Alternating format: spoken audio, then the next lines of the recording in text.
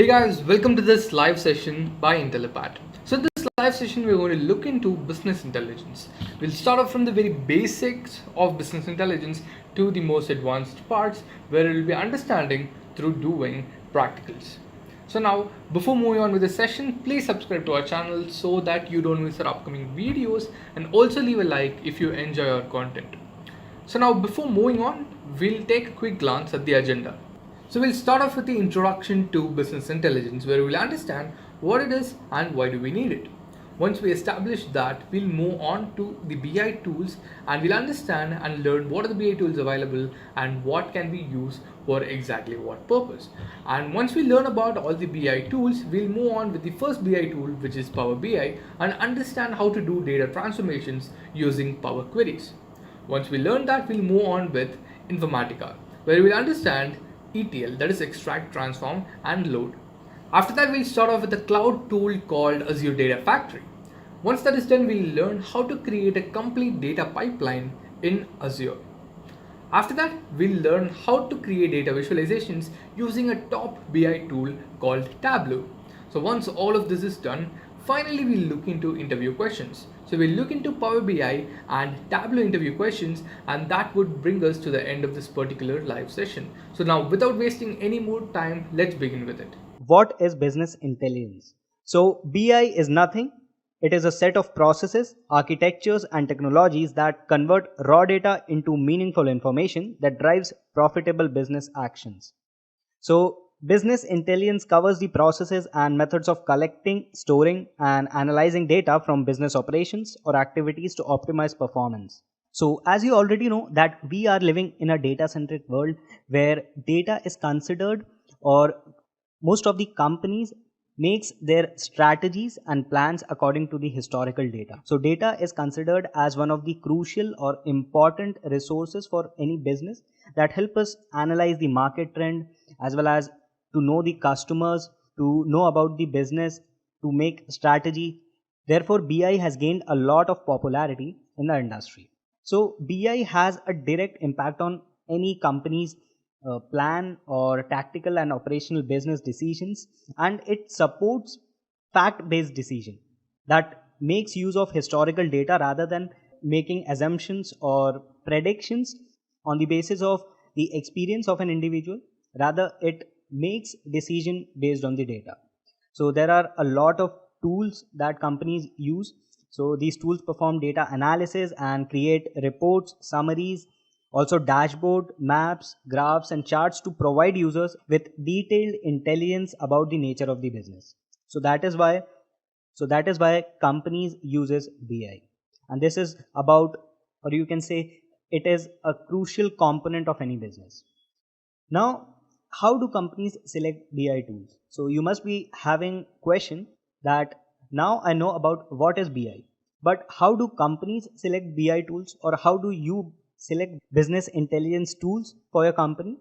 So here are few of the criteria on which you can decide how to select BI tools. So if any company is going for it, so it will check for its availability and usage. So companies will check whether it is easily available or not, and also they'll check for the usage, whether it is, or you can say it can be used for their company or business or not, whether it is effective for them or not. Then they'll look around the tool and analyze whether it is easy to learn and use or not. Because if the tool is very complex to learn and implement it, then it becomes difficult for training the employees for using it, and it becomes a time consuming task. Therefore, this is one of the important factor, that is easy to learn and use. Then comes quality of data visualization. So for any company, if they are using BI tools, so it is only used for the purpose of data analysis, data visualization, in order to understand about the market trend, in order to understand about the customer, about their business, how they can increase their revenue, how they can boost their profit, how they can attract customers. And for this, they visualize the data they have. Also, they check and they analyze the historical data. So the quality of data visualization is one of the necessary factors for any company who is selecting a BI tool for their organization. So this becomes one of the most important thing, and they look for quality of data visualization. So the tool that provides a better quality, or so the developers who build data visualization tool, or you can say the BI tools, so they take care of the data visualization part, so that it helps companies to actually get a good or a quality data visualization for them. So it completely depends on the type of business or the business owner, which type of data visualization or which type of business they are dealing with, and then they select the BI tool. After that comes the cost and ease of setup. So here, for example, if a BI tool is cheaper in comparison to other tools, and the setup, or it is easy to set up, so companies definitely goes for it because it has a cheaper cost. It provides the same features that others provide. So companies select the tools which are best fit for their organization, for their data, and they check for the cost and ease of setup. So these four factors are the criteria for selecting any BI tools. Okay, great. Now we'll move on to the next part, that is, why do we actually use business intelligence?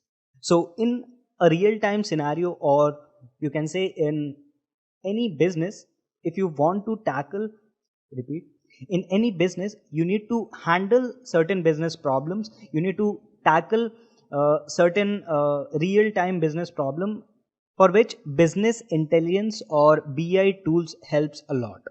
So it helps to create KPIs, that are key performance indicators based on the historic data, so that companies can actually analyze the market trend or business data in a much efficient way, and also they can evaluate the performance based on variety of historical data, and they can understand the trend that actually helps them to make effective business plan. Then comes process benchmarking. So you can actually identify and set benchmarks for varied processes. After that comes driving sales. So as you can see the key performance indicators, you can set the process benchmarking, and you can analyze the data in a better way. So you can actually figure out the gaps and weaknesses in your business, and you can improve it, you can further improve it. This actually helps to drive more business if it is related to sales, and it gives your company a better growth. Then comes business problem. So with BI systems, organizations can identify market trends and spot business problems that need to be addressed for your business. So it actually helps to tackle the real time business problems. And then comes in demand. So it is in demand because you already know we are living in a digital era where there is a lot of data that is collected every day, and this data creates a lot of opportunity for business if we use it properly. So here comes BI tool that help us to do that, and this in turn increases the job opportunity in the field of business intelligence. So that is why we use business intelligence for business. Now moving on to BI career, we'll discuss the core concepts and what all things and what knowledge you need if you are getting into the field of business intelligence. So here, starting with data architecture, you must have a thorough knowledge of the architecture of data. You need to understand about the mechanism of the data through the architecture of your companies or the business organization for which you are working. So by understanding the architecture, or you can say the data architecture, you can actually get a clear idea about how you can work on the data, how you can use the data effectively for your business. Then comes database design. So data storage and data processing methodologies you should be aware of. So as you already know, to analyze and to visualize the data, first you have to extract the data from the database. So the data is stored in the database of the organization, and if they are using cloud technologies for storing the data, then the data would be in the cloud storage. So you need to have knowledge about the database design. So if your company has a database, then you should be well aware of that, how you can extract the data for analyzing and visualizing it. So before that, you need to also be aware of data pre-processing methodologies. So before manipulating and before visualizing the data, you need to perform data pre-processing, because real world data is often incomplete, inconsistent. Also, it lacks the certain behaviors or trends and is likely to contain many errors. So data pre-processing is a proven method for solving such issues, and data pre-processing prepares raw data for further processing, and actually it is making the data, so it is actually converting the data from unstructured form to a structured form so that we can analyze and visualize it effectively. Then comes data quality analysis. So data quality checks are extremely vital in the field of BI. So in the industry, everyone can use BI tool. Everyone can analyze the data and they can do well. But how you are different to them? So this is where you have to check the data quality. You have to check whether you are providing quality data for analysis and whether you are creating quality visualization, quality reports for your business to perform well in the market. So that is why data quality checks are extremely vital. Then comes data mining. So dwelling into the data to find insights is one of the most important factors for any business. So actually it's not simple as just using a simple formula for visualizing the data. You need to extract the best information out of the data. So that is why you should be well versed with the data mining technique. Then comes data visualization. So without data visualization, you cannot analyze the data. So that is why you need to have a thorough knowledge of data visualization, which all graphs, which all plots you need for analyzing different types of data to understand the market, to understand the customer, to understand the business processes. So creation of beautiful looking dashboards and data visualization is one of the crucial part in the field of business intelligence. Then comes data security. So everything including analysis, data visualization, then checking the data quality, database design, and having the knowledge of data architecture. So everything is about data. So we need to ensure that data security and data privacy is maintained for our company. So it is the number one priority for any business.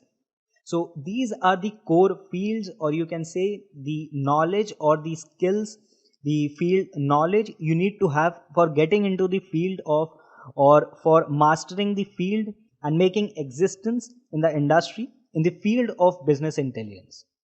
Now further, let us look at the popular business intelligence tools. So there is Tableau, there is SAS, Power BI, Zoho Analytics, SAP, and ClickSense. So there are a lot of tools, there are a plenty of tools available for BI, for performing BI tasks for any business, but these are among the top tools that are actually used by top companies for implementing business intelligence for their company or for their business. So based on the specific requirements of the business or the company, they select the tools. For example, some of the companies may use SAS, whereas some of the company use SAP. So there can be difference between the operational processes of the company. So just giving an example about the differences in the usage of these tools. So in SAP, multi-dimensional analysis is possible, and through the software's calculation, trend forecasting, and data modeling features, whereas some companies may use Power BI. So Microsoft Power BI hosts a standard online analytics platform that connects to SQL servers for multi-dimensional data analysis, and it is enabled via data drilling tools. So based on the specific requirements, companies can use different tools. So till now we have gone through many aspects in this session, such as what is actually business intelligence, why do we use it, and these popular business intelligence tools, as well as the skills, or you can say the knowledge or the core concepts you need to understand and you need to master in order to get into the field of BI. Hey, here is a quiz question for you. Try to answer it in the chat or in the comment section. Which of the following does not form part of BI stack in SQL Server? Option A, SSRS. Option B, SSIS. Option C, SSAS. And option D, OBIEE. So leave the answer down. Thank you. Introduction of Power BI. So what is Power BI? Well, Power BI is nothing but again a tool which is used to attain business intelligence, guys. So it is a business analytics solution that lets you visualize your data, share insights across your organization, inside your teams, outside your teams, in fact even to a different organization as well. And then later, whatever graphs, visualizations you have put out from your data, you can put it in an application, you can put it on a website and show them and use them later as well, guys. So basically, it allows you to connect hundreds and hundreds of data sources and bring your data to life with live dashboarding and reports, guys. So basically, this is what you can see, right? So you have certain numbers which might not make sense, but then at the end of the day, if you convert numbers to these beautifully looking graphs and visualizations, then that has so much impact for a non-technical person, for a person who's from a business domain, or let's say in a board of directors meeting as well, because at the end of the day, visualizations and images attract the human consensus pretty much 3,000 times faster than numbers as well. It's something that I read last year. So on that note, why do you have to use Power BI in particular? It's an offering from Microsoft, as you guys might know it, and Power BI is again a giant in the world of business intelligence, guys. So the first reason of why you should use Power BI is to help you make informed decisions very quickly, guys, and not just informed decisions, not informed in just any simple way. You're gonna have all the details, you're gonna know your data in and out with respect to visualizations, with respect to what your data is doing, why it is acting the way it is, and what is the outcome, and how good or bad is the outcome, guys. So all of these will help the company, in terms of the associate level all the way till the director, CTO, CEO levels, and to help them basically take a very good decision and do this very quickly as well, guys. So this brings us to the next reason of why you should consider Power BI. Power BI is basically, this one tool with so many features that it pretty much help you connect your data, connect your models.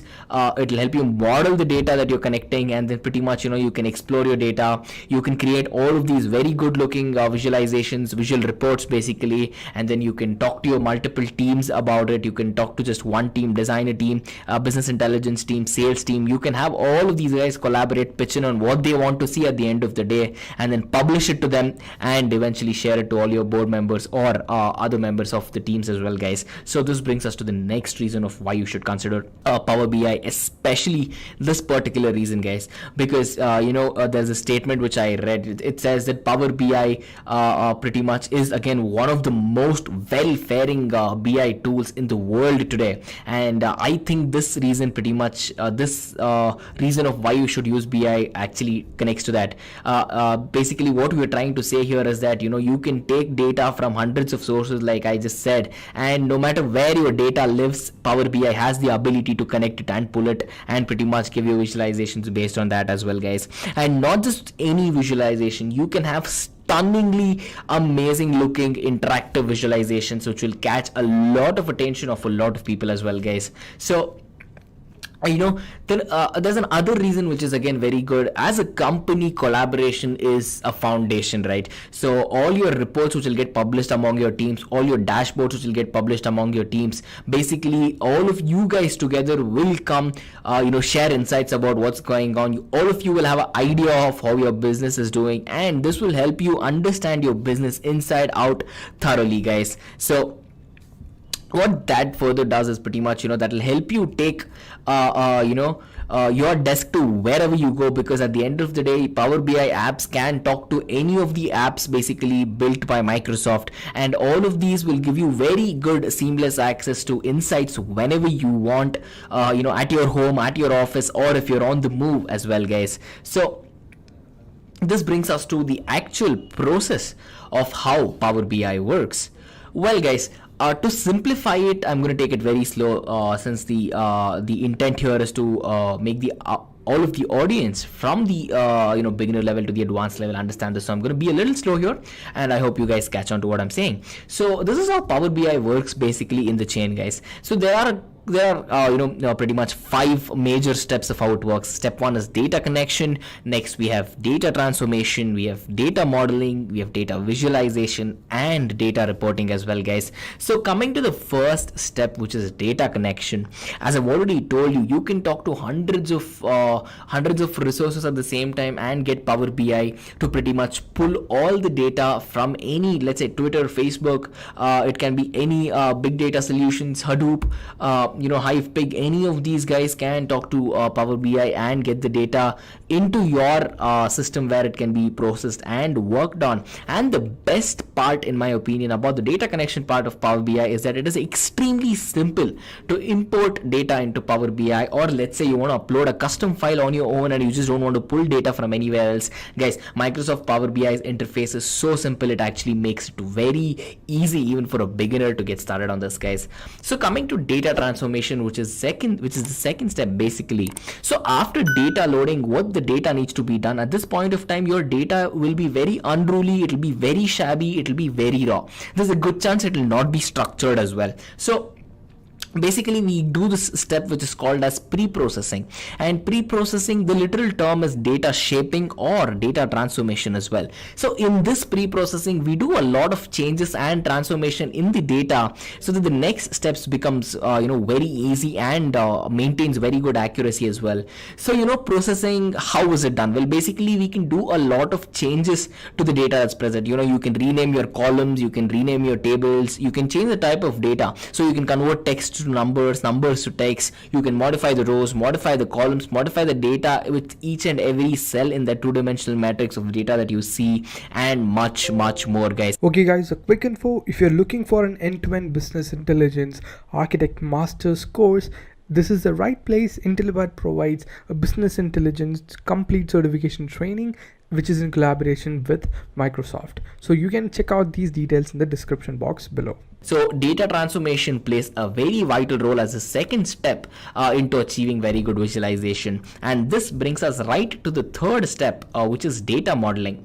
Data modeling, again, is a very important step because data modeling will help you enhance your data in a way where when you're doing visualization, you do not pick up on any outliers, or you do not pick up on any data which will basically hurt your visualizations and decrease the accuracy of your model. So to do that, we need to enhance our data. We need to make sure that the data is extremely efficient, it is extremely to the point, where when we go ahead and graph it out, it looks perfect, guys. So basically, how is this done? Well, data can be enhanced by doing a lot of things, guys. You can do a lot of calculations on the data, you can have some hierarchies, you can map your data one to other, you can give relations to your data, you can have certain set of measures where you're pretty much asking your data to stay in a certain set of limits. You can build certain relationships among a couple of rows, couple of columns, and much more, guys. So the data is enhanced basically to make it more efficient to the next step, which is data visualization.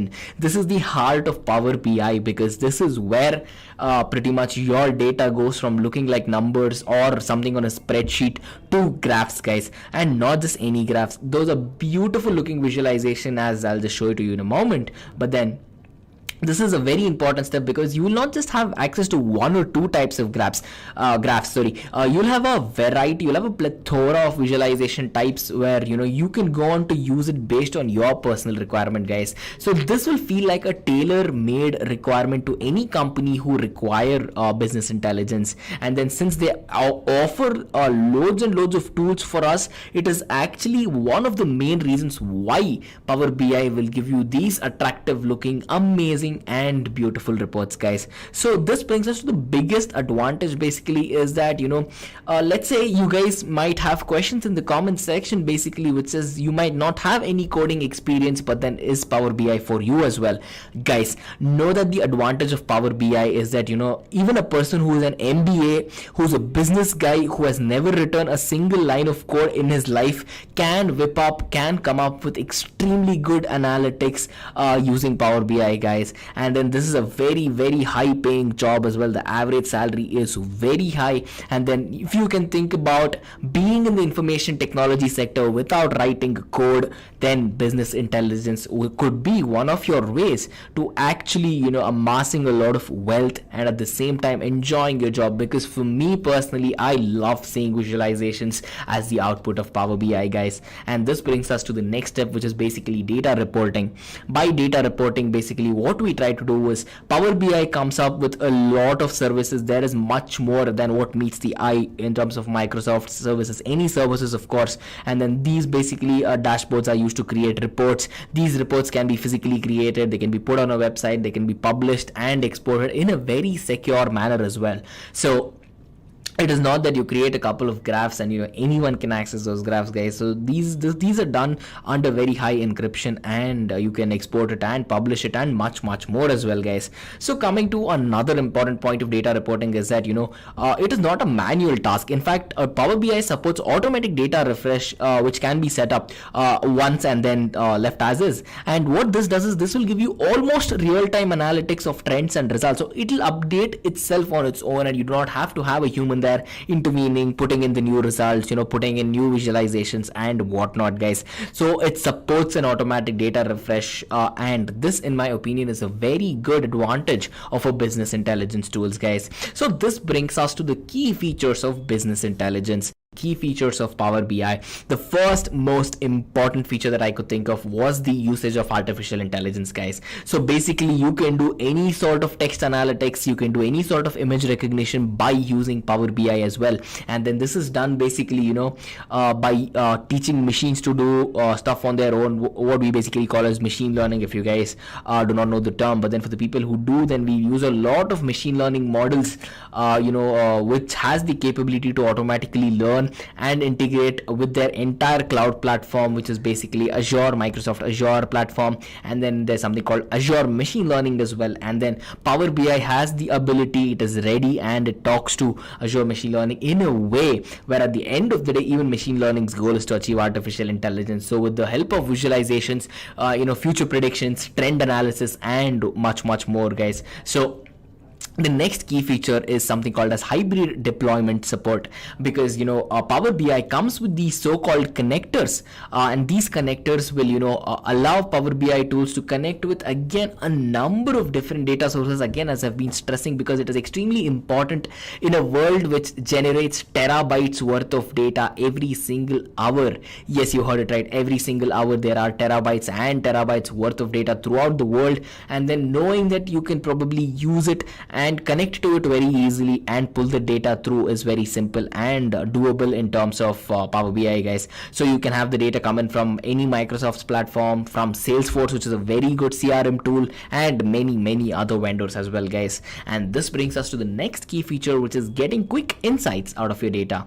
Well, one of the most important thing that you need to know is your data might be large and you might not have to visualize it all at once. So having very good interest in getting quick insights basically allows the users to create, let's say, a smaller chunks of data or subsets of data. And then what you can further do is you can apply analytics to those small amounts of information rather than the entire thing, because you do not want the entire thing and you want a part of it. So again, Power BI has the capability and very easily so to in fact do this as well, guys. And then the next thing is something called as data model support. And data model support is basically we're going to use a lot of data, again as I've been mentioning, and making sure your data schemas are understood by the model. Supporting a plethora of tools again requires a lot of variety of data which can be read and understood in terms of the point of development of Power BI. So you'll have a lot of entities, a lot of attributes, a lot of relationships, basically giving you this entire data schema where one common model can talk to a large group of data connectors and data inhibitors, guys. So basically some ways you want the data, some places you don't want the data. That is what inhibitors actually mean. So where what data you need to pick up from and what data you should not pick up, data model support will do just that. And the next thing in my opinion opinion, is something really nice, and I have personally used this as well, guys. So it's basically Microsoft's NLP, natural language processing, and Microsoft's virtual agent, which is Cortana. So I'm sure many of you guys might have used Cortana if you're Windows users, or you've used it elsewhere as well. So this is actually extremely popular on mobile devices, and this will allow you to basically talk to your computer, and verbally you can ask your computer, you can ask Cortana, using a certain set of queries, as we call it, and then Cortana will give you all of those results, and you do not have to type it out manually, guys. So Cortana is a beautiful digital assistant by Microsoft, and it is completely supported and talks really nicely to Power BI, and it makes our task of typing and verbally querying data out impossible.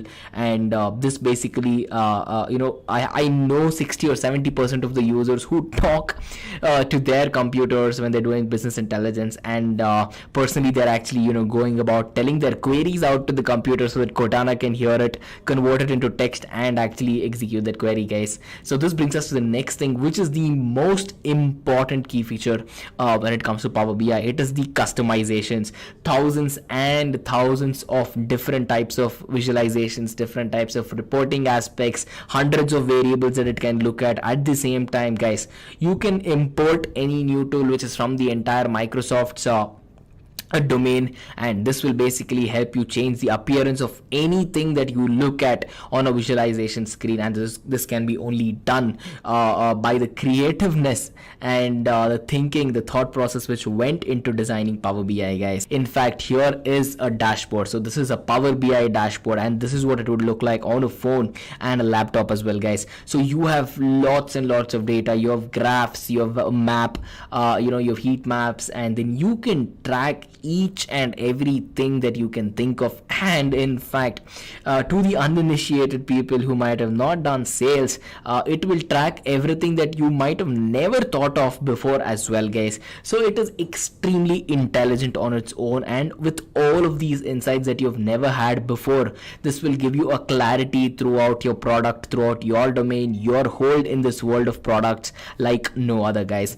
In fact, here is another dashboard which is basically from the retail sector of, it's basically another sales dashboard, and this is done somewhere in the in the part of the United States of America. And then you can get details such as how much products you sold per square feet of that particular city, guys, per square feet.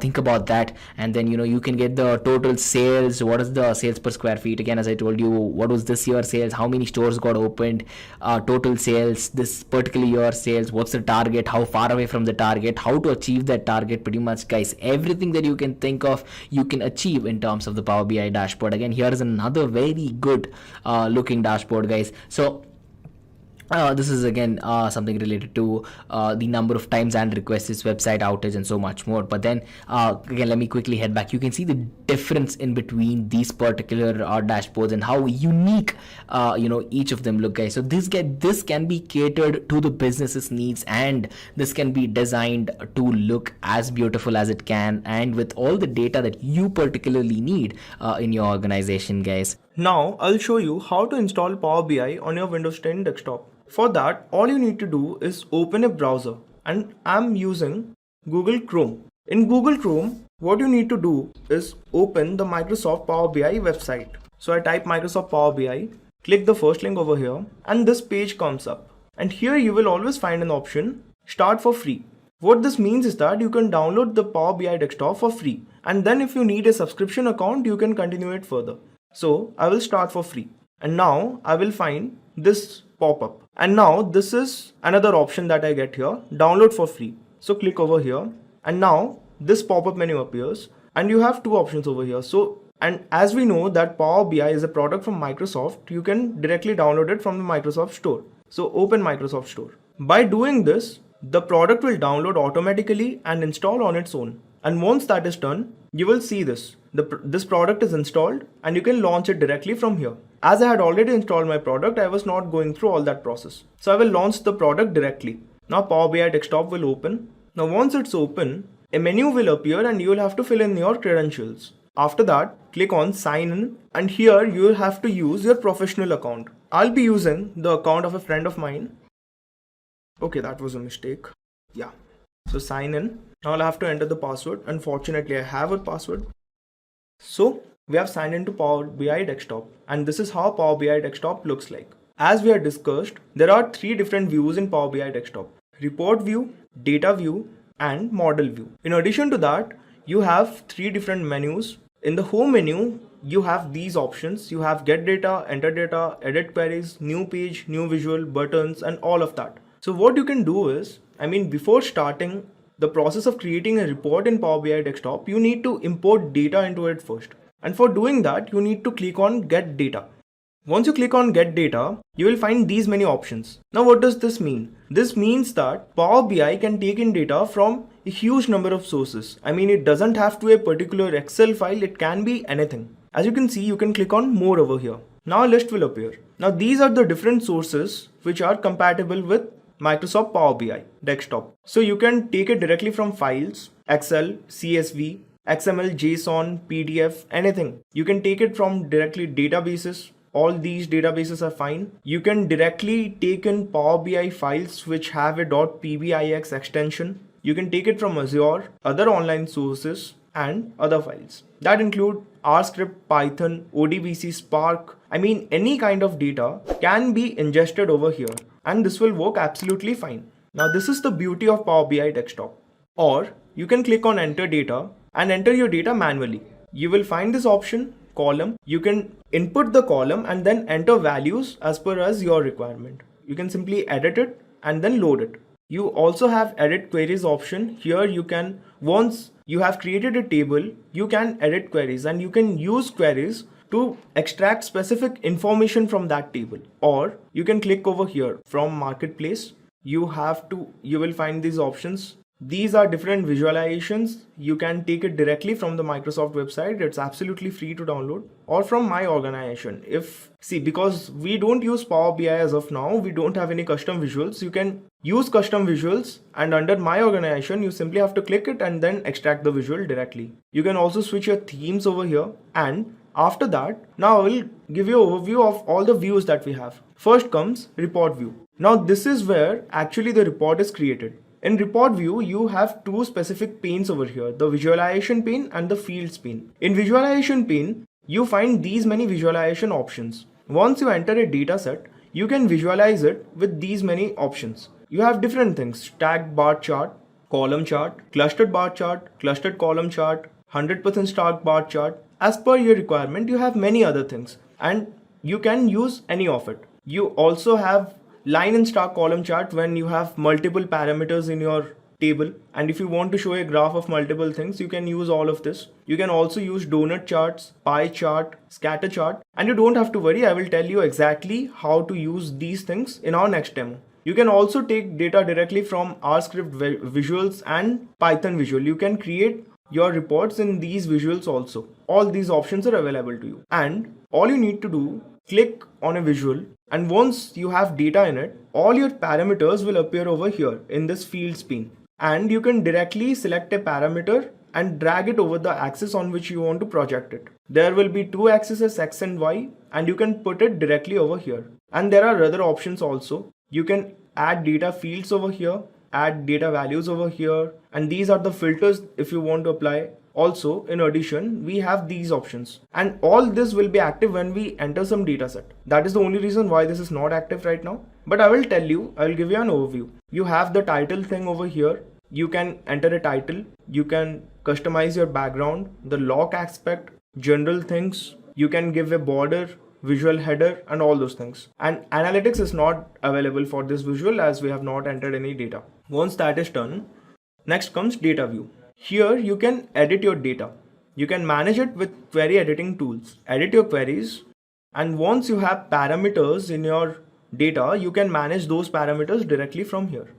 And then we have this modeling view. What you can do in the modeling view is that, suppose you have a big report and you have to break it down to make it more understandable, or break down into modules. So what you can do, you can simply enter the data over here and break it down. I will show you how to do that. So this is how the Power BI desktop basically looks like. In our next demo, I will generate a report and tell you how exactly can we work in Microsoft Power BI desktop. Now that we have installed Power BI, let us understand how datasets and data types work. The data that you import from other sources needs to be typed correctly in the first place. Plus, you might also have to change the data types as different sources may have different data types. Now, a major question arises. Where is this data stored? In Power BI, data is mostly stored in fact tables and dimension tables. A fact table holds the data to be analyzed, and a dimension table stores data about the ways in which the data in the fact table can be analyzed. Now it is really important to note that these tables are connected and work in sync with each other. Now when we talk about tables, it is a sure thing that there will be data relationships, right? How can we manage them? Now don't we think before managing them, it is necessary to create them in the first place? So if there are no null values and duplicate rows in those facts and dimension tables, you can create data relationships. And there are two ways to do that in Power BI. Either you can do it manually or you can use Power BI's inherent auto detect feature. What happens in the auto detect feature is that Power BI traverses through your data directly and finds potential data relationships and creates them on its own. Now let's see how data relationships can be managed. Data relationships can be managed with primary and foreign keys. What are primary keys then? A primary key is a special relational database table column which is specifically designated to uniquely identify all table records. But a foreign key is defined in a second table but refers to the primary key in the first table. And the relationship between these two keys is the stronghold of how tables are connected. For managing data relationships even better, Power BI equips users with cross-filtering. The cross-filter direction of relationships in datasets affects how Power BI treats the tables in visualizations and reports. There are two types, bidirectional and single directional. Bidirectional cross-filtering allows modelers to determine how they want filters to flow for data using relationships between tables, and single directional cross-filtering will filter one table based on another table. Sam is curious if he needs to shape and transform data before using it in Power BI. Well, if required, he must do it. And he can do it using the Power BI query editor. Here, users can load data from a wide number of sources and apply transformation on them directly. They have four options: Home, Transform, Add Column, and View. And when applied in the right order, these options can help transform data in a really quick manner. Let's move on then. What is shaping data? It is the process of transforming data so that it becomes best for your reports. This can be done implicitly in Power BI. The most common techniques of shaping data are removing columns and rows, renaming them, modifying data types, adding columns and indexes, and applying a sort order.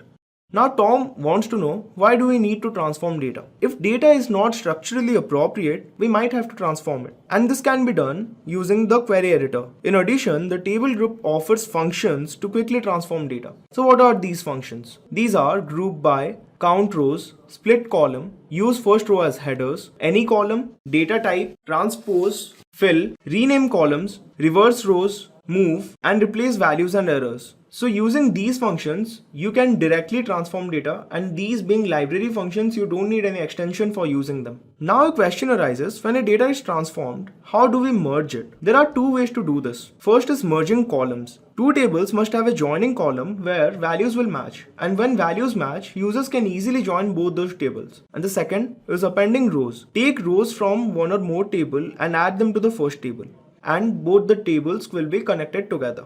Now that we understand this about tables, let us move on and understand what DAX queries really mean. So what are these? DAX is basically a formula language which is specifically designed to work with relational data. There are many applications of DAX. Basically, they are used in expressions to calculate and return values, help perform complex calculations, and draw specific insights from data. Also, data can be manipulated in Power BI using calculated tables and calculated columns. What are these? In calculated tables, one formula is created using a DAX query, and that formula automatically adjusts each value in each row. Similarly, calculated tables are created in the same manner, but they are useful for intermediate calculations and specific data which users want included in their data models. And using all these features, intuitive business reports can be generated really quickly. Now Sam wants to create some Power BI reports. Well, we will show that in the upcoming demo, but before that, he must know the basic steps that lead to creating reports. First comes page layout and formatting. Report pages can be customized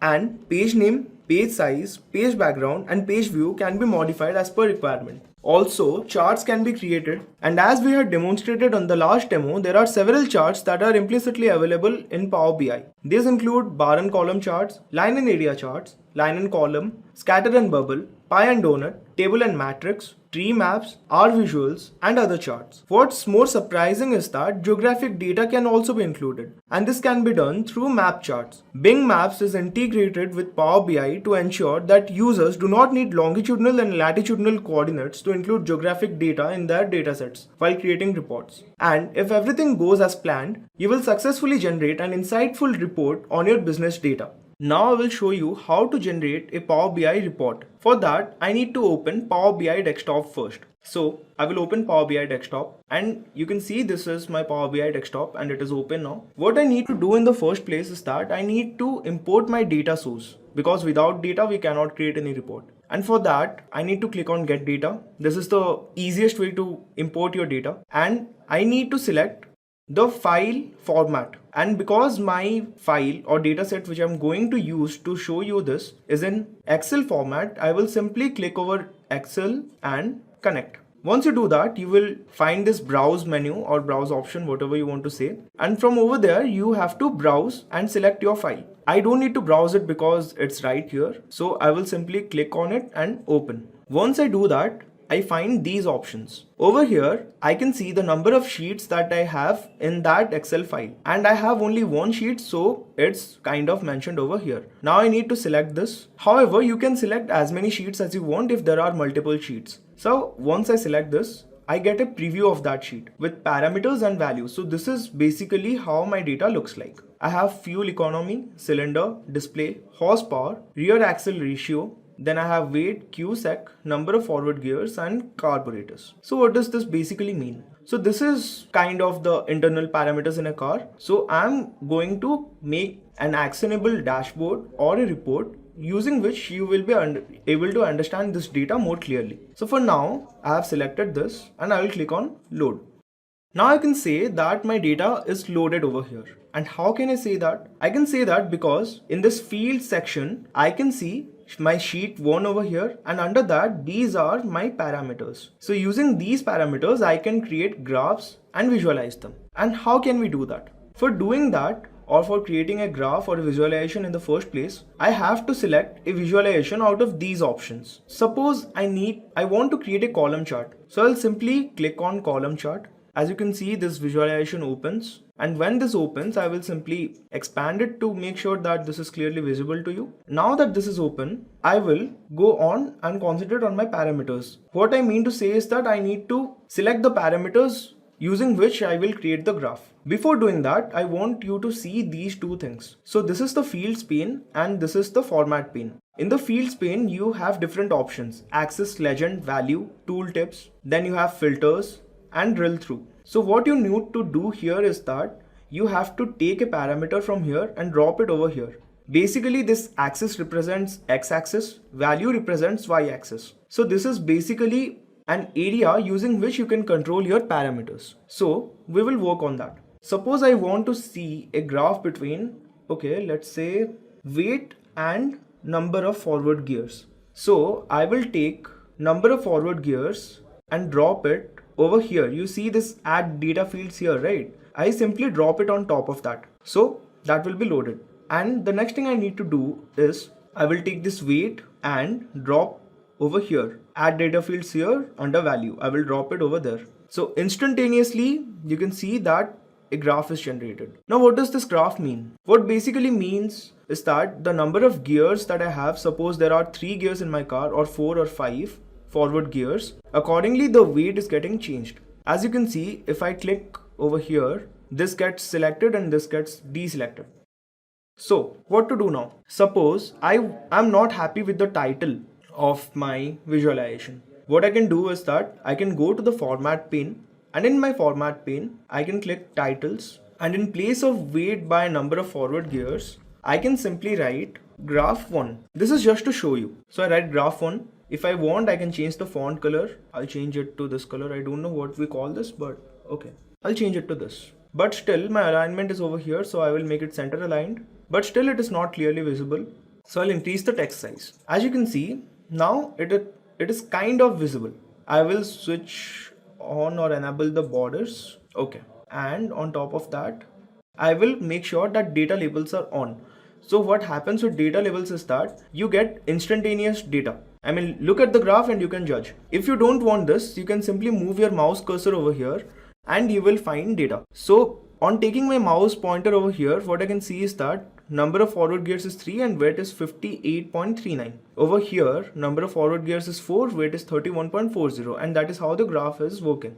But now, if I want to see this graph but as a stacked bar, so what I need to do is that I will simply click on this stacked bar over here and I can see this as a bar. Or if I want this as a 100% stacked bar, so I'll click that and you can see the difference. But 100% doesn't work because we only have 2 parameters. Or suppose I need a line chart. Click on the line chart and I can see the differences. For 3 it is 58.39, for 4 it is 31.40, for 5 it is 13.16. So that is how it works. Now suppose I want to see this as an area chart. I'll click that and it happens. So you can customize your visualizations the way you want. Hey, there is another quiz question for you guys. Which of the following are direct benefits of business intelligence? Decision making, delivers data mining functionality, artificial intelligence, or all of the above? Leave the answer in the live chat or in the comment section. But these were only for 2 parameters. Now suppose I want to add more parameters over here. So what I will do is I will select the right option from here. Let's say I will select line and stack column chart. So what will happen over here is that in this fields pane, I will get one more option with the name line values. Now I can add one more parameter over here. Now suppose I want to see my fuel economy. So what I need to do is that take this fuel economy and drop it over here. And you can see the fuel economy appears as a graph. It's quite clear, right? See, just because there is no value of weight over here, we can see only number of forward gears and fuel economy. But if I move my cursor over here, I can kind of see everything. Now, suppose I want to add one more parameter over here. Suppose I want to add number of cylinders with weight. So what I need to do is that I will take cylinders and put it over here under this weight.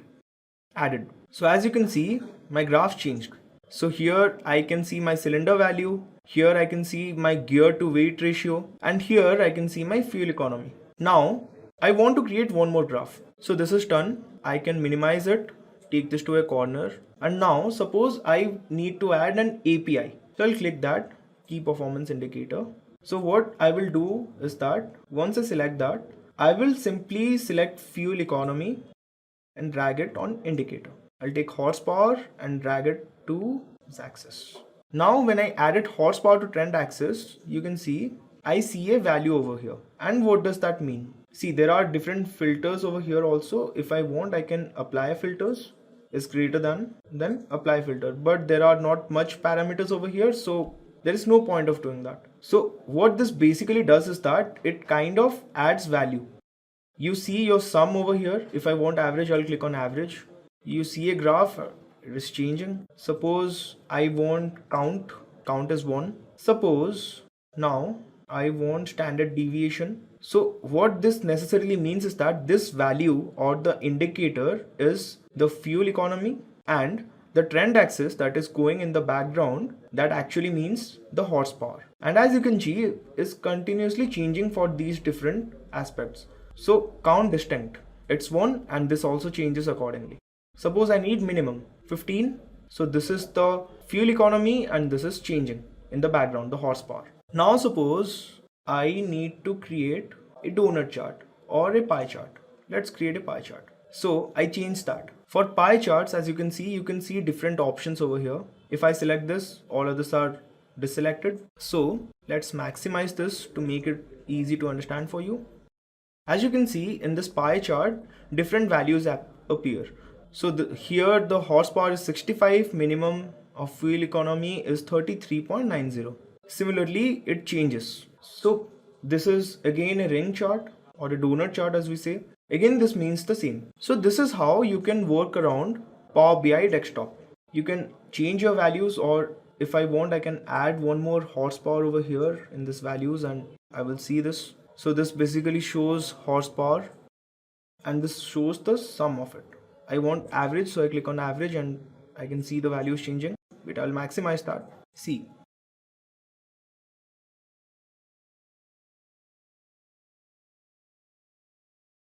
Now, suppose I want standard deviation. It is changing.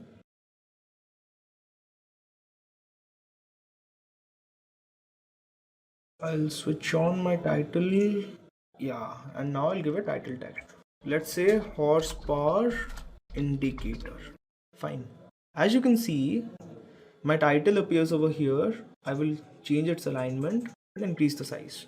So now I want to see my median. So I click on median and my median changes. So this is how Power BI generally acts. Now I can do one more thing. I can simply select any of these values, drag it and drop it in this canvas directly. By doing that, just because this is a single value, a column chart is created and Power BI does it on its own, because Power BI has the ability to kind of understand the data that we are ingesting in, and it creates visualizations on its own.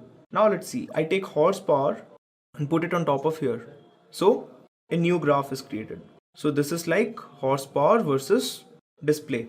But now I'm not happy with this and I want to change this. So I simply select this graph, click this gauge. Now you can see it changes. So these are many ways how to create visualizations. This is how you can do it. So we created this graph, we created this indicator, we have this KPI. In this KPI you can see all these different values. We have this indicator. So now what we can do is that, suppose I am done with this and this is the report that I wanted to generate. So now I have to publish this. But before that I need to save it first. So I'll save as report 1, and this report 1 will have an extension of PBIX. That means it's a Power BI file, and I will save it in my desktop. So save. So this is saved. So what this means is that I can take that file and click on any Windows 10 operating system or any desktop which has Windows 10, and if it has Power BI, then this will open directly. On top of that, I can click on publish. By doing that, I will publish this report to the web. See, I'll show you. I'll click on publish. It will be taken to my workspace. So I will select my workspace. Now this report 1 is being published to Power BI. See, now it is published. So I can open report1.pbix in Power BI. What this means is that once I click on this, I will open Power BI service. As you see, we open Power BI service over here. So I'll sign in. I will use the same account that I was using.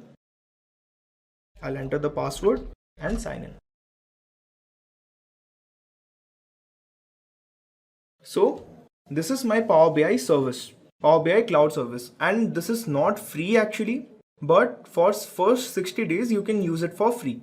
So as you can see over here, I have several options. I can see shared with me. No one has shared any contact in this account, so I can't see anything. I can click over my workspace, and over here I will find under reports report 1. I click on report 1 and I find my report. You can see this report, right? And now this is on the web. So for sharing this, I can either share it with someone by clicking on this option, or copy this link and send this link to the person whom I want to share this, and by simply accessing this on any browser, they can open this report directly. So in this portion, what we can do is that we can pin live page. So in pin live page, I will click this. I will create a new dashboard under the name, let's say Roshan Power BI demo.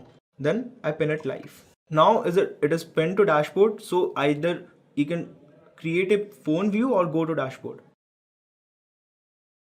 Or I can do one thing, I can simply, or if I want to add more visuals over there, I can simply pin this visual, existing dashboard, Roshan Power BI demo, pin. And once I pin those things, I can find my dashboards over here. in the left side. Under this dashboard, I have this Roshan Power BI demo. So I click over here and I find my options. I had this display that I had pinned later, and I had this whole report in the first place. So if you remember, we had this Power Q&A feature. So you can simply ask questions about your data directly over here using simple English and you will get answers. So suppose I will write total weight and I find the total weight is 102.95. Suppose I want to see display, and I find it here. All I need to do is that. Suppose I want display minus total weight. Can't display the visual. Okay. But that is how it basically works. Over here you can find your usage metrics and you can simply click over here and open it. That's how it works. So this is basically all about Power BI. And finally, if you want to share this, simply click over share this dashboard, enter an email address with whom you want to share. Suppose I want to share this with roshan.intellipaat@gmail.com. See, now you will find this message. One or more email addresses with the following domains are outside your organization, gmail.com. Just because my account was created by the extension intellipaat.com, I can't use gmail.com. I have to share this with someone who has an extension gmail.com. So I will write bala@intellipaat.com and it works. So I can share this with people who work in my organization. That's all.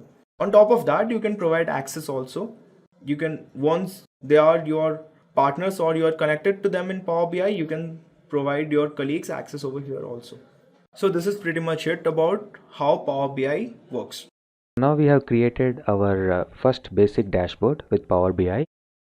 We have a good range of visualizations here. So now let's publish this to the cloud, Power BI service. So we are still in Power BI desktop. Let's publish this to Power BI service. So for that we need to have an account. So I already have an account. I have logged in. So when you launch Power BI desktop, it will ask you if you have an account, login. So I had an account, so I logged in. So that's why you can see my name here. So now I want to publish this to Power BI service. I simply click on this icon. So clicking on this icon will take that. So I already have some file, a data set named Lands Transportation Corp there on the cloud service. So let's replace that. But this file, this DXP, this analysis file will be new. Okay, got it. So now it published to Power BI. So if you want to open, you can click on this link and you can go there, or you can log into your cloud account and you can see your analytics there. So what I'll do, I'll click it here.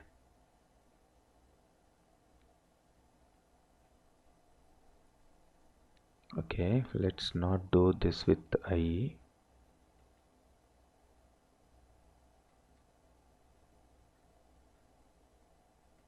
Okay, first let it get open there. Yeah, so this is a link.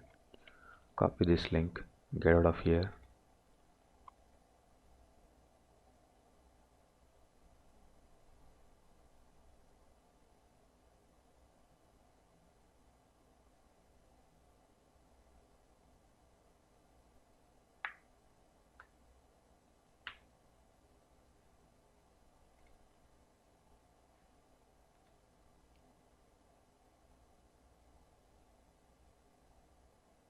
Let's close the data file because we don't need it now.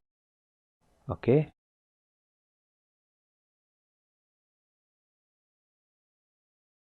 So it'll ask for the login.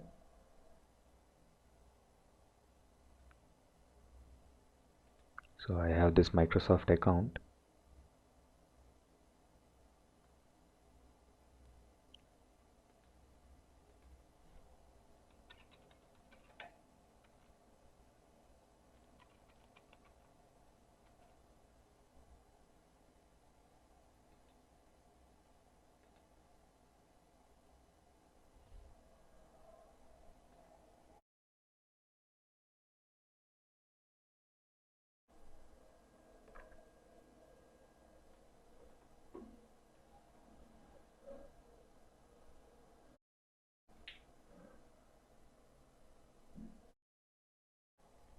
It's asking for mobile authentication.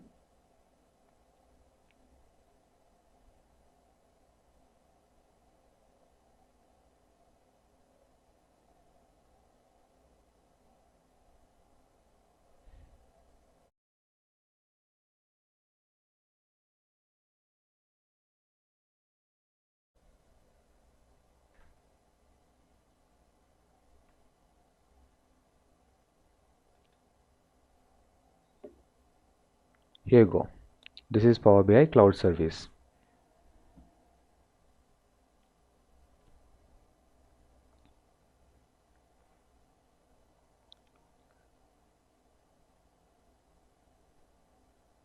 This is a dashboard that I just created. Okay, so this is the actionable dashboard. You click on data, the data get filtered. So you see this is the data. So the filter works on all levels of data. So if you want to select multiple bars, you can control and click. You can press control and select multiple bars of data. Yeah, so this is the actionable dashboard now we have in Power BI Cloud Service. So this is how the cloud service looks like.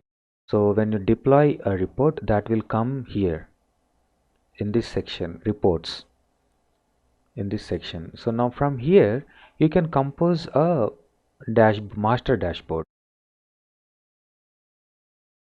What you can do, you can select the icons, select total revenue, you click on them. So it will ask you to create a new dashboard or to any other existing dashboard. I'll select new dashboard.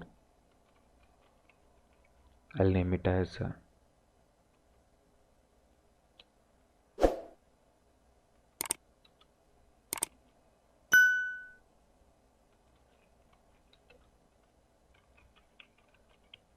finance dashboard and just pin it. Okay, so now you see this is a new dashboard got created here, and we can see that as a tile here. See that visualization is a tile here. Now if I click on this tile, it will take you back to that report, the dashboard, the underlying report. We can pin multiple visualizations there. Yeah, airlines dashboard, yeah, pin it. I'll pin one more KPI, and then this map. Let's check out dashboard. This is how this dashboard looks.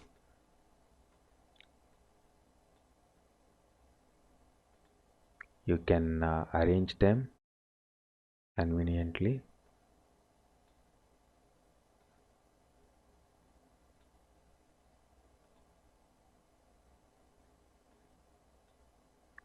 Just drag and drop. So you don't develop any visualizations here. So this is pinning from already existing dashboards. This acts as a master dashboard.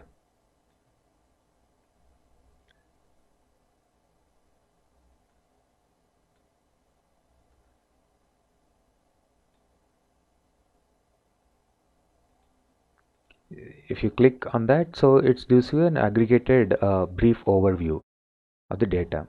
We can pin visualizations from multiple dashboards into this canvas.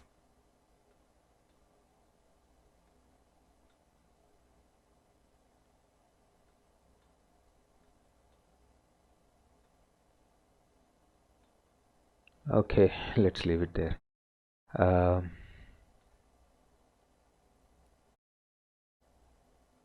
So the natural language query option that I showed you is not available at a report level, but it is at a master dashboard level. So now when we have pinned something here, now we see here, ask a question about your data. I can comfortably ask a question like this: total revenue. So this is my total revenue. You see there, that's my total revenue. say in August. I can just select a month, particular month. It changed. See, total revenue in this is in August. You saw the variance? I say just total variance. This is my total revenue in August. This is the total revenue in August. Okay. Say revenue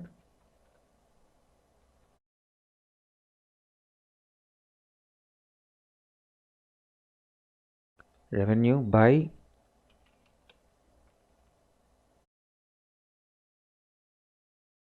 source city. So let's select here city. You see, I will see what top 5 revenue.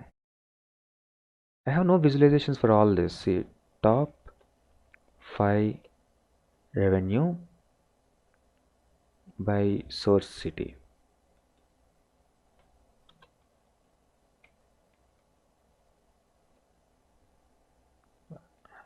Origin state or origin city.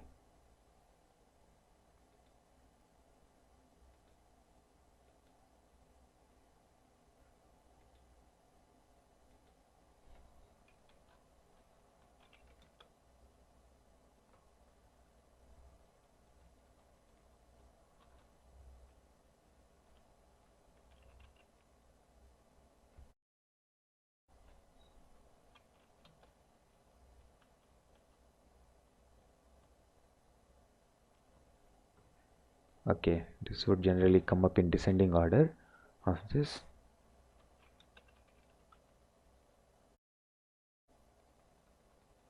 I can change a chart type also here as line chart. I can see it as a line chart or a bar chart. I can set. It's just not that. Once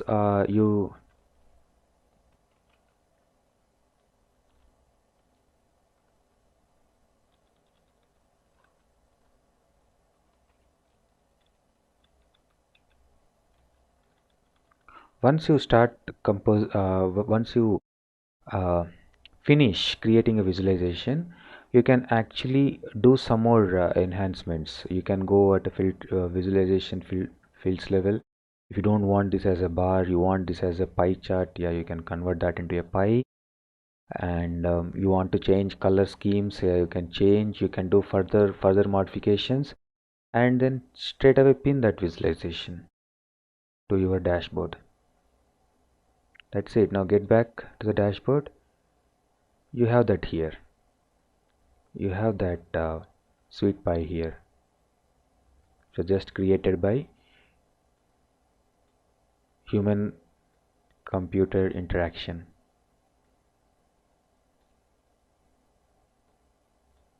Yeah.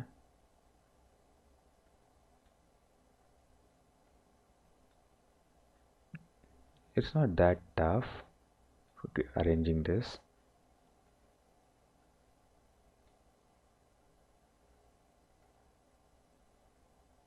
Okay, there you go. Fine. So now, so this is master dashboard. So here you can place tiles.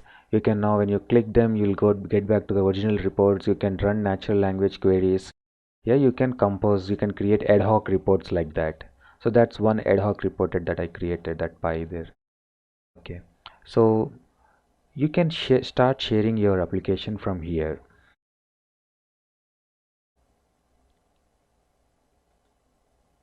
You can go. You can check out the notifications that you have.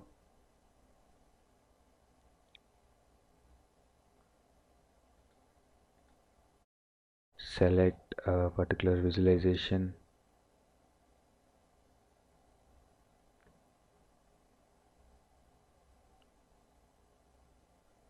and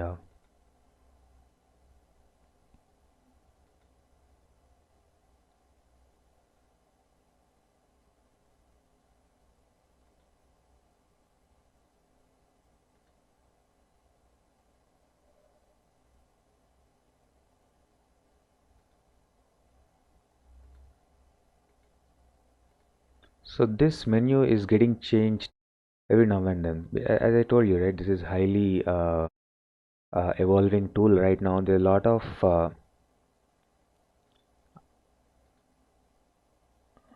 enhancements, improvements that are being made to this application.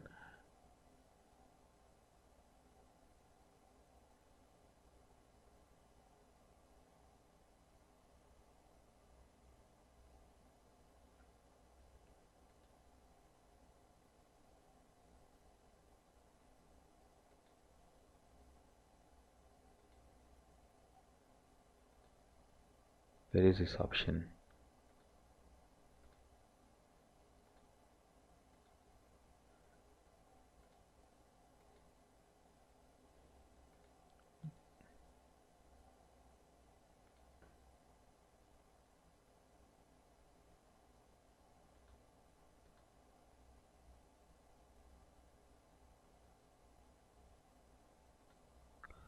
Okay, so we have no notifications.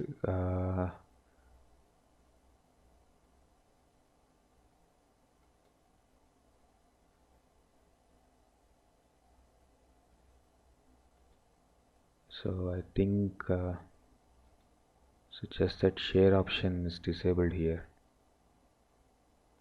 So we can add accounts here. So if you have any Power BI subscription users, you can add them. You can add the users to this report here. I'll show that shortly. So now here the another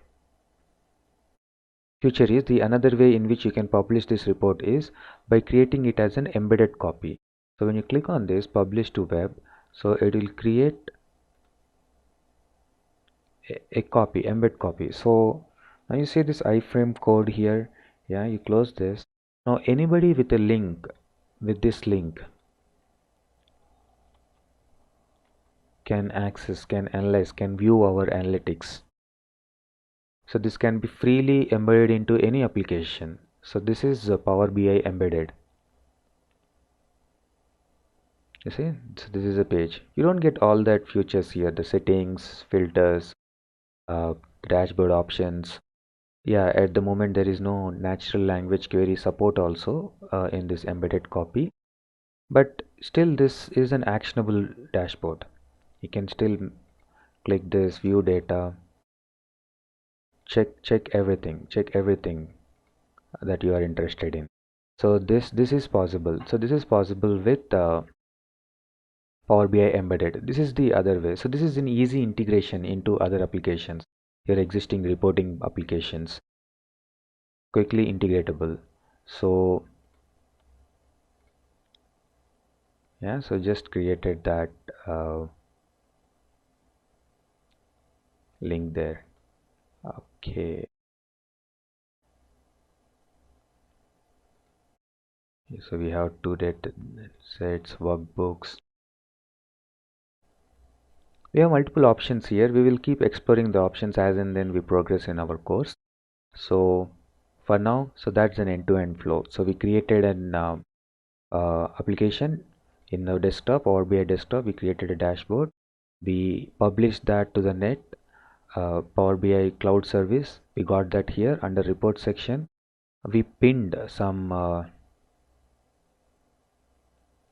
visualizations to the dashboard. We created a new dashboard and we pinned. Actually, we can pin the entire page. This entire page we can pin into a dashboard. Okay, and there we used some natural query languages, and we also show how to publish it to the internet. Okay, yeah, you see, here we have this share option. Okay, we have share option at a dashboard level. This is what I wanted to show you.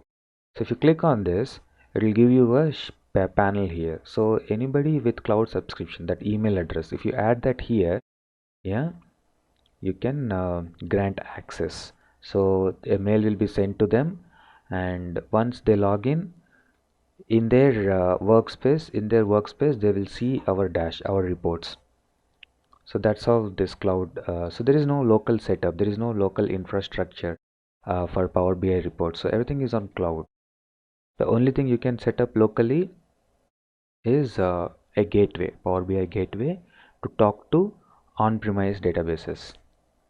Hi, so here we have the basic dashboard built and published to cloud service.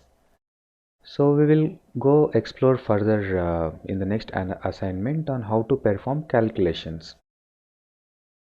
Here we haven't done any calculations. We got the data as is and then we represented with some set of visualizations and we published. But this won't be the case in real-time situation. So you often run into need of writing a custom formula or a expression or calculation to uh, represent data in your visualizations, right? So Hey, here is a quiz question for you. Try to answer it in the chat or in the comment section. Which of the following does not form part of BI stack in SQL Server? Option A, SSRS. Option B, SSIS. Option C, SSAS. And option D, OBIEE. So leave the answer down. Thank you. we have options in Power BI for doing that. So the next assignment is targeting on the data calculations using DAX expression. So DAX stands for data analysis expression. So I'll give an introduction on the DAX and then we'll do write some couple of formulas on the data, existing data, and create visualizations on top of them. We'll discuss more of DAX in upcoming assignments. So for this assignment, we'll target on introduction to DAX. And also we'll get two new data sets into the analysis. We already have trips data that is coming from the Excel source. Now I'll import two more data sets into this Power BI desktop. So the data sets would be coming from open data feed. Our data is open data feed. So this is a data feed that is hosted on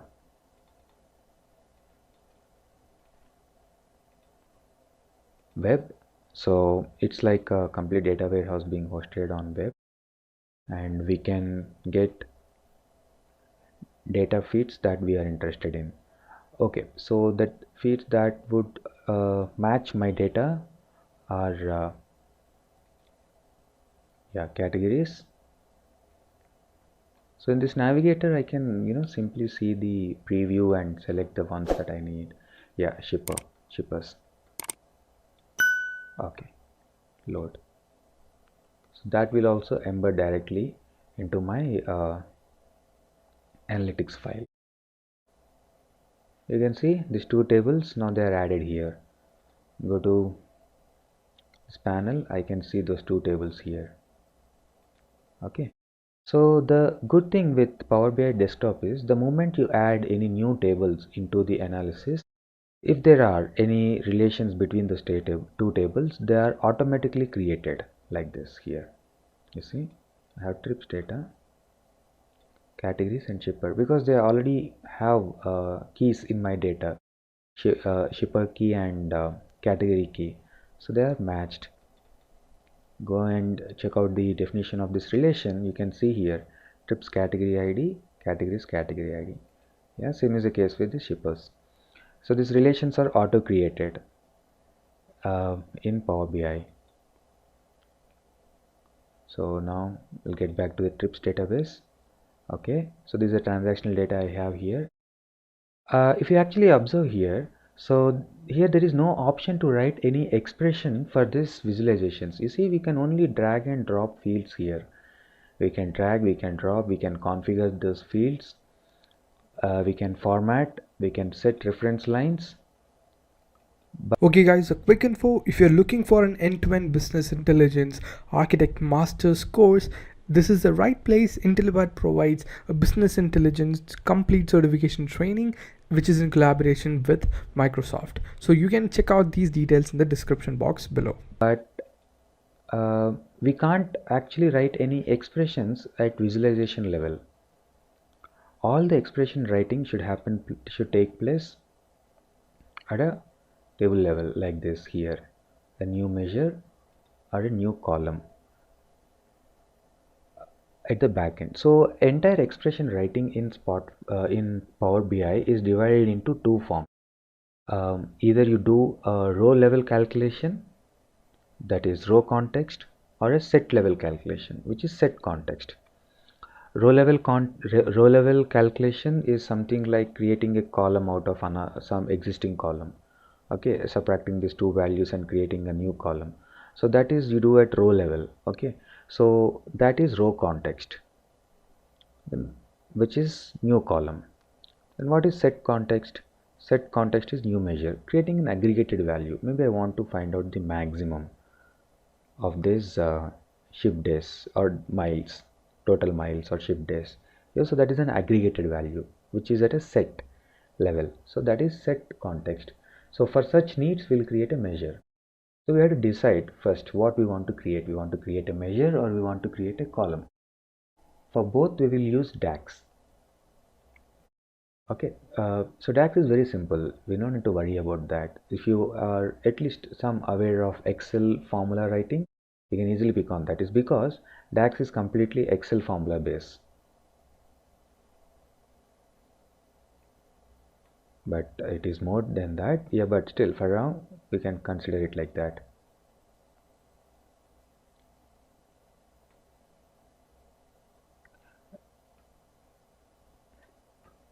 Okay, now I'll create a column. In this assignment, I'll only focus on row context. I will do row level operations, only row level operations. So I'll create a new column. So here I have ship date and then delivery date. Ship date is when it was started for shipping and delivery date is when it was delivered. So this is a target. So it's saying that it should not take beyond this. So this is minimum expectation set. So if you see, this is January 4th, it started for shipping, 2 days. So it should arrive for 6th, January 6th, which is the case here. So this is on time delivery. Okay, but there could be some variance. So here June 7 and 8. So this is 1 day early because 7 plus 2 is 9. Ideally it should be delivered by 9, but there is an early delivery. Okay, yeah, there will be cases like this, not in India. Okay, so now go and create new column, and in this I'll write a formula.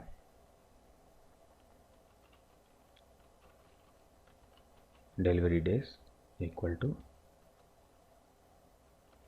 ship date minus, okay, I'll do it the other way. Actually, it should be done the other way. Delivery date minus ship date. Okay.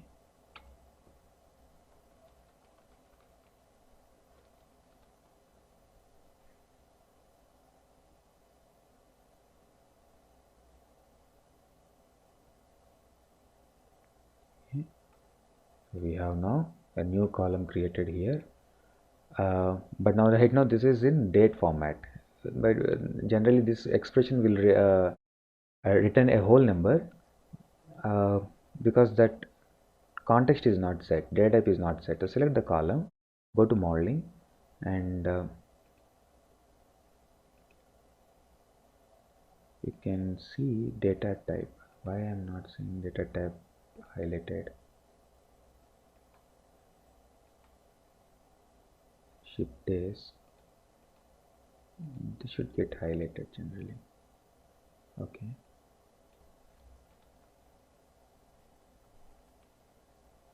okay, there is some issue here.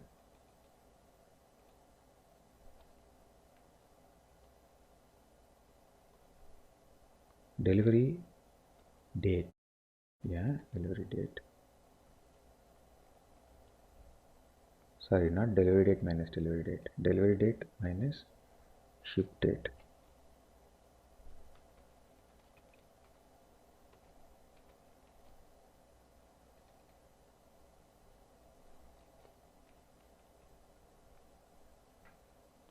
Yeah, so that's what I did here. So I got this date column. Fine. Okay, now you can see here the data type and format. It is assuming that it is a date column and it is giving you this format option, date format option. Okay, but that's not the case. So let's change the data type, change it to whole number. Yeah, okay, now you should be seeing it in actual form. Okay, fine. So this is delivery days. Okay,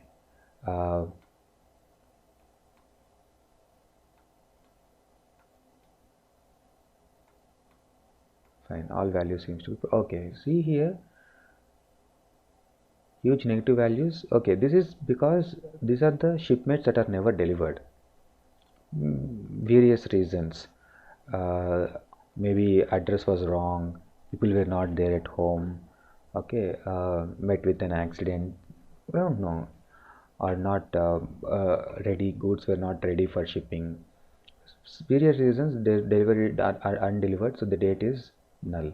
So this is not correct. So to show this as a big number here, so let's do some more calculation here. We'll do a conditional statement here. If is blank,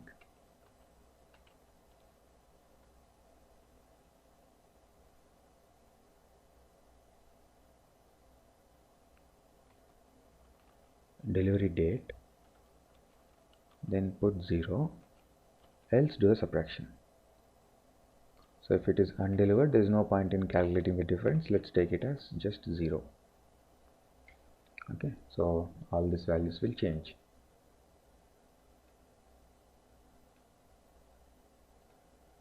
Okay, there you see.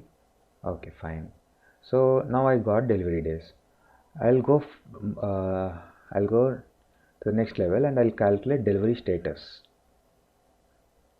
Add one more column, new column.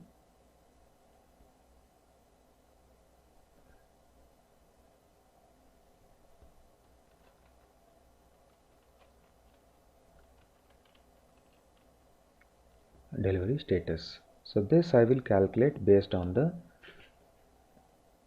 days. So here, so I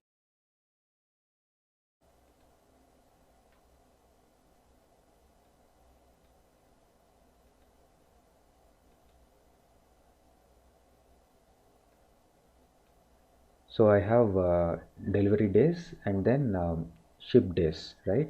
So if both are matching, then yeah, correct. So that is on time delivered. Let's see the combinations. If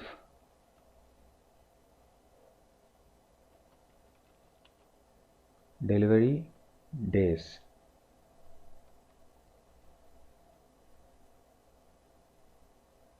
is equal to ship days, then it is on time. Another if statement, if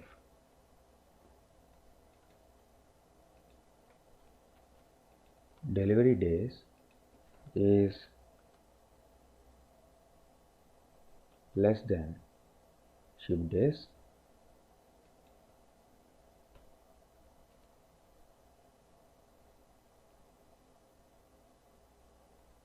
then it is early delivery.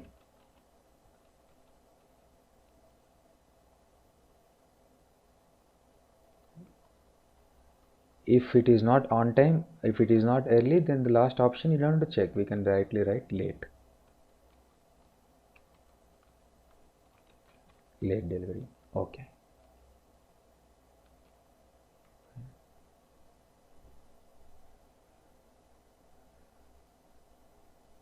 so we got on time, early and late deliveries. We have missed out one more. So what about undelivered? It will be delivery days would be 0, so we have to handle that as well. So we'll do what? We'll put one more if clause on top of this nested if statement. If the same thing we did for delivery days, if delivery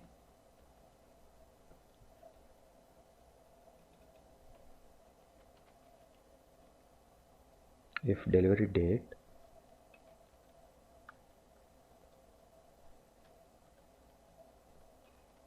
is blank, then undelivered.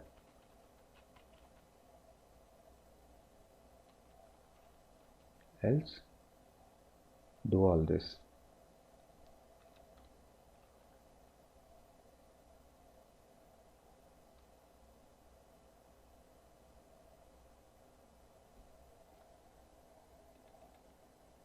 If is blank undelivered, else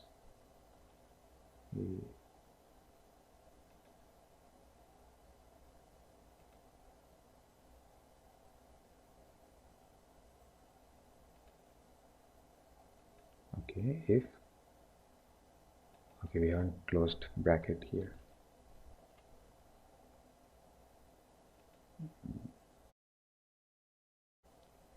Okay, now I got this new calculated column which will tell me the delivery status in a readable way, readable format. I see we can write this expression in many ways. I can actually directly do on dates, like if ship date is equal to, so generally ship date will not be equal to delivery date.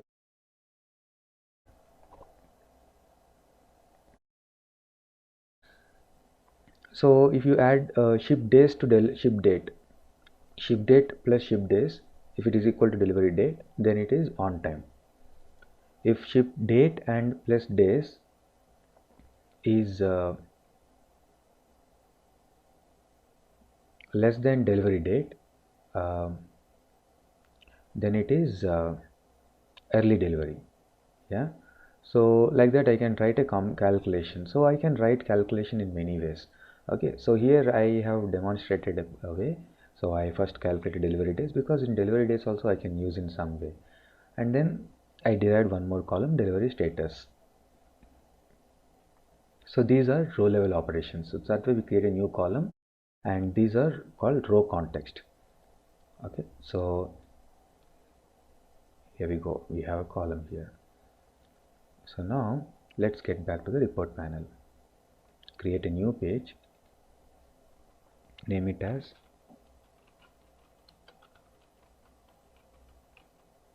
delivery analysis. Now get that delivery status, the column that we just created.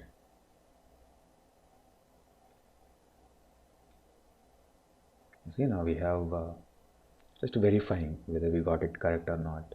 Then trip ID. Yeah, so yeah, total 2k trips, and this is a split. Yes, this came out correct. We have early, late, on time, and undelivered. Delete this. Now we'll start building the analytics. Do Control Z. Switch this into a pie chart. So this is what I got now. On time, late, early, and yeah. So we'll change colors a bit.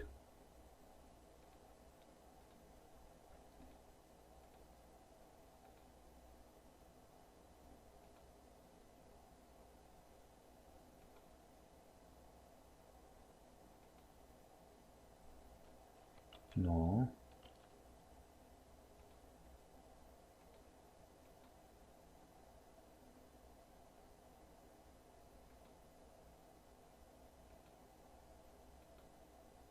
Yeah.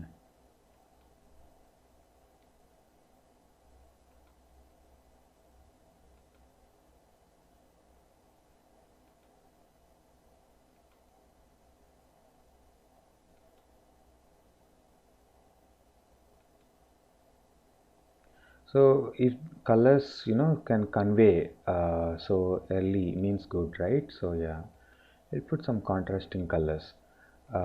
Late, undelivered, represent it in a different color.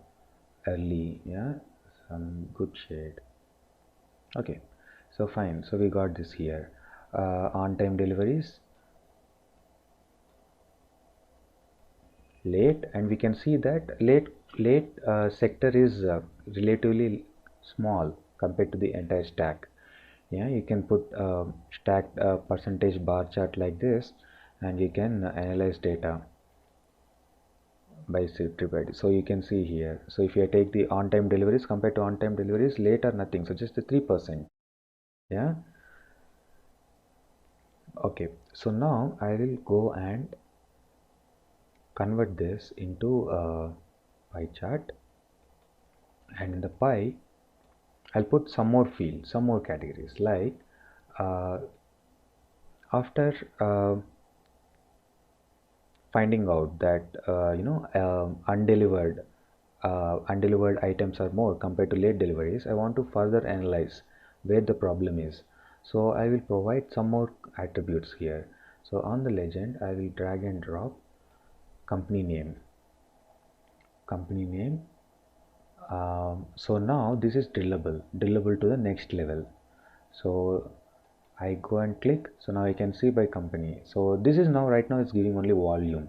How many trips were made by each company. So these are the vendors for my company. So I have tie-ups with them. They do the shipping for me. Okay.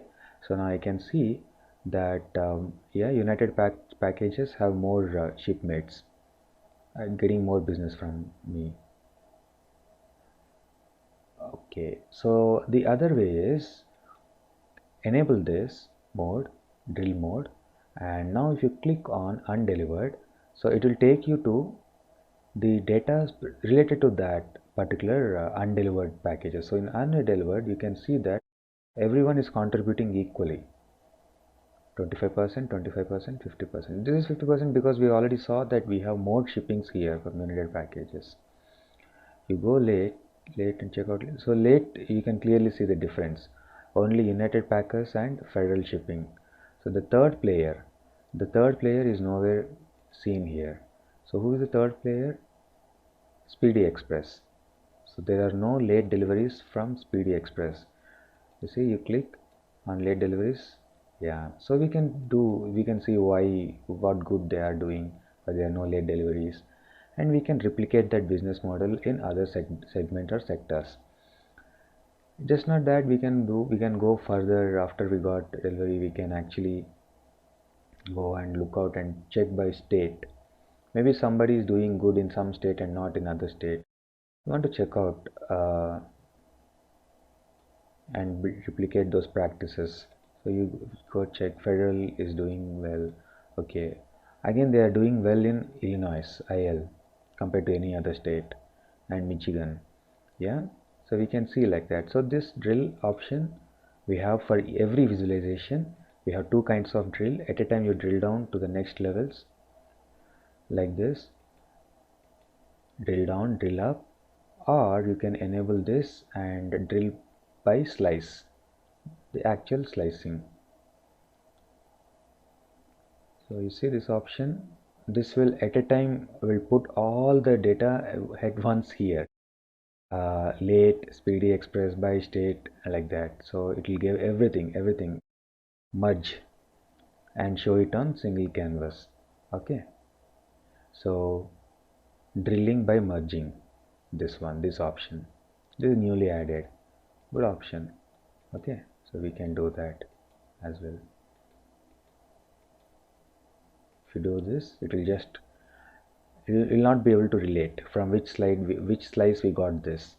So if we do this, we can relate actually. So undelivered, Federal Shipping, on time United, on time Speed, on time Federal. You go further, again on time United. So you see the hover message, on time United Packers, Ohio. So that is a state. We got all three on a single slice. This is another kind of drill down. We have totally three kinds of drill down. Plain drill down, go level by level. Yeah. Split for every category.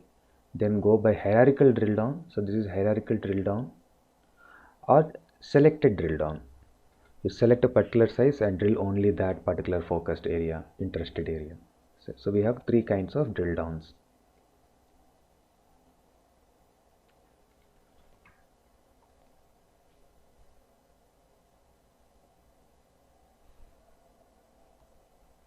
Okay, now let's put one more visualization here, so which would be stack bar. So in stack bar, what I'll do, I'll bring categories, category name, and then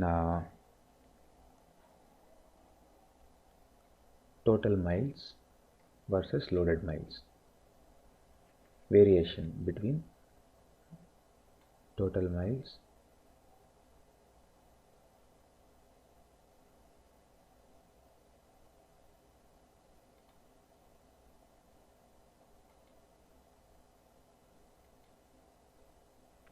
Okay, we'll switch this to side by side stack. I can now see that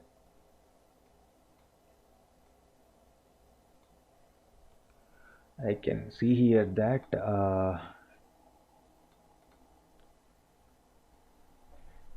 in general total miles will be more. So the difference between total miles and loaded miles will give you dead miles, empty miles. So the concept here is, so total miles will include the miles that incurred in sending our truck to the pickup place, and once the truck the delivery is done, again when it comes back empty to our warehouse. So all that miles is included in total miles. Loaded miles are the miles only for which the truck was actually carrying the load. So the difference between the loaded miles and or the summation of loaded miles and empty miles will give you total miles.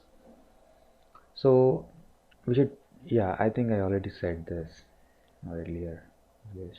So now I'll put a reference line on this.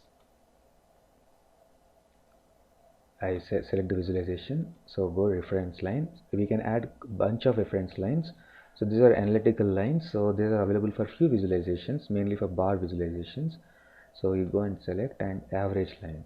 So I'll put an average line by total miles. Yeah, so you see, so these two are almost making the average, they are meeting the average of total miles compared to that. So they're doing good in these areas. Dairy products, grains and poultry, we are doing good. Okay, so yeah, we can add reference like this. We can switch to a full mode like this. Every visualization has this feature. We can always switch to a full mode, and when you right click, select something and right click, you can see data. If you click see data, it will give you the data of the entire visualization, and if you click see records, it will give you the underlying data records. So this is unaggregated data. So this is transactional view. This is transactional view. So same options will get here also. See data. So this is aggregated data which is constituting this visualization. Back to the normal mode, and right click on the visualization and see records. Will give you the transactional view. Transactional view. So if you see actually, so go right click and say beverages, total miles, see records. This data would be actually related to, okay, now go early, drill down, show next level, all that we have.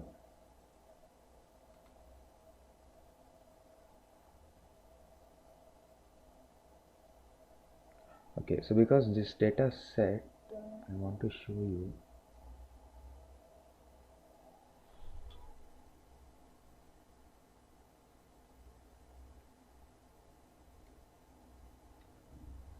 This is not the entire data set.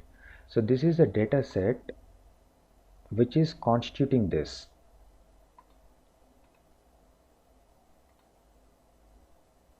So if you see here, ship name would be same ship name, federal shipping, because this is the data related to only that particular slice. So C records will give you the transactional view of only that particular selection, whereas C data will give you the aggregated data that is composing this visualization. Okay, so yeah, we have focus mode, and also we have option to view data at record level at an aggregated level.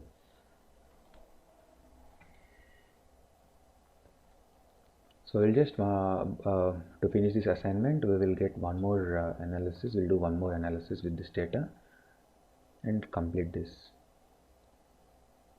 So here This is a tree map. This is a very special visualizations. With this, I can do the correlation study between two measures.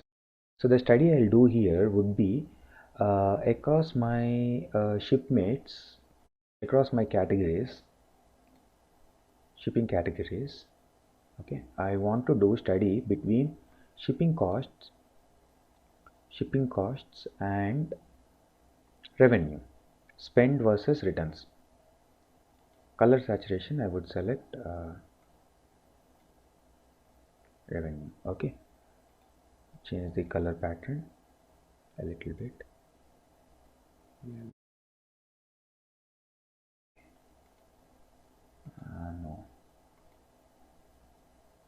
Okay,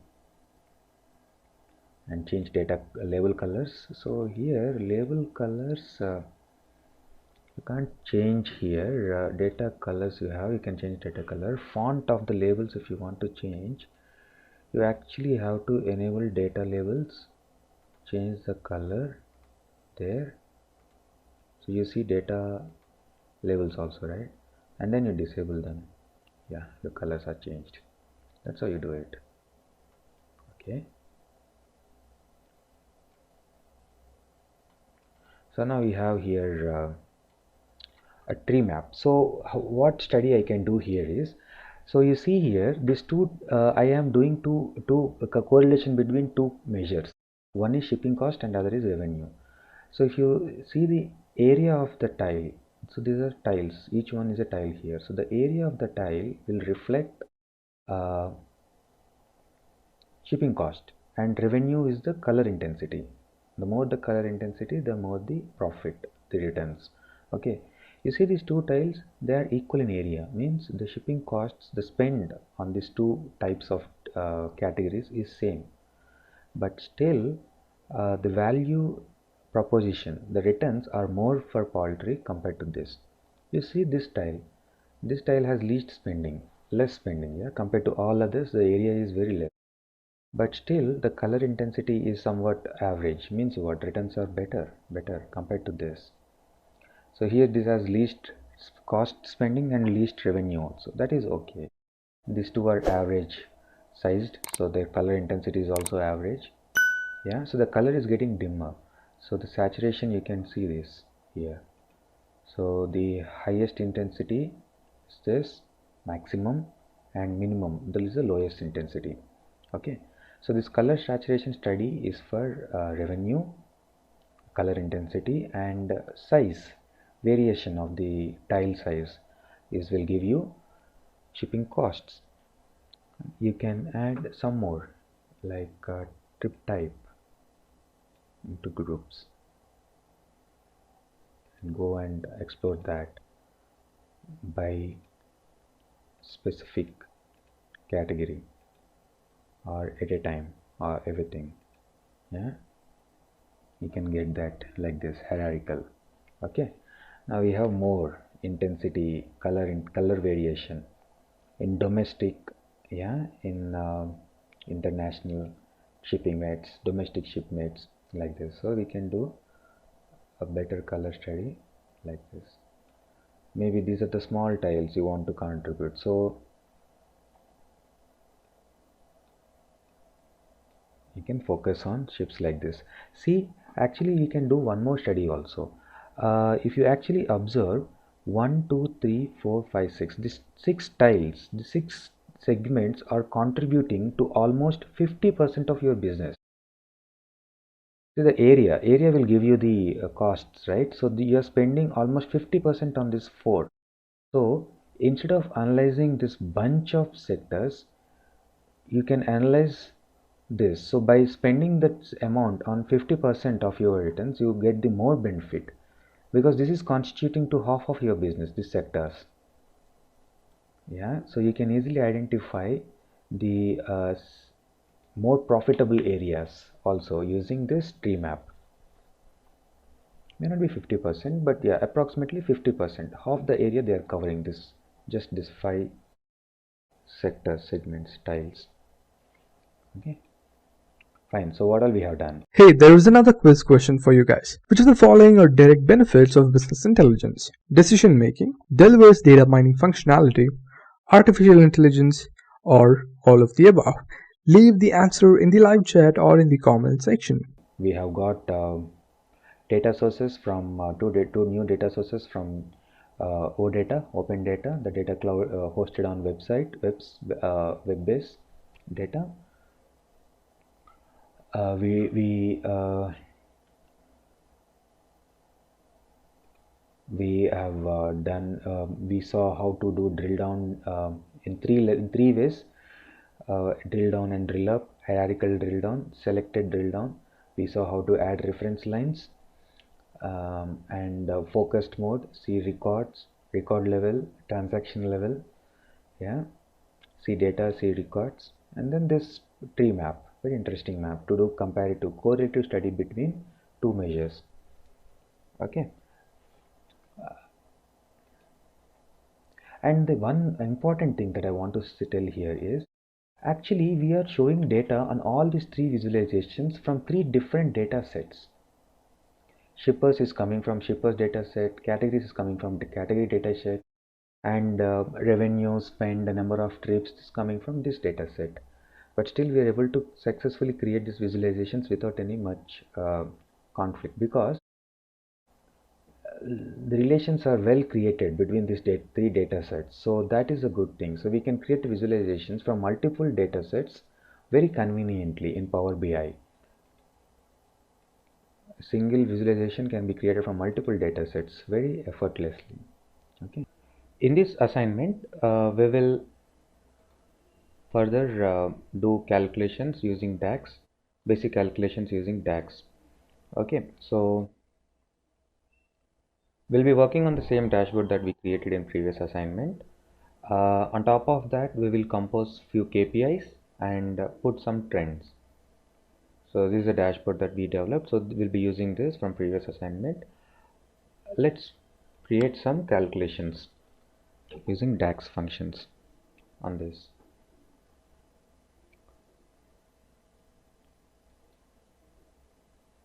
So this is the data I have, trips data. So now on this time I will create a measure, set context.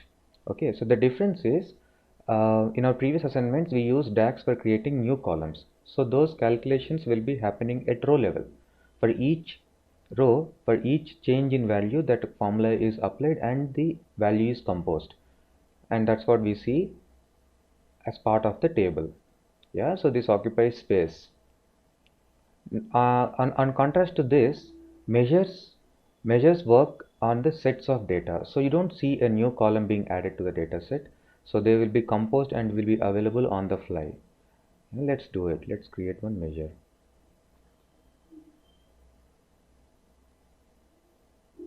So I'll be creating a measure to bring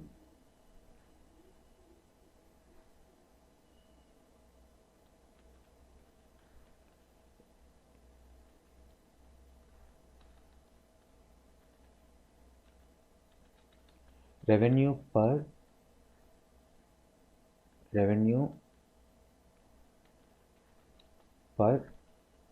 load. So how much revenue is being generated per load. So for this, what I have to do, I have to take the sum of, see, as I type the formula, so it has IntelliSense to show all relevant formulas in the drop down. So you can pick a formula from them, and then there is help IntelliSense, so that will tell you what it takes actually for the formula column name. Okay, it expects a column name here, and now when you type the column name, it has again IntelliSense to pick up the columns that are relevant to the text you are typing here. Yeah, so I typed revenue RE, so now you can see that there it's a very advanced formula bar that we got here. So sum of revenue divided by count of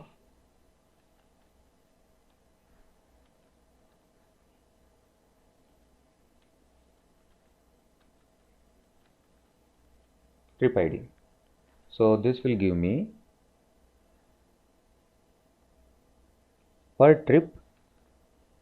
So this will give me per trip how much revenue is being generated on an average per trip. What is the revenue, average revenue? So this is a calculation. Okay, so this is how generally we do. So this, the moment I hit enter, so a new measure is created, and you can see that got added here,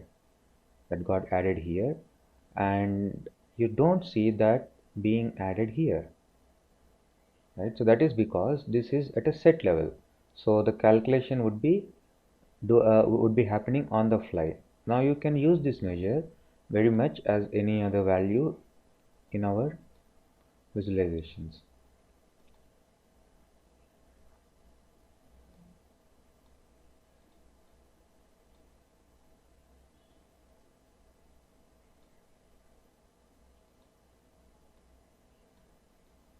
Just doing this arrangement, little rearranging this visualizations. Okay, so let's get that new measure that we created. So where is that measure?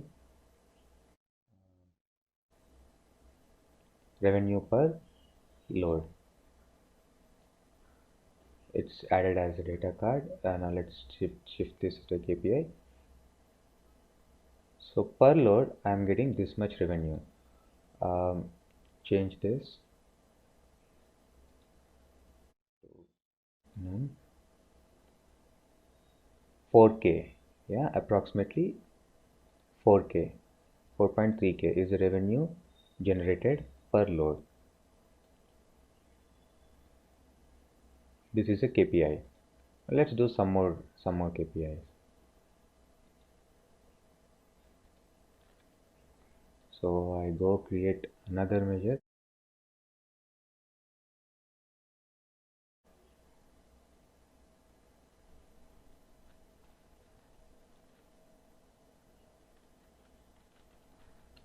Revenue per mile.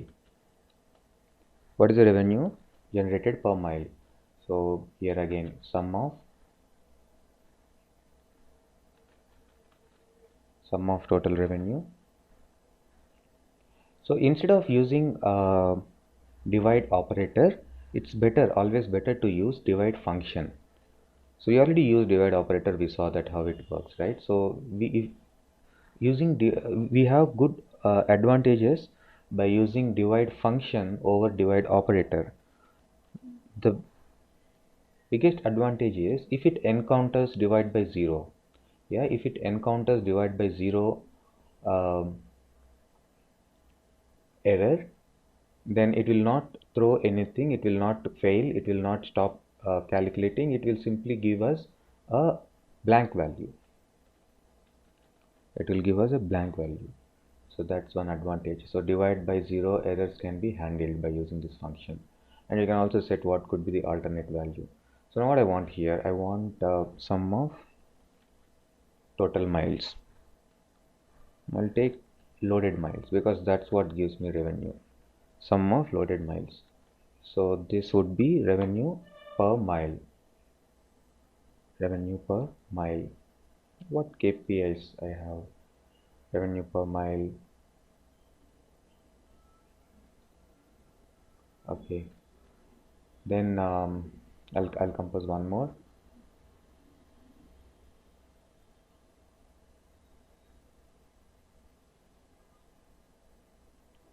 Variance in loaded miles and total miles.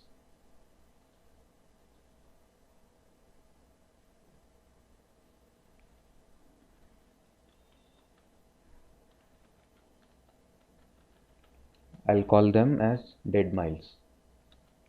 So sum of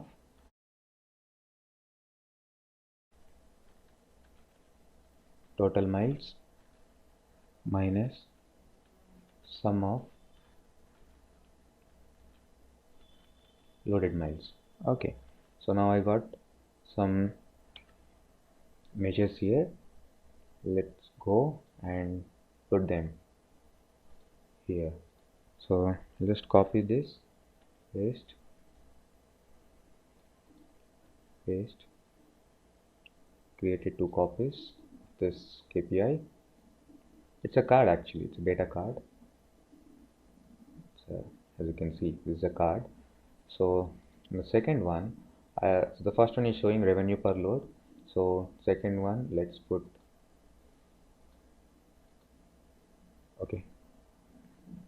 If you unselect data, all the data fields from a visualization will disappear. Revenue per mile. This is revenue per mile. Not appropriate format, so we'll show it as number. So that's the revenue being generated per mile. Okay, and then here on this we'll show variance. So that's dead miles. So we have these many dead miles. Okay. So I'll do some formatting here. See, revenue per mile is actually a value, a monetary amount, right? So we will show that in some format. So I can do the format by going into modeling. So in modeling, I have bunch of options here. We saw already how to change data type and category. So now we'll see how to utilize other formats. So for this, I have to select the column, not the visualization. Column or the calculated measure. So I'll select this calculated measure, revenue per mile, and I will set this as a dollar. So you can see now a dollar icon will appear, making that it is a numeric amount. Yeah, it is a very much numeric amount, revenue per mile. So same is the case with this column. So I can change the format and set to currency, and currency would be US dollar. Right? Okay. So we can do formatting stuff like that. We can set that as percentage. Yeah. So now we can actually do that as percentage. Now this, so this is dead miles. So I want to see actually the percentage of dead miles. Percentage of dead miles over loaded miles. How much percentage of dead miles I have over total miles actually. Yeah. So we will do division of divide, because that number is actually not in a very readable form. So I can't figure out whether it is high, low, okay. So I can't make that kind of study there. So if I have to do proper analysis, yeah, bring it in proper readable format, then better show it as a percentage. So when I divide this difference by total miles, and I divide this difference with total miles, yeah, so dead miles would come up as a fraction, as a percentage. Let's go back and see. Yeah, so this would be now a percentage. Change the format back to a number, don't apply any special formats. Okay, and now this is not in a percentage, so we'll go change the model, select the column dead miles and change it to percentage. Okay, so that's, so 37%. So on overall loaded miles, so 37% is the dead miles percentage. Little high. Yeah, it should be always 10 or 15%. It's more than 1/4. So need to be taken, special care need to be taken here. Okay, so this is one analysis that I can make here. Okay, let's go and see this by all this information by a shipper. I have different shippers, right? I have outsourced, I have different shippers. So I'll switch this to a filter. So I can set up a filter like this. I showed you already. So in our previous classes, setting up. Okay guys, a quick info: if you're looking for an end-to-end business intelligence architect master's course, this is the right place. Intellipaat provides a business intelligence complete certification training which is in collaboration with Microsoft. So you can check out these details in the description box below. Filters. Okay, so we have filters here, so we can select the required what we want to see. So if we see netted package, so it's not, there's no much variance. So dead miles are same, almost same for most of the vendors. Okay, so you can see the revenue is changed. There is a slight change in revenue, but yeah, so we can actually convert this into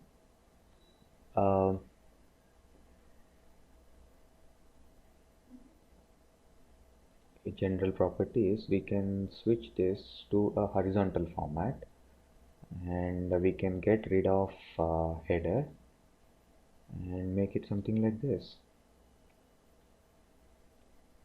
So this is also a filter. Looking like a KPI, but it is a filter. So we can filter on this. Okay, yeah. So but header should be there if we want to reset it. So header is essential for resetting the selection. Okay, now there I go. I have a filter by company name. So I'll build one more KPI. So that would be the last KPI here. So what I'll do, I will calculate percentage of on-time deliveries on overall deliveries. What is the percentage of on-time deliveries? Yeah, because that would give me good. That will give me good reputation. Yeah, so let's calculate that.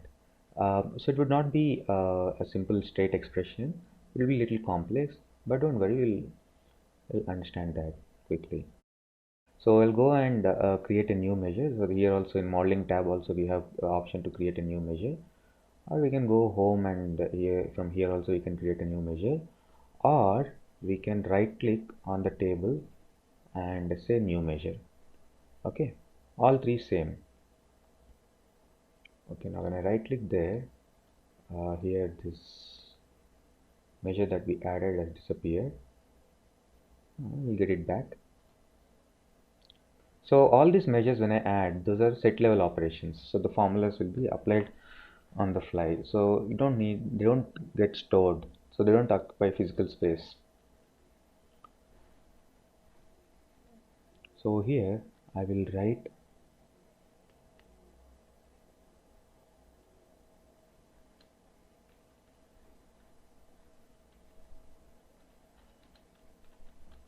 on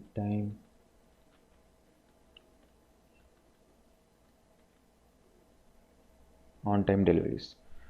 So for this on time deliveries, so the function I would be using is, so what I have to do actually, so I have to count number of trips. Yeah, so count, so generally count trip ID. So yeah, so this would give me the overall trips, but that's not what I want to do. I want to count only those trips whose delivery status is on time. So here I have delivery status. I want to count only those rows whose delivery status is on time. So I will convert this function to count. So what we'll do, this will count the number of numbers in a column. Now I don't want to count numbers in a column. I'll convert this to a, count a. Count a will count the number of values in a column. So it will count by value. Yeah, and then I want count ax. I want to write an expression inside it, and based on that expression counting should happen, because I want to count only on time deliveries, right? So yeah, so I need to write an expression. So this is a function that I will use, count a, which is values x is it's an expression. There was going to be an expression inside this. Okay, so what would be that expression? So that expression is, so a filter expression. So I'll use a filter expression. So the filter function will expect two parameters, a table and then the filter expression. So table would be here trips. So table now that is in use. Yeah, so this table, on this table I will write a filter on delivery status, which is on time, delivery status on time. So this would be my filter expression. So filter rows in this table whose delivery status is on time. Okay, now whatever is returned from this function, based on that count the values, count A, so count values based on that expression in the first part. So this would give me count of deliveries made. Yeah, so but now I want it as in percentage. So what should I do? I should encapsulate this entire expression into divide at the end, put trips at the end, put this sum of trip ID. That's it. So this would give me the percentage. So it is doing what? It is filtering only those on-time delivery records, and we are adding that, and that counting, we're counting those rows. That count will be divided by the total count, not sum of count of. So here I can use just simple count. Count will give me the count of trips. Okay, fine. So now put an enter on-time deliveries. Go put a card here, not multi-card, single row card, and drag that newly composed measure onto this. Where is that newly composed measure? On-time deliveries. Convert this to percentage. There we go, 72.85% of on-time delivery, which is very good, yeah. Yeah, so we are almost 3/4, yeah, of our trips are are in compliance. I can actually now see Speedy Express, yeah, so this is low, 75, Federal Shipping, 68, low, United, 73. So United has more on-time deliveries. No, not United. Say Speedy Express. As the name suggests, Speedy Express has most on-time deliveries. Yeah, so we can do KPIs like this. Now that we have calculated KPIs using measures, now we'll do some more things here. So I have shipping days, yeah. So I have shipping days. So each consignment is assigned for a SLA, ETA, estimated time of arrival. In another way, if we have to term this. So here we have preset values. So I want to see by category. So I want to see number of loads that I'm categorizing based on the ETA. So one quick thing that I can do is I can get the ship days onto the canvas, and maybe I want to watch it by I want to put this on axis, and I want to see the volume um, for each category. So you see here we have like so we see SLAs that set for 2 days we are more volume compared to others. Yeah, so within 1 day delivery, 2 days delivery, 3 days delivery. But this is okay because now it max as a SLA is 10. What if there are more like 20, 25 payment term days? One can pay in 30 days, 40 days, 50 days, so like that. So I don't want to see. So this is now I am getting into a, a stage where I want to show numerical values on categories. So that's what this assignment is targeting us. So how to show measures numerical values on category axis. So we have certain visualizations built around this to show how to deal with that. Uh, Before getting there, yeah, I want to show these measures as bucket because that would make more meaningful as a categories as bucketed values. So observe how I will do that, how I will bucket these values. So for that I would need a reference table. So far we saw how to create a column, how to create a measure. Yeah, create a column, create measure. Now for the time now, we'll create a table. Let's see how we create a table. Okay, so you'll shortly understand why I am creating this table. Okay, maybe not in this way. I'll not create the table in this way. I'll create it in more easiest way. Why like this? Enter data. Enter data. I can keep entering data here. If I have a data already in Excel sheet, I can simply copy and paste here. It's as simple as that. Okay, yeah. So here column name would be uh,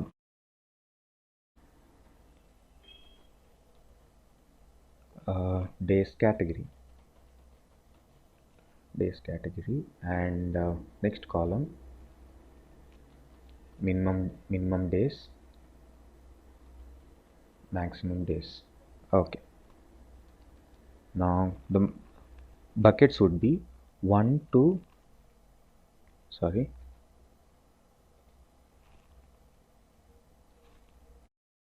1 2 3 days would be one bucket. 4 to 4 5 6 6 would be another bucket. 7 to 8, and last bucket would be 9 to 10. So all the values that are falling between these days should be categorized as one single unit. That's the aim here. Okay, I don't want this extra column. Delete.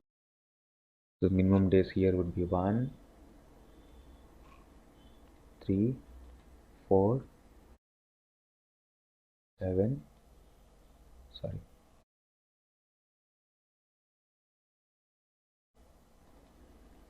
7 8 9 and 10. There I go. I have a table now. So give it a name.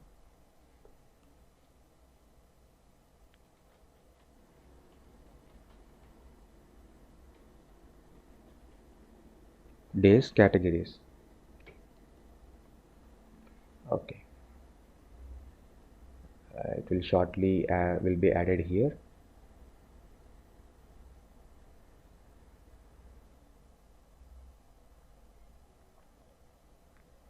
We'll get it.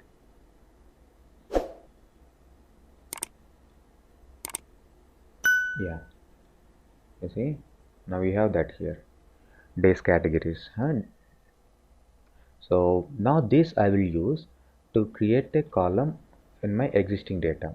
So I'll not create a column, I will go and I'll create a measure, and now see how I write this measure.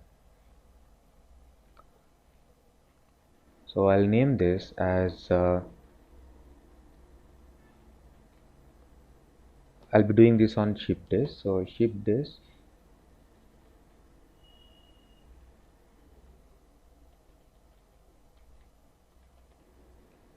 categories. So that would be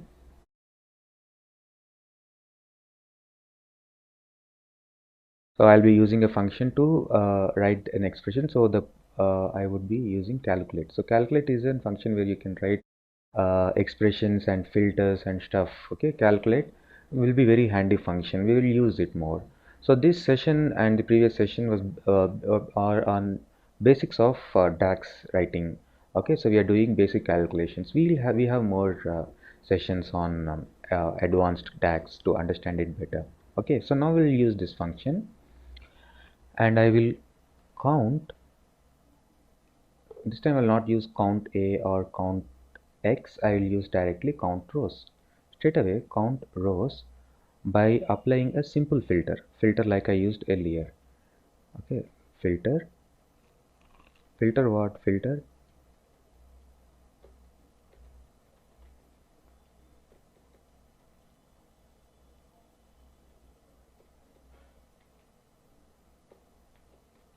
trips table, filter trips table, So here I would be writing an composite function. So I will use AND conditional statement.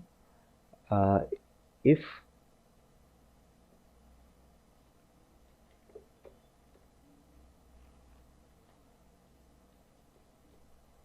I think I have put one more extra brace here. Yeah. So if ship days, yeah, ship days are greater than equal to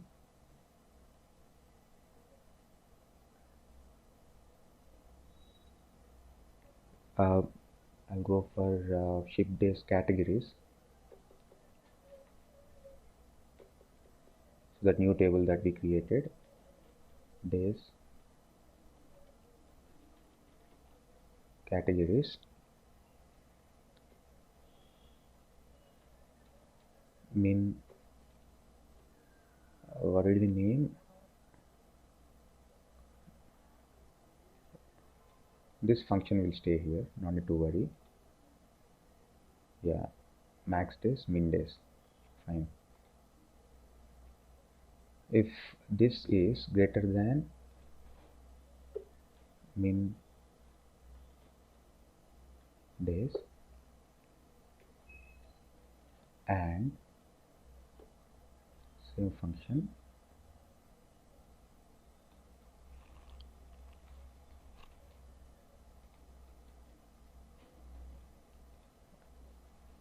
less than or equal to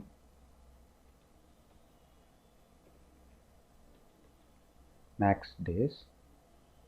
If it is falling between min days and max days, yeah, there I go. Count the overall rows. Count the overall rows.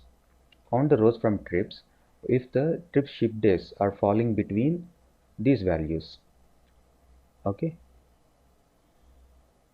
Now it's throwing some error. Yeah, because they should participate in some aggregation. So we know that we don't have multiple records there, but still this expression will not understand. So we'll simply use one dummy aggregation.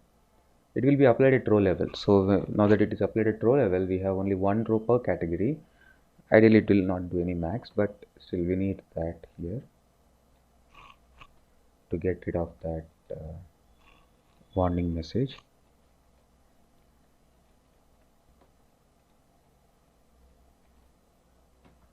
Okay, now the expression looks correct. So we are doing the comparison ship days between min days and max days, and if it is falling, then count that trips, count those rows. Enter. There we have. So this now I will use it here. Hey, here is a quiz question for you. Try to answer it in the chat or in the comment section. Which of the following does not form part of BI stack in SQL Server? Option A, SSRS. Option B, SSIS. Option C, SSAS. And option D, OBIEE. So leave the answer down. Thank you. Ship days, I will, no, not ship days, I will go and use ship days categories. Okay, ship days cat. Why I'm not able to use it here?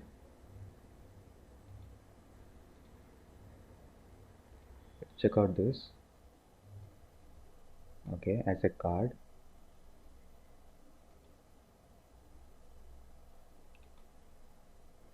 Ship days categories, fine. So this should be combined with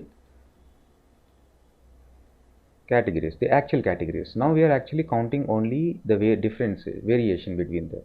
Unless we bring this,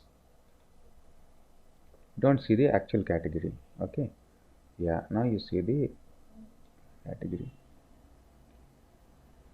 So between 1 to 2 days, 2 to 3 days, this flip it to bar chart. Okay, so it's clearly we can see now. So this is the count of trips. So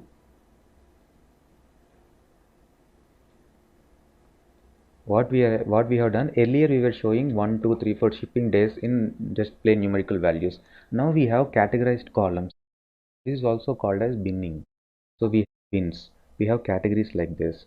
So we can clearly see that most of our deliveries are targeting for 1 to 3 days, between 1 and 3 days.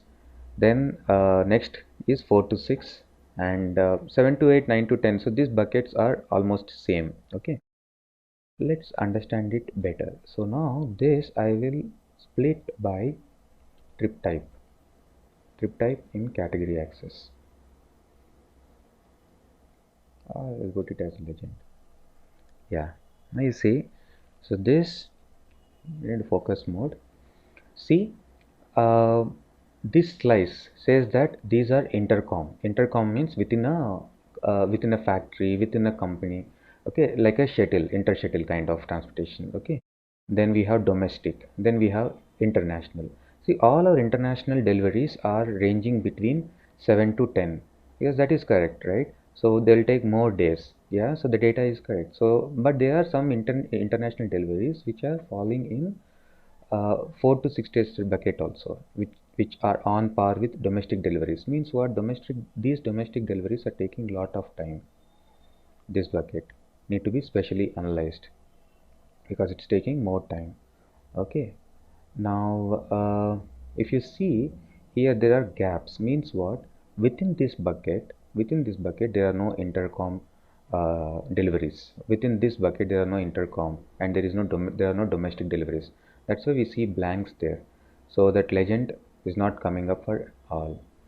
Okay, so this is a share of intercom. So all of the deliveries are within 1 to 3 days, then domestic are between 1 to 6 days, and this is split. So this is how we actually can show measures. When we are showing measures, we bucket them, and bucketing is done in this way in Power BI.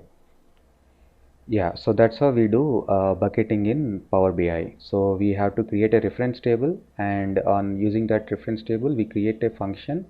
So if you see, actually in this function, it nowhere gets the categories. We are not using days categories in this function. We are only using min and max days of this table, and we are only getting the trip.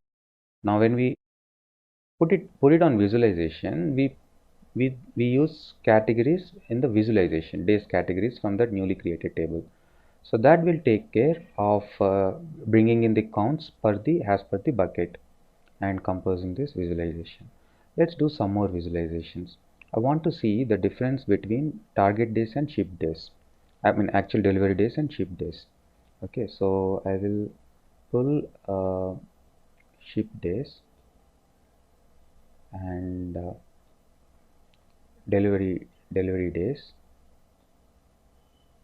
ship days versus delivery days. I will put this as a line chart. Okay, and on category axis I'll again put ship days. Okay, I'll put ship days and I'll do sorting. Sorting is not allowed.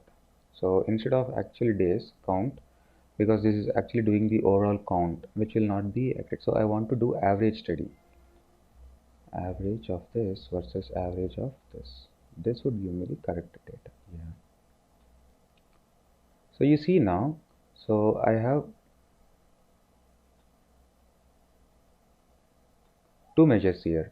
So you see the black line is representing the target ship days, as in actual ETA, estimated time of arrival, and this is delivery days.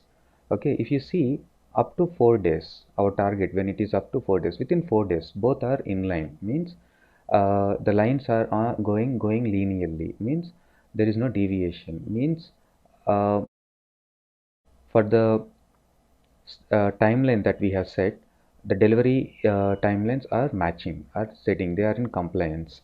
Okay, if this blue line is going beyond this black line, then we have a problem, means our delivery days are more than the actual days and then the ship days. but the line is going downwards after that. So as the number of days are increasing ETA, we are doing good. So if you see here, so the average delivery days 8, average ship days 10. So we have set at SLA. Ship days is an SLA of 10 days, which is ETA, expected time of arrival. But we have delivered it in 8 days only. So that's why this line is downwards, which is a good indicator, which is a very good indicator. If this line is inline to this, both the lines are parallel and coincident, then it is not good, not bad, it's okay. So we are meeting deliveries on time. Okay, so this is one good way of representing this measures, scalar measures. Okay, next thing is, this is an overall study. We do have we do have undelivered shipmates, late delivered, early delivered. So but when you take an on average, we are doing good. Okay, we are doing good. So the another study that we can do is, we can use uh, scatter plot. We can use scatter plot to actually, what I'll do, instead of starting from scratch, so I will copy this visualization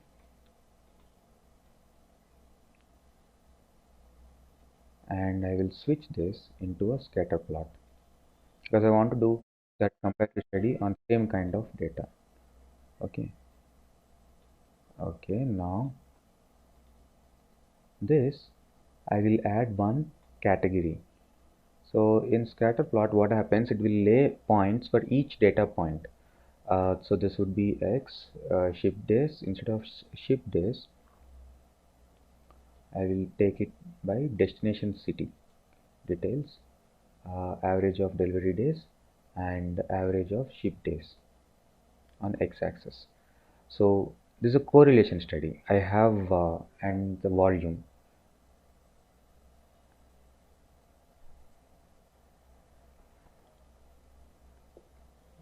And the volume on size, not size, go for color saturation.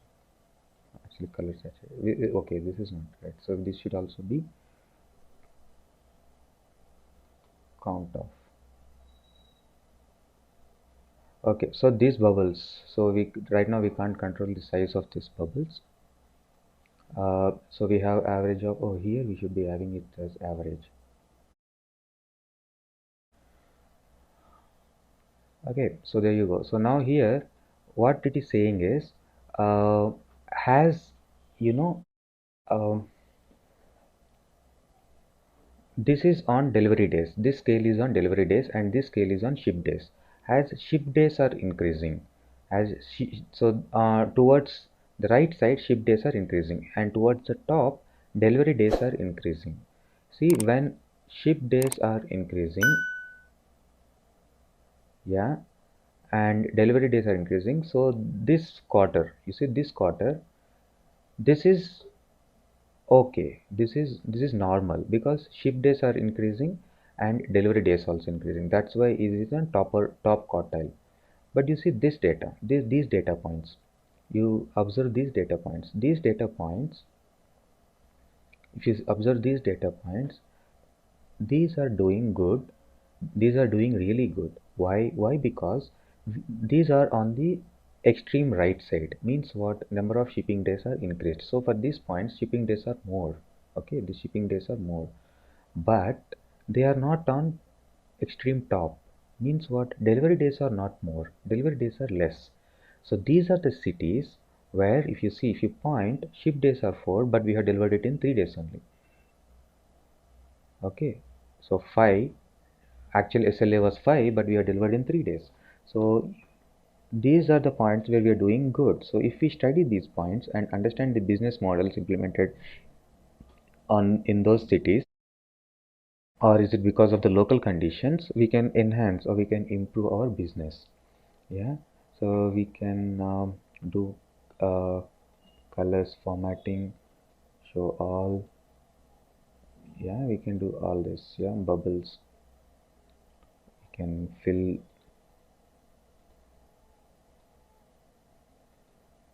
can do colors by bubbles. Okay, can fill them. Yeah, so this is scatter plot. Scatter plot is also useful for doing correlation study between two measures, just like tree map. Okay, but it is more advanced. Here we can plot the entire data on the visualization, and we can study the we can identify the patterns. We can identify the focusable areas, where we can lay our where we can put our focus and do comparative study, like that we did here. So these are the cities where we are doing extremely good. Though the shipping days are more, delivery days are less. And here these are okay. But you see, there are no points here. Means where shipping days are less, but delivery days are more. So this is a good transportation company. So because here they're not slipping very heavily on the estimated arrival time. Yeah. So I have discussed some these filters, right? We can actually put more advanced filters here on these visualizations. So we'll do some squeezing here, more squeezing. Maybe because I want to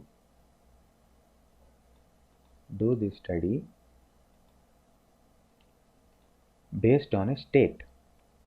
So I can go and I can pick destination state, put it here, and so now that this is a state, so auto intelligence will plot it as map, but I want it as filter.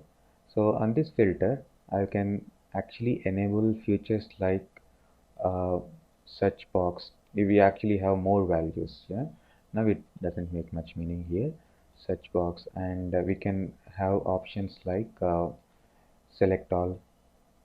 At a time you can select all states and unselect the ones that you don't want to do study on. Yeah, your data will get changed accordingly. Okay, so we can put a slicer like this, destination state slicer, somewhere in between here in the real estate. Okay, yeah,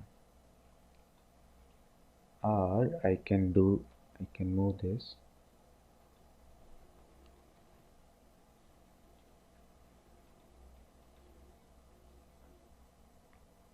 to the beginning, which makes more sense.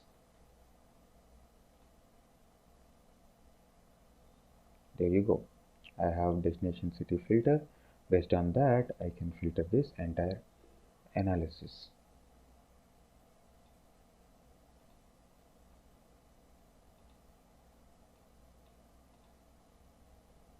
Okay.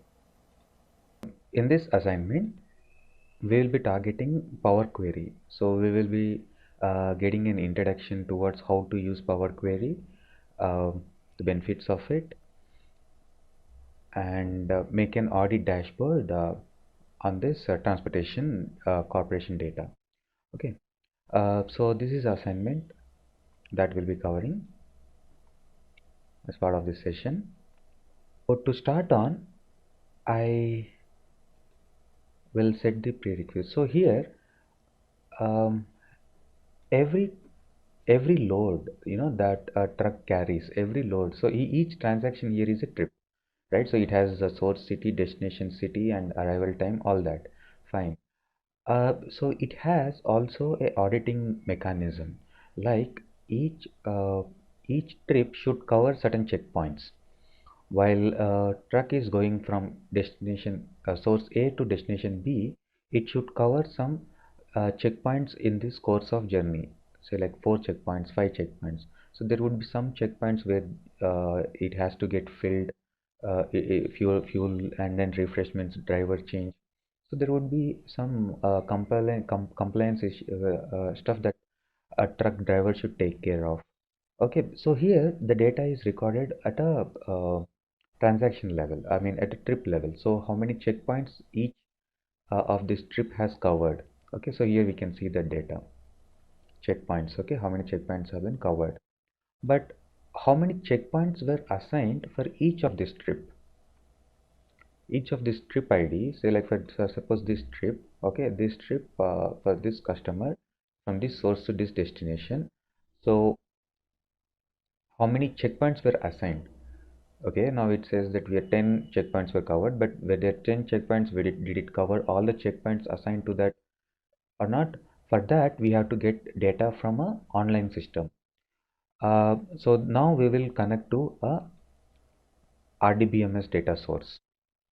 This is the time we will now connect to an RDBMS data source. So for that, I'll be getting data from SQL Server hosted on cloud, which is Azure.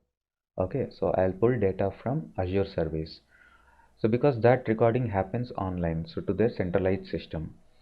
So when a truck passes through a checkpoint, that information will be sent to that centralized system. So that is being recorded in Azure. So Azure is nothing but SQL Server on cloud. Okay. So I will quickly first log into my, I have set up that thing. So this is as good as connecting to a SQL Server database or an Oracle database.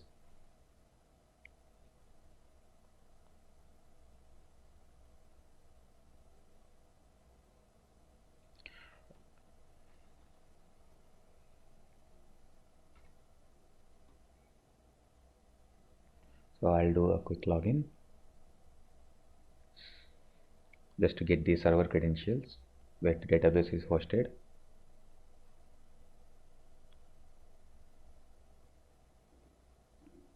One can easily set up Azure portal access. It's no big deal. So it's free. They'll give some credit for some time. Okay, so you can try out. You can set up a database. See, that is a free credit that I have, which is showing here. Okay, so I'm utilizing that. I'm on free trial now on this. So this is a database that has been set up. Okay, so that the one you saw earlier was a dashboard. See, this is a server name. So all I need is this server name. Okay, then I can access the database. So this is a database, Lands Transport Corp. So this is a database name. It got that centralized system tracking data of checkpoints. Okay, so I'll select Azure, click on Azure SQL database, connect. So I have to give server name here. The one just I copied. Okay, so this is a server name which is on Azure. Okay, so here now when you get data from Azure service, you have two options. Either you can directly import the data into your system, or you can run it as direct query. So these options will be there only for non-files data. So for files, always it is import.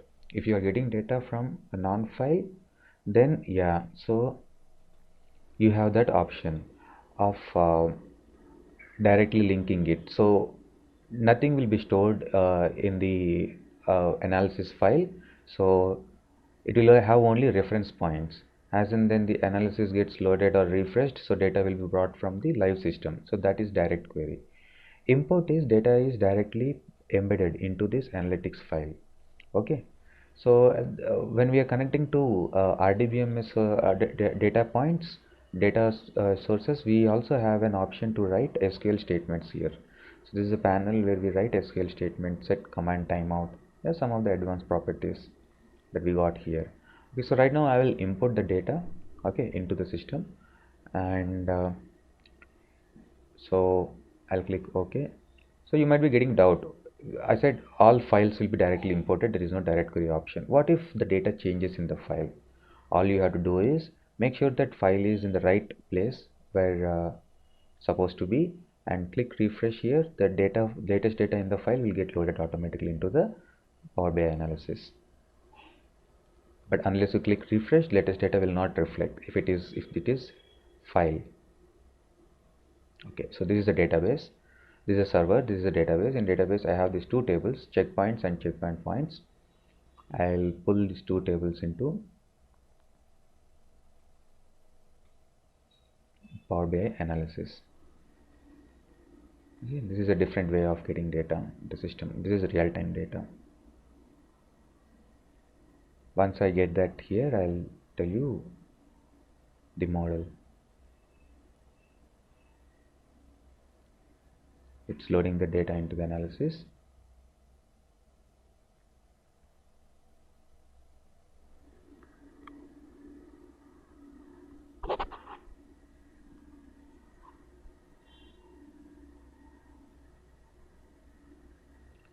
Okay, so here we go. So we got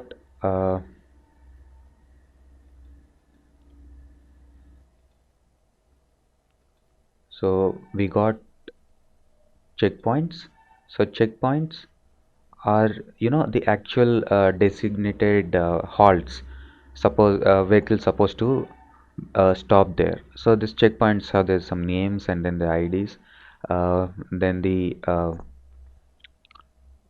flags like information like they have fuel station, they have refreshments, it's an interchange point, they have warehouse, the service center, and it's active, the checkpoint is active at the moment or not. So this is checkpoint information.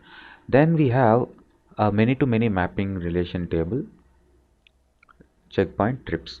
So these are two tables that we got from Azure database. So this will map trip ID to checkpoint ID. This is many to many.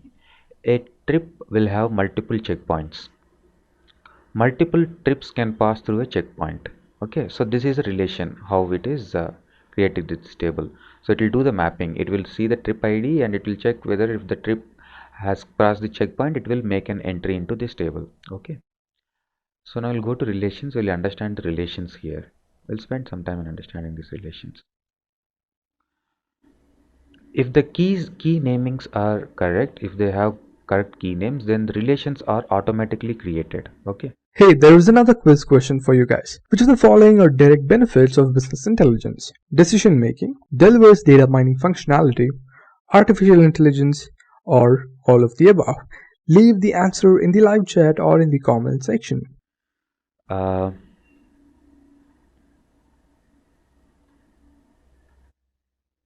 if you can see here, so these two tables, categories and shippers, that we got from open data. Yeah, Northwind open data. So these two tables we got from Azure.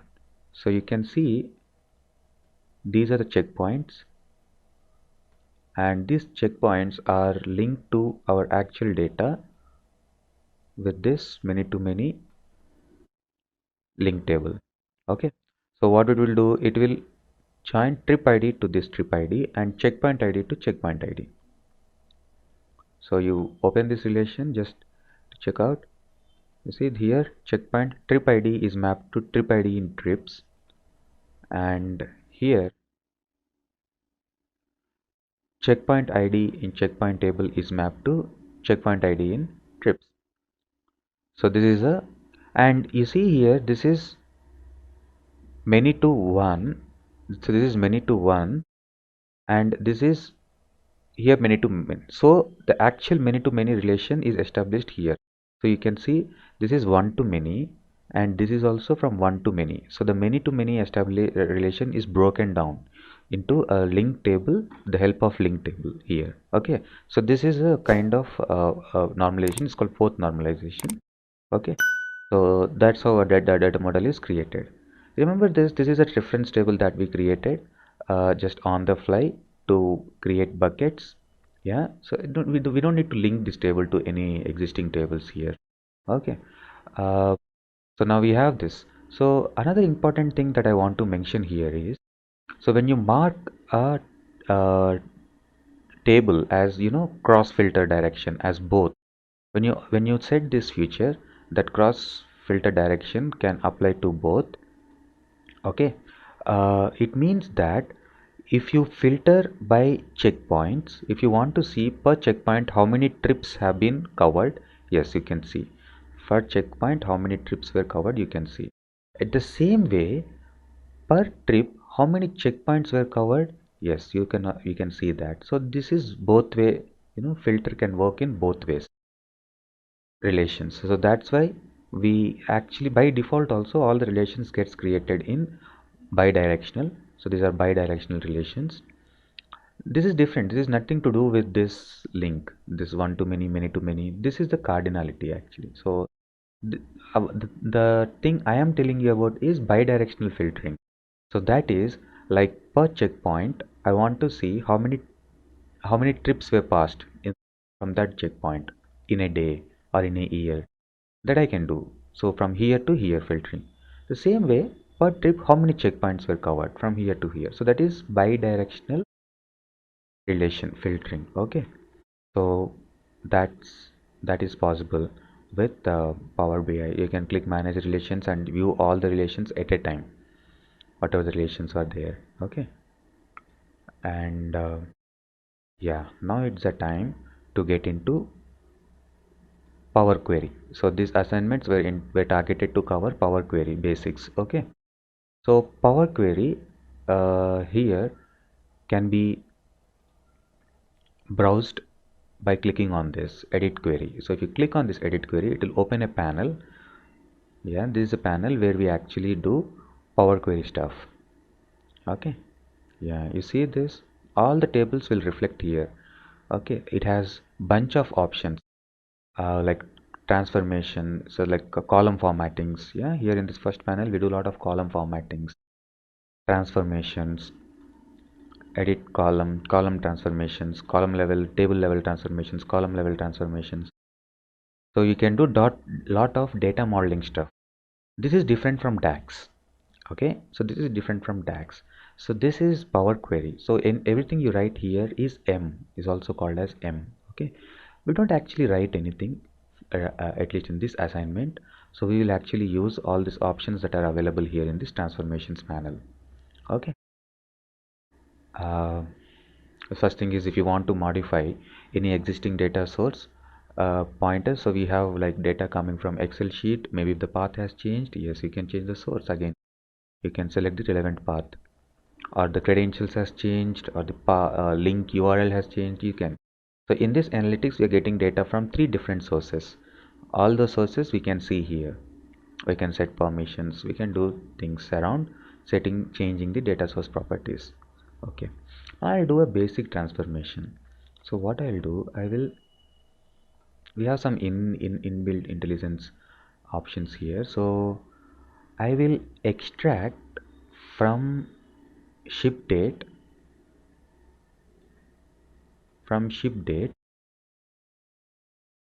I'll go to transformations, and in date transformations I'll take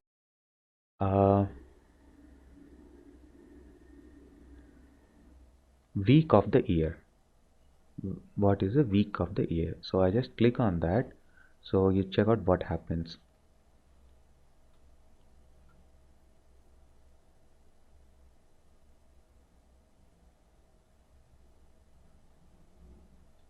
So ship date now is created as week of the year. Okay, so this is now changed. Ship date is now changed into week of year. Okay, so maybe this is not how I want to do the transformation. So the good thing here is, so any transformation that you apply on a table, any transformation that gets applied on a table can be viewed here. All steps will be listed here. Okay, so if you don't want that calculation to take place, you can simply uncheck that and take that transformation out. Okay, so we have that options here. We can set the data type here on the fly. We have all data type options. We can filter the data that we don't want. Okay, so extract, we can do extraction. Okay, now what I will do, I will duplicate this column.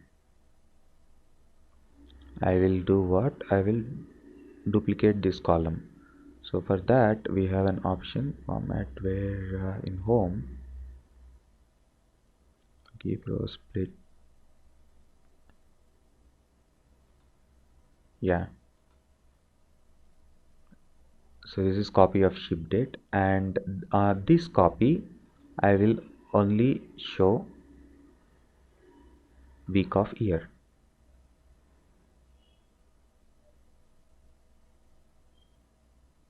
Okay, so now I got this as a new column. That's what I was looking at in the first place.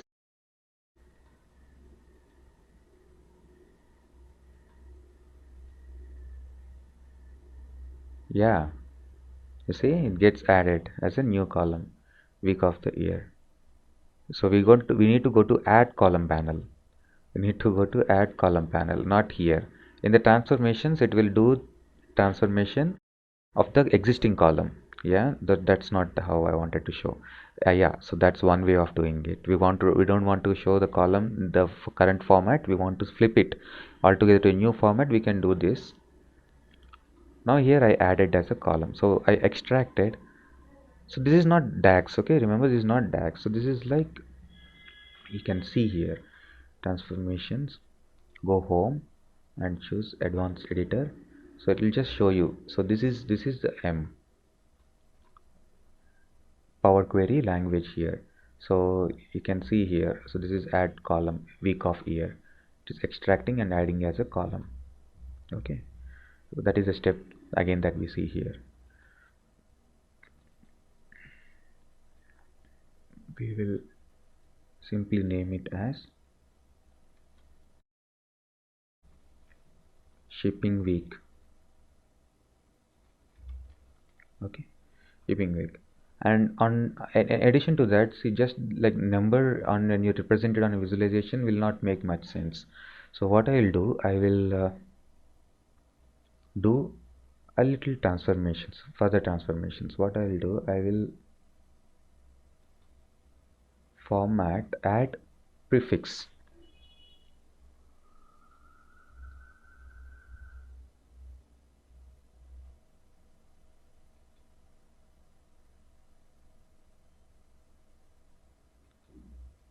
Prefix would be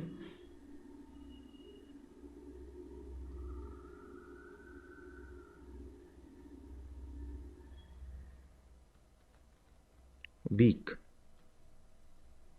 Okay, yeah, this looks neat. Now save this. So we will cover more these transformations more. For now, I just wanted to show the overall view how it looks. We got transformations. We can directly apply on the tables. We can add columns with functions. So all the steps that we do will be listed here. At any point in time, we don't want certain steps, we can remove them. And once we are done with this Power Query thing, we need to click this, close and apply, or apply. So then that will reflect into our actual development environment. Okay, so where we have reports, tables and relations. We just came out of query window now, Power Query window. Now you go to tables, check out trips, on trips we should find this.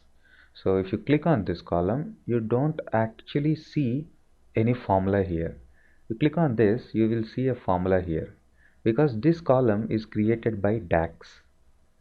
So this is a DAX formula.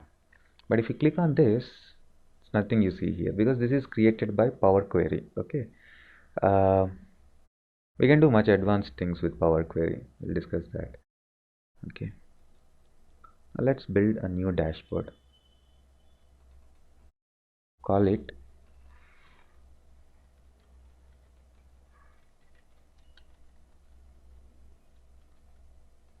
checkpoint analysis. So I will now show you that many to many bidirectional filter, how it actually works, and all that things. So I will first do what? I will first get destination city. Okay, there I have destination city. I will change it to a side by side stack bar. On this I will show first how many checkpoints each trip has crossed. So checkpoints, yeah. So yeah, the aggregated number of trips we're crossing these checkpoints in these cities, these cities. Now I want to compare, I want to do a comparative study, like how many were actually intended to be covered.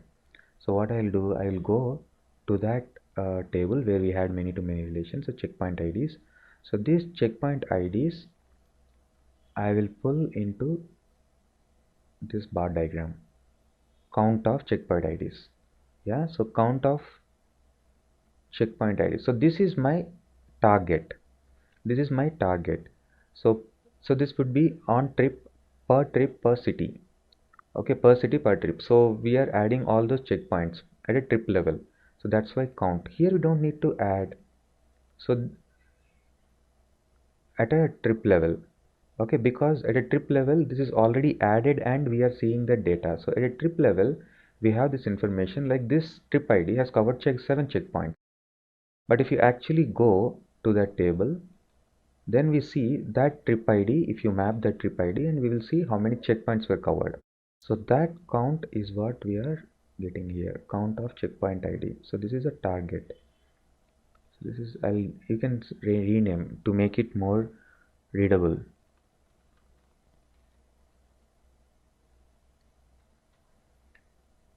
Target checkpoint ID. So these are the targets that need to be covered. Yeah. Okay. So this is actual checkpoints that are covered and count of targeted checkpoints. So this is a variation. So you can see here, mostly most of the states that is meeting. Okay. So but here if you see, in some states target checkpoints are more than the actual covered, and in some states more checkpoints were covered than they assigned, so more delay in the delivery. So these are the states where trucks are heavily getting broken or halted or stopped. That's why they are covering more checkpoints than the intended actual. Here this is a perfect. In this destination city, all the vehicles going towards this destination city are perfectly adhering to the compliance of the checkpoints. Okay, so that like that we can do comparative study of this is a kind of auditing dashboard. Okay, now we will do a actual view. Here we will see the transactional view. So for that I will pull a table visualization, and in the table visualization I will select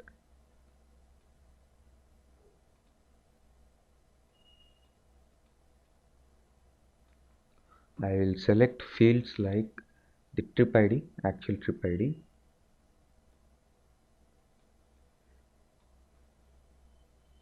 just click select on that trip ID. Okay, then we have customer, origin city, destination city, targeted ship days,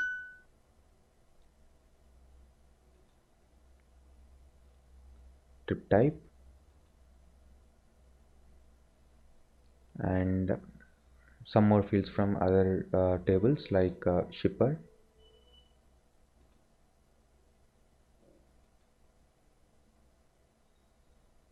category, and finally the auditing information. So how many checkpoints this trip has covered and how many were intended to be covered.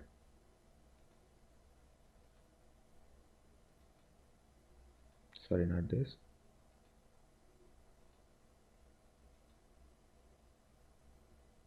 Yeah. So this target should be shown as count.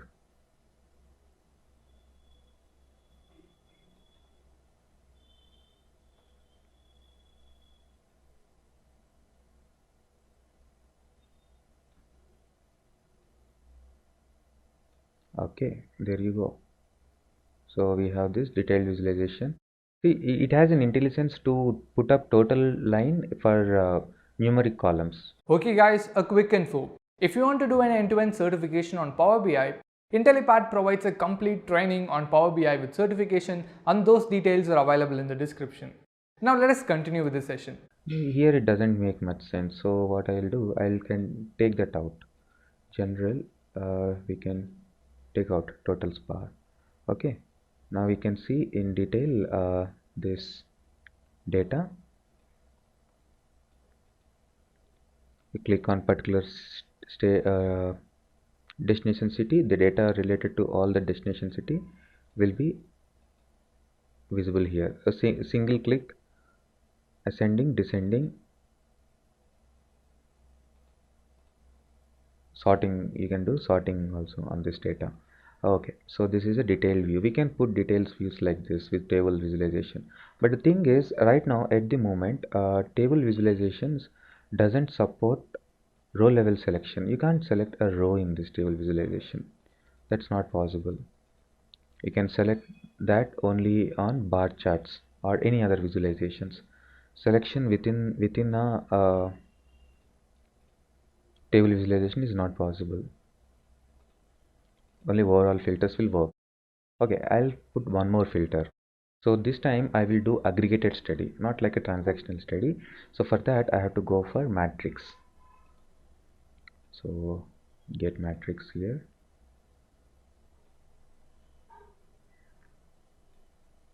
Matrix, and in this matrix what all I'll pull. First I'll get the trip type. Per trip type we have domestic, intercom and international, and players in this each category. In each category we have, okay, all three players are uh, doing business in every category. Okay, and then we will put categories also.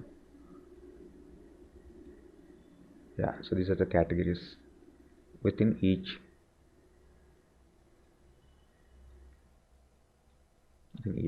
Now on this I will put checkpoint adherence, like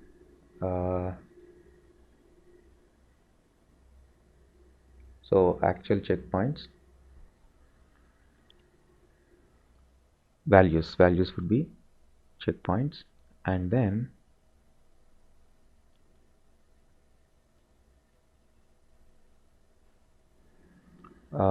go to this and get targeted checkpoints.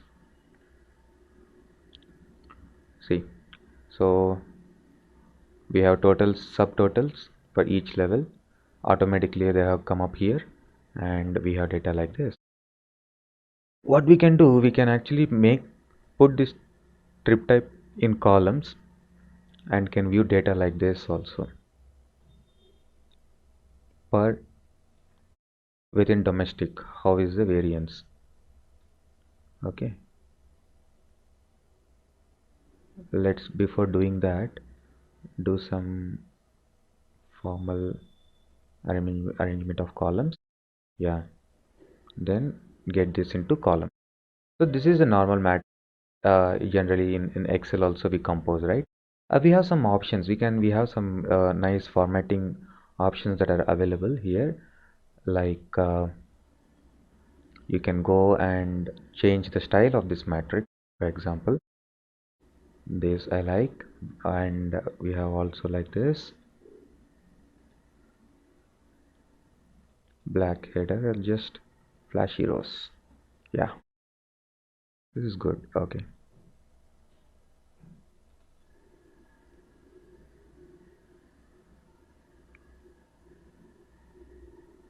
okay, fine. We can add one more column onto this.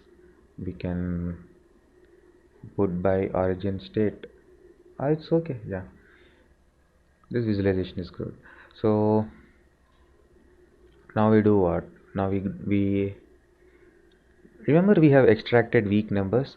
We'll see this trend by week, this compilance, how they are adhering to the compliance by week wise. So instead of destination city, I will use the column that I created, the new column. Where is it? Shipping week.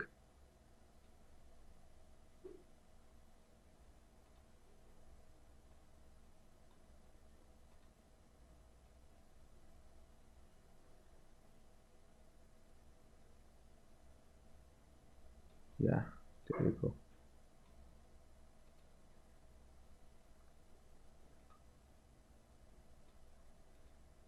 This is week wise adherence. We will split this into line chart. Okay, so the adherence is good. So we see always the number of checkpoints covered are never going down below. So here in some weeks we see lot of variance. For some weeks the difference is more, so the compliance is less. Okay, and some weeks they are uh, aligning to each other, so where the compliance is good. So like that we can understand. See, one more thing I want to show in this modeling is, we don't in this general modeling is, see here week numbers are not properly sorted. Yeah, so we want to do that sorting. So what we can do, we can select that column. See 1, 10, 11, that's not the way, because it's a text column, right? So that's why it is doing on text based sorting. So we can do custom sorting. Select week number. Where is week number? Yeah, shipping week. And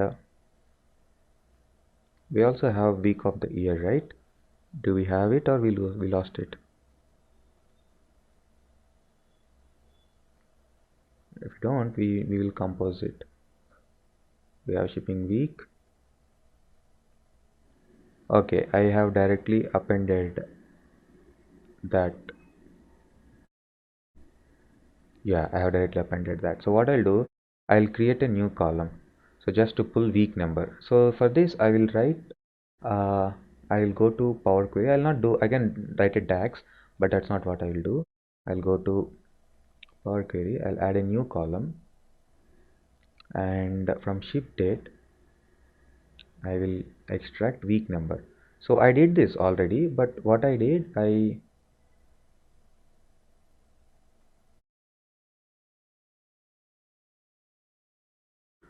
got week of the year, but then I selected that and I went to transformation and I prefixed some text.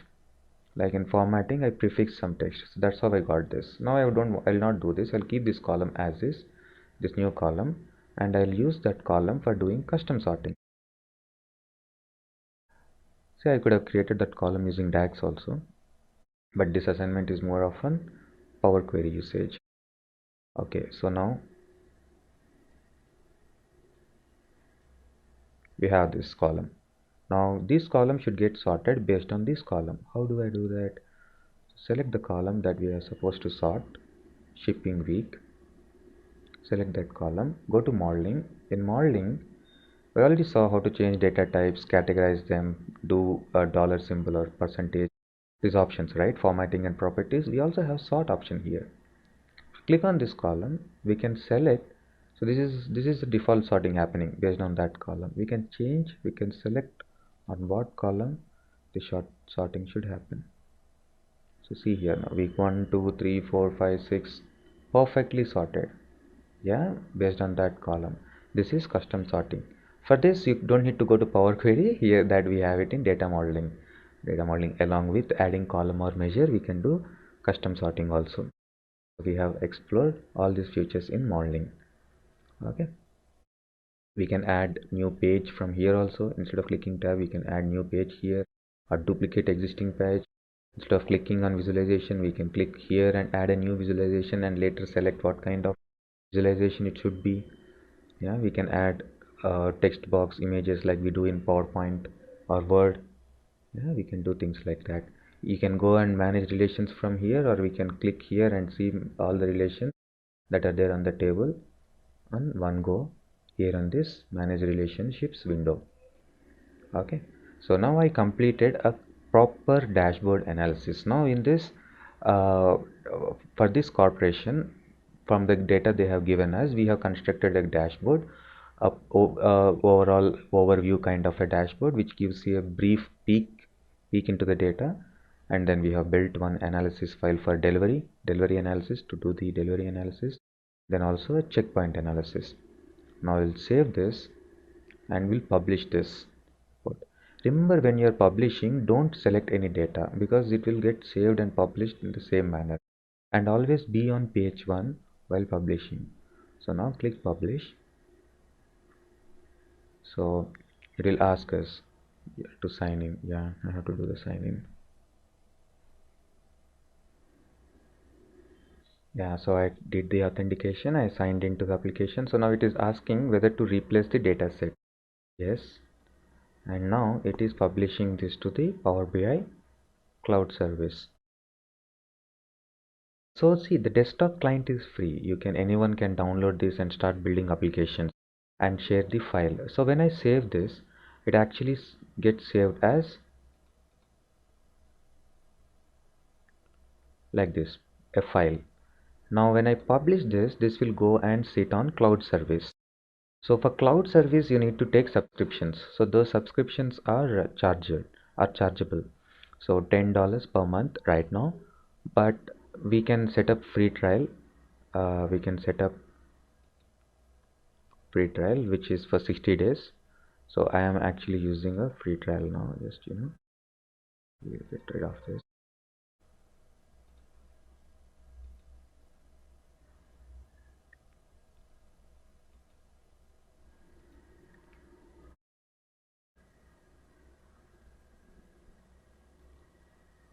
So it's going for second authentication.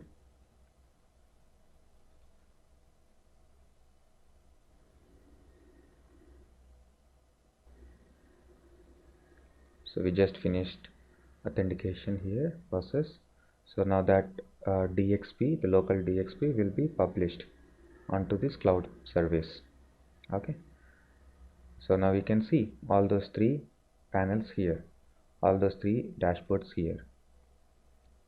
From here I can specifically pin visualizations onto the dashboard. So remember, we already created dashboard in our first assignment, landscape dashboard. Yeah, we already pinned some visualizations there from our first dashboard. Now I'm pinning from our second and third dashboards. Okay, and this trend line, pin this trend line also. Okay, now you go and check out that dashboard. You see more visualizations now here on this panel.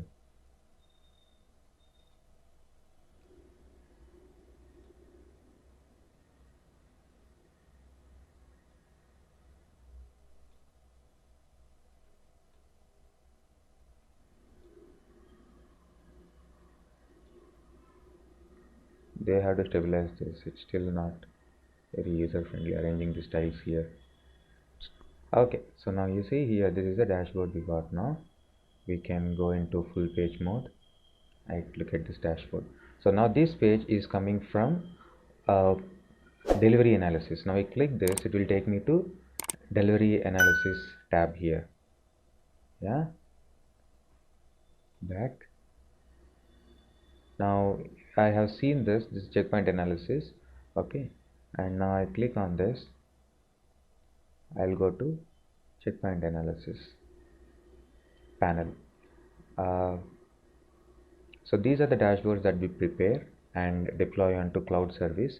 Anybody access to this cloud account can analysis files. We can share them. We can share the dashboards. We can share, and we can also publish. We can embed the copy and we can publish. Hey, here is a quiz question for you. Try to answer it in the chat or in the comment section. Which of the following does not form part of BI stack in SQL Server? Option A, SSRS. Option B, SSIS. Option C, SSAS. And option D, OBIEE. So leave the answer down.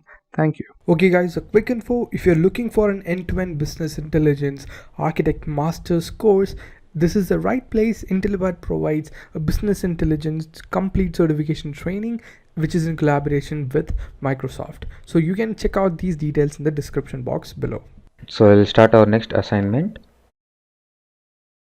5. So in this assignment we will cover data transformations, more data transformations using Power Query. Okay, and we will be utilizing a new data set for this assignment, which is state university admissions. So I'll give you a little walkthrough of this data. I'll give a brief overview of what this data is.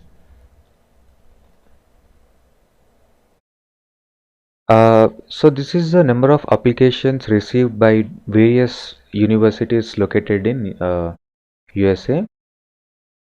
So we have data like the institution ID, institution name, school name, and the university it's affiliated to, number of applications received, the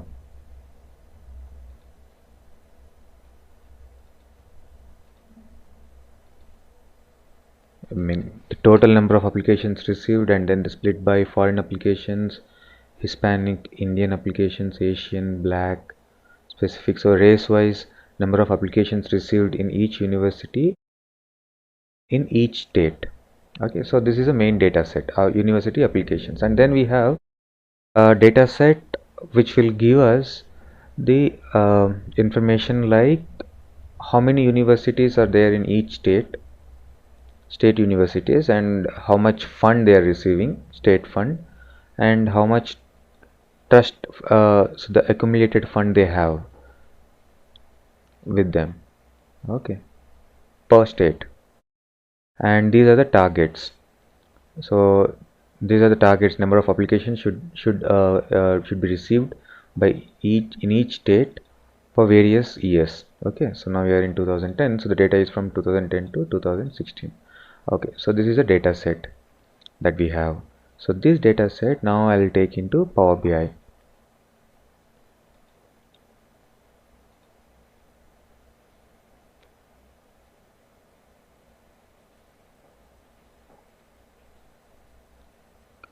Okay, so this will create another instance of Power BI desktop.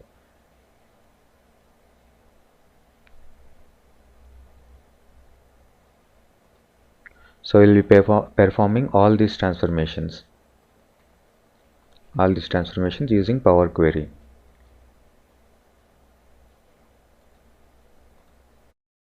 I'll close this.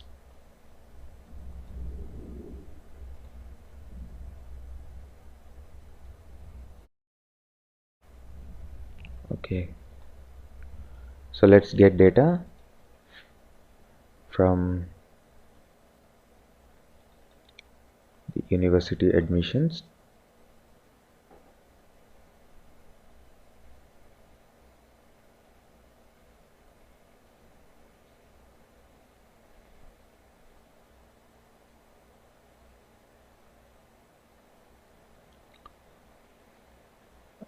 Oh, there is a problem here. Okay, so actually what happens when you're trying to access files which are prior to 2007 release, so which has XLS extension, yeah, so we need to have special drivers for that. Yeah, there I go. So now I got 32-bit access drivers, so I'll install them.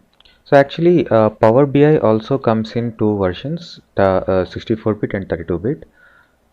Based on the operating system we will install the 32-bit or 62-bit. So here see, this is Power BI desktop 64-bit and this is 32-bit.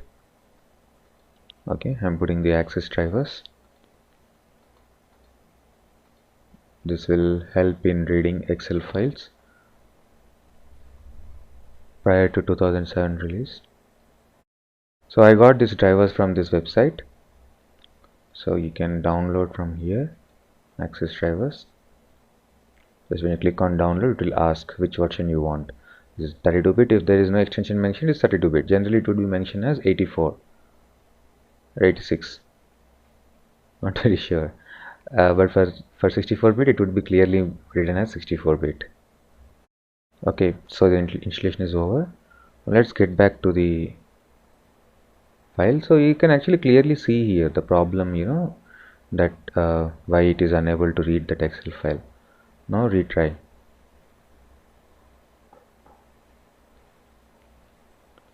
I'll get the data. So let's get all 3 sheets into Power BI desktop. Set tick load. No need to set preview now because we know already what data we are pulling in.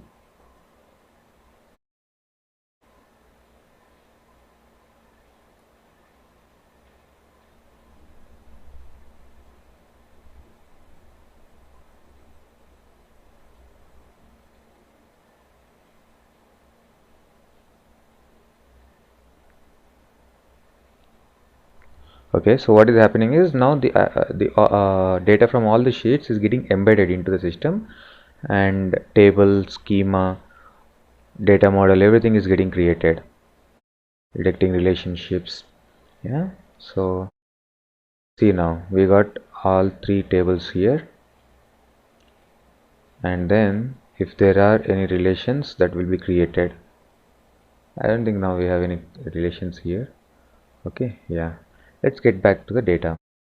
So we have state-wise target, state-wise universities, and then university applications. Fine. So let's rename them. Give proper names to these tables.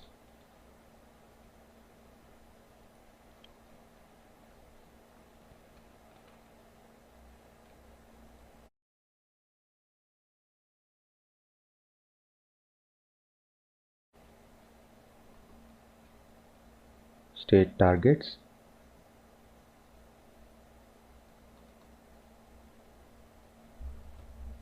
So these are university funds.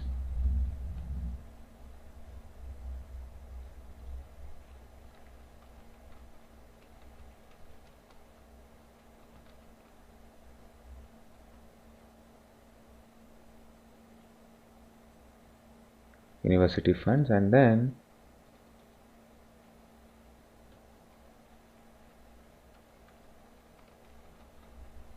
applications. Simple name.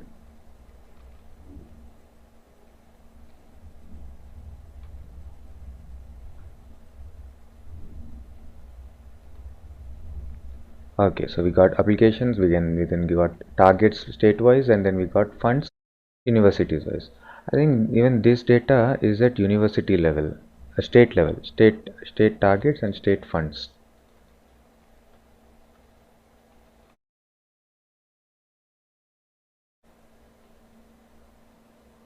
Funds state-wise.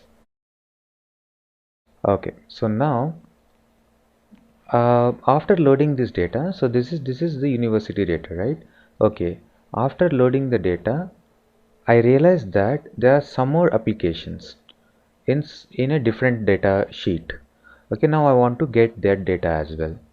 Okay, uh, like so here we have university admissions data, right? So actually if you see, there's another file which got charter as in these are state universities but ran by private organizations. They are under private management, but they get funds from the state. Okay, so here, so they are more accountable. The accountability will be high in such institutions. Fine. So now I have data here. So these are the applications received by charter universities. So I want to take this data into Power BI. So go Excel, take charter applications. So this version is different. XLSX. Earlier was XLS. Yeah, open. Once data is loaded into Power BI, you don't need to bother about which version of Excel we are getting the data from.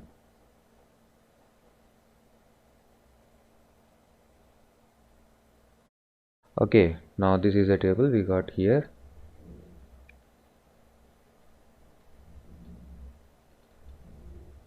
Charter applications, right?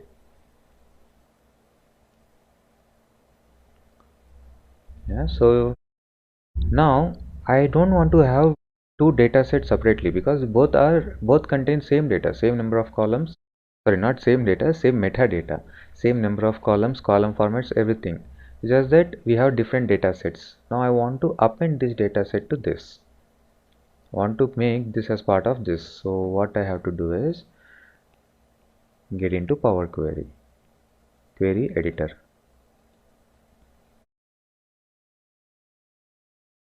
Query Editor. So we'll start with appending data and then we'll explore all possible data transformations that we can do on data using this Power Query Editor. Okay, so we have applications. This is a table. Now on this table I want to append charter applications data. So now I select this table.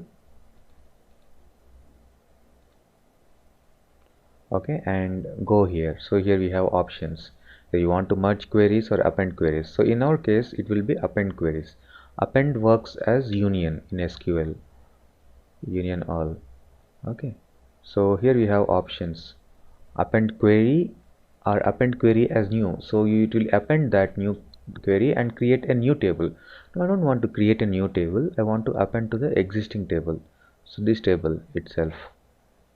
So it's like two tables or more than two, it's just two tables. What is the table that you want to append?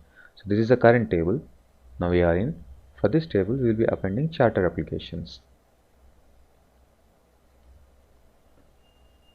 Okay, yes, the appending is completed.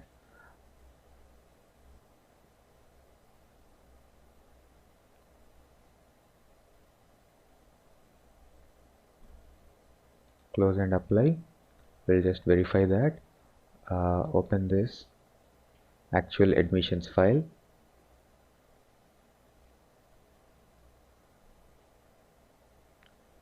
So how many rows we got here? We have approximately 4K. Yeah, we have approximately 4K records.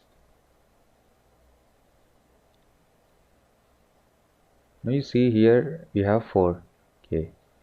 Data didn't get reflect. Okay, actually we have to do refresh from the model. Yeah, so the refresh has finished. So now you can see now the total has increased. It's now reflecting 5000. So earlier it was 4K, now we have 5K records, so 5K applications. So that additional applications, charter applications, have been appended to this original set. Yeah, now that we have appended data here, can we delete this? No, we don't need this, right? We can delete this. Can we do that? Try. It will throw an error saying that this cannot be deleted because it is being referenced in another application, in another query applications. Yeah, so actually that is a virtual join, I mean virtual appending. So there is no actual data integration into this table. It still have data on this table, but it has created a bridge. So we need to have this table, but any expression that we write, any function that we write on applications will reflect on both the sets. We'll treat as one single set in applications. Okay, the main table. So we have the entire set of records here in this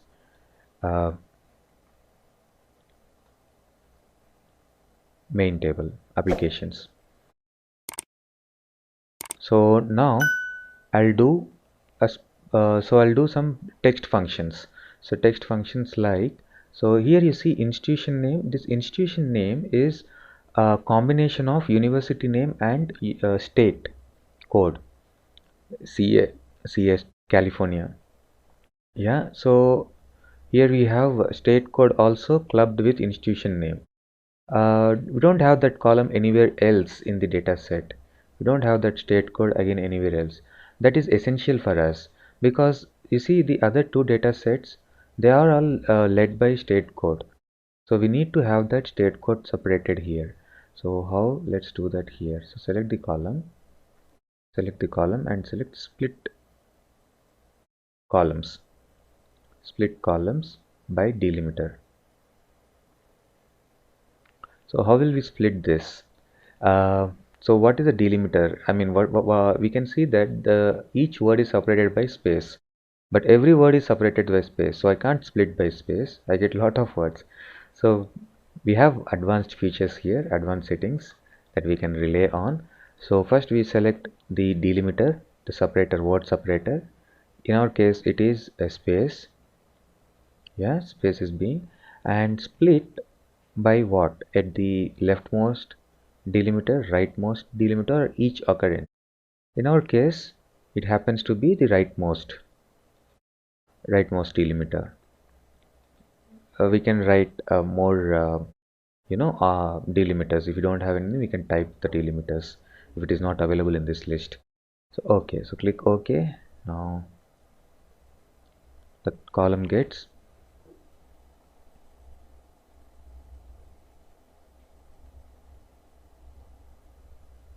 splitted. Yeah, we have a new column now. Let's rename these columns. Leave this as institution name, and this one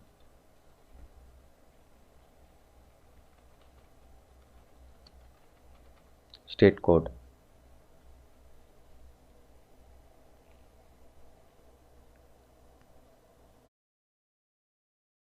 And so this is one of the basic text operations that I have done. So we can do more text operations, like we go and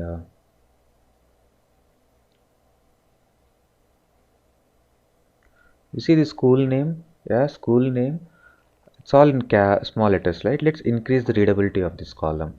Select this. There are more transformations. In transformations, format, capitalize each word. I like this option. So capitalize each word. See, now it will get camel notation.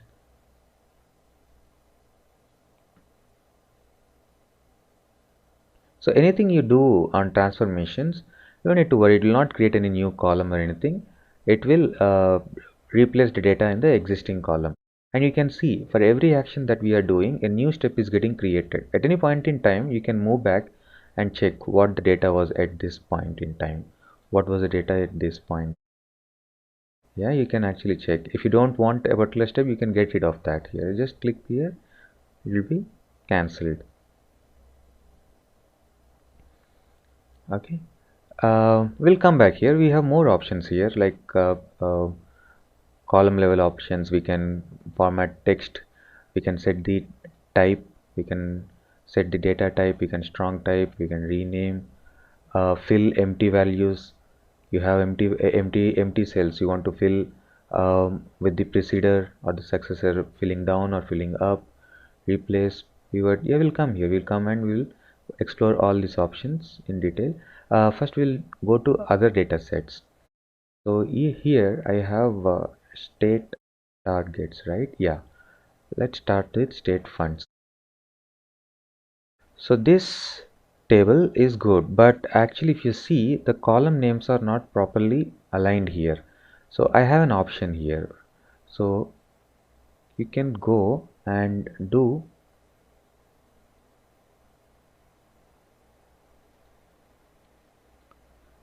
use first row as header. Use first row as header, or use headers as first row. So we got this option. So I'll select this use first row as headers. So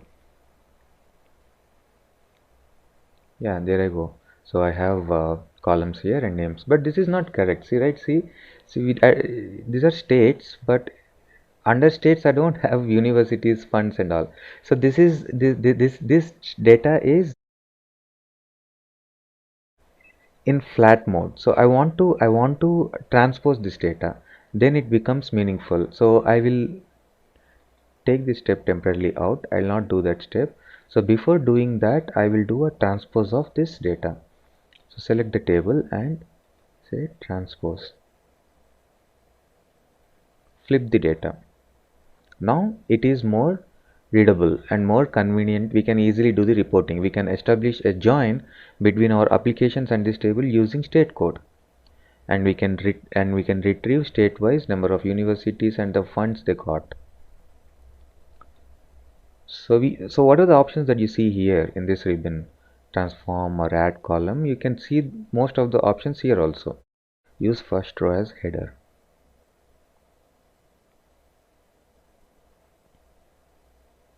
Okay, so this is a valid, proper data table. Best suits for reporting. Let's do similar stuff here in state targets also. Here we have to be little careful here. You see here we have state codes and then state-wise target. So what I have to do is here two operations. See, the first thing is I have to do a pivot of this data. But before doing that, I have to transpose this data because I want to do pivot year-wise. Yeah, you'll understand that. We'll see. First we will do the transpose of this data.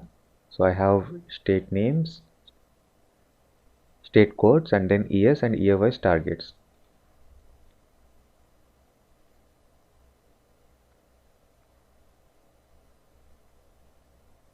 Okay, where did state code go? Okay, so state code will disappear when you do transpose on this kind of data. So before doing transpose, we actually have to take this out.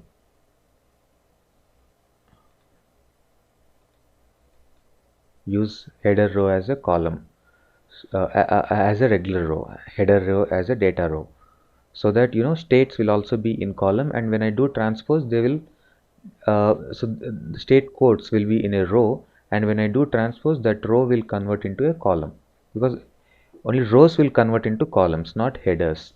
Okay, when I do transpose, that's when I earlier did transpose, all state codes disappeared. I want to have them. Yeah, so we have state code and year-wise targets. Now is the time to make this as header. See why I did transpose. I did transpose because I wanted years here, not state codes. I wanted years. Now I'll go and select all the years. I'll go and select all the years and then do unpivot.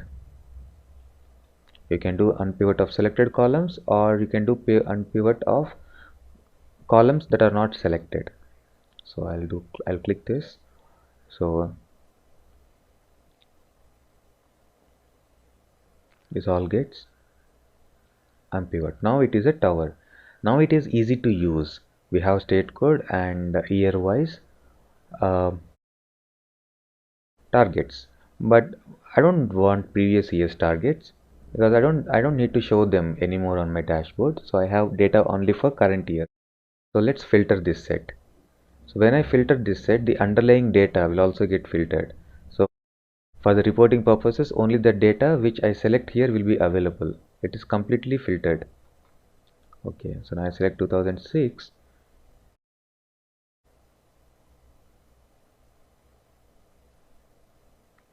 Now I have data only for 2016.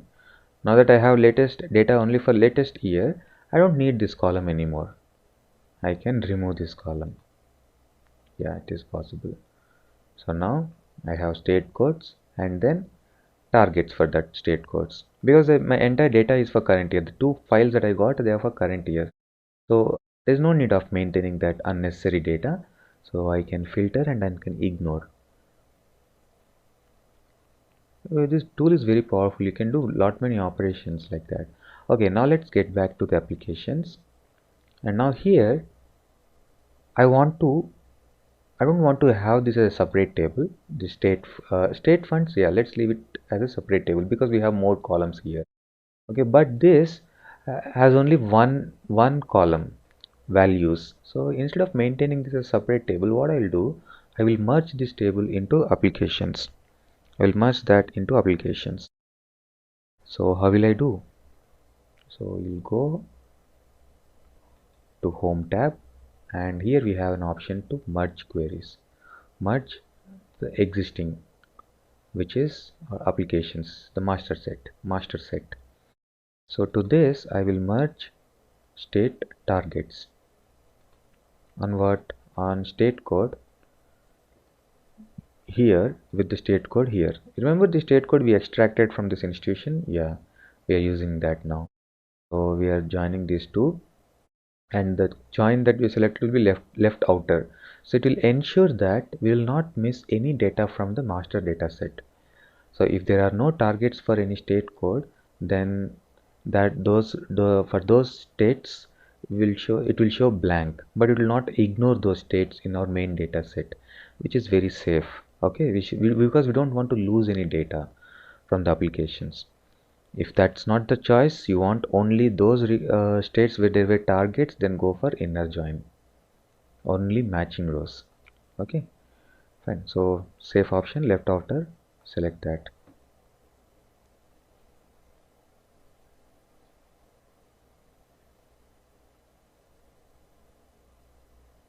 So that is added now. You have to select the field that you want. So what I want in this, I want just the value, not the entire table, just the value. Value is the target. I'll rename that column.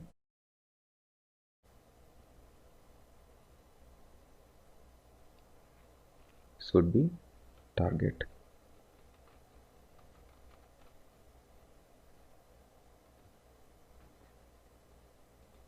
Okay, so we have a state-wise target appended here. We don't see all the data here.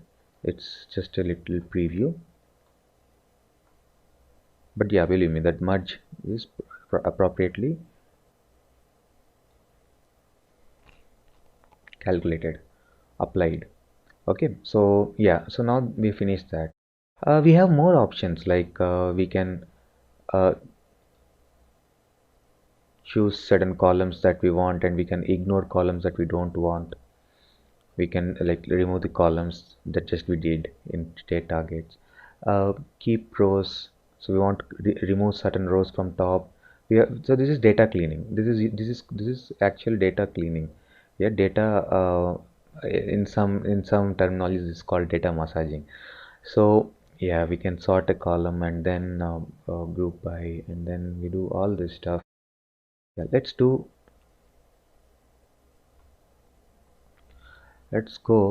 And so in transformation also we have a lot of transformation features, like replacing values. We want to replace it in certain value, we can do that. Pivot, unpivot, yeah, split columns, text operations, then we have numeric operations. If there are any date, then we can extract time, day, date, week, all that. Yeah, date intelligence, we have that.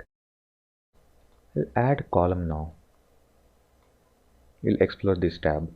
We'll add a conditional column to this application table. So in this conditional column, so this is a UI for creating a conditional column. I'll name this as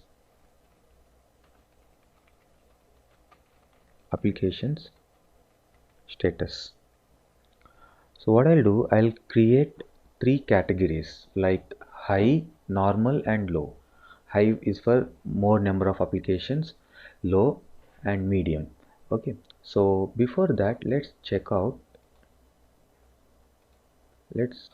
So in this I want to just check out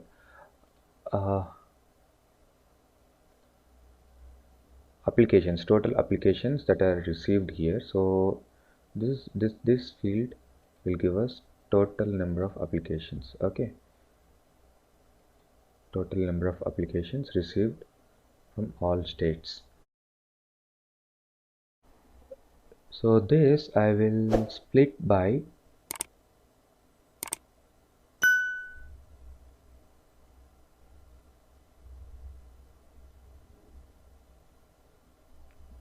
institution ID, and I will see this as a table.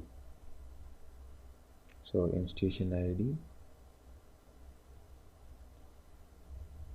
actually this is not the correct, so this is institution name. Yeah, so institution name. And let's check out the maximum number and minimum number.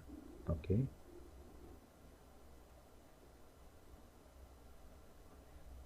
put this as a bar.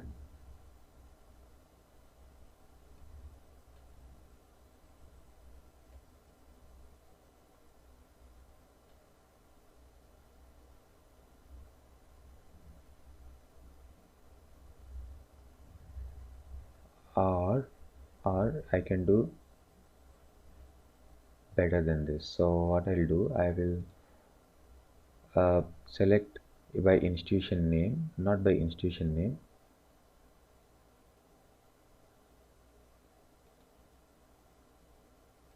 Minimum value,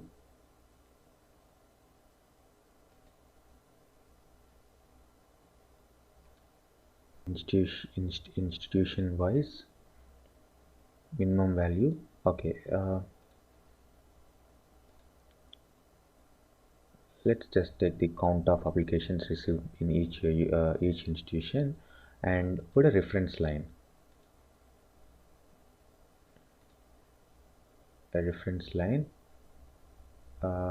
For average. I don't think we have an average line here. Okay, let's go for the line and then we put a average line. Add by count of applications. Okay, so we see this is the average line. Let's show data table for data label for that average line. So average number of applications received in each university across universities. Data label on. Okay.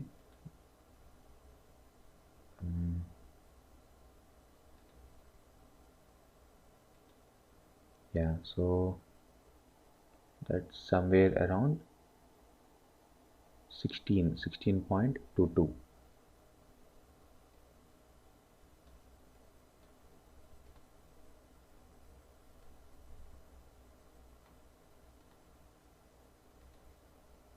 Yeah, so that's 16.22. So that's the average value. Okay, why I wanted that I will shortly tell you. Okay, let's take this out from here. Get back to the query editor. So now here I will create a new column, conditional column. So in conditional column,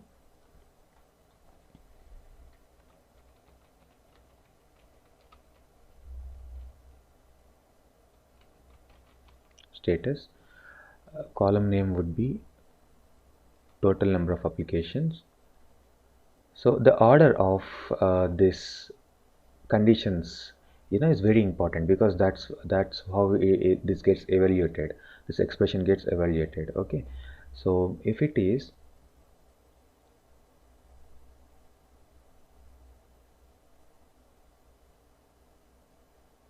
less than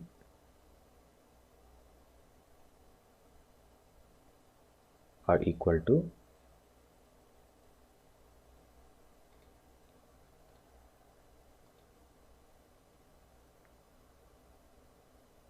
we have total all races less than.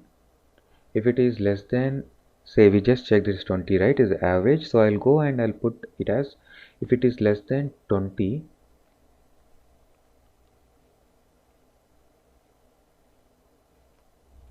slightly above than average, yeah, we will,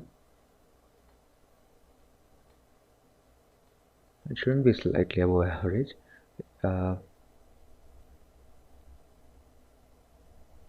If it is less than 15, low, output should be low.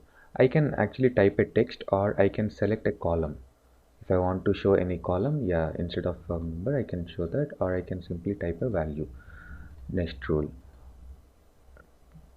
total applications, if it is less than 15. So if so how this gets evaluated, so we don't need to check between a range like 15 to 30 like that. So if a value is, when this calculation happens at a row level, if value is less than 15, then it will show as low. If not, then it will pass to the next statement. So in this next statement I will check if it is less than 50. If it is less than 50, yeah, so this is normal. Number of applications received is normal. Add another rule. If it is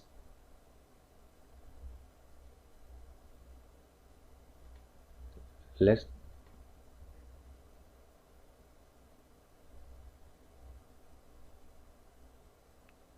if it is not 50, if it is greater than or equal to 50, after reaching here, if it is not below 15, it is not below 50, or I can say now I can put any upper limit here.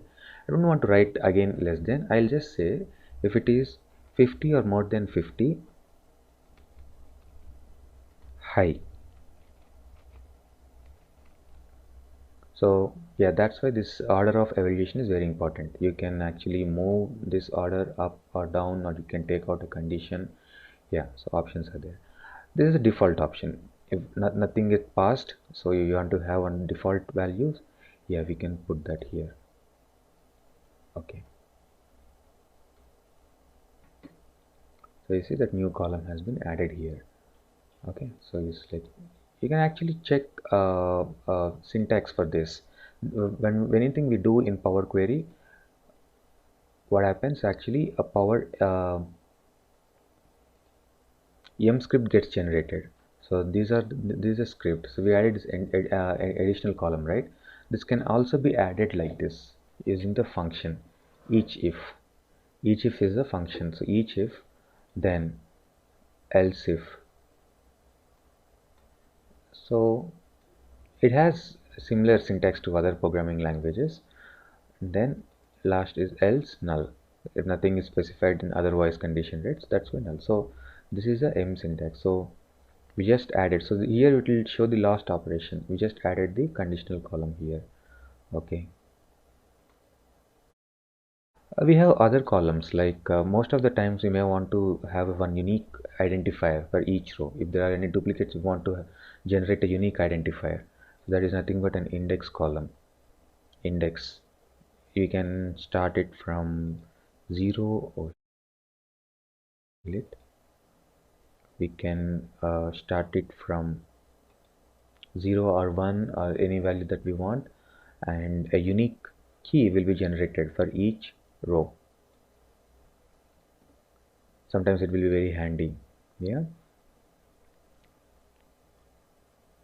and if you want to write a more composite column, custom column, then we can go and write it in M.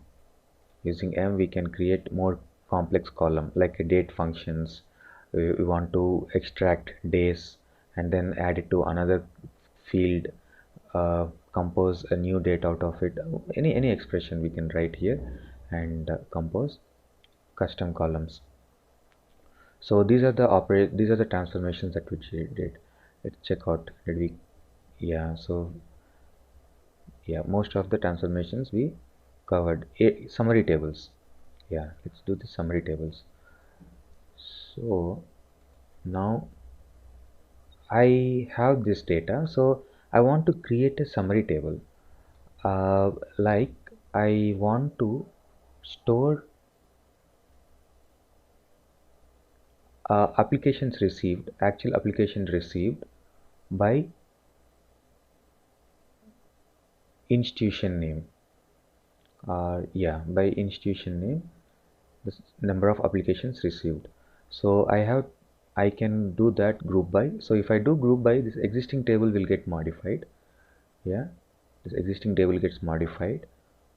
But that's not what I want to do. So what I have to do, see, let's first do that here once. Okay, group by.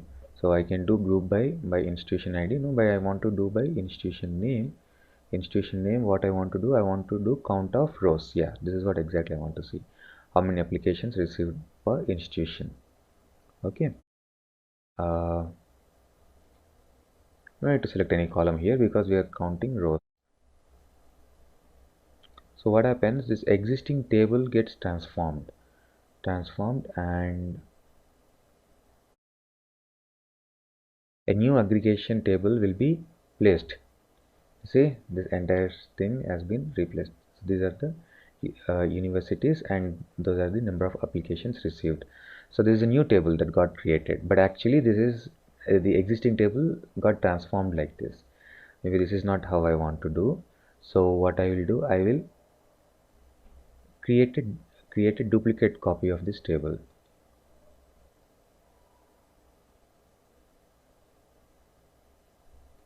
Applications, right click. We have some options here as well. Right click on the table, you get some options. Say duplicate. So this application table gets duplicated. Now this, give a name,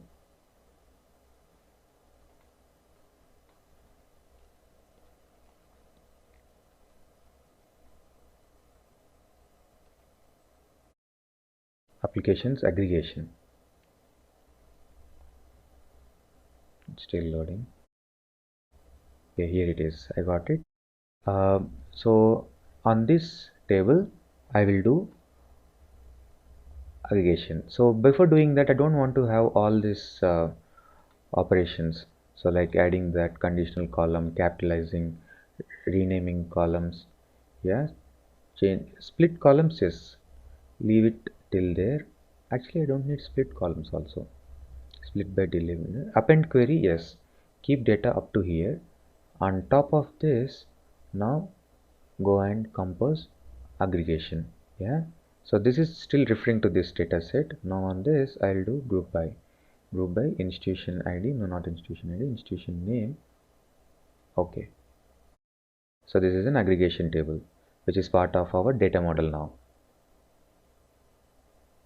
we can make aggregation tables like this. So we have covered most of the transformations that are available in query editor. So I got back to Power BI desktop. I exited from Power Query. Hey, there is another quiz question for you guys. Which of the following are direct benefits of business intelligence? Decision making, delivers data mining functionality, artificial intelligence, or all of the above? Leave the answer in the live chat or in the comment section.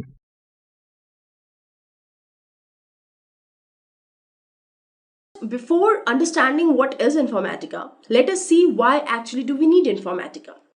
So today's competitive corporate world actually runs on business decisions that are data driven for sure. And thus, there is a strong need for data integration tool that can actually enable organizations to achieve, let's say, faster, better, and more efficient data processing for quicker reporting needs. And due to this, ETL tools are actually seeing heightened adoption rates amongst the organizations around the world. And hence, Informatica is one such a tool that is popularly used across the world. Now let's talk about what exactly it is. So Informatica includes several products that mainly works for data integration. So Informatica Power Center is a flagship in the portfolio. In general, you can also say that Informatica is used as synonymous for Informatica Power Center. So Informatica is nothing but a data integration tool based on ETL architecture. Now it gathers data from various sources and then loads it into distinctive targets. It also provides data integration software and services for various businesses, industries, and government organizations. So these government organizations can again include like telecommunication, healthcare, financial and insurance services. Now Informatica is strong enough to handle huge volumes of structured and unstructured data just like flat files, databases, log files, etc. Now let us look at some of the components of Informatica. So the image on the screen shows very clearly the architecture of Informatica. So as you can see that it includes various components just like Informatica domain, repository services, admin console, source and target system, etc. So what are these components and actually how do they work? Let's see that. So first of all, we are going to talk about Informatica domain. Now it is an administrative unit consisting of nodes and services. And that there are basically two types of services in the Informatica domain. The first one is Service Manager and then the Application Services. Now the Service Manager is actually used or responsible for authenticating or authorizing the logins, whereas the Application Service is responsible, or rather it is responsible for running the application services. Now we have got Repository Service. So it actually maintains a connection between the clients and Power Center repository. So it's basically a multi-threaded process that fetches, inserts and updates the metadata. And after that we have reporting services. So these are actually responsible for handling the metadata and allowing other services to access the same. And then we have got integration services. So again, this is responsible for executing the tasks created in the Informatica tool. So as soon as a workflow is executed, the integration service gets the detail and executes it. So these are some of the important tools used in Informatica process. Now we are going to move on to the working mechanism of Informatica. So if I talk about working mechanism of Informatica, then the first step is extraction of data. Now, during extraction, the desired data is identified and extracted from many different sources. And these can be simply either database systems or applications. However, it is not possible to identify the specific subset, and it is again carried out in the later stages of the process only. Now, once the data is extracted, it is transported to an intermediate system for further processing. Now, second step involves transformation. So, based on the requirements, some transformation may take place during the transformation and execution phase. So, through Informatica mappings, the necessary changes and updates of the data are made using these transformations. And then in the load phase, the data is loaded in the target. And after all the transformation, it is again transported to the target system for loading the data into the target system. And then if we talk about domains, then Informatica is used in various domains, just like banking, insurance, publications, and many more. So in banking, it is generally used to process large amount of data and then to verify inconsistencies in the data. And if I talk about insurance sector, then it is used to validate the information of claims and customers. And again, it is also used to migrate the data. And likewise, it is used in different sectors for different purposes. Now that we know what is Informatica and how does it work, let us look at the case study of Western Union. So Western Union actually helps loved ones to stay connected by moving money around the globe. So the 160-year-old company is evolving its business model using data strategy. Now this will enable or rather help in the expansion of digital products, growth of web and mobile channels, and a more personalized online customer experience. So in 2013, Western Union processed more than 29 transactions per second on average, which generated a significant amount of structured and unstructured data. Now this data must be integrated from diverse sources such as legacy, mobile, and online data. So the company actually needs to cost effectively deal with the data complexity while simultaneously scaling access, storage, and processing, right? So in short, the company faces increasing competitive pressure from emerging technology players. So in order to increase the business insights, Western Union used data platform based on Hadoop and Informatica Big Data Addition. So using Informatica, business insights and efficiency increased in rapid pace in Western Union. So this is how it actually helped Western Union to increase its business insights. And after this, let us look at a demo video to understand how actually we can connect databases to Informatica and then access the tables. Let's begin then. So this is my screen for Power Center 9.6.1, and you can see on your right hand side here we have got this connection explorer, and so as the name suggests, here we can connect through the different database connections. Okay, now here we have got another two options, right? So here the first one is to create the connection, and then another one is to select the connection. So first we are going to create the connection and then we'll look into the select connection. Okay, let's begin then. So let's click on the create connection over here, and I have to give name to my connection, so let me name it now. Okay, so just give me a name to it, rather to my connection, and I'm calling it first connection. And then you can also give a description to it, right? So when you are actually going to create multiple connections, that is when the description helps you to kind of differentiate. So I've just given the normal description. So then after this, on which machine your database is actually installed. So for me, it is localhost. So I'm going to keep it as it is. And then type. So here again, which database you want to connect. So I have got Oracle installed on my machine. So I'll select Oracle. Okay, so let me select that and then click on next. So now here again you have to provide the schema name, something that you are going to use as a source and target. So for me, the schema is test. So I'll enter the password after giving the username. So test and then the password. Okay. And now in the connection string, if I talk about, so you have to give the host name again. So for me, it is again localhost. So I'll type it. And again here, this is 1521. So this is actually nothing but the port number for Oracle. So you must be aware of this port number of Oracle. And then we have got this SID. So for me it is Express. So I'll write XE. And again, here in the connection string that you need to define in your database. So for me again it is XE. Now let's check whether this connection is proper or not. So we are just going to click on test connection. So see, it says that metadata connection successful. It also says that data access settings will be validated when connecting. That means when we connect to database and work on a specific table, then only the specific metadata or connection would be tested. But here, as of now, the schema connection has been done, right? And we'll be testing it later on, right? You got it. Whenever you are going to actually work on a specific table. So, after we have created the connection, we'll just click on finish and we are going to select connection now. So select the connection. So again here, we have selected the connection. So you just need to select this. So already we have got here, we call it domain localhost. Under that we have got databases, then Oracle, and then our first connection. Okay, so then we'll go to configure connections. And here, see again, you follow the same path like domain localhost, then databases, Oracle, and our first connection.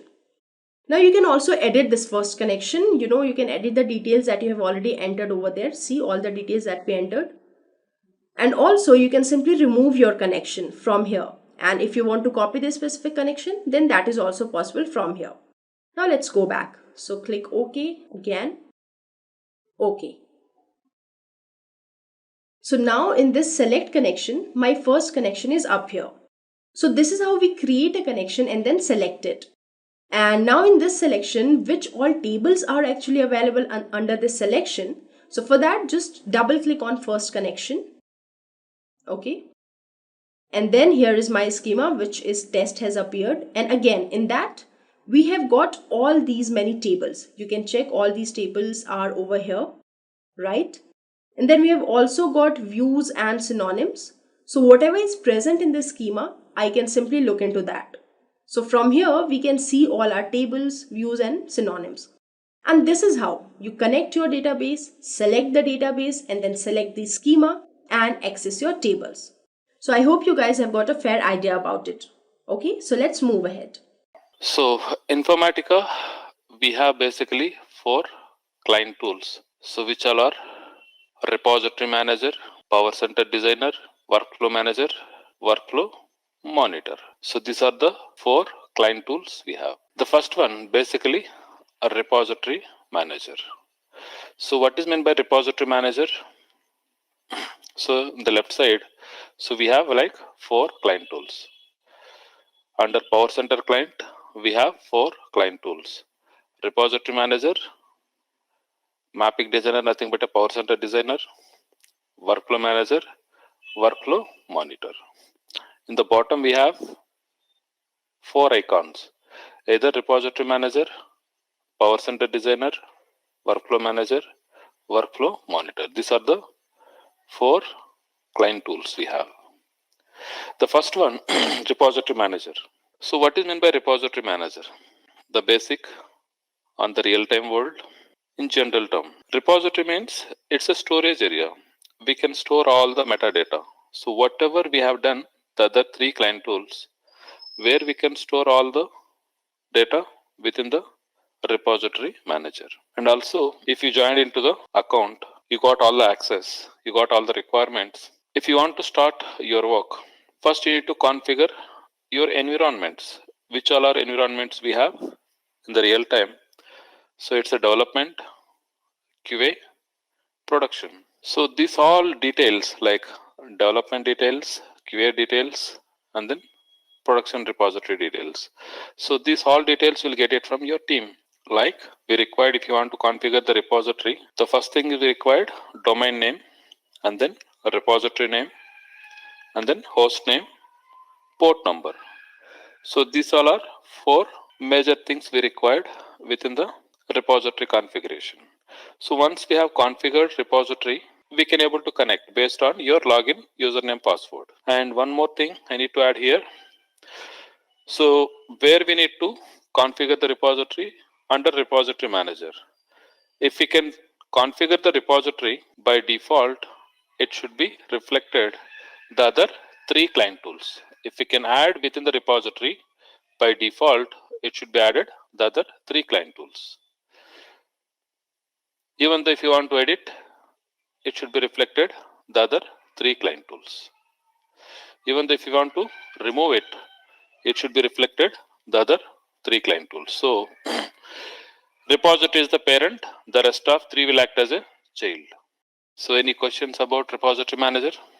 So once we have done the complete development part, and then the last minute how to move code from dev to QA, by that time we required repository manager. Until that we don't have any work. Just we need to configure the repositories and we need to create our own project folders. So why means if you want to create any project folder without creating, even though if you have like all the requirements, you cannot able to access other project folders because of others are having different credentials. For you, it's having different credentials, so that you need to create your own project folder. Okay.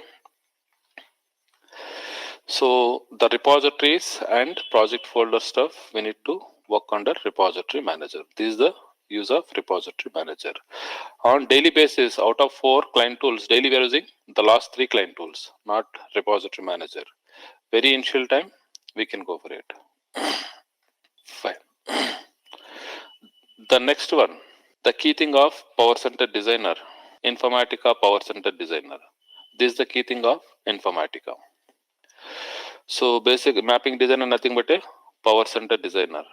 So within the Power Center Designer, there are 5 components we have. So one is Source Analyzer, Target Designer, Transformation Developer, Maplet Designer, and then Mapping Designer. Let me show you in the screen. That's better for you to understand. See, go to Power Center Designer.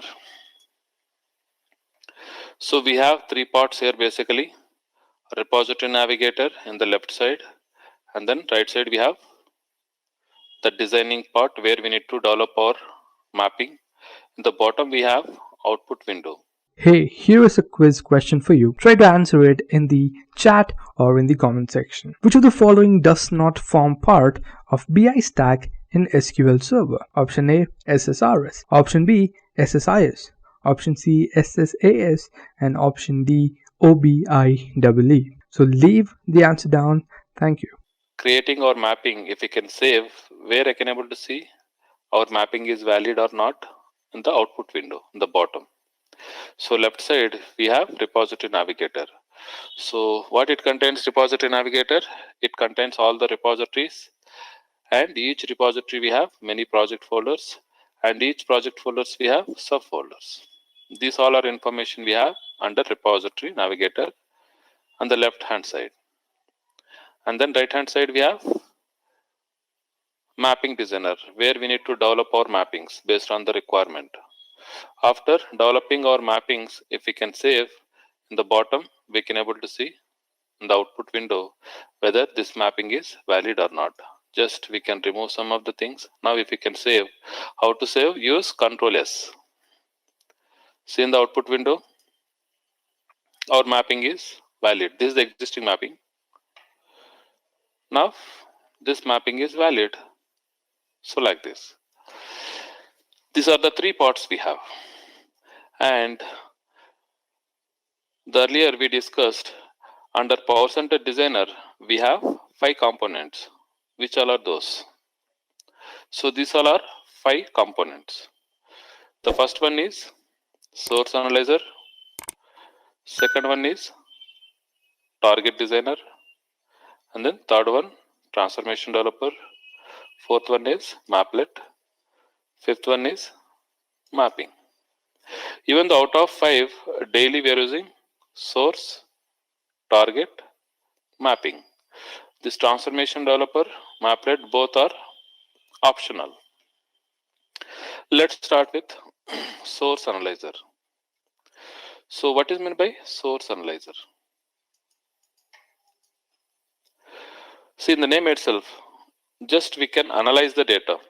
We have only read access. So earlier we discussed different type of source systems. What type of sources we have? Like all relational databases, flat files, XMLs, COBOL, Hadoop files. There are like many source systems we have. Let us assume my source is a table. Tables where we have in the database backend, but Informatica is the middleware tool. So how to import tables from database to Informatica? So by using source analyzer. So come to source analyzer. See, in the top we have couple of tabs: repository, edit, view, tools, layout, versioning, sources. Choose sources. See, there are many options. So what is my source? Table. Import from database. So we need to provide the connection details and then all credentials, and then we need to import it. Select the schema, which table if you want, we can import it. Replace. So like this, we need to import it. But always source is having read access. We cannot able to change. Because of the same sources, they're using multiple projects. If you can do any changes, it will impact on the other project folder, so that they won't give any write access. Fine. So after importing any kind of source or target or like mapping, we need to save it. Whatever changes we have done, you can save it. And see, in the bottom, that source is got updated. See, already we have, it's got updated like this. So is it clear about source analyzer, why we required? The next one, target designer. So what is meant by target designer? So we need to create our target tables based on the business need. See, now source we have only couple of columns, but target, just now I have seen this one. How many we have here? I've added many things based on the requirement. We need to design. See the name itself, design. We need to design the target table.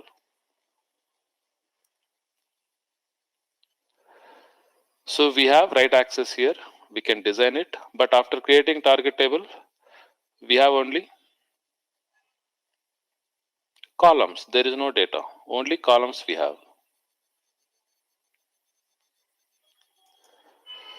So source level we have structure with data, but target we have only structure. So after designing our target table, we have transformation developer, Maplet. So these two are optional, transformation developer, Maplet. Both are reusable components. Reusable means if we can create one time, the same thing we can call it many requirements. But both are reusable. When we'll go for transformation developer, when we'll go for Maplet. So out of all transformation, these are all transformations here, guys. See, each symbol, one type of transformations. And each transformation is having their own significance. Each one, these symbols. And come back to transformation developer. Out of all transformations, we can choose any one as a reusable transformation. See now, here we have a couple of transformations. Edit. See the transformation type. What we have here? Aggregator. That's it. Even the source qualifier. Or if we can go for transformation level, if we can add any transformation by default, edit. See, it's a reusable. I didn't implement it. I need to save it. By default, it's a reusable. so that at a time we can go for only one transformation as a reusable, so we can go for transformation developer. But my requirement is I want to go for multiple transformations as a reusable. Such cases we can call as a maplet. Okay, but both are reusable. And the last one, mapping designer. So the above four, source, target, transformation, maplet, after importing, after developing, after creating, where we need to call it within the mapping designer. So which is the source I have imported, we need to place in the left side. Which is the target we have created, I need to place in the right side. Between source and target, we need to add list of transformations, and then we can implement all the business logics based on the business need. So now we have created our mapping. After creating, if we can save, it should be valid under output window. It's valid here. So this is the way we need to develop our mapping under Power Center Designer. Now I have developed our mapping. The next part is I want to move data from source to target. So I want to move data from source to target. For that, we can go for third client tool, Workflow Manager. See, this is the one, Workflow Manager. So even though within the Workflow Manager, three parts. The left side we have Repository Navigator, similar kind of under Power Center Designer. And then here we have Workflow Designer. Within the Power Center Designer, we have Mapping Designer. In the bottom we have Output Window. These two are common, like Repository Navigator and Output Window both are common, Power Center Designer and Workflow. But only change is Workflow Designer. And within the workflow, there are three components: Task Developer, Workload Designer, Workflow Designer. Task Developer, Workload Designer, both similar to Transformation Developer, Maplet Designer. These both are also reusable components. If we can create here, we can call it many workflows the same task. Here one task, here many tasks. And go back to Workflow Designer. So we need to create workflow. Within the workflow, we need to create session. So within the session, this is a session. Right click, edit. So we need to provide our source and target connections. See, there are many tabs: general, properties, config object, mapping tab. We can choose mapping tab. Go to source connection. As of now, this is the correct one. If it's not, we can change it. They will share it to your team members, which are our connections we have. Similar way, target. Even the target also we have. And there are two kind of loads. Target load type. One is normal, the other one is bulk. So normal means if you have 1 lakh records, it will load record by record. It may take 10 minutes of time. If you can use bulk mode, at a time bunch of records it will fetch. It will complete within 2 to 3 minutes. So which one is faster? Bulk mode. But whenever we are using bulk mode, there are some drawbacks. What kind of drawbacks we have? If my target is a table, if you have any indexes on target table, it will not allow. The job will get fail. Again, we need to drop the indexes and then we'll start our job. Workflow nothing but a job. But whereas in normal load, even if you have any indexes on target table, it will fetch all the data, but it will go for record by record. And one more drawback while using bulk load, I have 1 lakh records. After loading 90,000 records, my job got failed. If we can rerun the job, again it starts from beginning. But I don't want. Wherever my job got failed, I want to start from there itself. But bulk mode, we cannot able to. Whereas in normal load, we have option session recovery option. We can use that. It will start from 90,001 onwards.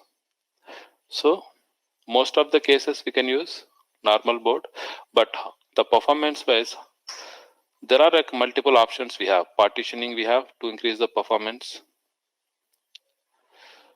so that whenever we are using normal, we can go for partitions and then we can create it. But bulk mode, if there is a one-to-one, there is a huge volume we have, such cases we can go for bulk mode. Fine. So these all are under session. So after creating session, these all are job. Workflow nothing but a job. We can run the job. How to run the job? Click on workflow, start workflow. So the fourth client tool, monitor, we have. By default, monitor get open. So what is the use of monitor? Just monitoring the jobs, whether my job is succeeded or failed. If it is succeeded, see my job is succeeded. So how I can find out how many source success rows, target success rows? Select the session. This is the session. Right click, run properties. See here, 27 we have, but target it's loading 6 records. Based on the business need, we are loading 6 records. Even though my job got failed, we can able to see here what is the error we have. And still you are not able to understanding the entire process. We have under monitor session log. Select the session, right click, session log. See, we have clear cut information. What is the repository name, server name, folder name, workflow name, mapping name, session name. So how many records got it's inserted initial time, how many records got read. So all information we have here. Inserted rows, affected rows, but source level we have many. See, source qualifier level 27 we have, but based on the requirement, the output rows we have only 6. Even the job got failed, we can go for this log. We have like complete information here, so we need to check it under log.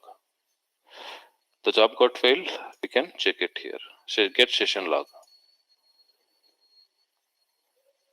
All information we have. Where is the issue we have? Either source level or target level or mapping or workflow or database or file level issue. So we have complete information here. Based on that, we need to fix the issues.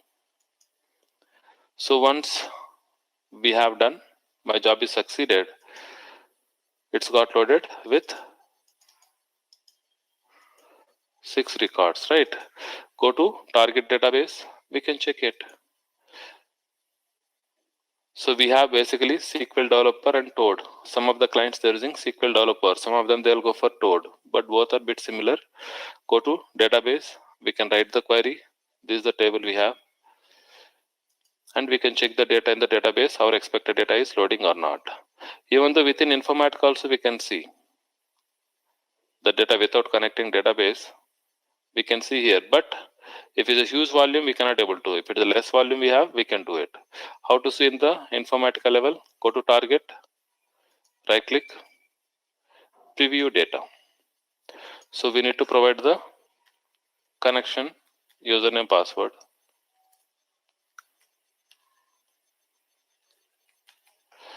And then see here, we are getting data here. If it is less volume we have, if it is a huge volume, we cannot able to. We need to go for database and then we can check it. So this is the normal process for any requirement within the Informatica. And these all are about 4 client tools. So do you have any questions here, guys? Fine. So once we have done any requirement, similar kind of process, the next step is we need to maintaining all naming standards. Mapping means m_name, and also go to mapping, edit. We need to provide the all comments like what is the use case of this mapping, and each transformation we need to write 1-line description. Why we are using this transformation? Because of if any new resource is joined into your account, they can easily understand while choosing this mapping only. No need to go for even KT also. They can easily understand if they can go through each transformation mapping level. Like every transformation, we need to apply some description. So mapping means m underscore name. These all are naming standard document. You'll get it from your team. They'll share it to you. You need to follow the same process. And even the workflow, wf underscore mapping name. Even the session, s underscore mapping name. So we can give any kind of name. Even the mapping is different, workflow is different, session is different. But in the real time, we do have many mappings, many workflows. If you want to identify which mapping is related to which workflow, it's very difficult.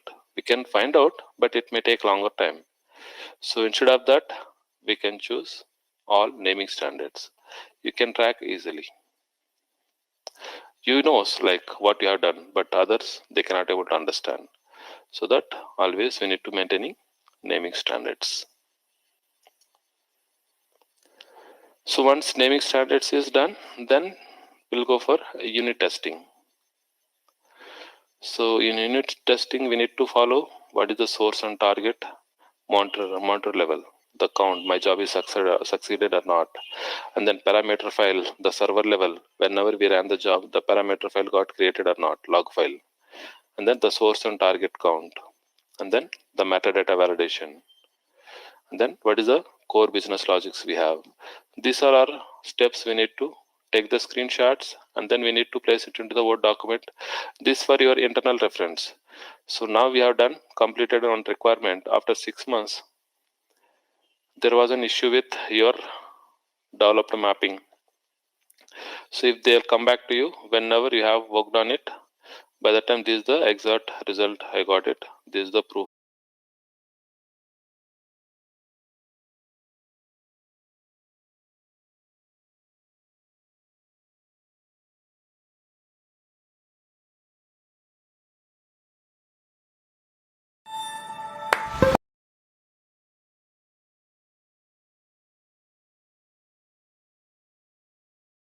Target also we have 2 BBLR. So if there is no change, leave that record as it is. Third record, is there any change between source and target? No change, leave that record as it is. So second run, successful. So after successful of execution in target, you will find USA for the one employee number 1. That is third point.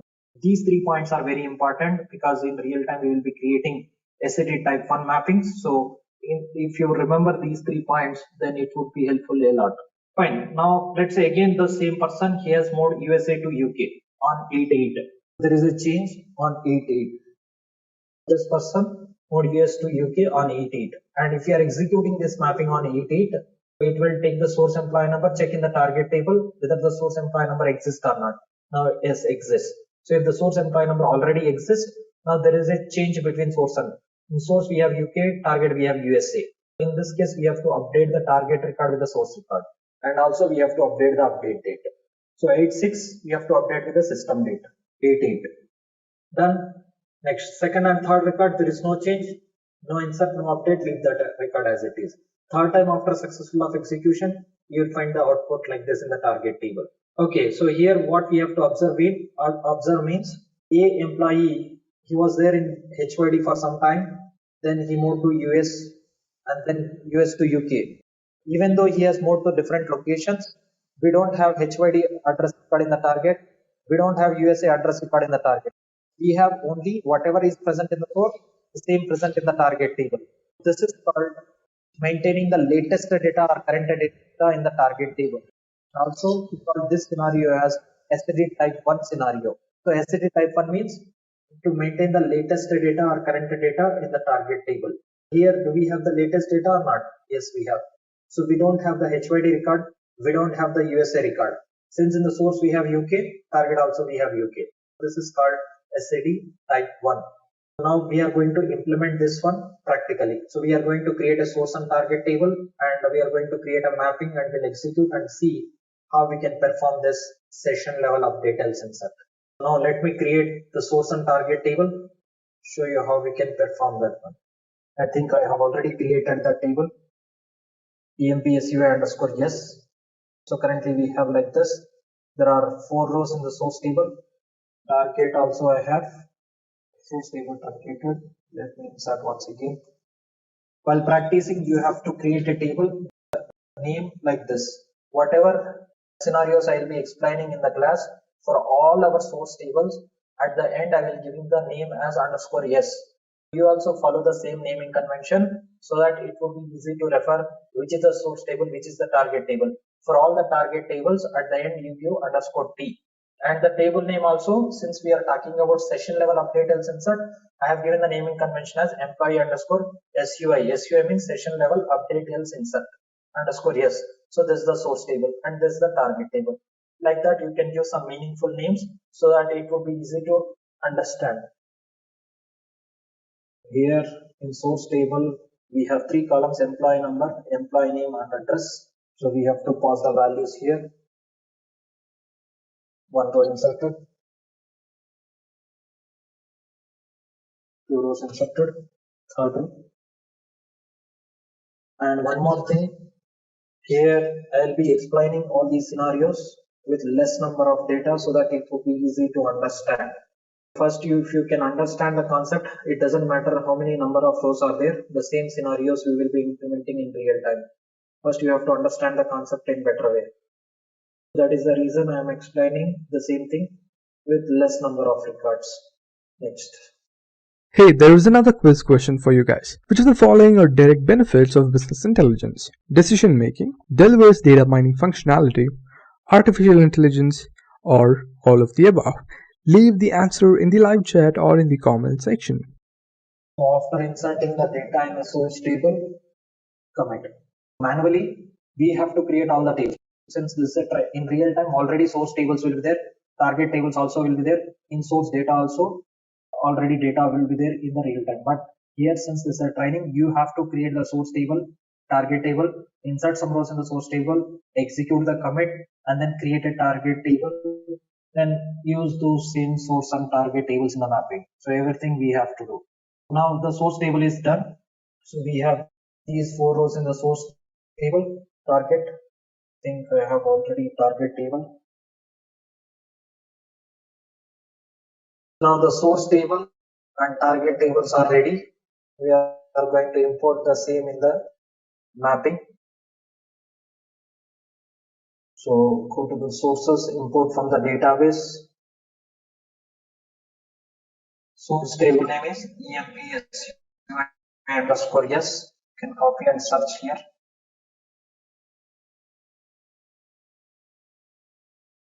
System tables, you can see you have got here. Select and click on OK. Source definition head. Import the targets, import from the database. Select the ODBC data source. Target table name is EMPSUI underscore T. Search for this table. Yes, we have got that target. Click on OK. Now you can see target definition also imported. And here by seeing this, we'll come to know that there is a primary key constraint on target ENO. So it is mandatory to have primary key. After inputting source and target, then go to the mapping designer to start creating the mapping. Mappings, create M underscore SUI underscore S underscore T, some meaningful name. Drag and drop the source definition and target definition. We have got source and targets here. And then, so first the three columns data will come from the source and create it, update it. We have to populate with the system date. Can you tell me which transformation we have to create in the mapping to populate, create date with, update date with sysdate? Which transformation we have to create? Expression. So we have to create expression transformation. Like this, initially, if you know the transformations functionality, once we start scenarios, so we will be implementing those transformations in the scenarios. Depends on our requirement. We have to decide the transformation, what transformation we have to create. Since you know the expression transformation functionality, by seeing just to populate, create it, update it with system date, you can easily say that we can use expression transformation. Create, done. Expression transformation has created. Select all these ports from source, drag and drop to expression and expression to the target definition. Then here we have to create two new ports, open the expression transformation. Here we have a button to add a new ports, create date underscore move. update date underscore work. So why I have written underscore work? Because this is going to be an output work. So we are going to remove the input. Only output will be there because we have to write a sysdate function under expression field. To write sysdate function, we have to remove the input, and also there is no data coming from the source for these two ports. Sysdate.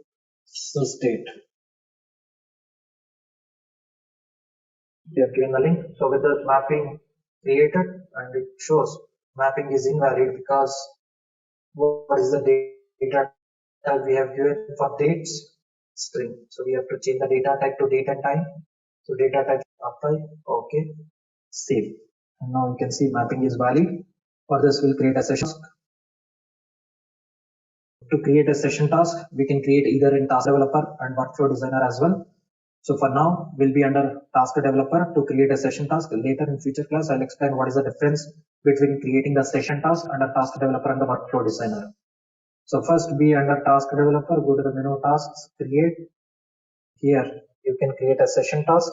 Session task name, the same name, whatever the name you have given to the mapping, the same name you have to give. Just in place of M, you can use small s. This is not mandatory. This is the standard which we have to follow. Create and select the mapping. Session task has created, and make sure the connections, go to the mapping connections. So here since I have already created a connection, the same connection is auto populated here for source and target. Now we'll create a workflow, the same, whatever the name we have given to mapping, but we have to give WF underscore, the same mapping name we have to give. Okay, this is the standard which we have to follow. Okay, so you should not give some name to mapping, some other name to the session task, some other name to the workflow. No, you have to follow the standard. Whatever the name you have given to the mapping, the same name. Mapping name always starts with small m. Session task name starts with small s. Workflow name starts with small wf. The rest of the name, same, whatever is there to the mapping. Click on OK. So workflow, we have given the name.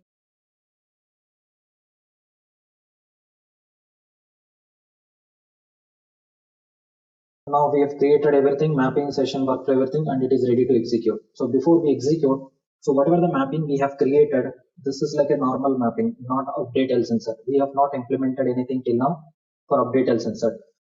If you execute this mapping, what will happen? First time it will select all the records and it will load all the records into the target table.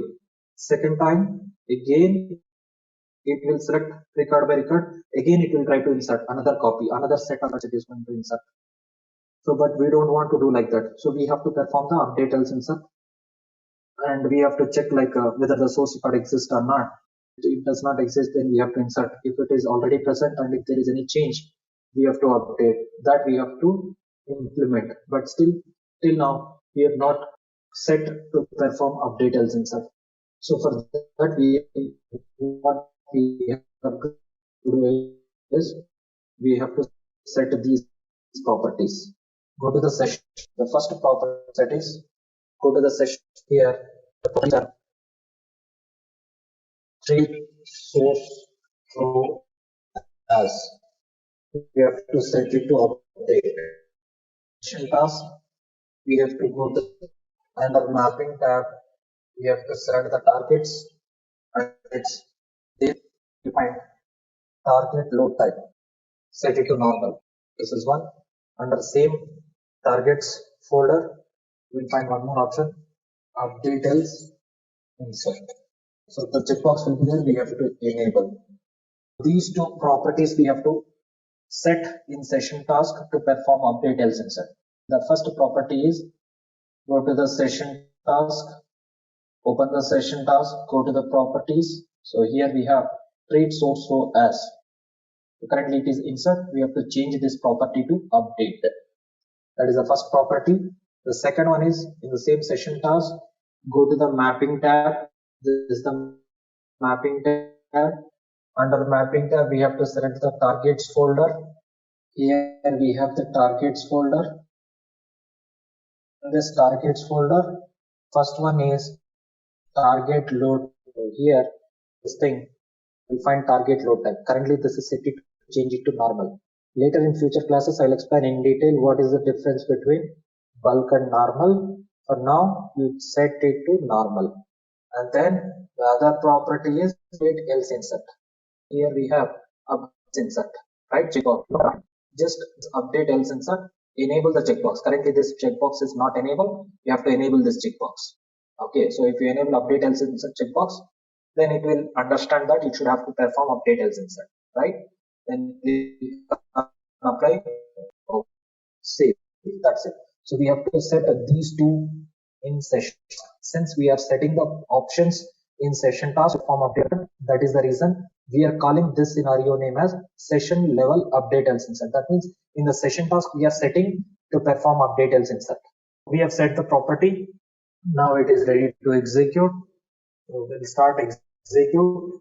So to execute, we have two ways. One is right click here, start workflow. The other one is select on the session task, start task. So either way you can do. Later in future class, I'll explain in detail what is the difference between selecting the start task and start workflow. So for now, you select that session task here, right click, start task, so that it will open the monitor tool. There we can see the status of execution. So here we can see the status. Workflow also got succeeded. So we have 4 rows in the source table. All the 4 rows loaded successfully. None of the rows got rejected. So now to see the output, select start from the target table. This is the target table. Yes. Here we have got the data.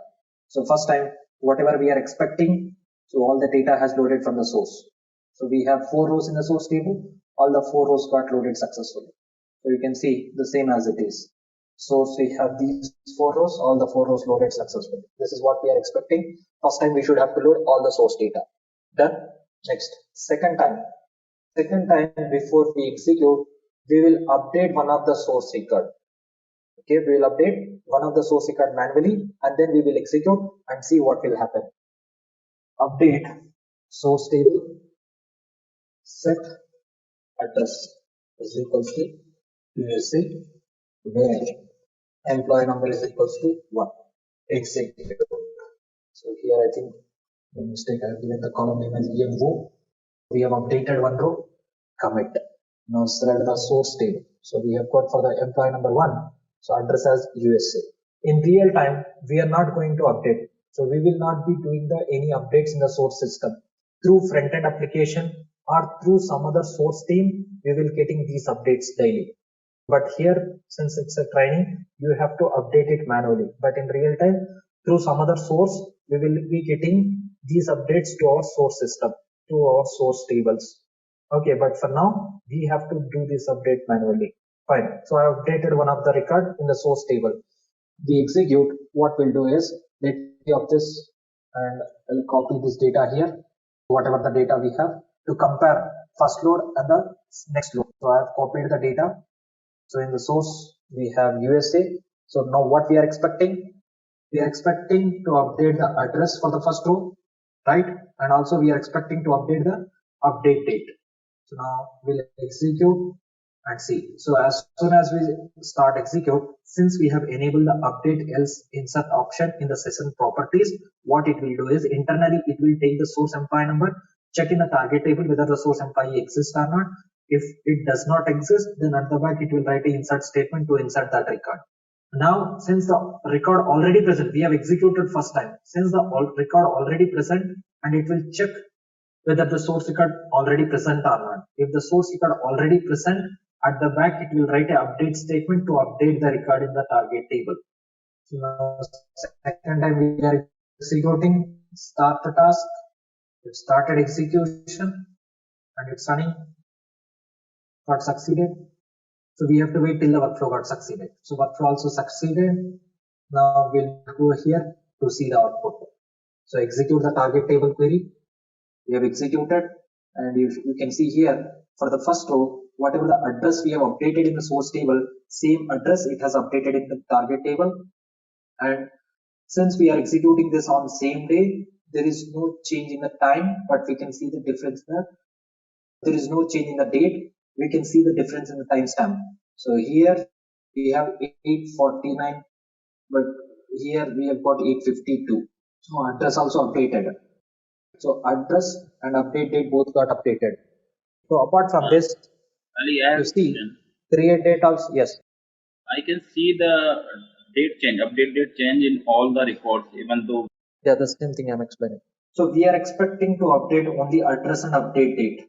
But here, if you see, create date also updated for this record 852. Earlier we had 849, but now here we have got 852. But also for the other records, we have not done any changes in the source table. We have not done any changes, even though there is no change in the source. So what it did, so it has updated the create date 852, and also it has updated the update date. That means whatever the options we have set in session properties, what it did, first time it has inserted all the records as expected.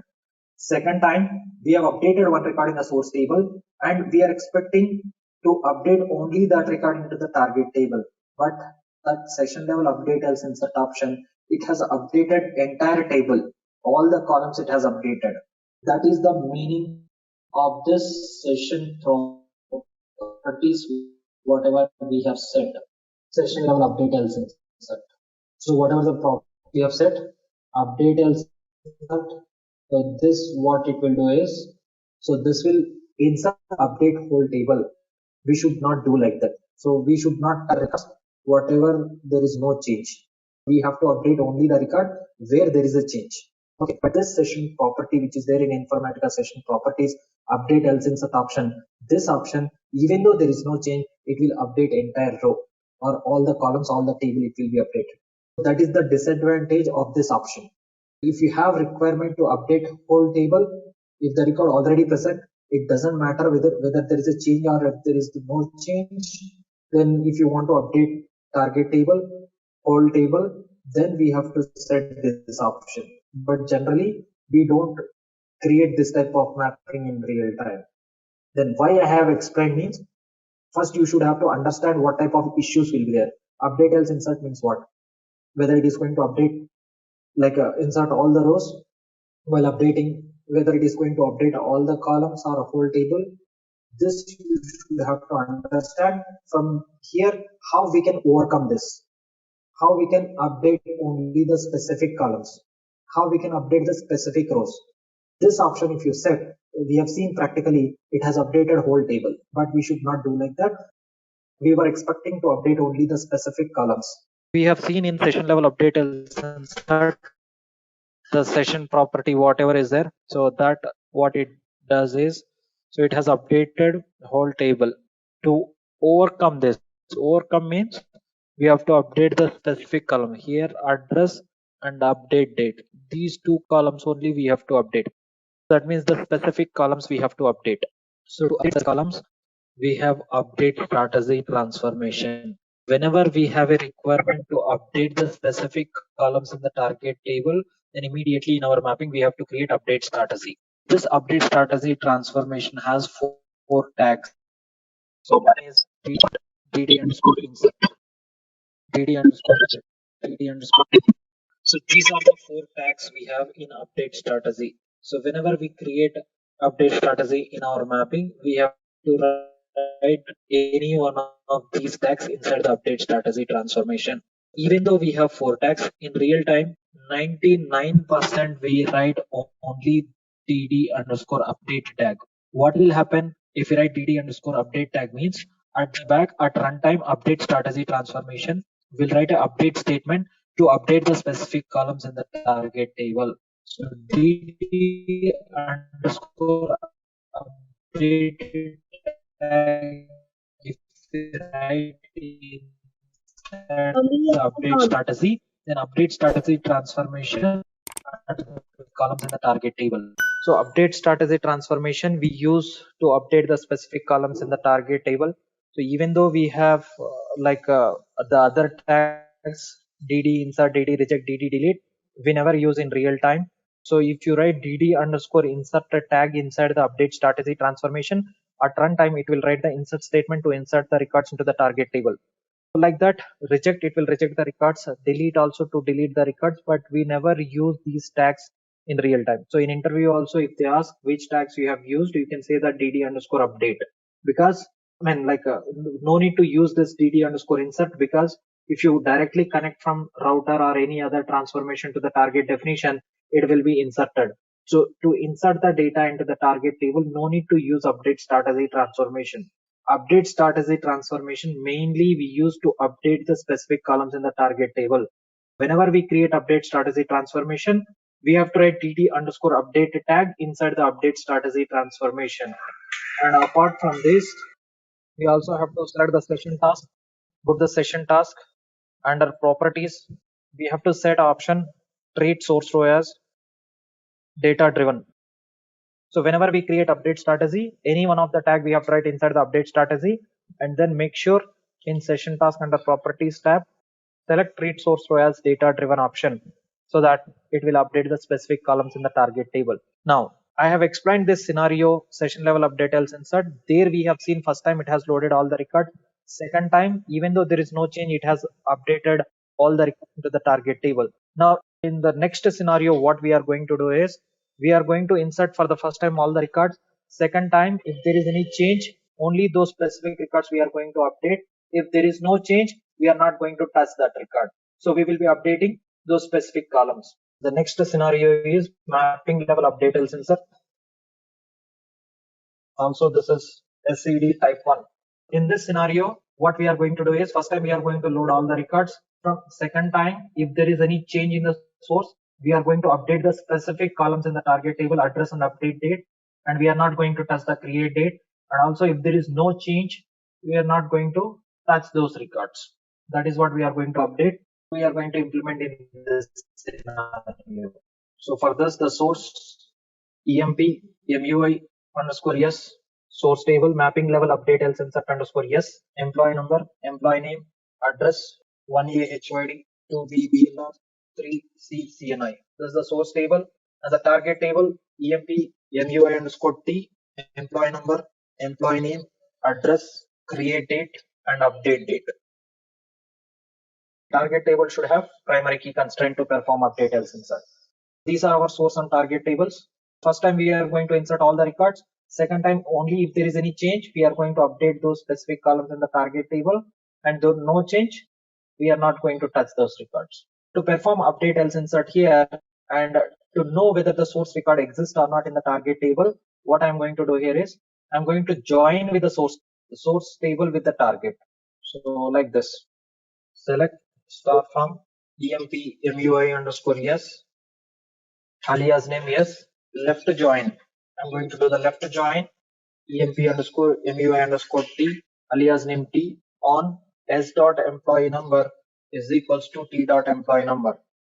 So what I'm doing here is we are joining source with the target table by using the left outer join. Why we are using the left outer join means to know whether the source record exists or not. Whatever the records written by this left outer join, based on the result set, we are going to decide whether the source record exists or not in the target table. That is the reason we have joined source with the target table by using left outer join.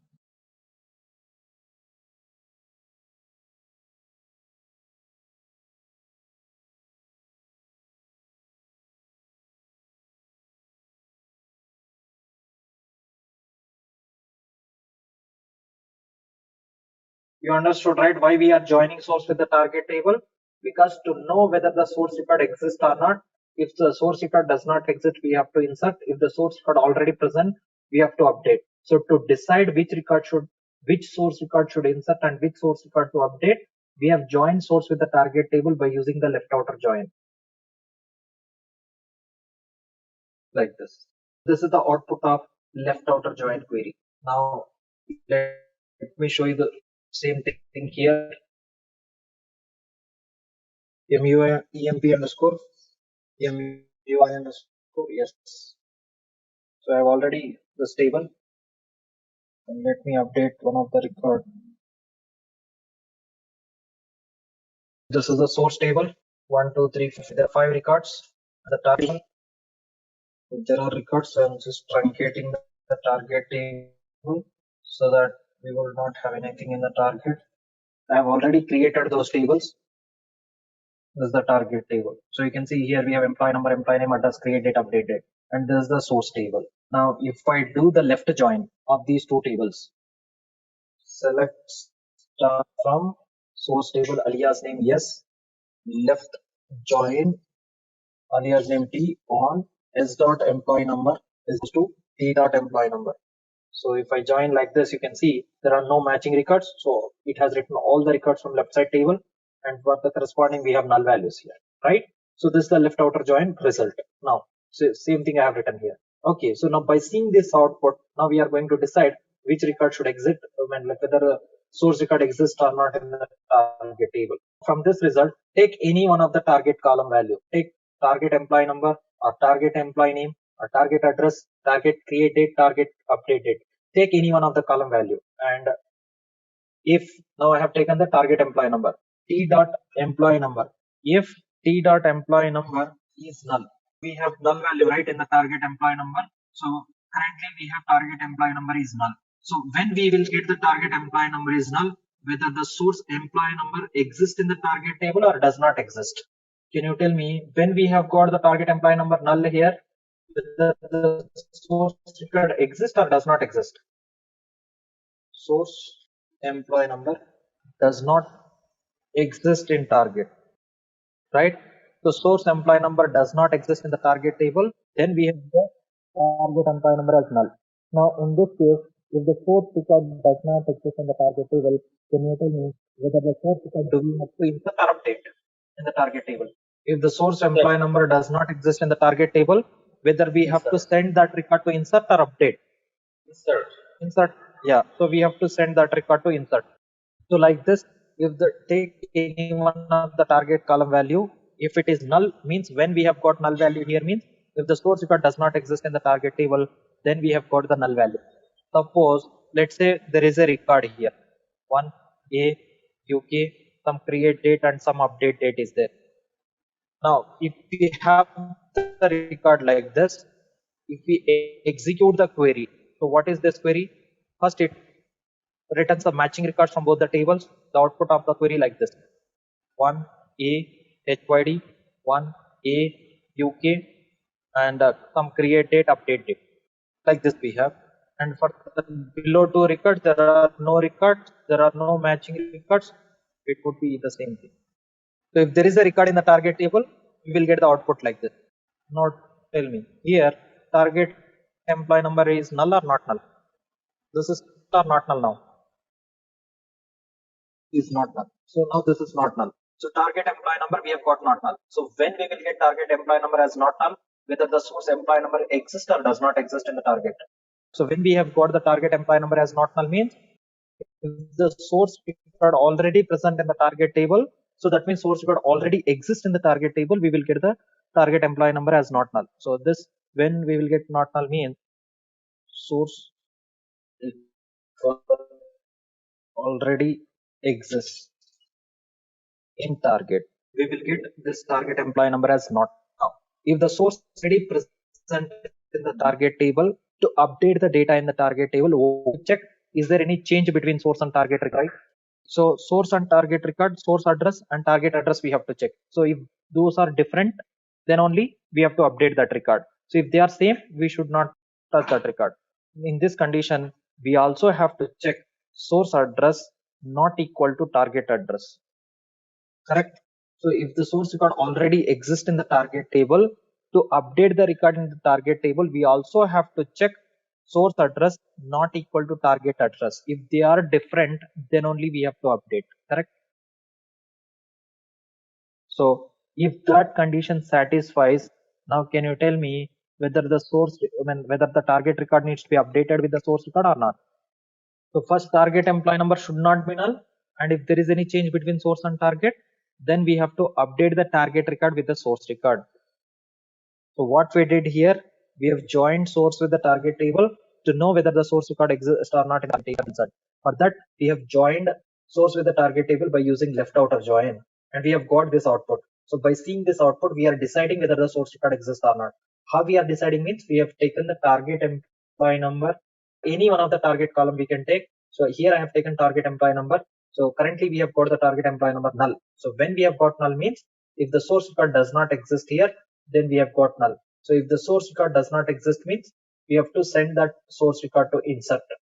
And when we will get the not null value here means if the source record already present, then we will get the not null value. And When we have to update means, even though the source record already present in the target table, there should be change between source and target. So only if there is a change between source and target, then only we have to update. Correct? So understood these two logics? Any questions? Now we know which record should insert and which record should update. This is one condition and this is another condition, right? We have two conditions now. So if the first condition satisfies, then we have to send that record to insert. If the second condition satisfies, then we have to send that record to update. Okay, so now tell me, to write these conditions, which transformation we have? So we have two conditions now. One is for to insert the data into the target table. The second condition to update the data in the if that condition satisfies, we have to send that record to update. So which transformation we have to create in our mapping to write these conditions? Filter transformation, we have to write the condition. Condition means filter transformation. But do you know how many conditions we can write in one filter? So one filter transformation allows to write only one condition. You cannot write more than one condition in one filter transformation. If you have multiple conditions like this, now we have two conditions. If you have two conditions, then you have to create two filter transformations. If you have 5 conditions, you have to create 5 filter transformations. If you have n number of conditions, then you have to create n number of filter transformations in the mapping. Creating n number of transformations in the mapping is not suggestible. Instead of creating filter, if you have multiple conditions to write, what other transformation we have where we can write multiple conditions? Router. Group. Exactly, router. Inside the router, we create the groups. If you have only one condition, you can go with the filter. If you have more than one condition, then it is suggestible to create a router transformation. So in router, in one router, we can write n number of conditions by creating n number of groups. In each and every group, you can write one in each and every group you can write one condition. To write these two conditions, we have to create a router transformation in our mapping. Next. Now, what other transformations we have to create? So one source qualifier will be there. Now we have decided to create a router to write these two conditions and also to update the data in the target table, that to update the specific columns in the target table like address and update date. We also have to create update strategy transformation in the mapping. And what else transformations we have to create? Source qualifier. Then how we populate, create date, update date with system date. So are we getting the data from the source for these two columns? Expression. We also have to create expression transformation, router transformation, update strategy transformation. These transformations, like since we know multiple transformation functionalities, we are implementing those transformations in the scenarios. So this is one of the scenario. This is not a transformation. Multiple transformations we are implementing in a scenario. Like the source qualifier, expression, router, and update strategy, we will be implementing in this scenario. Hey, here is a quiz question for you. Try to answer it in the chat or in the comment section. Which of the following does not form part of BI stack in SQL Server? Option A, SSRS. Option B, SSIS. Option C, SSAS. And option D, OBIEE. So leave the answer down. Thank you. Now we'll start creating it with the mapping. So in real time also what you have to do is directly you should not go and create a mapping. Before you create a mapping, you have to understand the requirement. What is the requirement? So here the requirement is first time we have to insert all the records. Second time, if there is any change, only we have to update the specific columns in the target table. If there is no change, we should not touch that record. This is the requirement. Implement this requirement. What transformations we have to create in our mapping? So you have to decide the list of the transformations. Now we have decided by default source qualifier will be there. Expression is for to populate, create date, update date with system date. Router is for to write multiple conditions, and update strategy is for to update the specific columns in the target.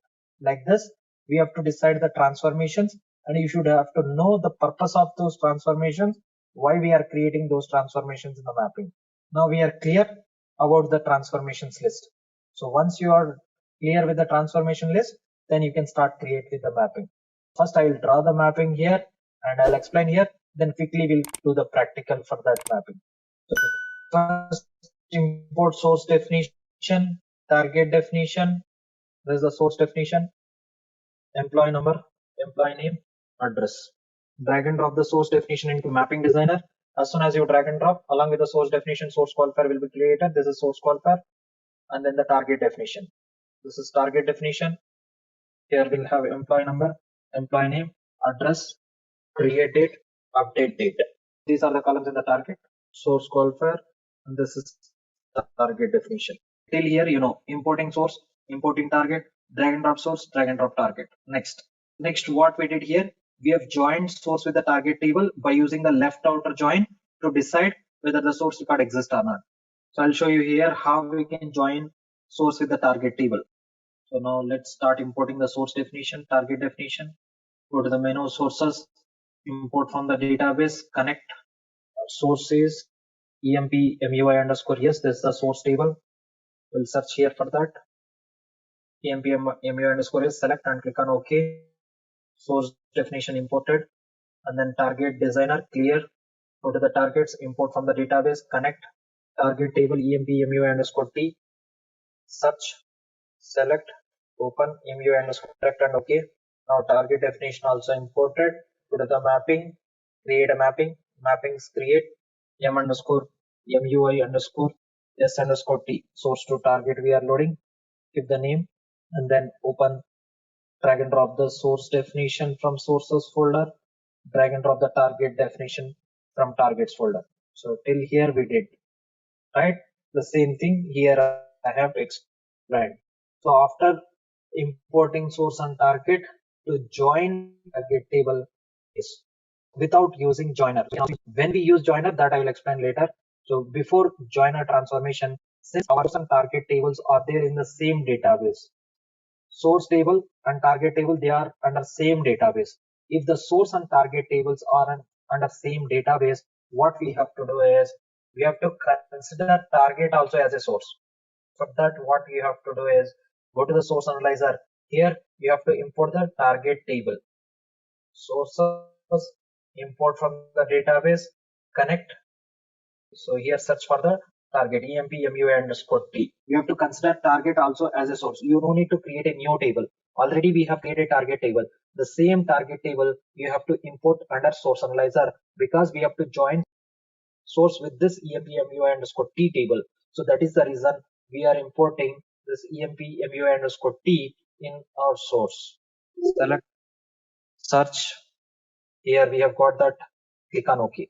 Now you can see emp mui underscore t, which is our target table, we have imported in our source analyzer. Why we have imported here? Because we have to join this emp mui underscore yes with emp mui underscore t. So to join, we have considered target also as a source, and we have imported that emp mui underscore t under source analyzer.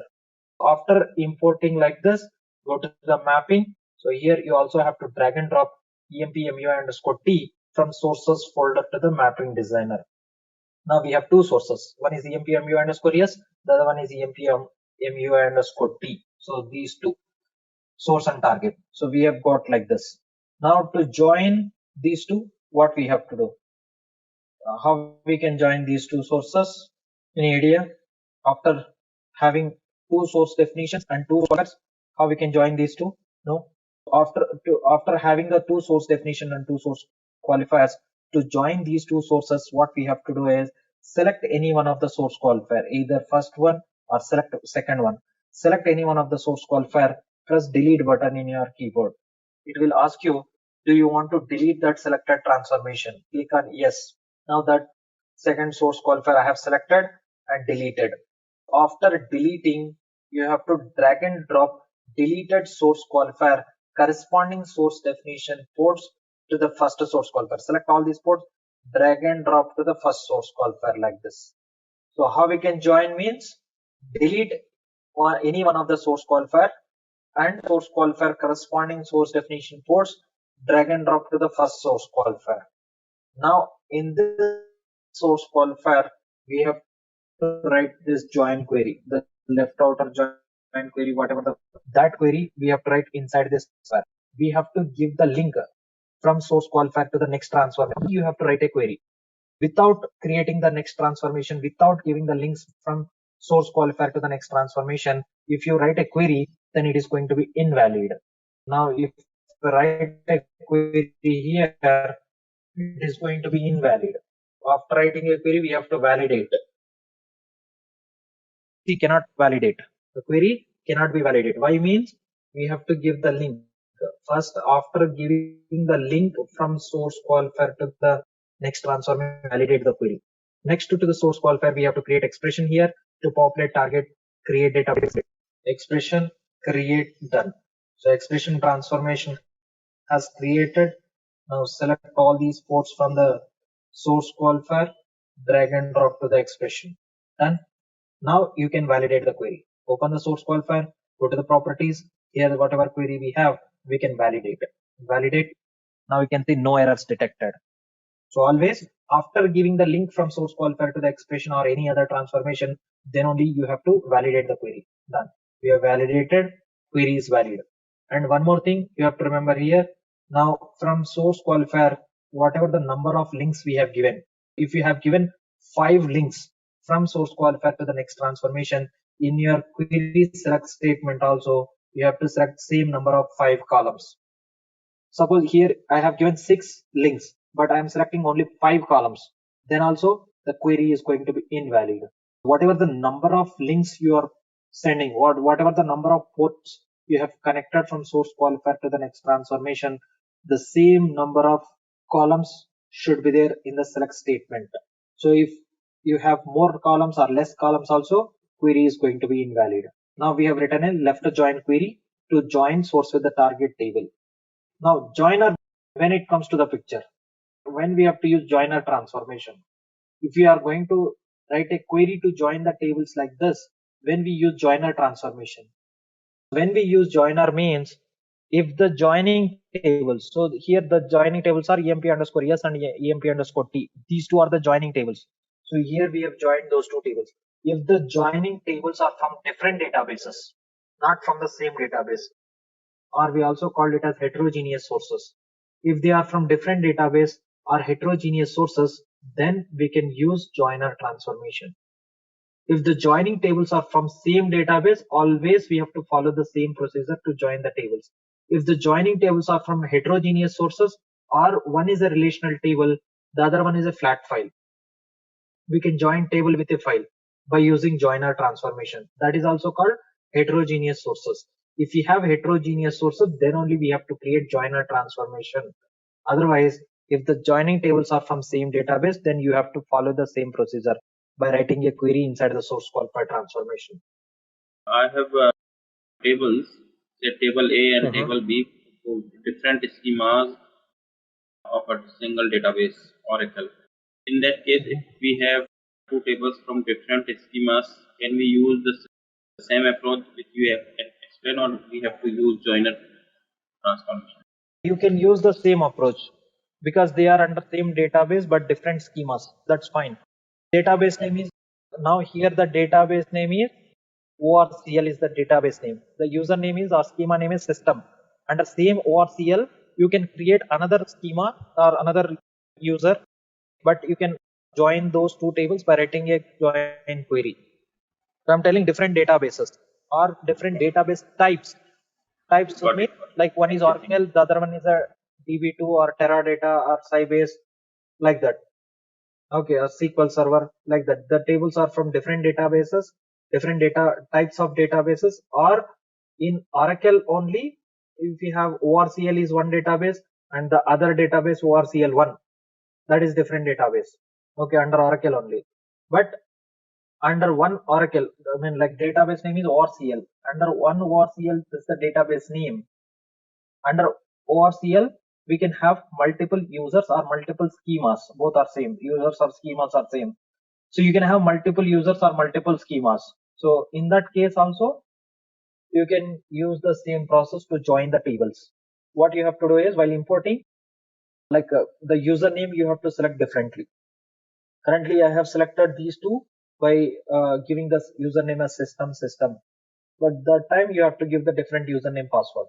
Now you know when we have to use joiner and when we have to write a query here. Next, let me draw the same thing here. Whatever I have explained here, the second, that is source target, employee name, address, create date, update date. We have to keep only one source qualifier. Let me redraw once first source qualifier. We have only one source qualifier now.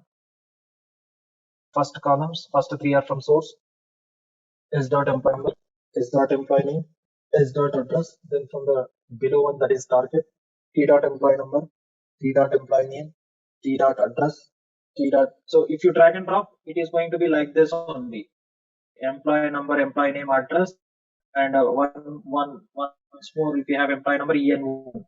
But for our written here s dot ENO, t dot ENO.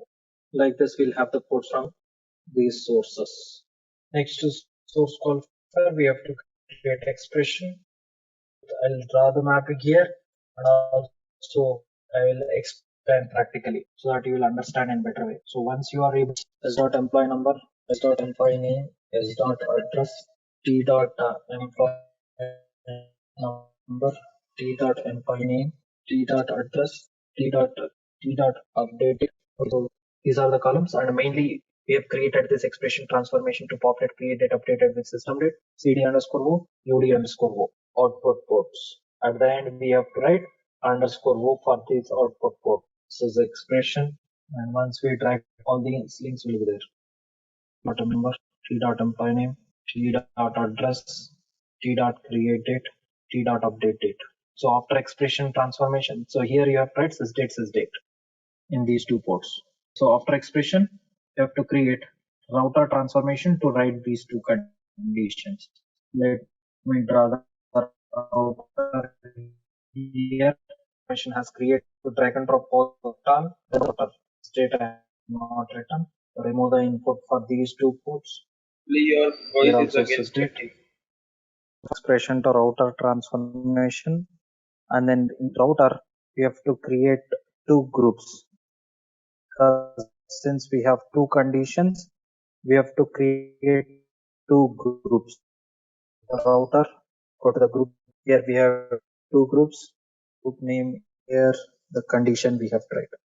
For understanding purpose, I have written if t dot employee number is null, but the same we have to write which first employee number. They are like, see here.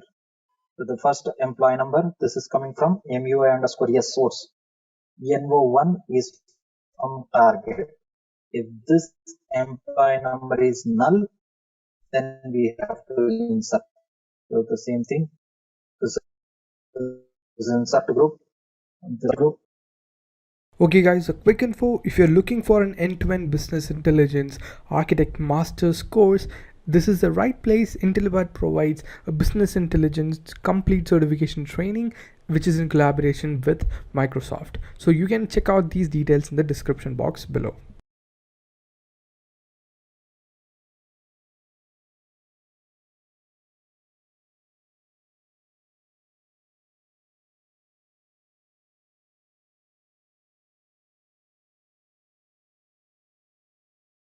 So in the first condition is null of target employee number, which is ENO1. The second one, so target employee number, validate, and in null of target employee number, it comes out here, and source address not equal to target address. Source address not equal to target address, which is address underscore 1. This is the condition, right? Validate. Apply. So like this, now we have done with the router transformation. Same thing, let me draw here. Router transformation. Drag and drop all the ports from expression to the router. S dot employee number, S dot employee name, S dot address, T dot employee number, T dot employee name, T dot address, T dot create date, T dot update date, and CD underscore O, UD underscore O. These are the ports from expression. And since we have created two groups, here insert and then update. Will be there like this. Insert group, update group, then default will be there. Now you can see the paint window, right? So from here, from expression, once it is connected, it will be like this. All the links will be there.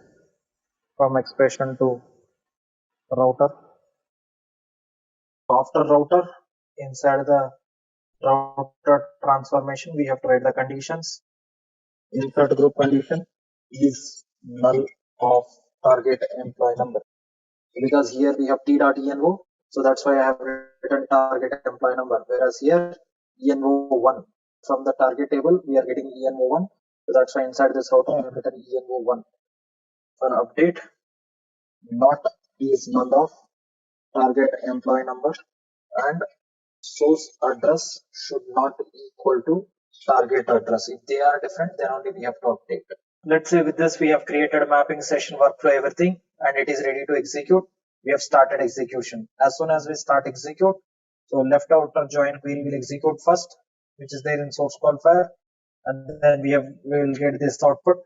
From this output, source call file will select the first record 1a hyd null null null null. All these values it will send it to expression to the router. So here the first record it will select from the result set 1a hyd null null null, and it will send to expression to the router. Now tell me, what are the values at router transformation? What is s dot employee number? What are the values at router transformation for the first record? 1 A HYD hyd t dot employee number null, everything null. null, everything null, and sysdate, here sysdate 8383. These are the values at router transformation for the first record. These values router will send it to the below groups, insert and update group. Now from these two groups, which group condition will satisfy? Insert or update? Insert. Why insert? Because target employee number is null. That is the reason the insert group will satisfy the condition. If insert group satisfies the condition, from insert group, if you directly connect to the target definition, it will insert that record into the target table. Now tell me, here there are two employee numbers, s.envo and t.envo. So from which employee number to the target definition we have to connect? S dot employee number. Why not t.employee number? Because it's null. Yeah, because it's null. If you connect t.employee number to the employee number, again it is going to insert the null value. So that's why you have to connect s.employee number to the employee number, s.employee name, s.address, okay, and then cd underscore o to cd, 2d underscore o to ud. Like this you have to connect. Now source employee data, it is going to be inserted like this. Employee number 1e hyd, create data 8/3/2019, update date 8/3/2019. So inserted first record. Second record from the result set will select to BBLR null null null. The source call for it will send it to expression to router. Now tell me, for the second record, which group will satisfy insert or update? Insert, right? So again for the second record also we have t.employee number is null. So that's why insert group condition will satisfy. So it will insert that record into the target. Directly from insert group we have connected to the target definition. So that's why it will insert that record into the target table. For the third record also we have target employee number is null. Insert group condition will satisfy. It will insert that record into the target table. First time after successful of execution, whatever we are expecting, the same thing loaded into the target table. Second time, before we run, we'll update one record in the source table. This employee moved HYD to USA on 8/6. This update happened on 8/6. So we have got that update on 8/6. Now we are running this mapping on, let's say, on 8/6. So if we are running this mapping on 8/6, now first left outer join query will execute. What is the output of left outer join query now? So how many matching records are there? Matching records from both the tables and non-matching records from left side table. Now how many matching records are there? Based on condition it will check, right? s.envo equal to t.envo, not all the column values, only the condition. So source employee number matching with the target, yes, for matching value. But 2, source employee number 2, and check in the target table target employee number, yes, 2 also present. But 3, yes, we have present. So only based on condition it will check for the matching value. How many matching values are there? There are 3 now. And non-matching records from left side table, there are no non-matching records, all we have matching records. So the output is going to be like this: 1a USA target table, 1a HYD, and sys date 8/3/2019 and update date 8/3/2019. Second record 2b BLR, source we have 2b BLR, target also we have 2b BLR and 8/3/83. Third record 3c CNI, 3c CNI 8/3/83. These are the values after doing the left outer join. From these values, source call file will select the first record and it will send to the expression to the router. Now tell me what are the values when we execute second time. What is S dot employee number from the result set? 1 What is A S dot employee number? 1 A USA source address USA T dot 1 employee number 1 A HYD. address HYD. Yes. So T dot PD 8383 CD underscore O sysdate. So since we are executing this mapping on 86, so 86. sysdate is 86. 6 This is also 86.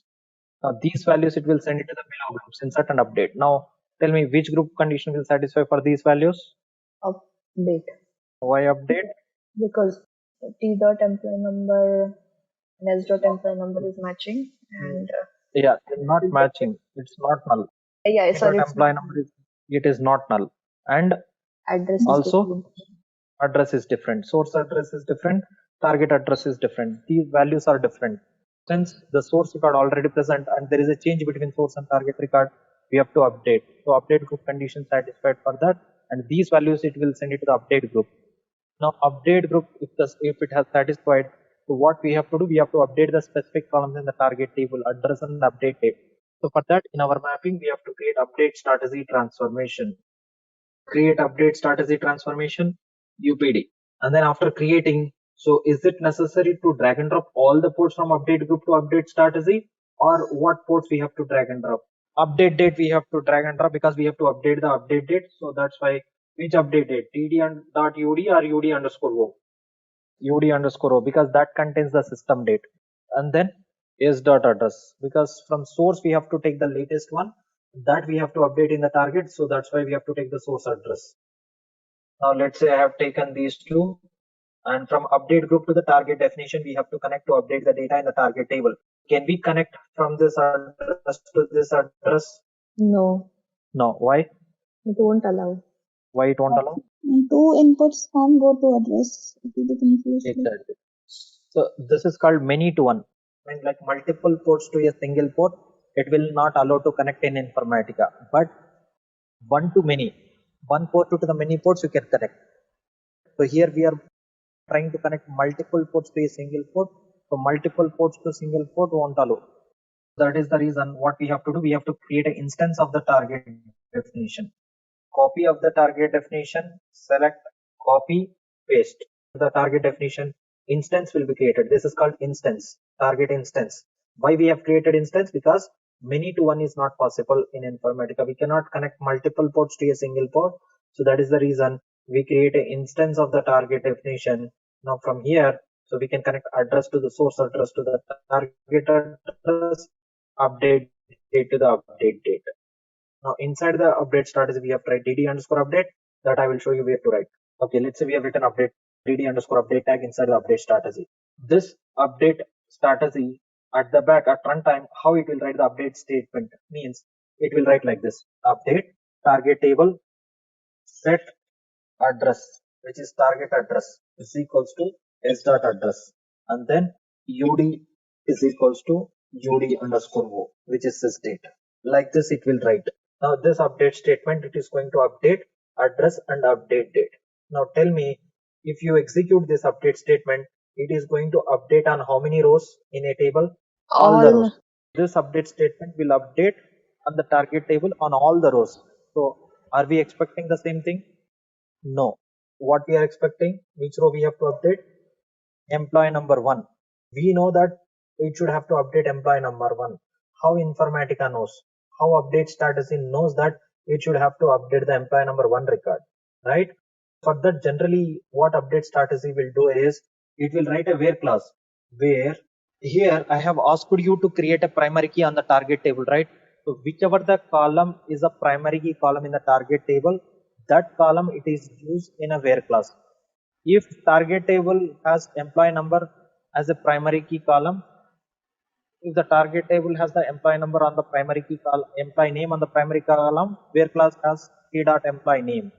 Whatever the column is there, primary key column in the target table, that column update strategy will write in a where clause.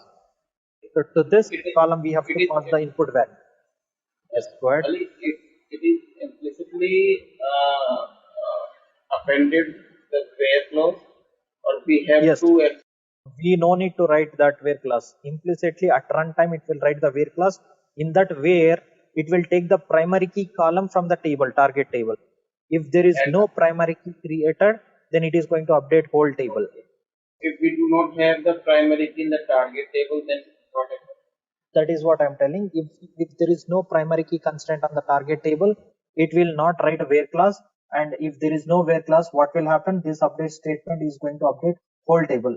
So whatever the record we have got here, that it is going to update entire table. If you want, you can check this one by creating a without primary key on the target. So it will update whole table for those two columns. Address and update date will be updated entire table for all the rows. How we can overcome this particular problem? That is the reason. Make sure to have primary key in the target. So here I have created primary key on employee number, because we know that employee ID would be unique in any company. For one employee, he can have only one employee ID, not more than one employee ID, right? So that definitely we should have one primary key column in the target table. Without primary key, we cannot perform update else insert. It's mandatory to have primary key. Now, whatever primary key column is there, internally it will write the where class, and to that where class it will use that. Hey, there is another quiz question for you guys. Which of the following are direct benefits of business intelligence? Decision making, delivers data mining functionality, artificial intelligence, or all of the above? Leave the answer in the live chat or in the comment section. Here, why I have written t.employee number? Because the primary key column is employee number, target employee number. So internally it will take, we no need to write explicitly. So I'm just writing here how update strategy transformation internally it works, how it writes the update statement. If there is no primary key created on target, this where clause will not be there. Then it will update those two columns, entire table. So if there is a primary key column, then it will write a where clause, and that primary key column is used in the where clause. And to this primary key column, you have to send the value. From here update group, you have to take the source employee number, and you have to connect that source employee number to the target employee number. So if you connect like this, now in the where class to this target employee number, it will pass the source employee number. Now what is the source employee number we have got here? 1. It will send 1, source address is USA, and the update date is 86. So these values update strategy will get from update group. That is the reason we have to take the value to connect it to the primary key column. If you don't take primary key column value, then it will update whole table. Apart from the columns which we are going to update in the target table, we also have to take the value to connect it to the primary key column, because that primary key column it is going to use in a where class. Now this update statement is going to update how many records now? For which record it is going to update? Only for the first record it will update the address with USA and the update date 86. Is it going to touch the create date?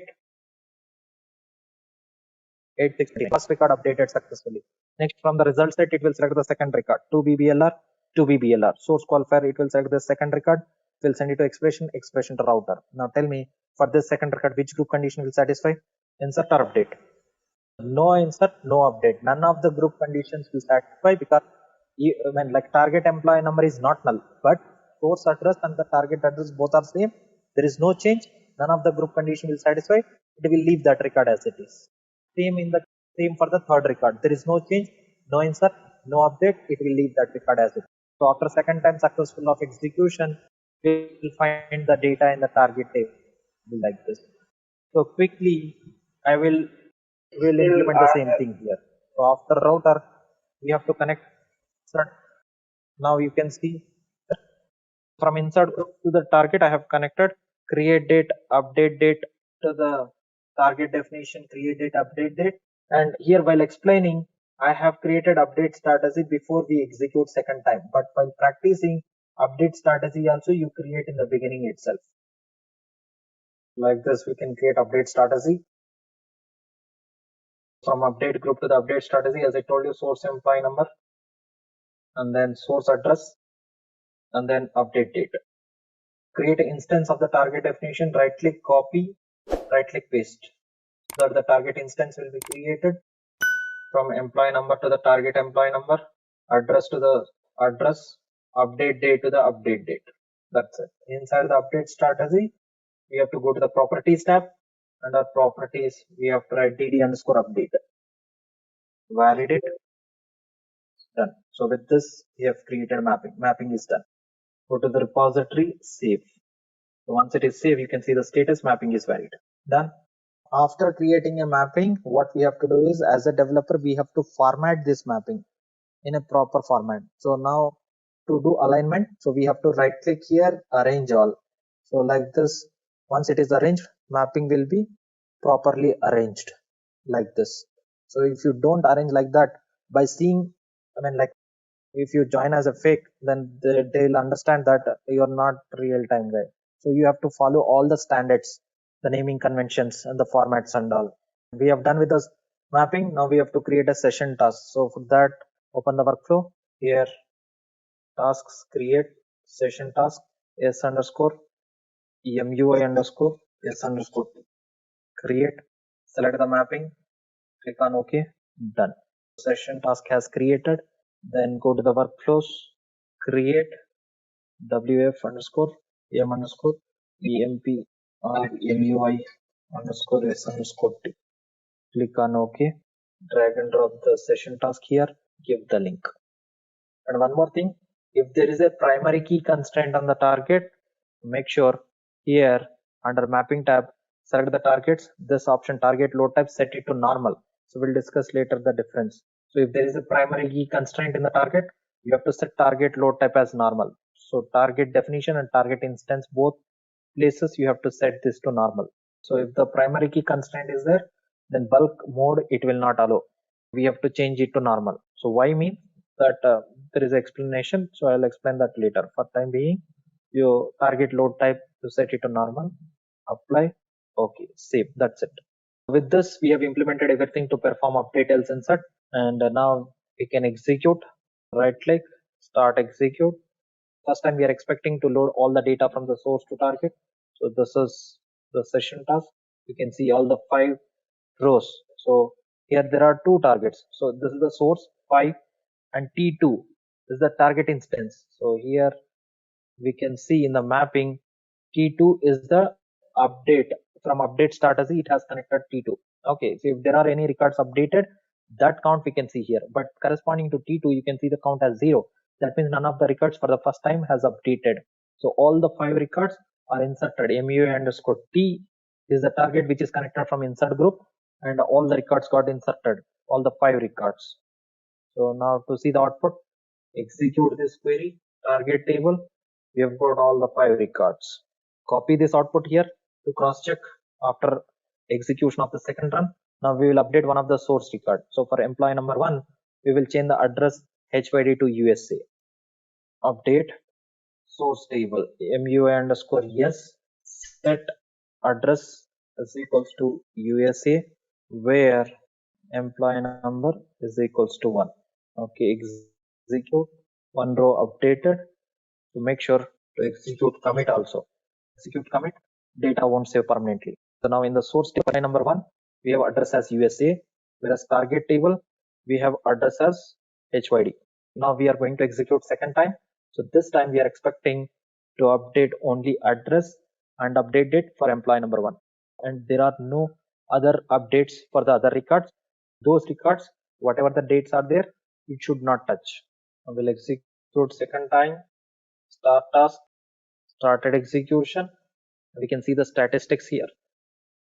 So you can see from the source it has selected 5 records, and T2 the count you can see 1, right? That means only 1 record got updated in the target table, and insert to the MU underscore T connected from insert group 0. So none of the records got inserted.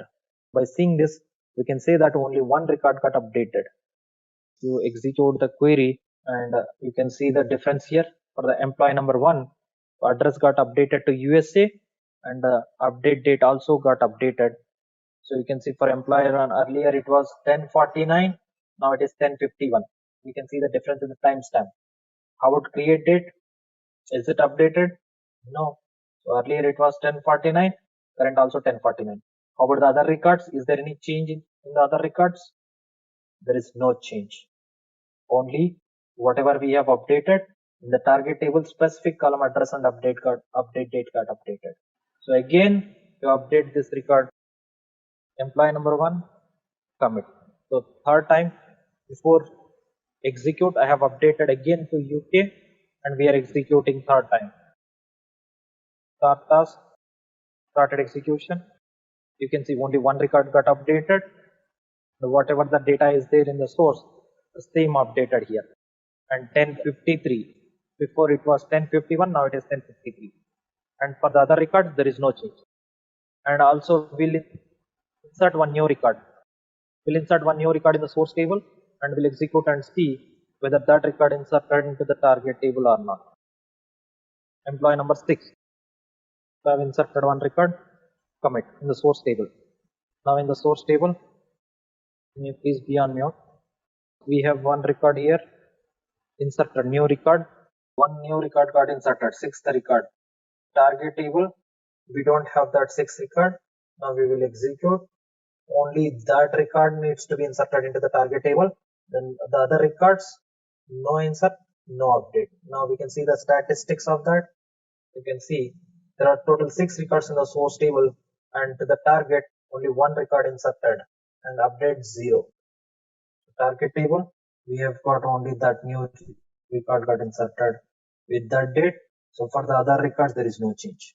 So whatever the data present in the source, same we are maintaining in the target. This is called SAD type 1. We'll start with the lookup transformation, and we'll see how we can use lookup transformation.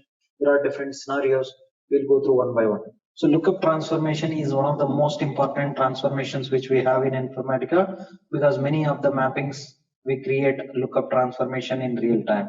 The same scenario, whatever I have explained in the last class, the same scenario, again we will be implementing that update else insert SAD type 1 by using the lookup transformation. So this lookup transformation SAD type 1 using lookup. So this is the scenario. EMP LKP underscore yes, employee number, employee name, address, 1A HYD, 2B PLR, 3C CNI. So like this we have source table, EMP LKP underscore T, employee number, employee name, address, create date, update date. So like this, there are 5 columns in the target table. Here we have primary key constraint. Here also what we are going to do, we are going to perform update else insert. We know what is meant by update else insert, right? So here also we are going to perform the update else insert. In the last class example, what we did, we have joined source with the target table by using the left outer join.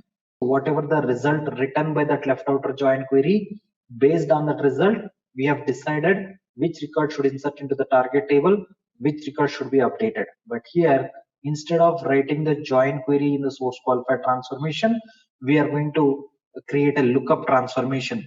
By using the lookup transformation, we are going to join source with the target table, and whatever the records or whatever the result written by the lookup transformation, based on that result, we are going to decide which record should insert into the target or which record should update in the target table. Once we have decided to create a lookup transformation, then what we have to do is we have to follow these steps. The first step, before we create a lookup transformation in the mapping, what we have to do is we have to decide lookup table. Decide lookup table from joining tables. Now we have to join these two. So source with the target table we have to join. Why we have to join? Because to know whether the source record exists or not in the target table, we have to join source with the target table. So by joining only, whatever the result we'll get, based on that result we will decide. For that, first we have to create a lookup transformation. Before we create a lookup transformation, we have to decide the lookup table from joining tables. What are the joining tables here? The source and the target. These two are the joining tables. Why we have to decide lookup table? Because to improve the performance of the lookup transformation or to improve the performance of the mapping, first we have to decide what is the lookup table. How to decide which is the lookup table? Less number of rows or primary table, primary key table or parent table, we can consider as a lookup table. Less number of rows table or parent table, we can consider as a lookup table. Currently, by seeing these two tables, we can say target table contains 0 records, whereas source table contains 3 records. From these two tables, which table contains less number of rows? Obviously target. By seeing only we can say that target contains 0 records. That is the reason we can consider target as a lookup table. Not only as of today, we have to think about future also. In future, which table is going to have the less number of records and which table is going to have more number of records. Like that, we have to think about the future, and then based on that we have to decide. So today you can have target 0 records, maybe tomorrow target may have 10 records, whereas source can have 3 records. In that case, it's now by seeing today, since we have 0 records in target table, we cannot decide that target as a lookup table. So we have to think about future also, which table is going to have the less number of rows. On top of that table, we have to create a lookup transformation. So now, since this is SCD type 1, always target table will have less number of data compared with the source table. Since this is SCD type 1, always target contains the less number of rows compared with the source table. Now currently we have 3 rows. So after successful of first time execution, all these 3 records will be loaded into the target table. After successful of execution, both source and target contains 3 rows. Tomorrow, let's say there may be chance to have new inserted record in the source table, even though there is no new inserted record in the existing 3 records only. Will, if there is any update at that time also, both the tables are going to have the same number of rows. If there is any new record inserted in the source table, then target will have 3 rows, whereas the source contains 4 rows. By comparing these things, we'll come to know that in future also, definitely target going to have less number of data compared with the source table. Like this, first we have to decide which table is going to have the less number of rows or which table going to have the more number of rows in future also. Why we have to decide which table is going to have, what is the purpose of selecting less number of rows table as a lookup table means, after this completion of this scenario, you will come to know, again I will tell you that time why we have selected less number of rows table as a lookup table. For time being, we have to consider less number of rows table as a lookup table. In these two tables, we have decided now target table as a lookup table. Remember, not always target as a lookup table. Not always lookup as a target table. In this scenario, since we have to join source with the target table, we have compared these two tables. Since from these joining tables, target is having the less number of rows. That's the reason in this scenario we have considered target as a lookup table. Maybe in the another scenario, source can be a lookup table, or apart from the source and target table, the third table, if you have one more table, that table also can have the lookup table. It is not mandatory that always we have to create a lookup on the target table. What we have to consider means whichever the table is going to have the less number of rows from the joining table, that table we have to consider as a lookup table. Now let's say since we have this target table contains less number of rows, we have considered this table as a lookup table. After deciding the lookup table, the second step, you have to create a lookup transformation. Create lookup transformation. Now go to the mapping designer. Here I am not going to create a mapping for that. I'll draw the mapping here, but here I'll just show you how to create a lookup transformation. After the class, by seeing this screenshot, you have to create a mapping. Let me create a mapping m underscore lkp s underscore t. So first you have to import the source definition, import target definition, drag and drop source, drag and drop target. Click on OK. Okay, so here for time being, I will be using empmui underscore s as a source, empmui underscore t as a target. This is a target. Now let's say we'll be using empmui underscore t as a lookup table for the first time. Go to the menu, transformation, create. From this list, you have to select the lookup transformation. So here we have the lookup. Select the lookup, give the name to the lookup. Lookup transformation name always starts with LKP underscore some meaningful name you can give. Create. As soon as we click on create a button here, it will ask us to select the lookup table. See, select the lookup table for lookup transformation. So to create a lookup transformation, it is mandatory to select the lookup table. So that is the reason before we create a lookup transformation, we have to decide which table is the lookup table. Now we have already decided our lookup table. So this target has a lookup table here. So now it has selected the targets tab here. Under the targets, whatever the target definitions are there, all those target definitions you will find. As I told you, not always target has a lookup table. You can see source. If you click on source, all the source definitions you will find here.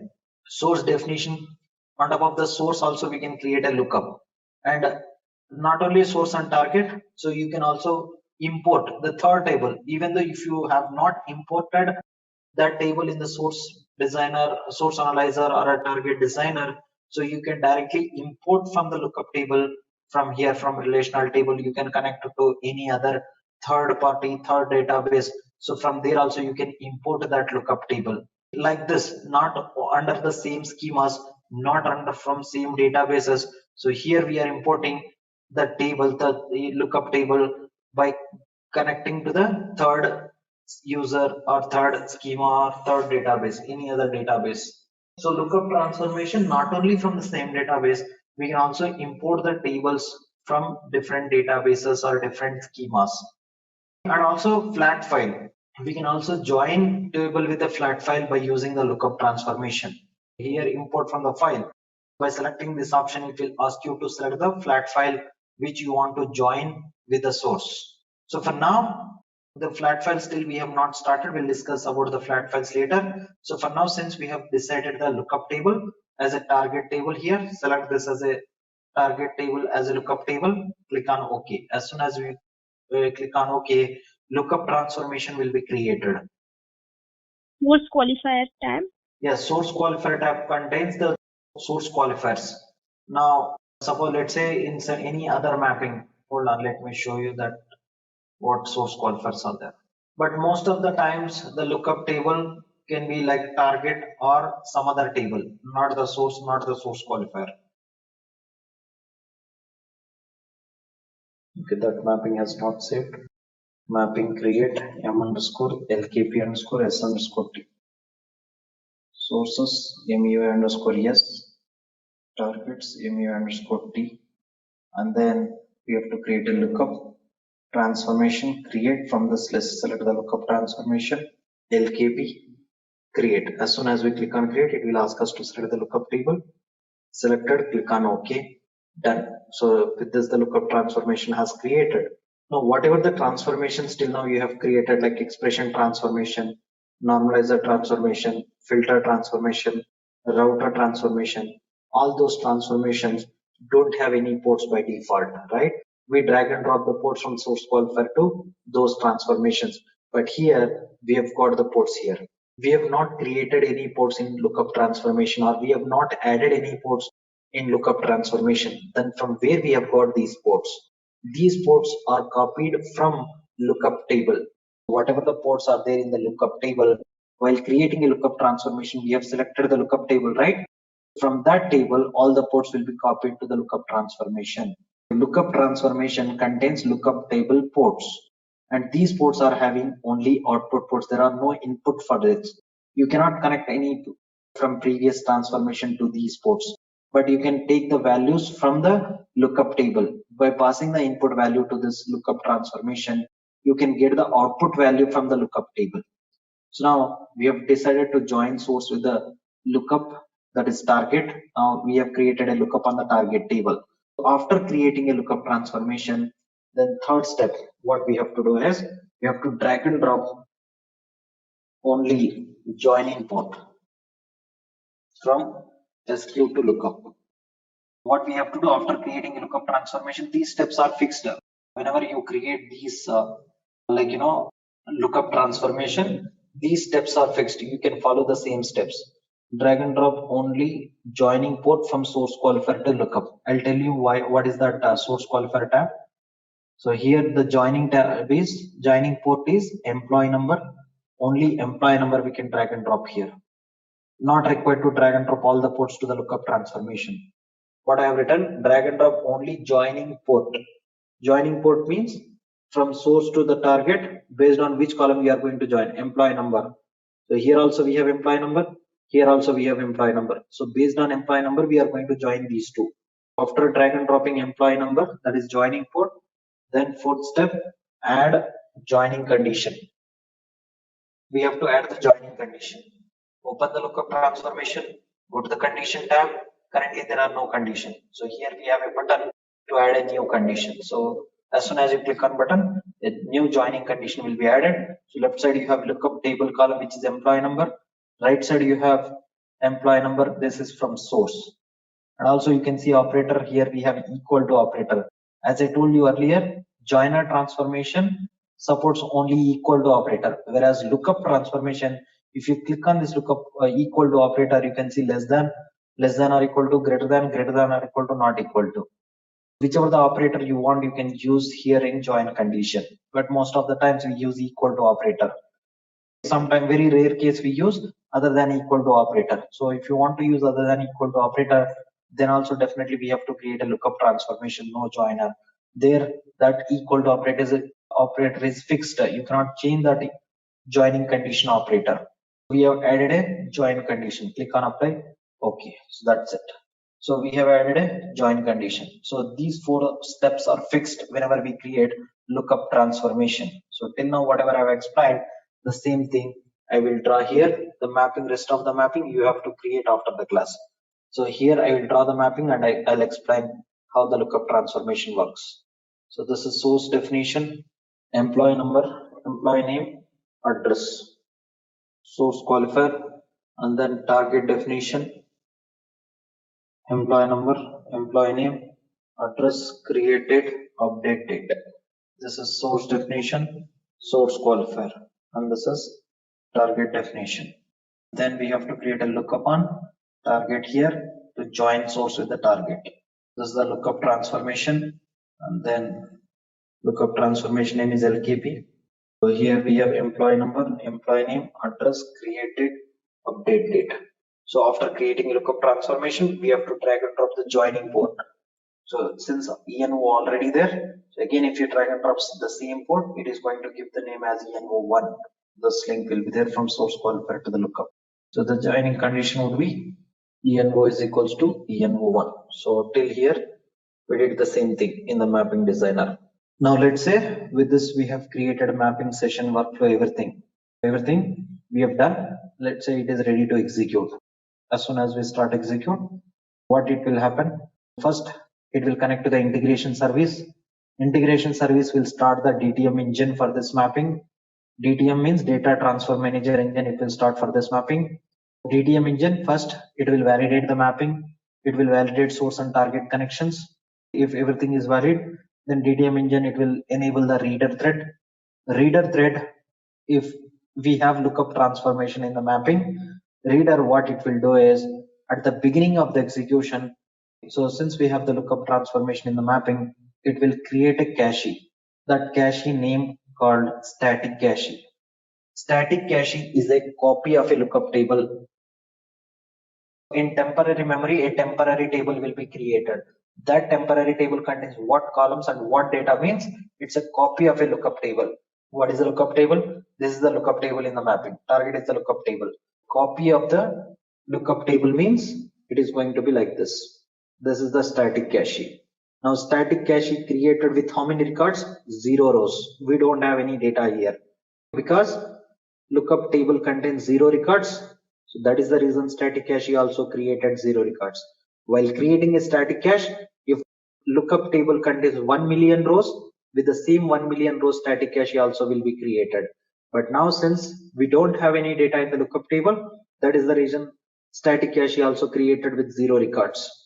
So always static cache will be created at the beginning of the execution. As soon as we start execute, if we have a lookup transformation in the mapping, first step, it creates the static cache for that lookup transformation.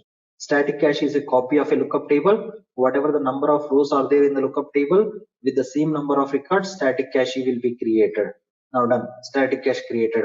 After creating a static cache, now reader will go and check in the source qualified transformation. Is there any query written in the pre-SQL or SQL field? If there are any queries, then those pre-SQL or SQL queries will execute. We know pre-SQL query will execute at the beginning of the execution. Before executes the pre-SQL query, first it creates the static cache, and then reader it will go to the pre-SQL query, there it will check. So if there is no pre-SQL query and if there is no SQL query inside the source qualifier transformation, then source qualifier record by record, it will start reading. Reader will read row by row from the source table. First row we have 1A HYD, and from source qualifier we have connected only employee number. One it will send. So the first record employee number is 1. Source qualifier will send 1 to the lookup transformation. Now the lookup transformation has received the input value from source qualifier as 1. As soon as lookup transformation receives the input value, lookup transformation's responsibility to look for the matching value or matching record inside the static cache under employee number column, because here we have written a join condition. Take the source employee number, look into the static cache, look up employee number. For that we have written a join condition here. Based on this condition, lookup transformation, whatever input value it receives, for that input value it will start looking for the matching record inside the static cache under employee number column. Remember, lookup transformation will not look for the matching record inside the target table. No, it will not look for the matching record inside the target table. No, right? So remember, always lookup transformation, where it will look for the matching record, always it looks for the matching record inside the static cache only. Even though now currently the lookup table and the static cache both are same, still it will not go and look for the matching record inside the lookup table. Always it looks for the matching record inside the static cache. It will not go to the lookup table. Always it looks for the matching record inside the static cache. Now whatever input value it has received, for that input value, do we have matching record inside the static cache?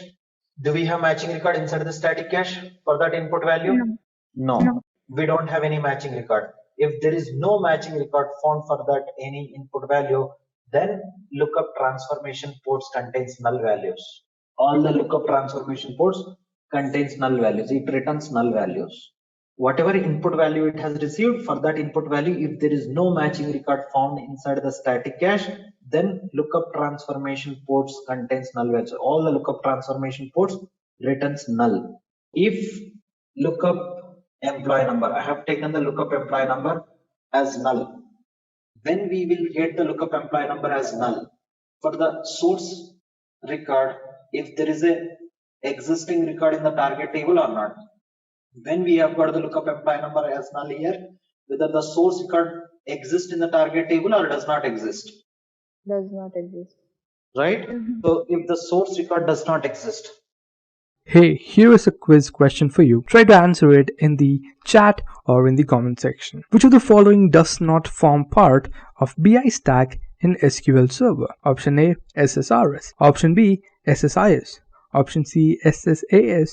And option D, OBIEE. So leave the answer down. Thank you. Then we will get the lookup employee number. Always we have to take the primary key column in the condition. Join, this is condition. When we will get the employee number as null, lookup employee number as null, if there is no matching record in the target table, we have got here lookup employee number as null. So if lookup employee number is null, that means the source record does not exist in the target table. If this condition satisfies, that means the source record does not exist in the target table. If the source record does not exist in the target table, then what we have to do? We have to send that source record to insert into the target table. If this condition satisfies, that means the source record does not exist, then send that source record to insert into the target table. This is one condition. Now next, another case. Suppose let's say we have a record here, 1A UK, some create date and some update date is there. Now we have the data in the target table. As soon as we start execute, we know first static cache will be created. So since we have one record in the target table or lookup table, static cache will be created with this one record. Now the static cache has created. After creating a static cache, source qualifier will send the first record 1A HYD. First one it will send to the lookup transformation. Lookup transformation as soon as it receives the input value, it will start looking for the matching record inside the cache. Now do we have matching record for whatever input value it has received? Do we have matching record? Yes. Yeah, matching record is there. As soon as the matching record found, now lookup transformation ports contains the corresponding matching record. Look up employee number from the static cache, whatever the employee number is there. Look up employee name from static cache, whatever employee name is there. Corresponding matching value, the corresponding row data will be there at lookup transformation ports. Employee name from the static, whatever employee name in the static cache, that name. Address from the static cache, UK. Created from static cache, updated from static cache. Like this, if there is a matching record found inside the static cache, lookup transformation ports doesn't have the null values, it has not null values. That means not null means corresponding matching record values will be there at lookup transformation ports. Now, when we have got this not null, if lookup employee number is not null. So when we have got the not null here, whether the source record exists in the target table or does not exist. When we have got the not null here, means now we are seeing here the one employee number exists in the target table. Since it exists in the target table, here lookup we have got not null value. Okay, since the lookup employee number is not null, that means source record already present in the target table. When we have to update, so if the source record already present in the target table, directly we have to update. We also have to check, is there any change between source and target record? Even though the source record is present in the target table, we also have to check, is there any change between source and target record? If there is any change, then only we have to update. Otherwise, we have to leave that record as it is. Here we also have to check and source address not equal to which address we have to check? Lookup address. Lookup means the static cache address. So here source address is H5D and the lookup address from static cache, what we have got? We have got UK. So those are different, right? Those two addresses are different. So now since lookup employee number is not null, that means source record already present in the target table and the source address not equal to lookup address. That means we have to send that source record to update in the target table. This is update condition. Like this, whatever the data written by that lookup transformation, based on that we can decide whether the source record should insert into the target table or whether we do we have to update. One quick question. Static cache gets created only for the lookup transformation or for other transformation also? And no, only for lookup transformation static cache will be created. For the other transformations, cache also will be created, but not the static cache. For example, joiner transformation. Joiner transformation also creates the cache. What type of cache joiner will create means joiner creates master cache and detail cache. There are two types of caches in joiner transformation, master and detail. So it depends on the transformation, the cache name also will change. So lookup creates static cache, joiner creates master and detail. Sorter aggregator also, they also creates the caches, but not the static cache. Those are different cache. So static cache created by lookup transformation. So now let's say here we have created source and targets and we have also created a lookup, created static cache. We know when lookup transformation ports will have null values, when lookup transformation ports will have not null values. Next we'll create the next transformation. So after lookup, we'll create an expression here to populate create date, update date with system date. This is expression. From lookup, I'm going to take employee number and address because I'm going to use those lookup employee number and the lookup address in the conditions. So that is the reason I'll be taking employee number from the lookup. So if you drag and drop from lookup to the expression transformation, it is going to be ENO. But for our understanding purpose, I have renamed it to L_L. So that means that port is coming from the lookup transformation. So that is the reason I have renamed that port to ENO_L so that it will be easy to understand. In the same way, address_L. And then from source, employee number, employee name, address, and then we have to create two new ports, CD_O, UD_O. So these two ports are to populate create date, update date with system date. So since for the first time we don't have anything, I'll remove these things. From source directly you can drag and drop to the expression. No need to drag and drop all those ports. to the lookup. Only joining port we can drag and drop. Others are not required. So like that, directly from source qualifier we can take to the expression. And here cd underscore o ud underscore o sysdate. And then after expression transformation, since we have these two conditions, insert and update group condition, they are multiple conditions, so we have to create a router transformation. This is router. Drag and drop the ports from expression to router. env underscore el, address underscore el, employee number, employee name, address, cd underscore o, ud underscore o. So all these ports we have taken from expression to the router. Then how many groups we have to create in router? We have to create two groups because we have two conditions. So that's the reason we have to create two groups. In the last class I have shown you where to create the groups and where to write those two conditions and why we have to create two groups. Insert group. In insert group we'll have all these ports. Then update group and we'll have default. We are not going to use the default here. If you want to track any rejected records or incorrect records or invalid records, then we are going to use the default group. So we'll create one error table or log table. That error table or log table is for to store all the rejected records. So from default group, if you connect to that log target definition, all the rejected records will be loaded into that target table or a log table. So that one I have explained in the router transformation scenario. So you can refer the recording of the router transformation, how to create that error table and how to use that error table here, and how we can track the rejected records or error records into that error table. After creating a router, here we'll have two groups, insert and update group. This is default group. The same mapping in the last class we have created practically. The mapping level update else insert I have shown you. So here just instead of writing the join query, we have created a lookup transformation. So that is the reason I have not created the mapping again. So you have to practice this one after the class.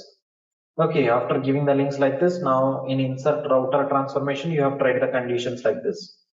Insert group. So here you have tried is null of env underscore el.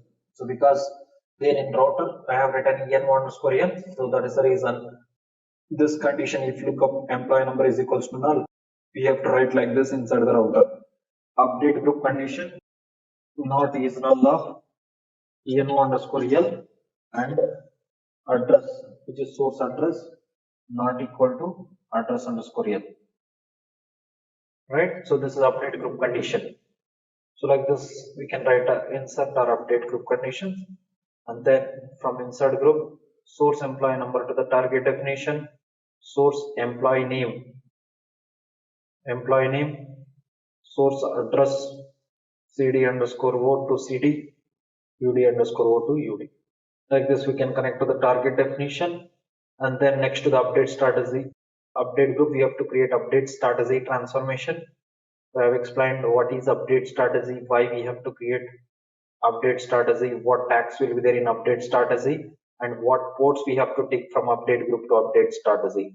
So we have to take the employee number, address, source address, and ud underscore o. This is update strategy, and from update strategy we cannot connect it to the existing target definition because many to one is not possible. In Informatica, that is multiple ports to single port we cannot connect. So that is the reason we have to create a copy of this target definition. This is called target instance. We have to create a target instance. From update group to the target definition, create like this. Inside the update strategy, we have to write dd underscore update. That's it. So with this, everything is done. We have created a mapping. And for this mapping, we'll create session workflow and then execute. As soon as we start execute, as I told you, since we have a lookup transformation, beginning of the execution, static cache will be created. So currently lookup table contains 0 records. So that's the reason static cache also created with 0 records. After creating a static cache, source qualifier will send the first record from the source table 1a HYD. 1 it will send it to the lookup transformation. Lookup will receive input value from the source and it will look for the matching record. We don't have matching record here inside the static cache. Since there is no matching record, lookup transformation ports contain null values. From the lookup, we have taken employee number and address, and from source employee number, name, address, and this expression to the router we have connected. What are the values at router transformation for the first record? What is en_el? What are the values at router? So this is null. Address_el. Null. Employee number 1. 1. This is from source. Employee name A. Address HYD. HYD and created updated 8/4/2019. So these are the values at router transformation for the first record. Okay, so these values router will send it to the below groups. Below we have insert and update group. So from those two groups, which group condition will satisfy? Insert group, because en_el we have null, so that's why insert group condition will satisfy. Insert group we have connected to the target, and so that's the reason it will send the source values to the target. 1 A HYD created 8/4/2019, update date also 8/4/2019, and then second record. So second record from the source to VLR. This is the second record. To it will source qualifier will send it to the lookup transformation.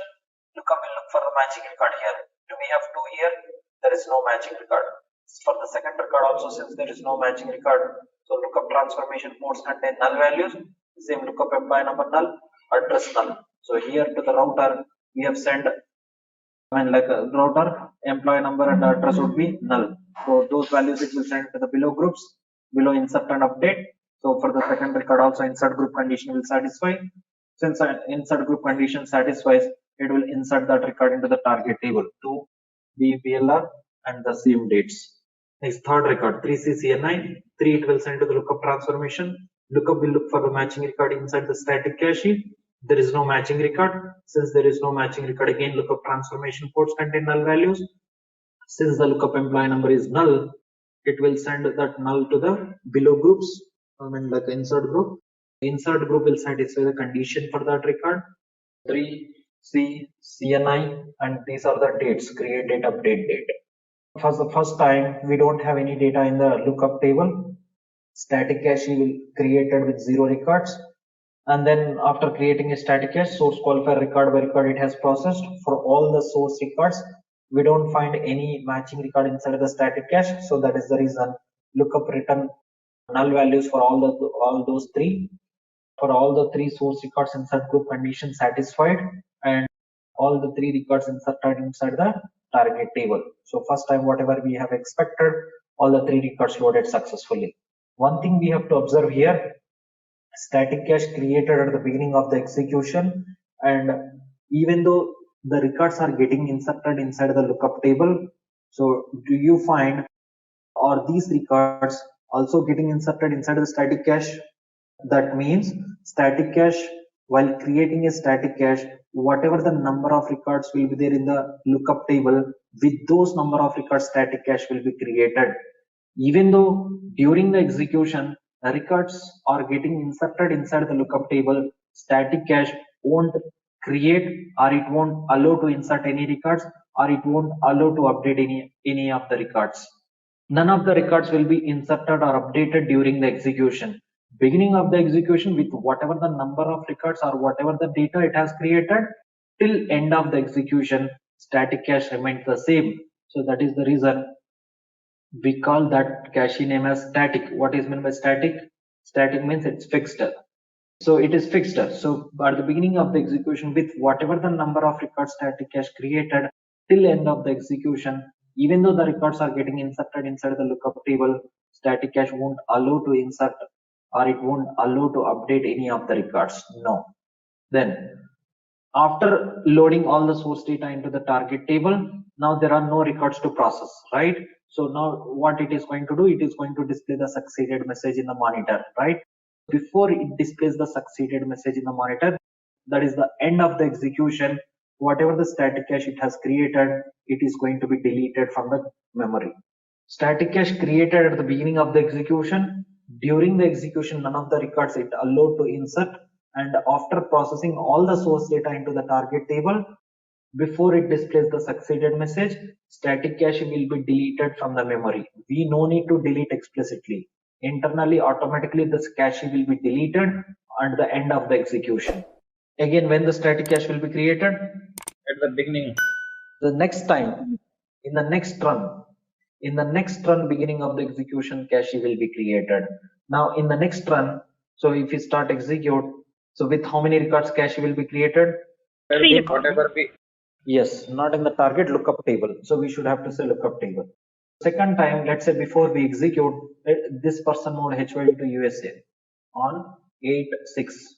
There is a change. We have got the change on 8/6. We are going to execute this mapping on 8/6. So if you are going to execute this mapping on 8/6, we know lookup transformation creates the static cache. Now this time, how many records are there in the lookup table? There are 3 records. With these 3 records, cache will be created. Now this time static cache contains 3 records because lookup table contains 3 records. Beginning of the execution, while creating a static cache, since it's a copy of a lookup table, all those 3 records are available inside the static cache. After creating a cache, now source qualifier will send the first record 1A USA, 1 it will send to the lookup transformation. Lookup will look for the matching record inside the cache. So now do we have matching value? Yes, we found the matching record for that. So as soon as the matching record found, the lookup transformation ports contain the corresponding values of that matching record. Those values it will send into expression to the router. Okay, can you tell me what are the values at router transformation for the first record when we execute second time? What is en1 underscore l? 1. From where? From the lookup. I mean from the yeah. And address underscore l? HYD. HYD. So from the cache, we are getting these values. Lookup will get the values from the cache. Okay, now this employee number is the source employee number. A and the address? USA. From the source. And sysdate 86. These are the values at router transformation. Router will send these values to the below groups. Which group condition will satisfy for these values? Update. Because in update we have not is null of en1 underscore l. This is not null and source address should not equal to the lookup address. This is the source address USA and the lookup address is HYD. Both are not equal. So that's why update group condition will satisfy. Update group we have connected to the update strategy. Update strategy employee number 1. Address, source address is USA and the update date is 8/6. These 3 values update strategy will send it to the target. So those values it will be updated inside the target table. So this address will be updated for the employee number 1 because that's the primary key column. Where class will going to have that primary key column value USA and for the update date 8/6. These 2 columns are going to be updated. Done. So first record got updated. Next, second record. 2B VLR. 2 it will send to the lookup. Lookup will look for a matching record. Yes, we have 2 here. For the 2 corresponding values, lookup will send it to expression to the router. Can you guess which group condition will satisfy for the second record? None of the group condition will satisfy because even though the source record exists in the target table, there is no change. Source address and the lookup address both are same. That's why none of the group conditions will satisfy. It will not do anything for that record because we have not connected that record to we have not connected default to any other target. So that's why it will leave that record as it is. After second time successful of execution, you'll find the data in the target table like this. Whatever the data is present in the source, the same we have in the target. That is called type 1, SAD type 1. So here we have used lookup transformation to join source with the target table, source record exists or not. Now we know what is lookup transformation, how to create a lookup transformation, what is static cache, when the static cache will be created and when it will be deleted, and again when it will be recreated. During the execution that cache will be deleted or not. All these things we have covered. Okay guys, a quick info. If you're looking for an end-to-end business intelligence architect master's course, this is the right place. Intellipaat provides a business intelligence complete certification training which is in collaboration with Microsoft. So you can check out these details in the description box below. So let's first start with an architecture.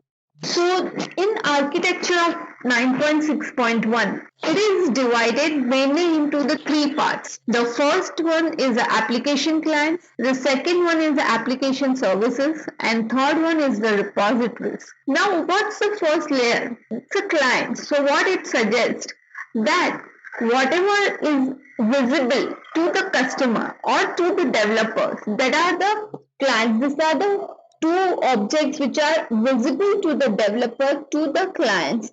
So Informatica developer and the Informatica administrator, these are the two application clients which are actually working space for the developer, where actually everything is going to develop and people can see them with their eyes. So it is the application client. And the second, we have the application services. So we have two application services. That is, one is model repository service and the second one is data integration service. So what these two services mean? These two services means that they are running behind this client so that the client works perfectly. And this services is like heart of our application.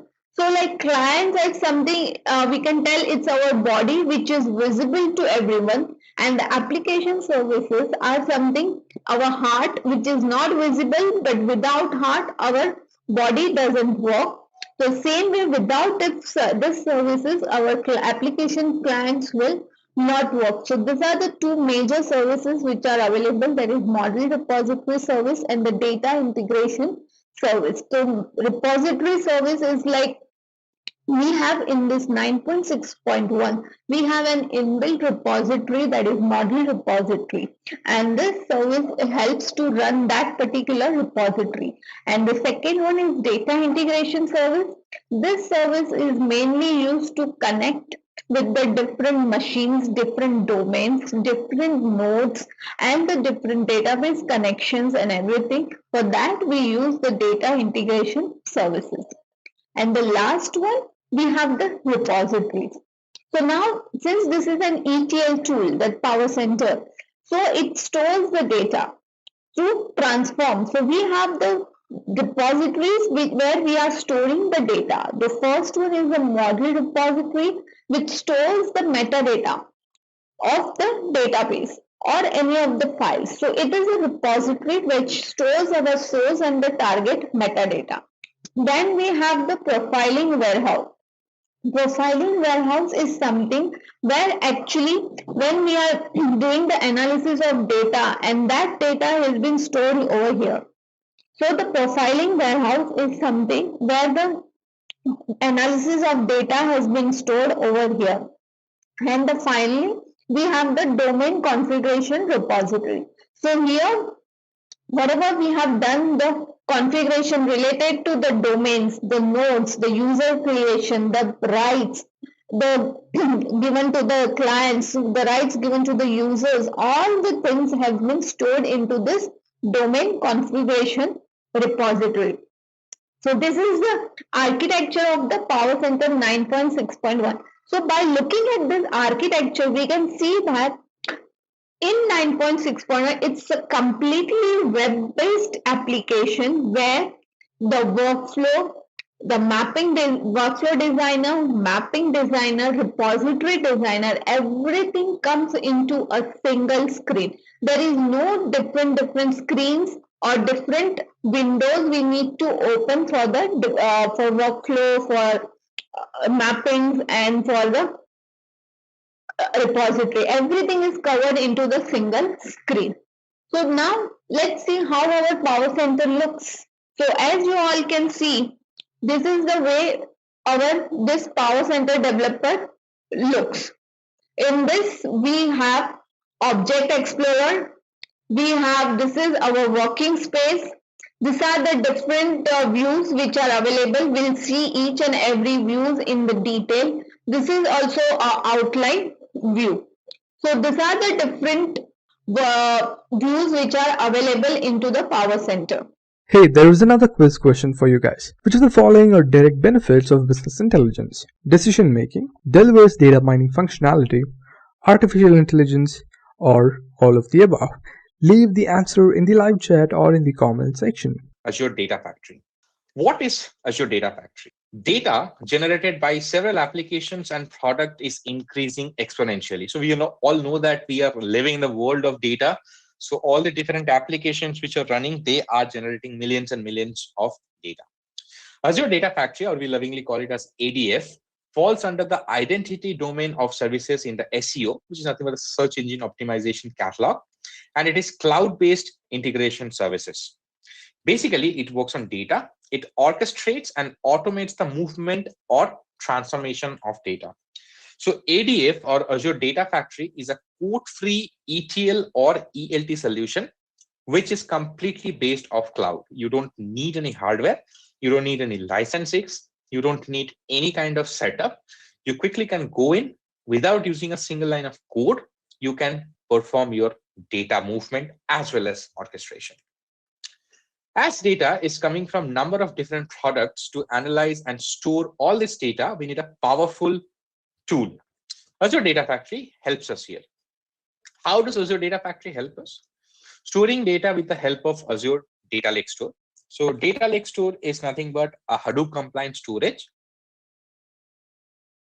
Now we have the Azure Data Lake Store, which is Microsoft implementation of Data Lake Store. We can analyze the data. We can transform the data with the help of pipelines. A pipeline is a component in Data Factory which groups the related activities to perform a task. We'll see that in detail. Publishing the organized data. Visualize the data with third-party application like Spark or Hadoop. So Data Factory has support for Spark baked in inside as out-of-box solution. Now, how does a Data Factory pipeline flow? So you can see that this is an architecture diagram of a Data Factory pipeline. So first and foremost, we have the input data set.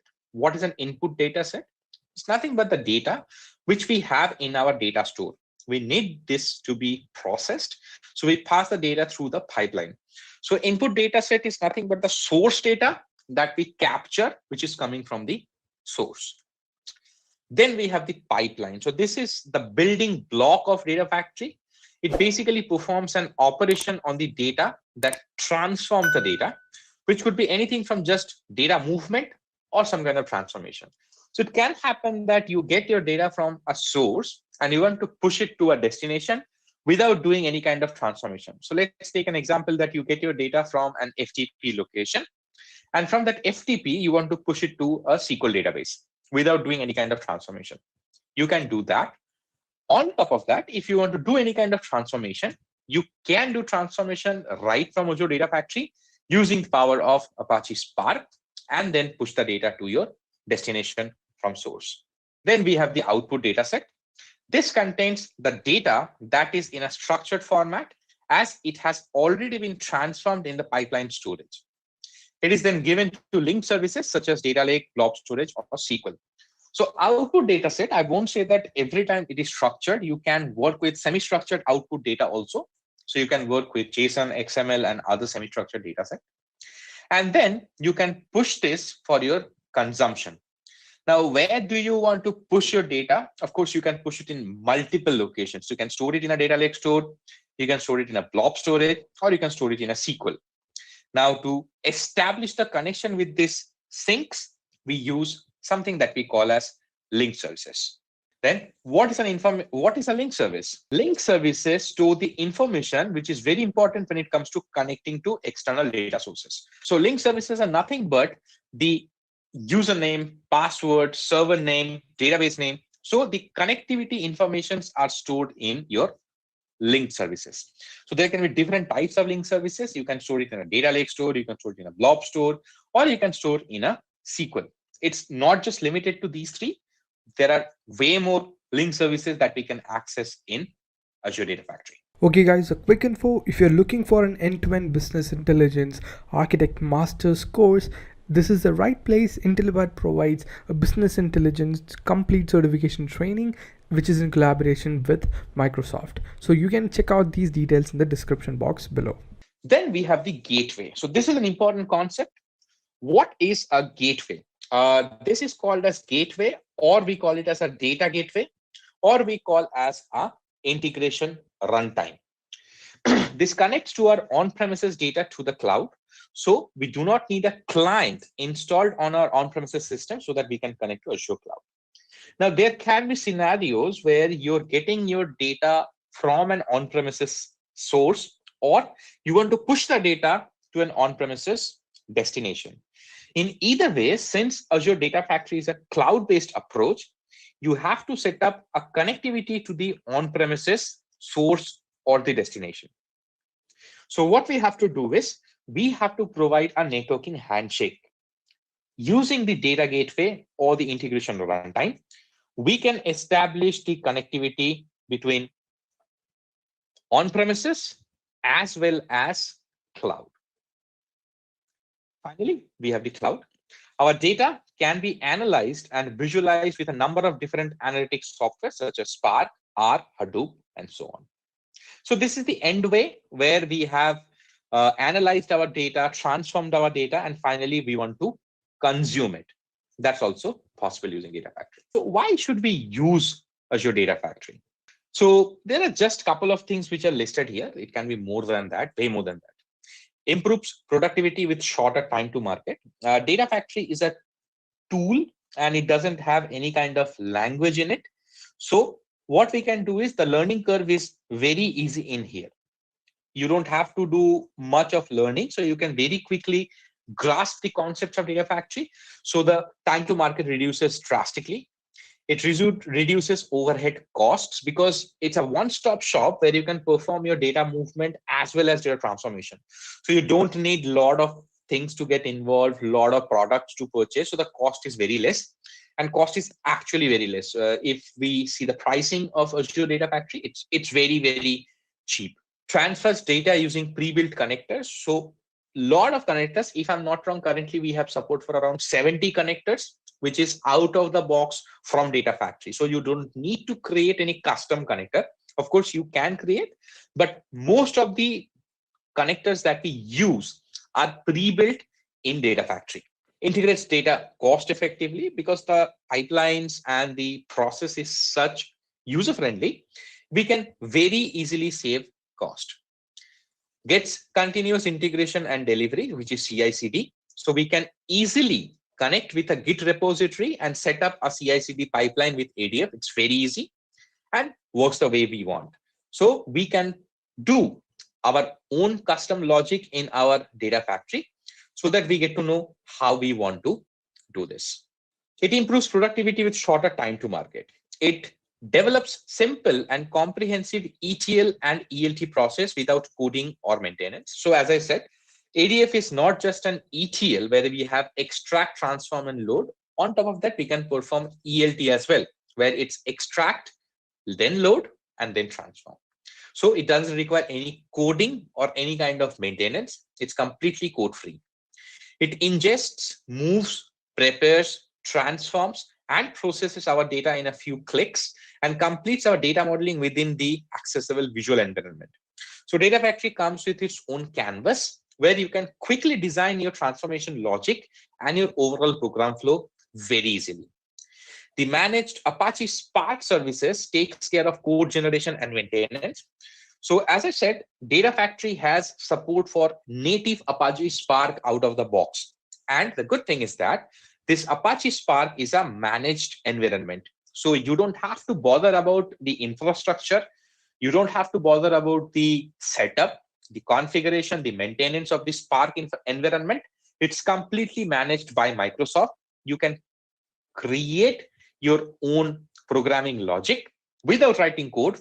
Please remember, we don't need to write any code, and you can use the power of Spark right from Data Factory. Reduces overhead cost. When migrating our SQL Server DB to cloud, it preserves our ETL processes and reduces operational cost and complexity. So it's kind of similar like we had in SSIS. If we want to migrate on-premises data to Azure, Data Factory is the de facto choice currently. It does everything with breeze, but it's not just limited to moving on-premises data to cloud. There are more things that we can do in Data Factory. It rehosts on-premises SSIS packages in the cloud with minimal effort using Azure SSIS integration runtime. ETL in Azure Data Factory provides us with familiar SSIS tools. So people who are coming from SSIS background, they'll be happy to know that Azure Data Factory is very easy to learn if you're coming from SSIS. The learning curve is very, very simple. You don't need to spend much time in relearning a lot of things. Most of the things will be very familiar if you're coming from SSIS background. And also, if you're still not convinced that you want to refactor your SSIS packages into ADF pipelines, you still have support to run your SSIS packages from ADF. So you can have your existing SSIS DTSX packages, which can be run from ADF. Transfer data using pre-built connectors. It gives access to the ever-expanding portfolio of 90 plus pre-built connectors, including Azure Data Services, on-premises data sources, Amazon S3 and Redshift, and Google BigQuery at no additional cost. So as I said more than 70, but it's actually more than 90, and it's increasing every day. So once we move and see a hands-on, you can see that there are so many pre-built connectors which are available right out of the box from Data Factory. So you can use Amazon S3 bucket, you can use Google BigQuery, Apache Impala, Azure Store. A lot of things are available pre-built out of the box in Data Factory. Integrate data cost effectively. It integrates our data using a serverless tool with no infrastructure to manage. As I said, this is a code-free, cloud-based ETL solution, which is a complete PaaS service and managed by Azure. For Azure Data Factory, we need to pay only for that what we use, and we can scale up the elastic capabilities as our data grows. Again, since it's cloud-based and it's backed up by Azure, it has a pay-as-you-go model. So whenever you're using Data Factory, till the point that you're using, the quantity that you're using, you only pay for that. And whenever you need to grow, scale up and scale down. It transforms data with speed and scalability using the Apache Spark engine in Azure Databricks. So as I said, this also has support for Spark infrastructure with you without bothering about the Spark setup and anything. So you can run big data also with Azure Data Factory. Works the way we want. Data Factory provides a single hybrid data integration service for all skill levels.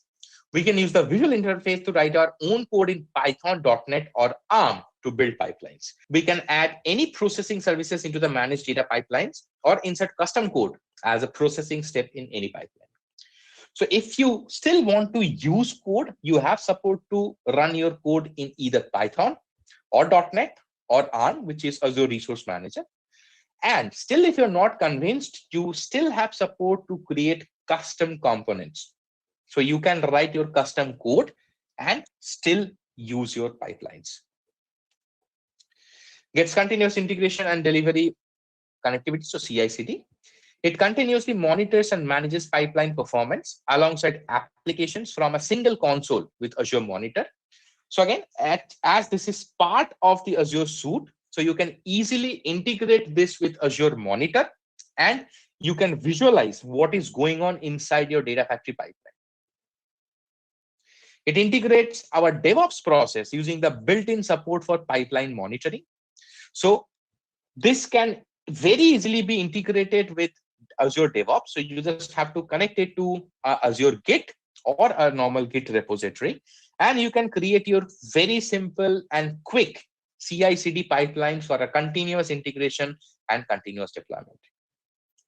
If we prefer a less programmatic approach, we can use the built-in visual monitoring tools and alerts.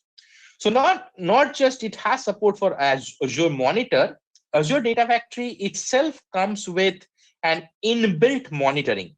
So it is native to Azure Data Factory. If you do not want to use Azure Monitor, you can use the inbuilt monitoring tool, which is available inside ADF. So what is an integration runtime in Azure Data Factory? So integration runtime, or IR, is the compute infrastructure used by Data Factory to provide the following data integration capabilities across different network environments. So IR is essentially the backbone where the infrastructure is managed by Microsoft. So using an IR, you can perform data flow, you can do data movement, you can do activity dispatch, or you can run SSIS packages. So let's see what all things we can do.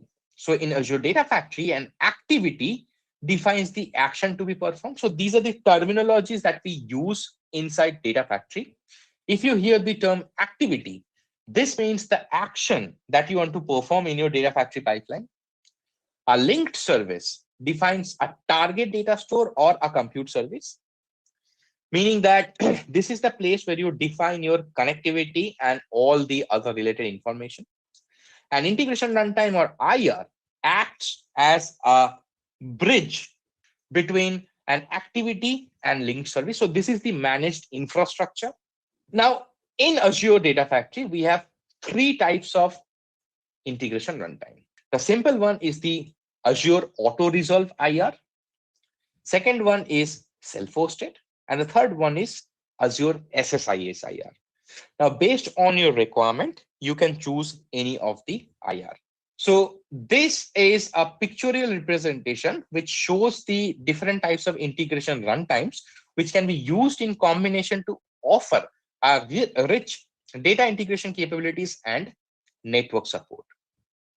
So typically what we do is when we have our source and destination, which are both cloud-based, then we go for an auto resolve integration runtime or an Azure integration runtime. If you have something which requires an on-premises component, then we go for a self-hosted integration runtime. And Azure SSIS runtime is exclusive to run your SSIS packages. Now, you can use a self-hosted integration runtime to connect to cloud-based source and sink as well, but it's typically not used. So if your source and destination are both cloud-based, then we go for an Azure IR. If it involves any kind of on-premises component, then we go for self-hosted IR. Okay. Now, why we have this inside an Azure virtual network? The reason is that if you have something which is on-premises, then we always should create an Azure virtual network, which will have all the network connectivity set up between your on-premises system and cloud. And using that network, we will connect via the integration runtime. And as you can see, using the Azure integration runtime, we can run Apache Spark program as well. So let's talk a little detail about the IR locations. Data Factory location is where the metadata of the Data Factory is stored and where the triggering of the pipeline is initiated. So what it means is that since Azure is a cloud-based solution, when we create any resource, you have to provide a location of that resource. Data Factory is also a resource in Azure. So when you create a Data Factory, we have to provide a location of that Data Factory. Now, whenever we create a Data Factory in a specific location, let's assume that I'm creating in India, since I'm based out of India. So let's say that I'm creating in a central India location. So whenever I will trigger my Data Factory, the metadata of the Data Factory will always be stored in central India, and the pipeline will start from that location. It's nothing but the physical data center where Microsoft creates your resource. Meanwhile, a Data Factory can access data stored and compute services in other Azure regions to move data between data stores or process data using compute services.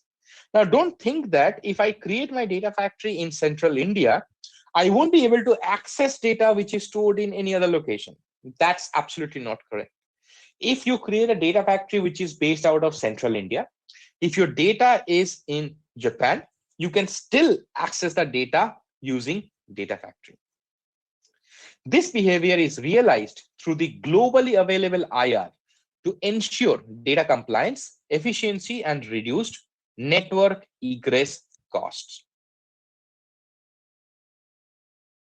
Now, how does an ADF which is created in central India can access the data which is stored in Japan? That is the job of the globally available integration runtime. So this integration runtime takes care of connecting to your data and moving the data across the region, as well as maintaining all the GDPR policies along with efficiency and reduced cost. The IR location defines the location of its backend, compute, and essentially the location wherein data movement, activity dispatching, and SSIS package executions are performed. Meaning that whenever we create an integration runtime, by default, the integration runtime gets created in the same region as your data factory. But of course, you can change that from the data factory pipeline as well. It's not a requirement that the region where your data factory is, your integration runtime should also be in the same region. You can change it, of course. But what happens is, based on the region of your integration runtime, all your resources, your data movement, and everything will initiate from that location. So, as I said, there are 3 types of integration runtime that we have in Azure. Azure auto-resolved integration runtime, self-hosted integration runtime. So an Azure integration runtime is capable of running data flows, running copy activity, dispatching the following transform activity in public network. So you can do all these kinds of transformations and many more.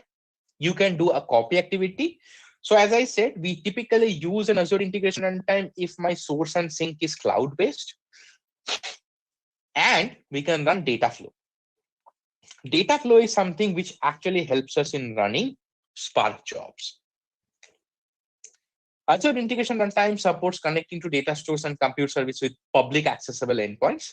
So whenever you connect to any public accessible endpoint, let's say that you want to connect to a REST API or you want to connect to a web API, if any of the data store has a publicly accessible endpoint, you can use an Azure IR to establish a connection to that data store. Azure IR provides fully managed serverless compute in Azure. It provides native compute to move data between cloud data stores in a secure, reliable, and high performance manner. So again, Azure IR, if you create, it's a completely serverless process, which is fully managed by Microsoft. And using this power of Azure IR, you can easily move data between cloud-based storage in a high performance way. We can set a certain location of an Azure IR, in which case data movement or activity dispatches will happen in that specific region. So again, as I said, it's not a requirement that if your Azure data factory is in central India location, your IR also has to be in central India.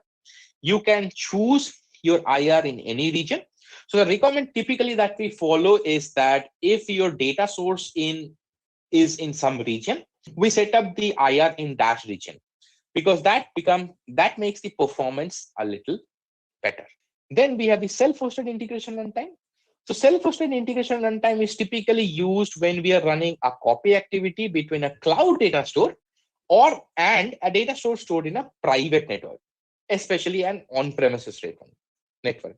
Using the self-hosted integration runtime, we can also perform the following transformation activities against any compute resource which is in on-premises or in Azure virtual network. Not just this, many more. So if we want to perform data ingestion securely in a private network environment, which does not have a direct line of sight from the public cloud environment, we install a self-hosted IR on the on-premises environment behind our corporate firewall or inside a VPN. The self-hosted IR only makes outbound HTTP-based connection to open internet. So what it happens is that, think of it like you have an on-premises SQL server, and which is behind a private network. And Azure Data Factory is a cloud-based solution, so it has to connect via the internet.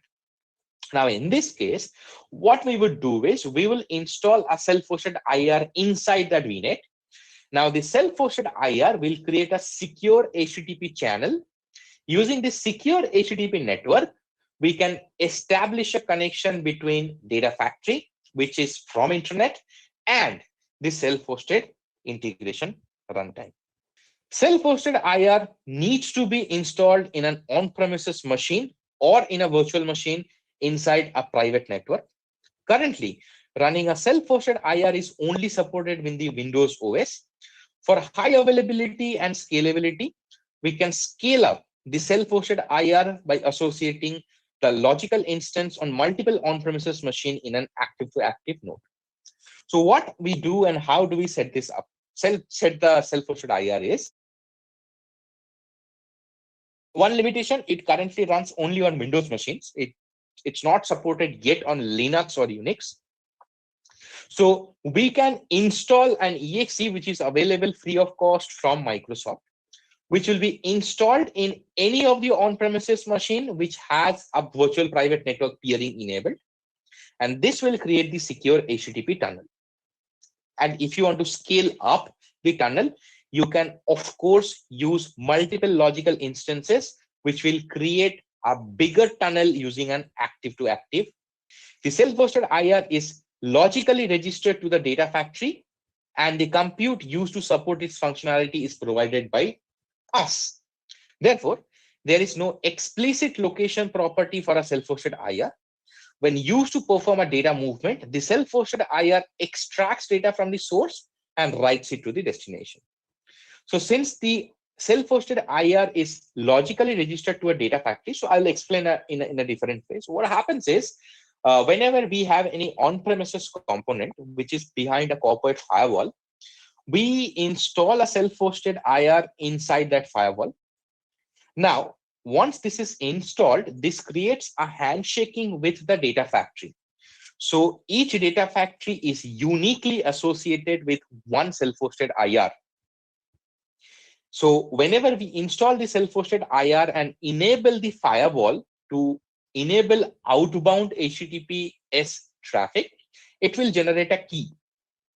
This key will then be used in a data factory so that data factory authenticates this self-hosted IR. That's why we don't need any explicit location, because it's registered via a key. After the logical handshaking has happened between the data factory and the self-hosted IR using the key, we can perform the data movement. And third, we have the Azure SSIS integration runtime. So if you already have an SSIS package, it's a complete lift and shift method. You have your existing SSIS packages, you move them into Azure Data Factory, you run them using Azure SSIS natively using Data Factory. So Azure SSIS IR can be provisioned either in a public network or in a private network.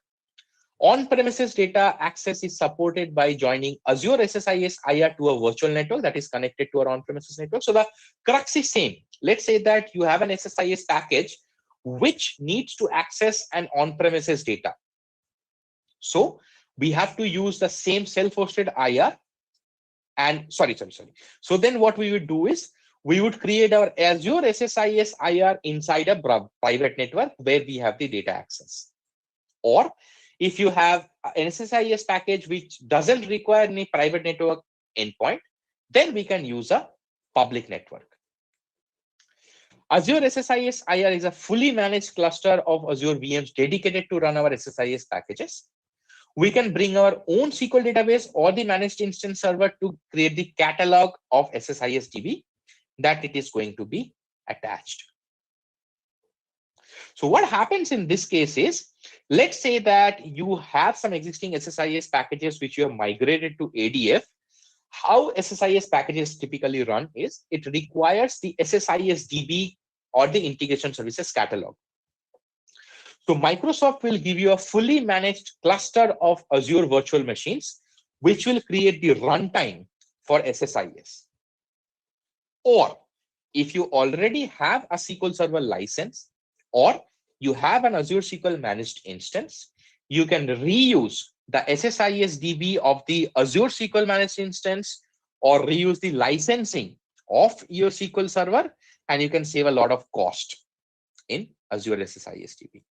We can scale up the power of the compute by specifying the node size and specifying the number of nodes in a cluster. We can manage the cost of running the Azure SSIS IR by stopping and starting as per our requirement. So again, as you see, this is very flexible. Since it's a cloud-based solution, the scalability is simple. If you want to scale up or scale down, it's just a click of a button. You can easily increase or decrease the node size to get more resources. Or if you feel that, okay, I don't need to run my pipelines, I can save some money by stopping it altogether. Hey, there is another quiz question for you guys. Which of the following are direct benefits of business intelligence? Decision making, delivers data mining functionality, artificial intelligence, or all of the above? Leave the answer in the live chat or in the comment section. So these are the types of integration runtimes that we have in Azure. What is a mapping data flow? A mapping data flow is a visually designed data transformation in ADF. Data flows allow data engineers to develop graphical data transformation logic without writing code. The resulting data flows are executed as activities within Data Factory pipelines that use scaled out Spark cluster. Simply put, data flow is a place where at the background you run Apache Spark. Now the Spark engine is fully managed by Microsoft Azure, and you create your data transformation logic using a visual graphical user interface with zero code. Data flow activities can be operationalized via the existing Data Factory scheduling, control flow, and monitoring capabilities. Our data flows will run on our own execution cluster for scaled out data processing. Azure Data Factory handles all the code translation, path optimization, and execution of our data flow jobs. So since data flow is part of Data Factory, you can schedule your data flow, you can monitor your data flow, all this right out of Data Factory. It's not a separate component. You don't have to buy extra. You don't have to pay anything extra. It comes out of the box, part of Data Factory. So since, again, this works with Spark architecture, so you know that Spark is a very vast and architecture. So the scale up, scale down is completely managed by Microsoft, and all the code translation, as this is a code-free editor, how Spark codes are generated and translated, these are all taken care by Microsoft. Along with that, all the Spark optimization is also part of ADF. So this is my Azure portal. So what I have done is in this Azure portal, I have created a resource group. So this resource group is in East US location. And in this resource group, I have created a storage account. So in the storage account, I have a data lake store. So this is a data lake store that I have created. So this is a data lake store. So I have created a container in this called as demo container. And inside this, I have two folders. One is a source, the other one is a sink. So if I go inside this source folder, I have a file here. This is a dummy file that I have uploaded called msft.csv. If I show you the data, so here you can see that this is the Microsoft Windows App Store data. So it has an ID, which is nothing but an identity column. It has the name of the app. So which app is available in Windows App Store? What is the average rating of that app? How many people have rated this app? What is the category of this app? Which was the first day when this app was published or available to people? And what is the pricing tier? So this is the information that we have in this CSV file. So if I go to the end, I have 5,200. This is a wrong data. Let me delete this one. So this is the data set that we have. So we have around 5,322 rows, which are available in this. So what we're going to do is we're going to use this data as our source. And I'm going to do a very simple transformation of this data using Data Factory and data flow. And we will spit out a file, which will be stored in a different folder. Let me show you how do we do this transformation and what all things we use in Data Factory to perform this activity. Now to create a Data Factory, what I will do is I'll go to my resource group and I'll click on this plus add. This will take me to the Azure Marketplace and I'll search for Data Factory. Click on this and click on create. So first and foremost, it's asking me for my subscription, my resource group, and my location. So let me create this in East US region. And it's asking me to give the name. So let's call it as demo AZ ADF. Oh, the name is okay. The name is available. and this is the version. So we currently use V2. So I'm using ADF V2. Click on next, git configuration. So here it's asking me that before creating the data factory, do you want to connect to a code repository?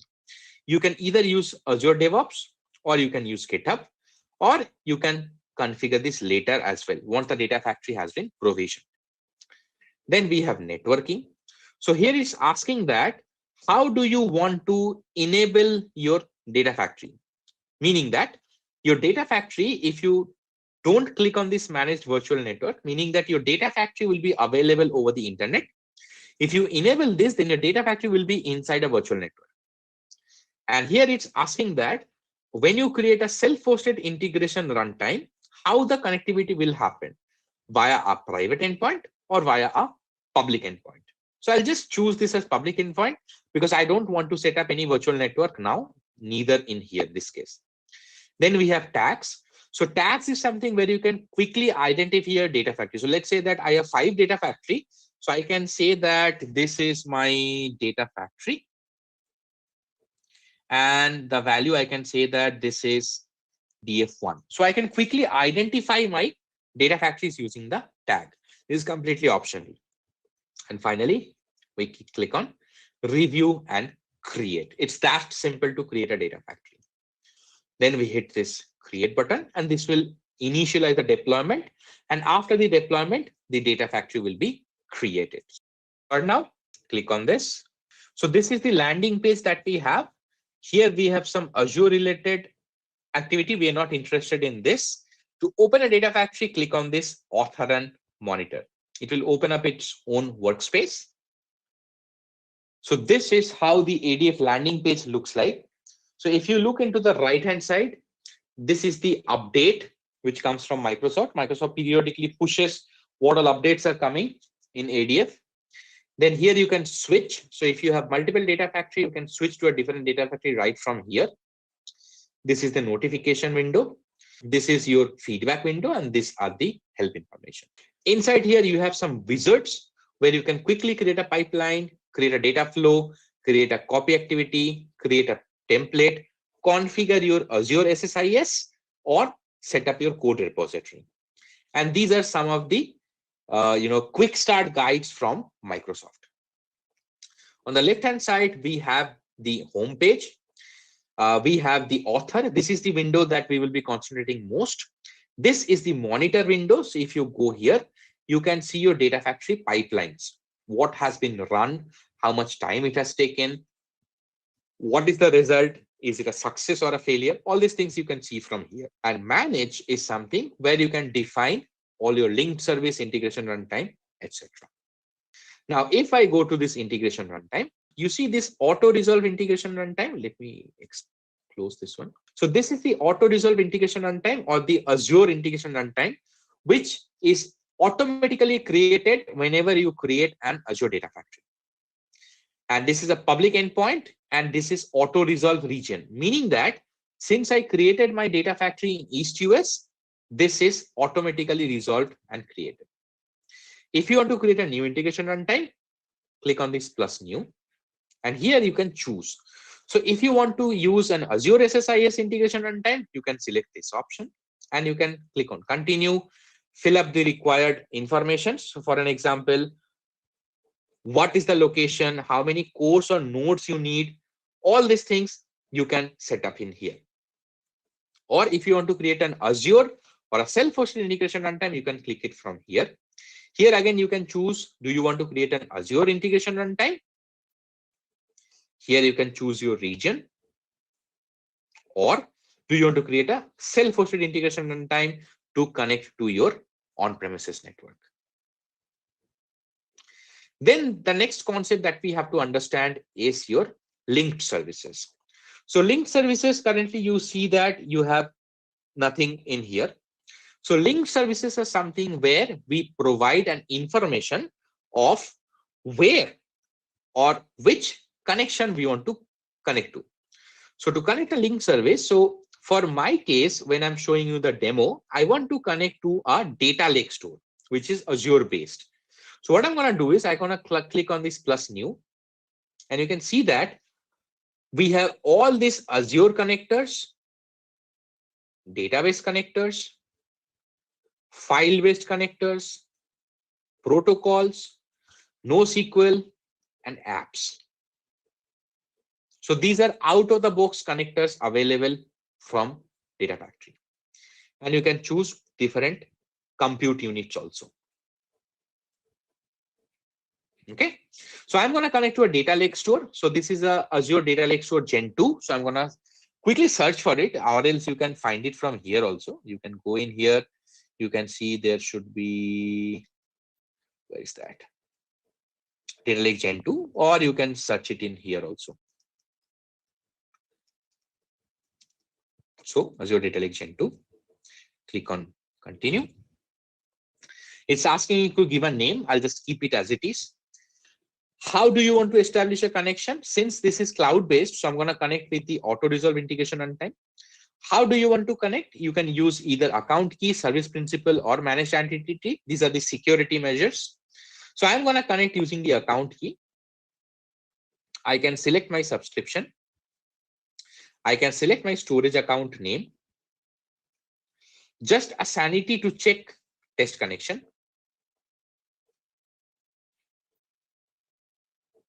So it's successful.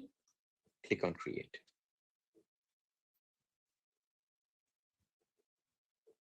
And it's that simple to establish a connection to a storage. It can be anything. So once these two things are configured, I'm not going to these things. This is something, again, if you want to set up a code repository, you can select your repository and you can connect from here. Triggers is something I'll talk a little later. Global parameters is something like, think of it as an SSIS global parameter. If you create a global parameter here, you can use it across any of the pipelines that you create in this data factory. And this is a customer managed key. So if you want to have a secure key with you, you can use it here. Now let's go to the most interesting window, which we call as author. So if you go to this author, you can see we have three things: pipelines, data sets, and data flows. If you click on this plus, you can create a new pipeline, you can create a new data set, or you can create a data flow. Copy data tool is nothing but a wizard. Pipeline from template is something, if you click on it, Microsoft has given us a lot of templates. So you can quickly use a template. These are predefined and pre-filled template. So let's say that I want to get a data from a database and load it into an Azure Data Explorer. I can click on it, and Microsoft has a predefined architecture with me. I can change the data set and everything, and I can quickly get started. Or if you want to create a pipeline from the start, what we typically do is you can either click on these three dots and click on a new pipeline, or you can click on it this and click on a new pipeline. So if I click on it, let's keep this pipeline as my demo ADF pipeline. So once we create it, let me close this one. This window, that canvas that you see, this is our play area. And here we have all these different activities that we can use. So I will not go through all of these activities. These are very self-explanatory.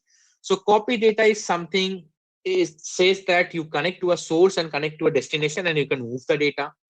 If you want to use an Azure function, you can use this. If you want to run a Databricks component, you can do that. Use SQL activity, if you want to run, you can do it from Data Factory. If you want to append a variable, delete a file, execute another pipeline from one pipeline, execute an SSIS package, get the metadata of a file, perform a lookup, run a SQL stored procedure, set a value to a variable, all these things you can do from here. And how do we do that? So for our case, what I'm going to do is I'm going to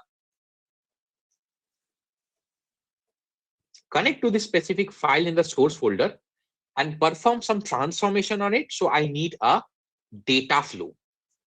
So how do you use them in ADFS? You just drag and drop it into this window. Now, if I already had a data flow, I could have used this. If I don't have, I can create it right from here. So I'll create a new data flow. Now here we have two things, mapping data flow and wrangling data flow. Wrangling data flow, I'll not talk about it because it's a preview feature. We will use this data flow, which we call as mapping data flow, which is a code-free data transformation at scale. So click on OK. It's asking me to name this data flow. So let's call it as my demo data flow. Now what I have to do in here is I have to perform a source. So I have to add a source to connect to this file. So what I'm going to do is click on this add source. And it's asking me to name this source. Let's call this as ADLS source. And it's asking me to select a data set. Now, what is a data set? I haven't created a data set yet. A data set is nothing but the exact file or the table or the HTTP request. So in this case, my source is a file. So I'll create a data set from here. So again, it's asking me, hey, what is your data set? So my data set is a data lake store. Select it. What type of data you want to get? You can get Avro, delimited text, Excel, Parquet, ORC, binary, XML, or JSON. So I am using a CSV. So I'll select delimited text. Click on continue. Now it's asking me, what do you want to name it? Let's keep it as delimited text. Does your data first row as a header? I say that yes. My first row is a header. Now it's asking me, how should you establish the connection to this data lake store? So I already have a link service created. So I'll use this same link service. Now I have to provide the exact file path. So I can quickly select this, go inside this container, go inside this folder, and select this file. And how do you want to get the schema? So I say that get the key schema from this connection of the store, and it will give me the schema. Oh, the name is wrong. Remove this.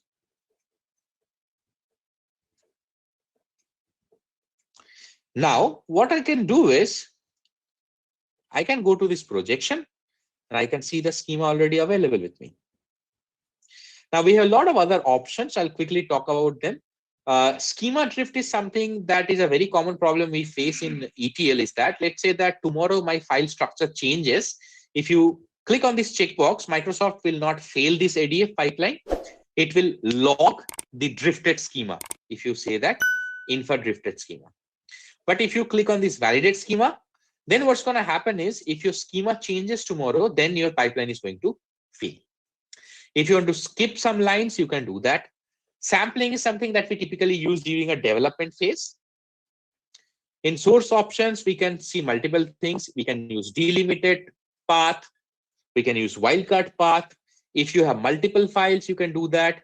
If there are no files found, it will not give you an error. It will simply proceed. If your data has multi-line rows, you can do this here.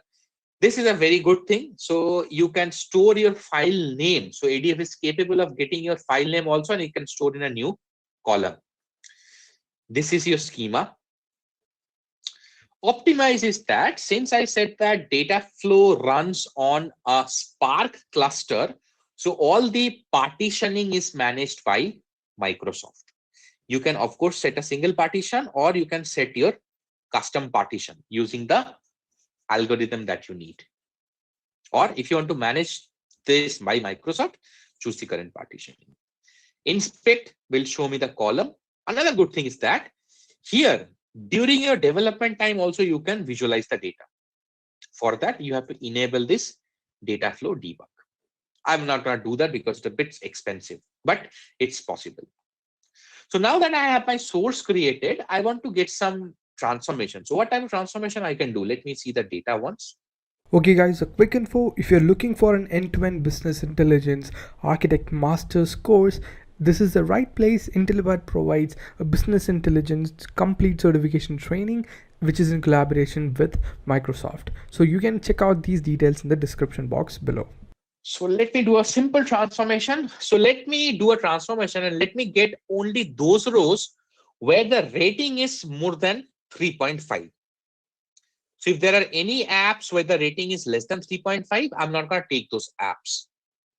So what I'm going to do is, again, people from a SSIS background will be very simple. We are creating a flow in here. So first step is to get the source. Then we have to perform the transformation. So if you click on this plus button, you have different types of transformations available. Join, you can join with other data set. Conditional split, you can split the data based on a condition. Exists will check if a specific column or value exists or not. Union, lookup, derived column to create a new column. Select means you can fetch some columns. Aggregate, as the name suggests, sum count. Surrogate key, pivot, unpivot. Window is something like a time frame. Flatten is something, let's say that your source is a semi-structured data like a JSON format. From there, you can perform a flatten and you can convert it into a CSV. Ranking function, filter, sort, alter row, all these things you can do from here. Now, since I want to get some rows from here where the rating is more than 3.5, I will use something which I call as conditional split. So in this conditional split, I will write a condition saying that ratings more than 3. This is one stream. The other stream is ratings less than 3. Okay. Now, how do we write the condition? So ADF data flow has a plethora of functions available. Just click on this box and you have the expression builder. So in this expression builder, you can write your expression here. Now you can see that we have so many different functions available here. A plethora of functions are available here. Okay, so I will write an expression saying that in my input schema, I have a column which is called as rating. So I'm going to say, give me those columns. Let me use a function. I'll say greater or equal. Let's say it's 3.5. So give me those rows where my rating is greater or equal 3.5. I can use greater also. Sorry. I can use greater as well. So this will give me only those rows where the rating is greater than 3.5. Okay. Now I can do multiple transformations here. I'm just showing you only one transformation, and then finally I will write it into a file. So I will use a sync. So this sync also requires a data set, and it's asking me which output do you want to get. So I'm saying that I am getting the output of ratings more than 3. Did I say 3.5? I should have given 3. Sorry. So I'll write it into a file. So I'll create one more data set. I'll write it to a data lake store. Same drill. I'll create a CSV file. I'll say first row as a header. I'll reuse this link service. So you can see that for each of these activity, I don't have to create a new link service. I can reuse the link service. And I'll create a new data set. So I'll write it in this sync. You see that the file name I'm keeping as blank. Okay. Now what's going to happen is that if I go to the settings, here you have different options. This is a Spark-based architecture. You can create a pattern-based file, partition-based file, column-based file, or a single file. So I'll say that. And if I go to this mapping, you can map your file as well. You can change the order, you can remove the columns, all these things you can do. And since it has partitions, You see that currently I am using a current partition. As soon as I change this one, Microsoft automatically prompts me to say that since you're outputting to a single file, please change this to single partition. That will improve the performance. So you see that I'm using Apache Spark. I'm not writing any code. The performance is completely managed by Microsoft, and Microsoft is giving me a prompt to better the performance. So it's that simple. And let's call this file as, let's call it as output.csv.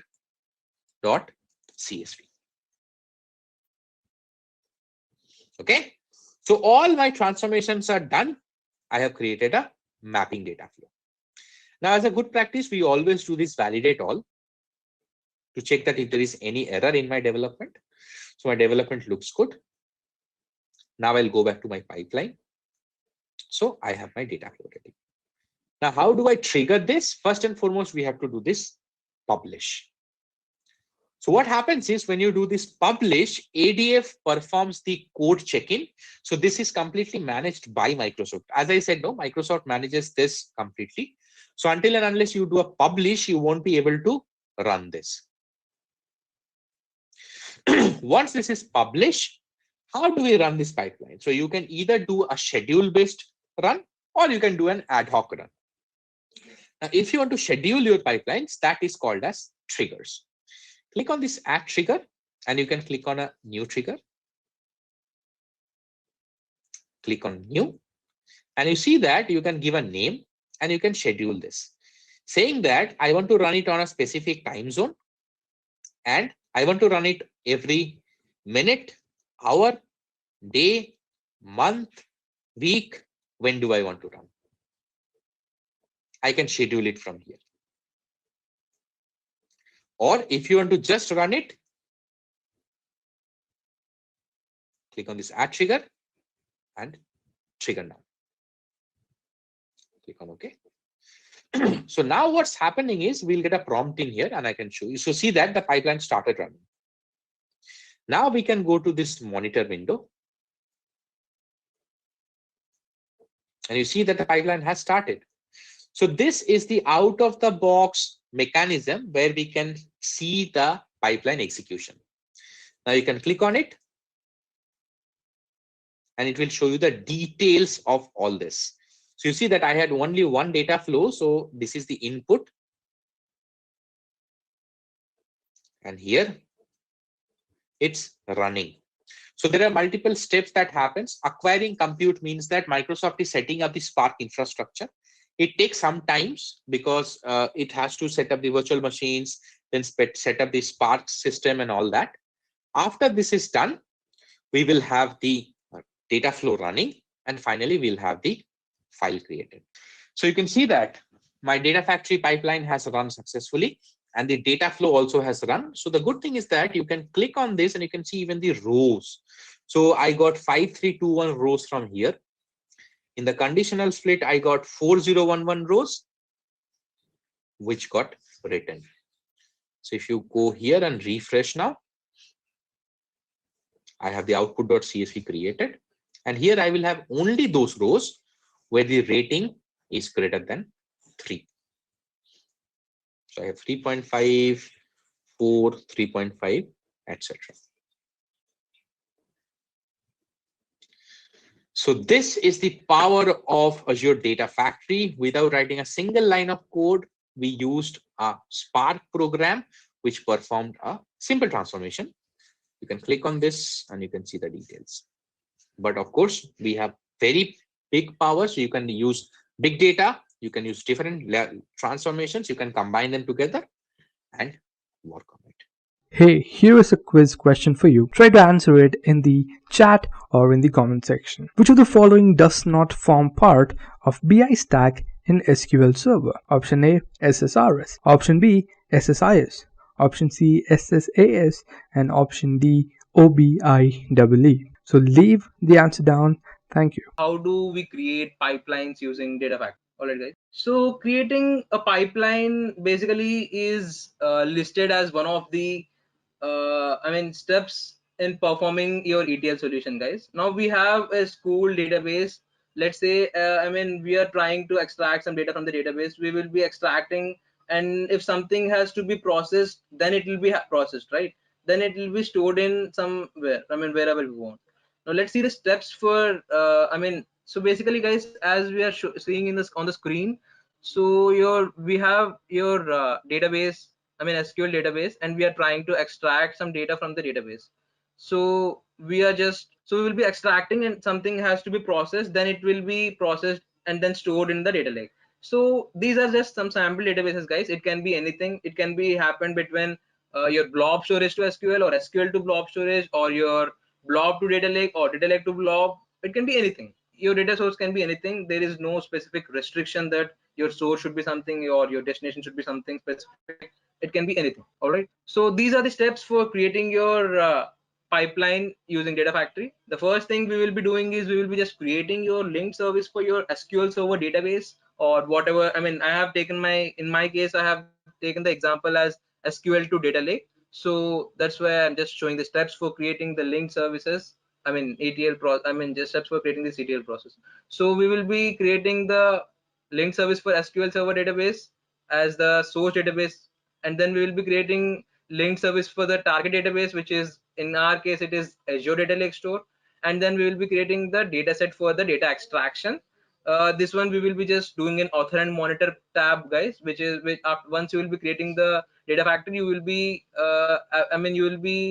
you can just access that author and monitor tab. There you can just go to the visual, you can just go to the author and monitor, and there you will be having this all these options for creating the linked services and creating the data set for your data extraction process. And then you can just create a data set for your data saving, and then we can just create a pipeline, guys, and then we can add some copy activity or any raw activity. And then guys, at finally, so the main advantage of this Data Factory, we can schedule this pipeline just by adding trigger. So basically guys, you can just schedule this your, let's say, whatever transformation you have, you can just schedule that on some specific basis. We can transform them on weekly basis, we can transform that on monthly basis, we can transform that on day-to-day basis. You can just transform it whatever and however, in whatever way you want, you can just transform in that way. All right. So guys, now let me just show you one project where we are going to perform today. So guys, now today I'm just going to demonstrate you a project where we will be identifying the videos in the selected channel from YouTube that is getting maximum traffic. So let me explain this problem statement to you guys. So basically guys, we are having a YouTube channel. So in the YouTube channel there are various channels, right? So let's say there is a company. So the company wants to promote its advertisements. So in order to promote its advertisements, so it wants to promote its advertisement on the channel which is getting the utmost traffic. Okay. So how does the channel knows that the specific channel is getting the utmost traffic? So guys, for knowing that that company needs to put a developer who is an Azure Data Factory specialist, where he will be automating the list of channels which is getting the more, which are getting the utmost traffic at specific time. So he can just put a trigger for every 5 minutes. So for every 5 minutes the traffic is, let's say the traffic is loading, so every 5 minutes the list gets changed, and based on the list this company can promote its advertisements. So this is the project we are going to do, guys. So in our project we are just considering the two data sets, which will be where the data set one will be our first interval. Let me just show you the data sets. So these are the data sets which we are going to perform. Let me just open this data sets for you guys. So these are the two data sets, guys. So where we are having video ID, video title, views, likes, dislikes, comments, and your duration in minutes. But in real time you will be getting in different format. So for your understanding purpose, we are just creating this project as a sample project. So this can be, these all things can be these are all some of the basic data which we are getting from the channels. So now without wasting any time, then let's import this to our SQL database. So for creating this, let me just move to my Azure portal.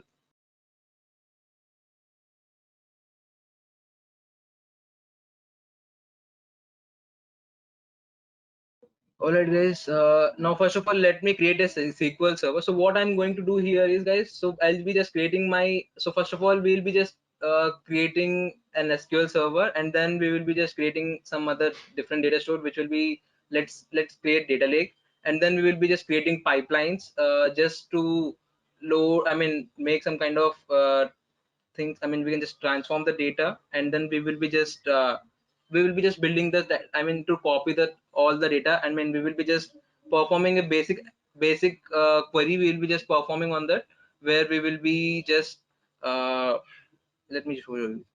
So first of all let me create a SQL server guys.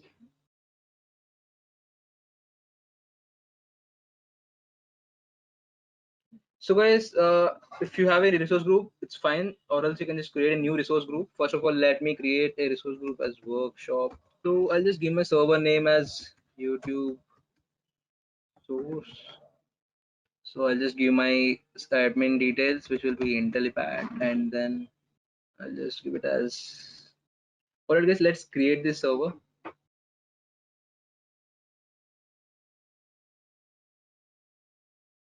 So the deployment is taking some time guys. Let's wait for the process. So meanwhile, let me just open my SQL Server Management Studio. Yeah, it's already open. So guys, you can also connect to this SQL Server instance using your Azure inbuilt SQL. I mean that also you can use, or else you can use the SQL Server Management Studio just to connect your SQL Server database or anything else. Alright guys, the deployment is completed. Now let's just go to the resource. So basically your Azure SQL Server Microsoft, I mean now let's go ahead and just create the database for this.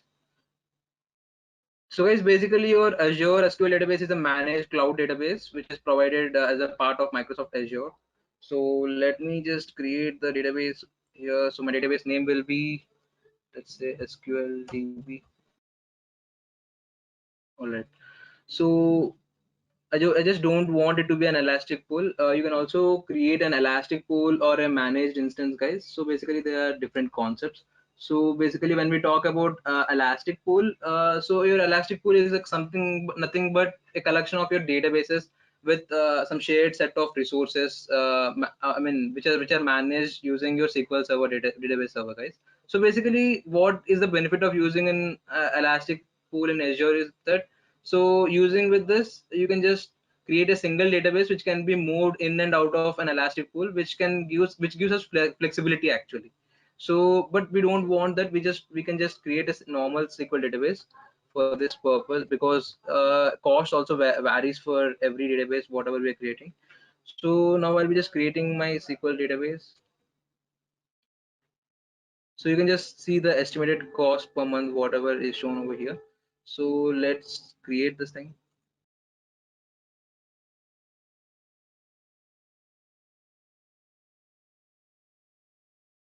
So in Azure, sometimes the deployment takes much more time, guys. Let's get it deployed. Meanwhile, let me just open the SQL Server and connect it to my SSMS, which is on my local machine.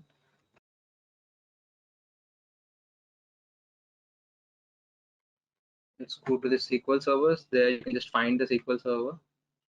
So YouTube source is my server which I have created now. So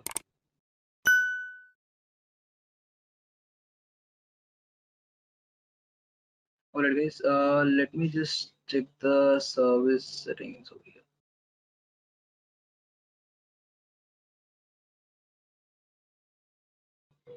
So this is my server name, guys. Using this server name, we can connect it anywhere, wherever we want. So I just wanted to connect on my SSMS portal. So here I'll be just connecting to this, guys. So I'll just connect to my database engine. So here I'll just paste my server name. So guys, here I'll be just doing it with SQL Server authentication. So my the login credentials will be the one which you have created it over while creating the SQL Server. So guys, I have created my login name as Intellipaat, right? So that's what I'm just giving it over here.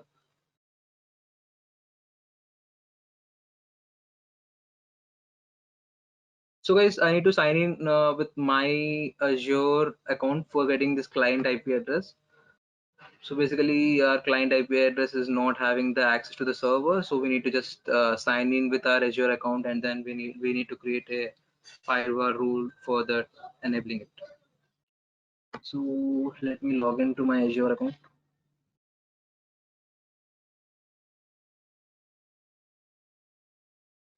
Yeah, so let me add my client address. So guys, for importing or exporting an Azure SQL database with basically, I mean, without allowing Azure, I mean, for without allowing Azure services to access the server, you can just create, you can also create an Azure virtual machine, and then you can just connect to that, and then you can install SQL package, and then you can just create a firewall rule to allow that VM access to the database, and then you can export a database using SQL package.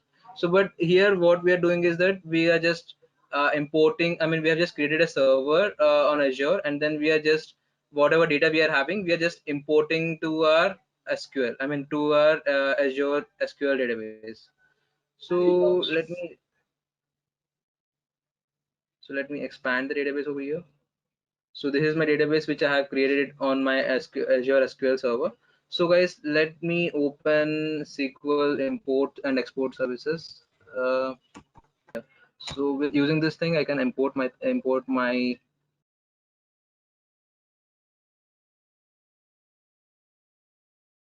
So guys, my source data is whatever I'm giving is Excel data, right? So let's put it in Excel data. So I'm using 2016 version. So let me put it this. So let me give the source form, I mean, path over here.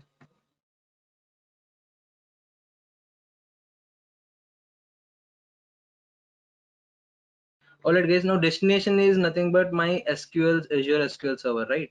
So I will just put it as my OLEDB driver for SQL server, or not this one. We have to give it as. So I'll be just giving my server name over here, and then I'll be just giving my server, I mean, details of credentials. So let me log in over here.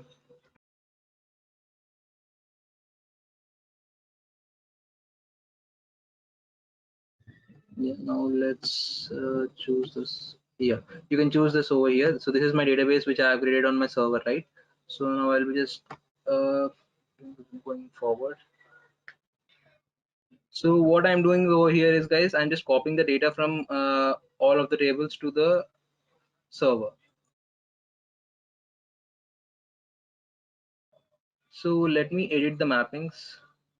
So I just want, okay, it's already, if you want to change the data type or anything, you can just change it over here, guys. So here my data is in this, so video ID, I want it in my integer type. I don't want it in my float because all my integer.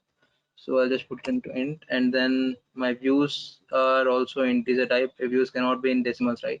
So I just want to do it in integer format.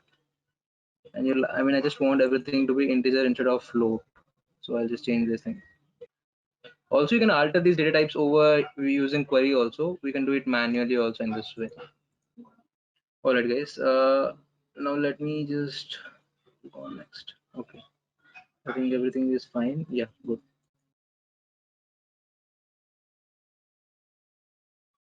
This should import successfully. Let's see.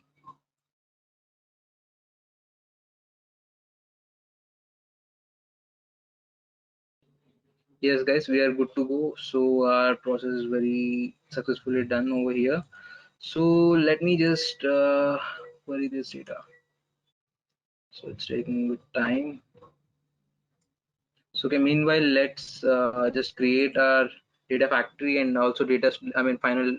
So I'll for my target database, I'll just create a data lake, guys. So how do we create this data lake in this Azure? So basically, for creating data lake or blob storage, you won't be having a specific option. So you need to go to storage accounts, guys. So let's go to the storage accounts. All right. So let me just add a storage account.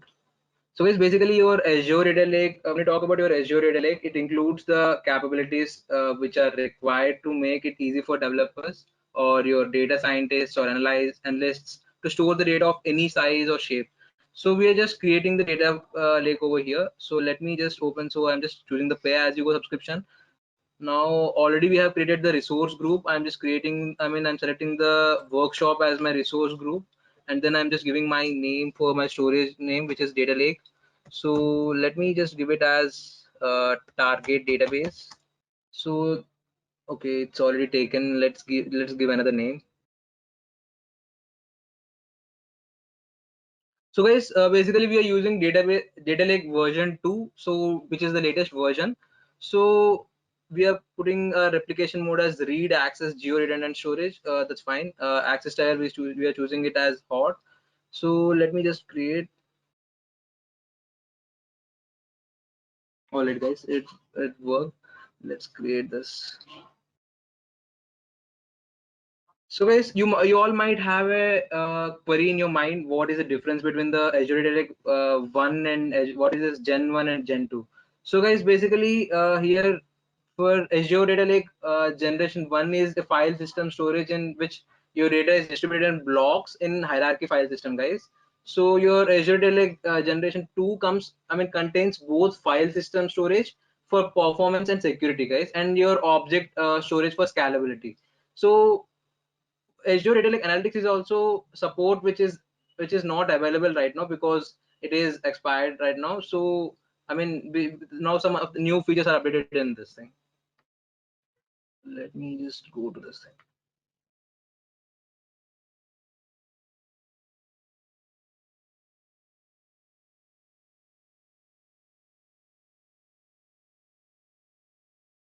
So let me choose this workshop as my resource group. I think there's some mistake which we have done, which we have not checked. So let me create it as target AL.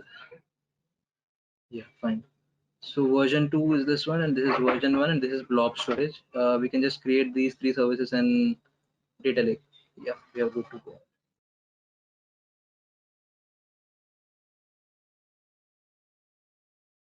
All right, guys. Now let me just check this database.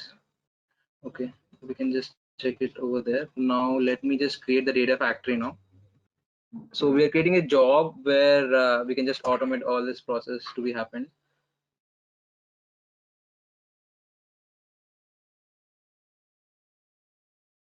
Guys, basically your data factory provides your single hybrid data integration service, guys, for all skill levels. So basically you can use the visual interface, or you can just write your own code in any language to build the pipelines as well. You can just build the pipelines manually as well, guys. You can just put your choice of processing services into your managed data pipelines, or you can insert custom code as the processing step in your any of the pipeline. So let me just create the one data factory first. So ADF project, sorry. So let me just choose my resource group. Let me choose it as workshop. Fine. Now I don't want to enable Git. So this is already choose low, so I don't want. Just let me just do it as some different name. All right. So guys, if you what is this enable Git option, guys? So basically to provide a better authoring experience, so basically Azure Data Factory allows you to configure a Git repository with either Azure repository or your GitHub. So basically Git is a version control system, guys, that allows you for easier change of tracking and collaboration, but I don't want to enable Git for this. So let me just create this thing. Hey, there is another quiz question for you guys. Which of the following are direct benefits of business intelligence? Decision making, delivers data mining functionality, artificial intelligence, or all of the above? Leave the answer in the live chat or in the comment section. Alright guys, it got deployed. Let me go to the resource. So as I have already said in the presentation when I am explaining about data factory, so whenever you want to create any link services or pipelines, you will be just going to this author and monitor, guys. So in this tab there is let me show you. Yes guys, it's open. So let me just show you. So guys, we can just go to this manage tab, and then we can just create linked services, guys.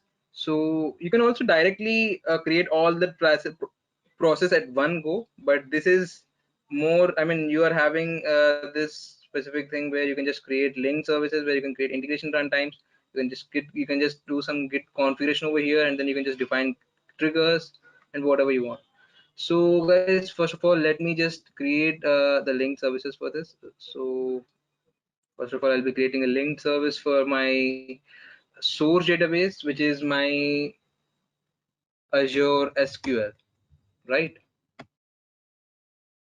So my server name is let me check it. It's SQLDB. Let me choose as this thing, and then let me just put as Intellipaat. Intel at the rate 123. Let me test the connection.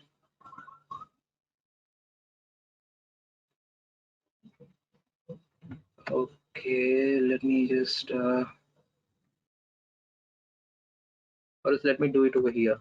So my task name is that transform the channel list. Sorry, let me just output list, YouTube channel list. So guys, here you can just run it once, or you can just run regularly on schedule. You can just trigger it every, I mean, you can do it hardly minute, or you can just do it every 1 minute, or you can just do it every hour, whatever you want. I just right now I'm not scheduling it. I'm just running it once. Let me just create this thing. So let me just choose my Azure database.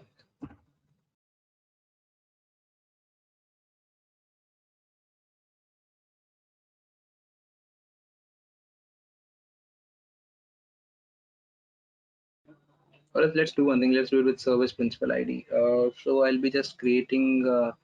I'll be just going to my app registrations.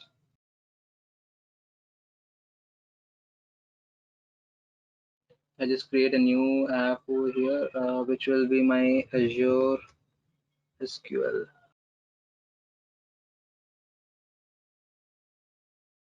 So I'll just go to certificates and secrets, guys.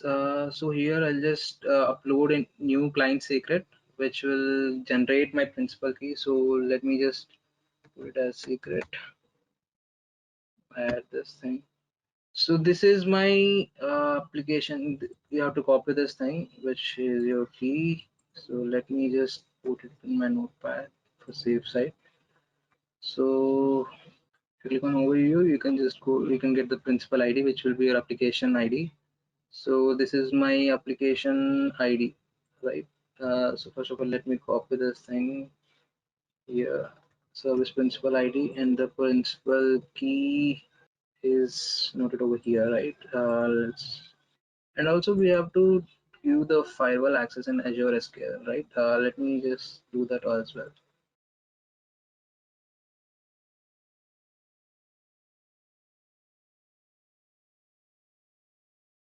So here I'll be adding a role or assignment, guys. So here I'll be just putting the owner. Let me just put this.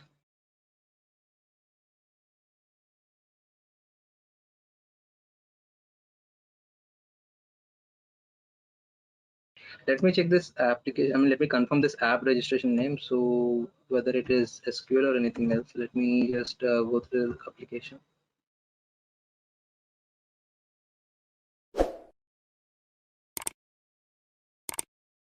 I think this one we have created. This one.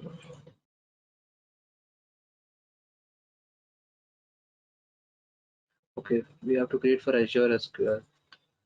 So let me just go to that SQL server.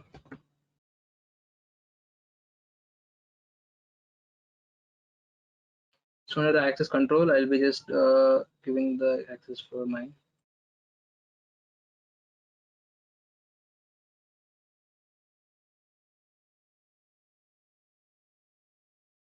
So once we are done with this, let me just text this connection. Yeah, is it deployment done? Oh, let's read what is the error we are getting. YouTube source database, check the links on configuration and make the SQL Server database firewall allows the integration runtime. Okay, let's check the firewall.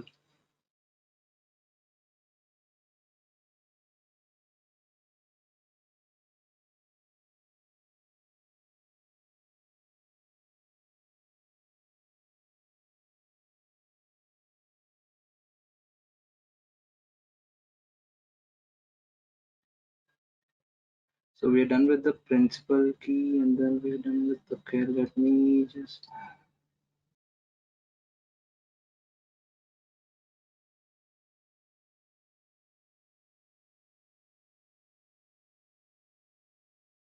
let's check the database once. Okay.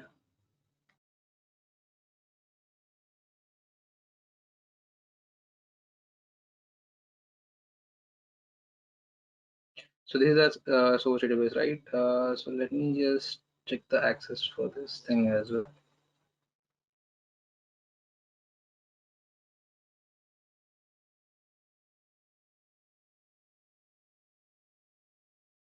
Okay, we need to set that, and that only it's set already. Why is it not working still? Okay.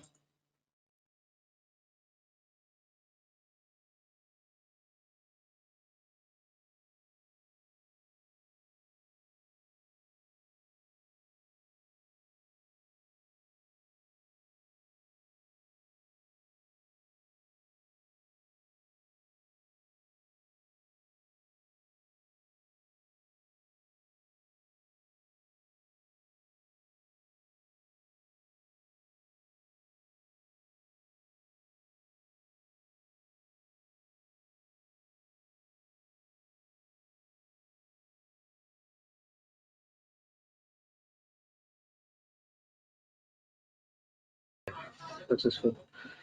Let's create this.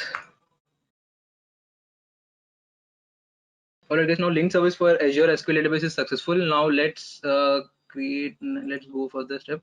So while loading the, source data to our target data, we just need to query, we are using including the query as well. So we are applying, some query based on this. So we want to change, we just want to the output where the views and here in our data set we are just considering the views and likes to be where we want the traffic. So in order to just find the channels which has more traffics, so I am just querying over here where, so let me just do it.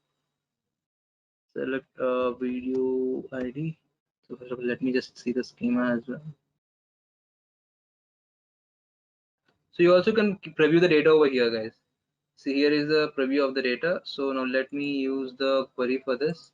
So it would be something like select video ID, title, views, like we'll be selecting the views. Video ID, views, and let's say we want this only, video ID and video title only. So okay, let's put the views also. So what is our table name over here? Worksheet, right? So let me put the field as 72. Let me put some random field. Alright guys, we got the data to that. Now let's choose the destination data store. Now my destination data store will be, let me just create a link service for my data lake store which I have created. So my data lake store over here is storage.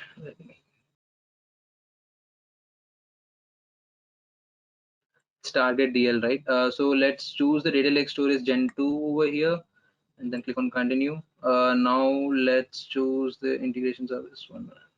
So I'll be choosing my Azure subscription, which is pay as you go. Now my storage account name is target data lake. So I'll just choose this. So I can test the connection over here. So let me create this link service. All right. So let's click on next. So guys, for my out folder path, you can choose it. Let me just go to my storage explorer preview. So under the containers, I'll just create one container. Let me create a block container over here. Output.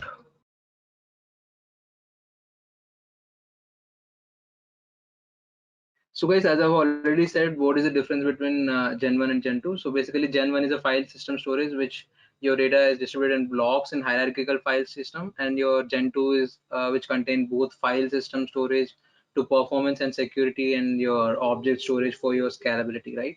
So let me just choose this. Okay, so I'll be just choosing the output. Yeah, so I'll be choosing this output, and then my file name will be final. So I won't define this maximum current connection blocks. Let it you can leave it blank. Click on next. So guys, my file will be coming in text format. I just want it in text format, and my column delimiter will be comma.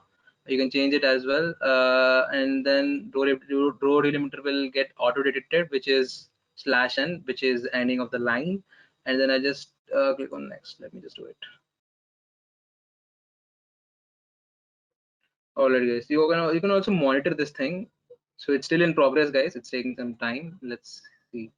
So we have applied manual trigger over here. You can also, as I have already said, we can schedule it minute wise, or else you can just do it hourly wise, whatever you want. You can do it in any way guys.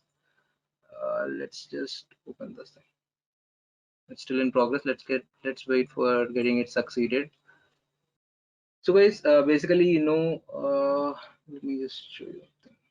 So when we talk about this triggers, guys, basically data factory supports three types of triggers, which is schedule trigger, which is a trigger that invokes a pipeline on your wall clockwise schedule, and another thing is tumbling window trigger, which is a trigger that operates on your periodic interval while also returning in, which is in returning state, guys. So event based trigger, when we talk about that, a trigger that is responded to an event. So these are the three types of triggers which are supported on Azure Data Factory. I think it might be completed. Let's just refresh this and let's see. So we have already created these linked services. We can directly choose it over here. So my source data is Azure SQL database. I'll just click on next, and then I need to apply the query again. So also guys, let me show you one more thing. So we can just, or else let me wait. Okay. So let me query this thing. First of all, before querying on this, we will just try to query over here. It's too slow. Let's choose from everything. So let's start from. Let me validate this first. Okay.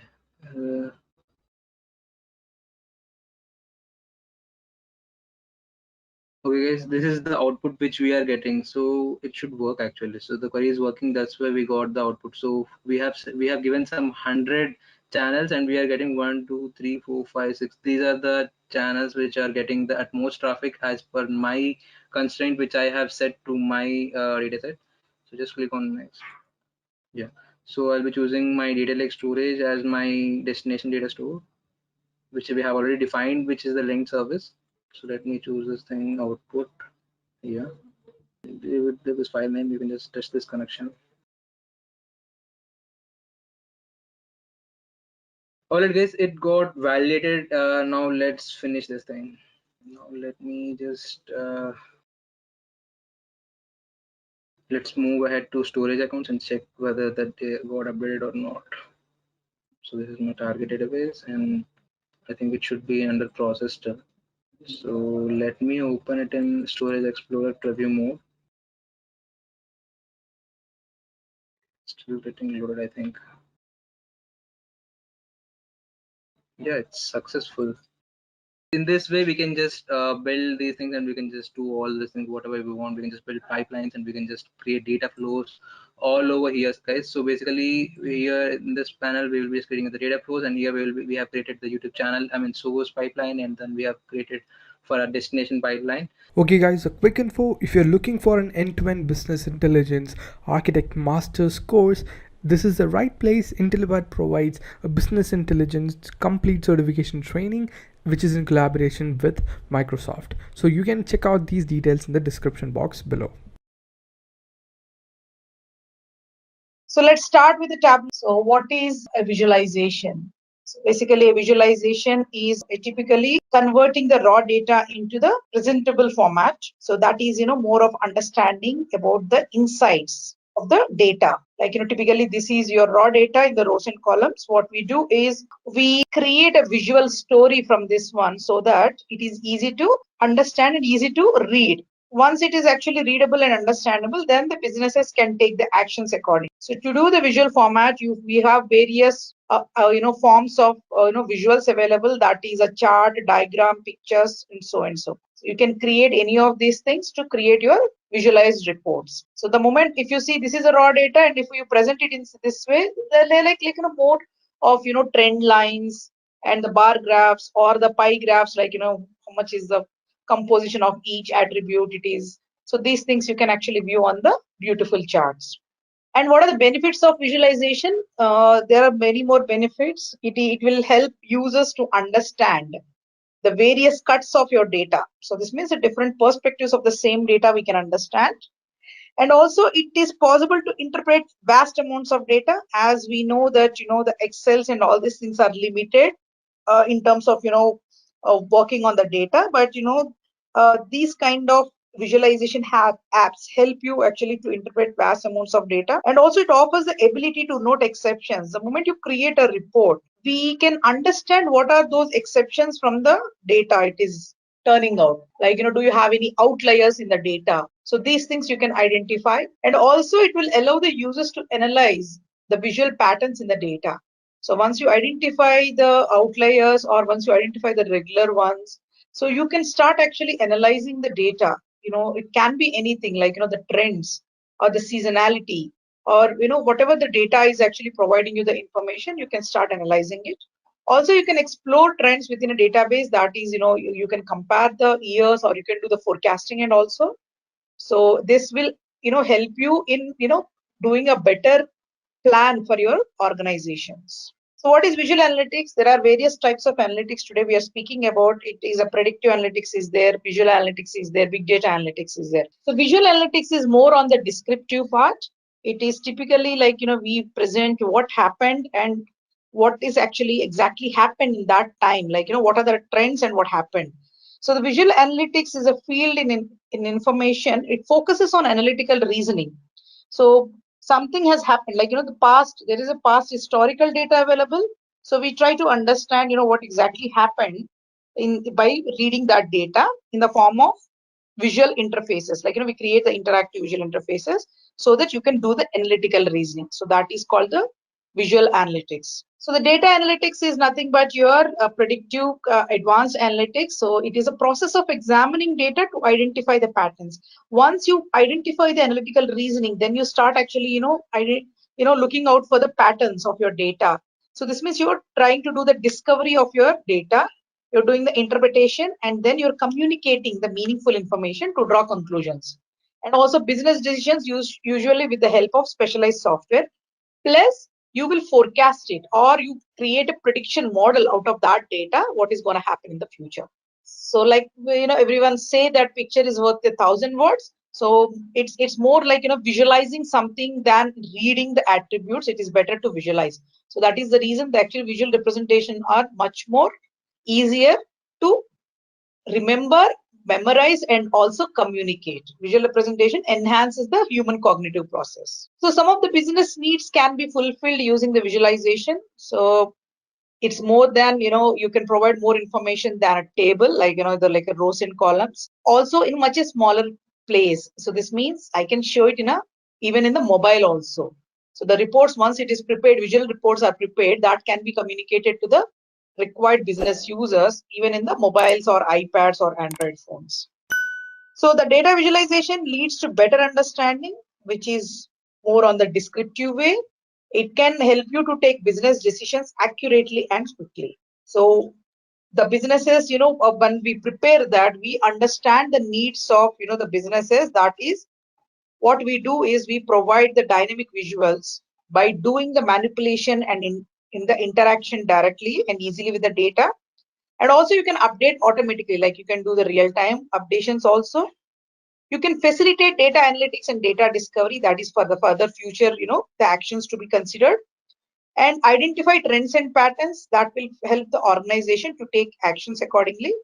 And they can act on emerging trends fast, which will help in the business decisions. So always the businesses will go with the two kind of principles. One, they have to increase their revenues or the profits.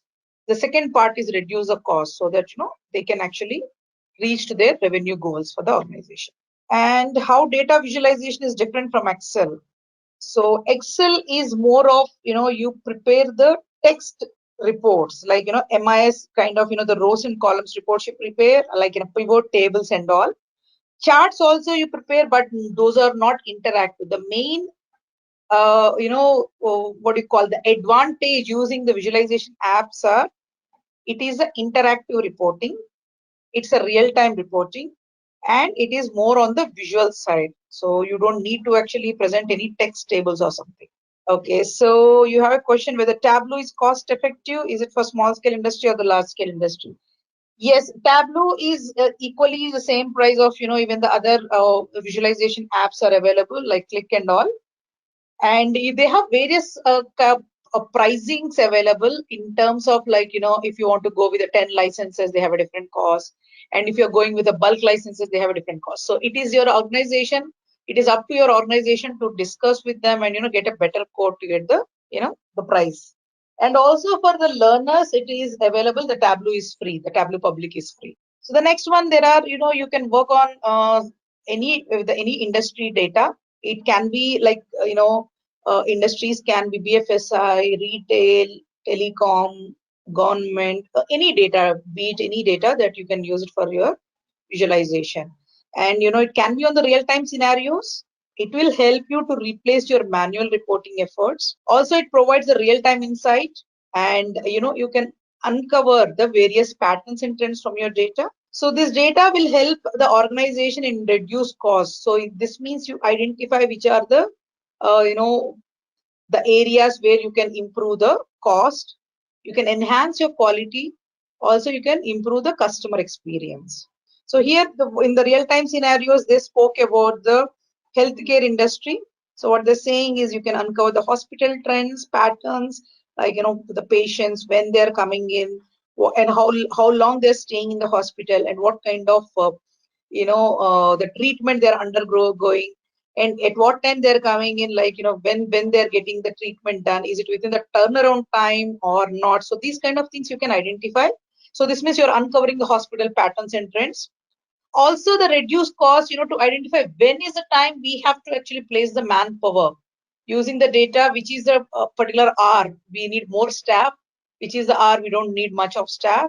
Or you can actually improve the patient experience, like when they reach the hospital, whether they're attended immediately or not. So these kind of things will help the patients, to get a satisfaction.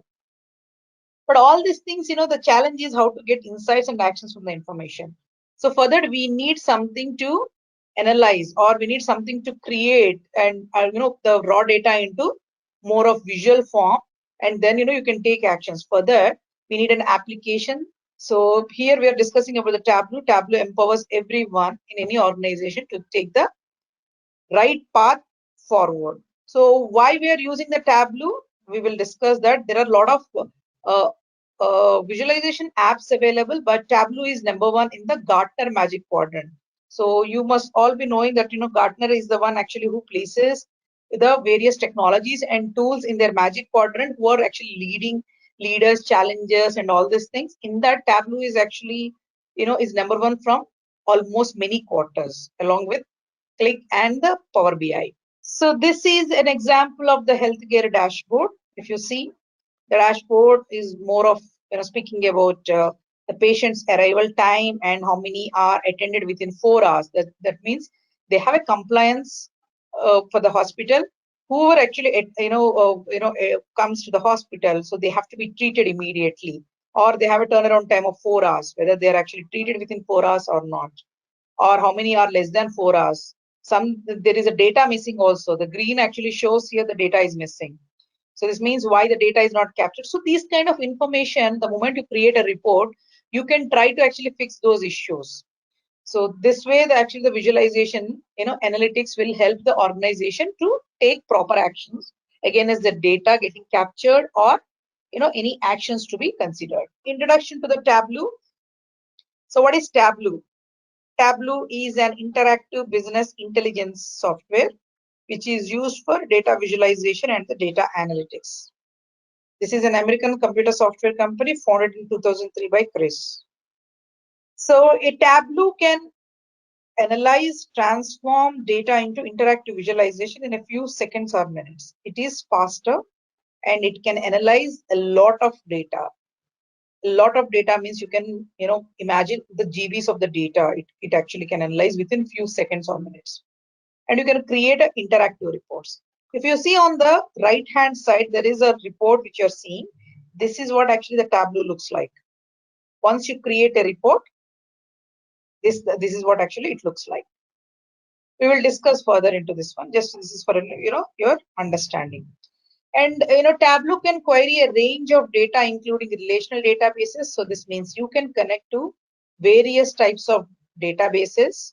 You can connect to the OLAP cubes. You can connect to the cloud databases, and also the spreadsheets, flat files, or PDFs, spatial files, and so on. So these kind of connectors all are available. You can connect to any type of data to create your Tableau reports. So the power of Tableau is easy to learn and it's easy to use tool because it has a drag and drop technology. So this means you don't need to write any coding. You just simply you can do the drag and drop option to create your reports. For advanced version, yes, like very specific advanced reports which you want to prepare, that time you can write the coding. That is also not a big one. It just simple like calculations, parameters, you're going to fix it to create a report. And it is a user-friendly interface that helps generate visual reports in easy to understand formats. What does it mean, user-friendly? So people like people who doesn't have any technical knowledge or a kind of programming knowledge, those people also can actually learn the Tableau and they can create the reports. This encourage business users to create their own reports. Sometimes what happens, even the business users also they can do, like a salesperson or a customer service person or a finance person, they can also create their own reports in the Tableau. So this is that easy. So the Tableau stores data in memory. Therefore, the processing speed is much faster than those that store data in the disk. So it has an in-memory capability in Tableau. So what it does is it actually refreshes the data fast and then the report actually generates within the seconds or the minutes. So it has an in-memory capability. So the connection is an extract connection where you use and automatically it refreshes your data faster. Today, more than 10,000 organizations are using the Tableau to get the better results. Also, Tableau visualizations are automatically streamlined for mobile devices like iPad, Android, tablets, etc., thus enabling mobility so that the reports can be accessed from anywhere at any time. So this means today, if you are creating a report for a salesperson, so he doesn't need to come to office, sit and understand what exactly happened in his area so that he has to improve. He can just view the report in the mobile at any place, like he can be anywhere, any corner of the world. He can actually view the report and he can take the action accordingly. So it actually enables the mobility for this particular Tableau application. The power of Tableau, there are various benefits. So we can do analysis using the Tableau app. You can connect to any data source. You can connect to the big data. And also it is easy to integrate. The performance is very fast and you can learn very easily. And it is available for the mobile devices also. And you can generate insights out of your reports. So these are some of the features of the Tableau. So Tableau versus other vendors. So this actually gives you a knowledge about what about the other apps, how they're performing. So this is called a Gartner Magic Quadrant. They have the leaders, challengers, niche players, and the visionaries. Tableau is always the leader along with the Power BI and the Click. So it is the industry leader in business intelligence and analytics and also is recognized as a leader from the past many quarters. Even today, even 2019 also, this as of February 17, which was given, but even February 2000, sorry, last quarter, December 2019 also, they are the leaders in this segment. So how do we install Tableau? There are two types of Tableau products which we can use it for our learning purpose. One is the Tableau Public, which is free for our learning. So where you have to go to the www.tableau.com public website, create your sign in, like you could register your username, password, and then download the Tableau public app. So go to, or you can do the Tableau desktop also, but the Tableau desktop is only a 14 days version available, free version. Tableau desktop is not free, but they are giving only 14 days free. So just go to www.tableau.com, download either the public or the desktop software, install it, and then start exploring it. So if you go through this one, so this is where actually the Tableau public, I've created my login. Okay, once I create a login, this is a download the app. You can download the app.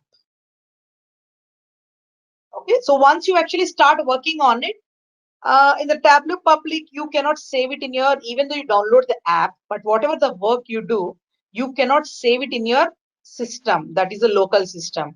You need to publish it. So the moment you complete and publish it, it will be visible here. Hey, here is a quiz question for you. Try to answer it in the chat or in the comment section. Which of the following does not form part of BI stack in SQL Server? Option A, SSRS. Option B, SSIS. Option C, SSAS. And option D, OBIEE. So leave the answer down. Thank you. In this place, your visualizations, how many people are following, what are your favorites, and all those things you can see here. So this is a space for your Tableau public, whatever you're working on. And this is a Tableau website. You have, you can even create your username, password. This will be helpful for us to actually work on the desktop download and also the future online Tableau online discussion tool. So the Tableau has various products. So these are the 4 products which are available.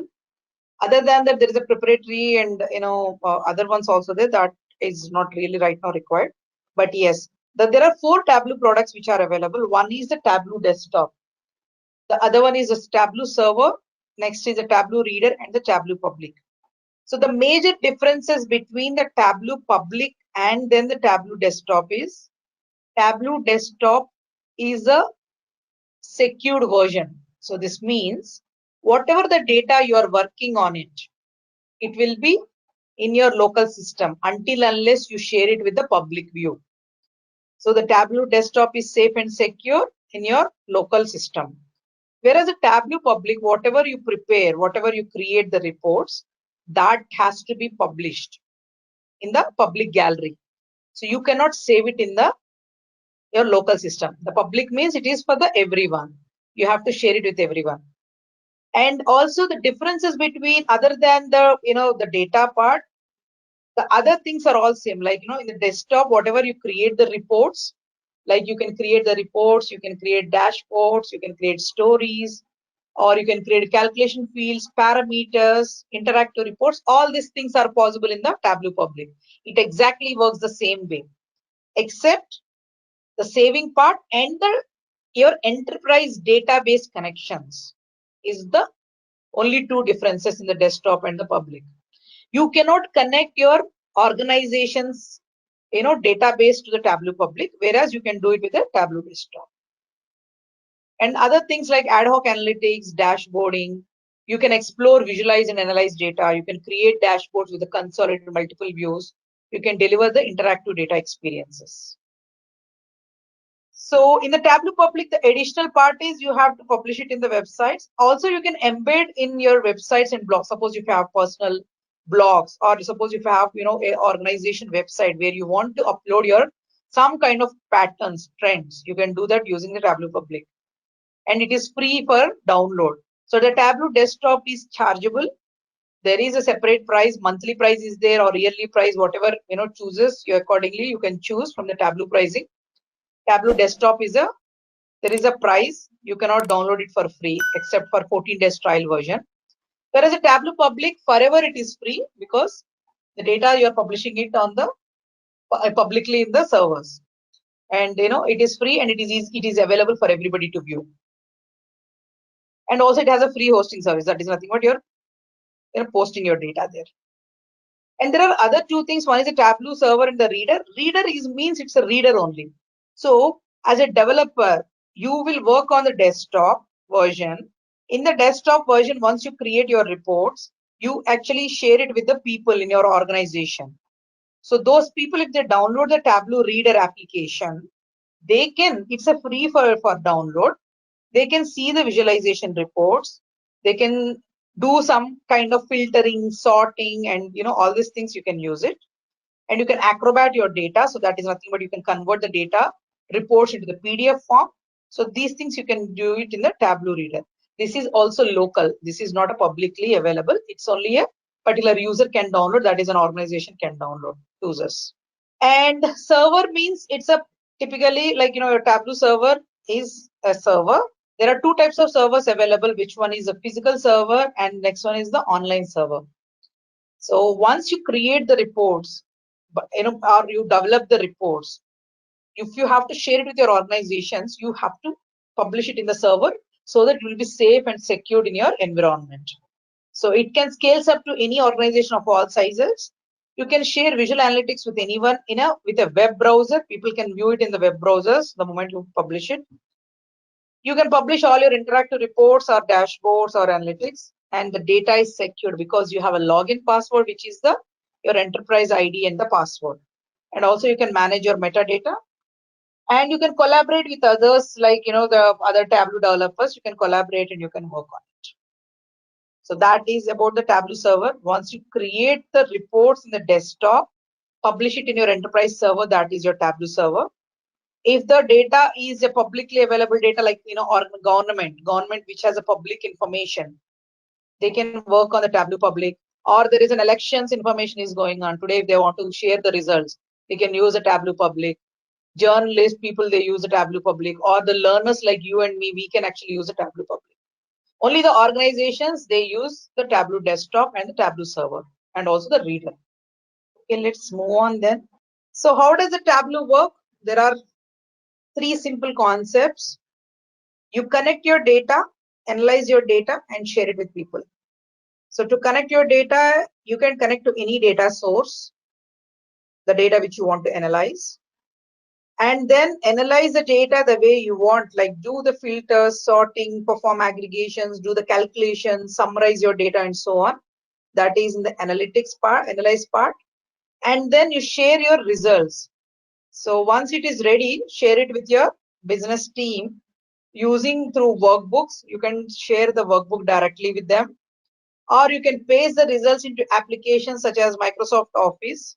That is, you can send an email using MS Office, or you can paste it in your PowerPoint presentations, or you can do it in Excel or the Word documents, or you can make it as a printing to PDF. So this means you can acrobat the data, or you publish it in the Tableau server so that people can view, and you can embed your views across the organization.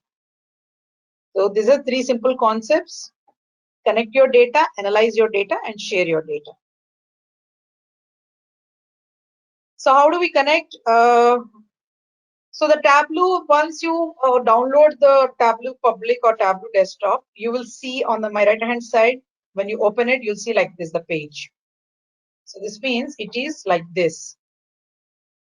So I have opened the Tableau. So this is the page you'll see. This is the Tableau icon. This flower icon is what actually the Tableau icon. And then you have the connect. So the first point is step 1, click on the Tableau icon on the upper left hand corner of any page. So this is the one icon. You click on that. It will open the new Tableau window. And step 2, you can connect to a data stored in a file. It can be Excel or Access or a flat file. Or you can connect to the data which is stored on a server. It can be a Tableau server, SQL server, Google Analytics. So this means just go here. This is what actually the file: Microsoft Excel, text file, JSON, Access, PDF, spatial files, statistical files. Also the servers, SQL, MySQL, Oracle. You have a lot of servers information available here. This is only for the Tableau desktop. I'm speaking about the server part is only for Tableau desktop. For a Tableau public, you can go with the files and the web data. But for the Tableau desktop, you are given access to the servers. So select your server, click connect, and accordingly you give your enterprise user ID password and then log into your server. Suppose if I click MySQL, it will ask for the server, database, username, password, and then sign in. Okay. So the next part is, the third step is under open, you can open workbooks that you have already created, or so this means I can connect through files, I can connect through server, or I can even go to the open. These actually were the ones which I worked earlier. I can even open those workbooks also. Or I do have a sample workbooks, view sample dashboards and worksheets that come with the Tableau desktop. By default, there are some sample workbooks available. You can open even those things also. So under Discover, this is the one, the Discover part. Under Discover, you have training videos directly from the Tableau website. You can download or you can view the training videos. Anytime if you want to refresh your, the learnings, you can use this training videos. You can get the Tableau proprietary license also. So this is a different one you can download, and you can prepare your data for the Tableau. And there is another option called see the latest, access and analyze. So this place is my right hand side down corner. So this is a place where actually people like you and me who is using the Tableau public, they can publish their reports, and those reports are the best visualization reports are visible here. So the latest one is access and analyze trusted COVID-19 global data. So if I click on this one, it will take me to that website. So this is the report which was created as a visualization of the day. They've actually given the link. You can see this is the report someone has prepared. You can see that report. Also, you can see here the information, like you can interact with the global tracker visualization, or if you want to download also you can do. All these things are available in this one. Okay. So like that, you have lot of visual reports which are already created by people. This is called Tableau Public Community. You can see this is the report which I opened it now. This is the global data. This is the US data. So these kind of reports we are going to prepare after learning the Tableau. See where is the virus spreading fastest, what are the daily totals, how many confirmed cases, new cases, reported deaths, new deaths, all this information.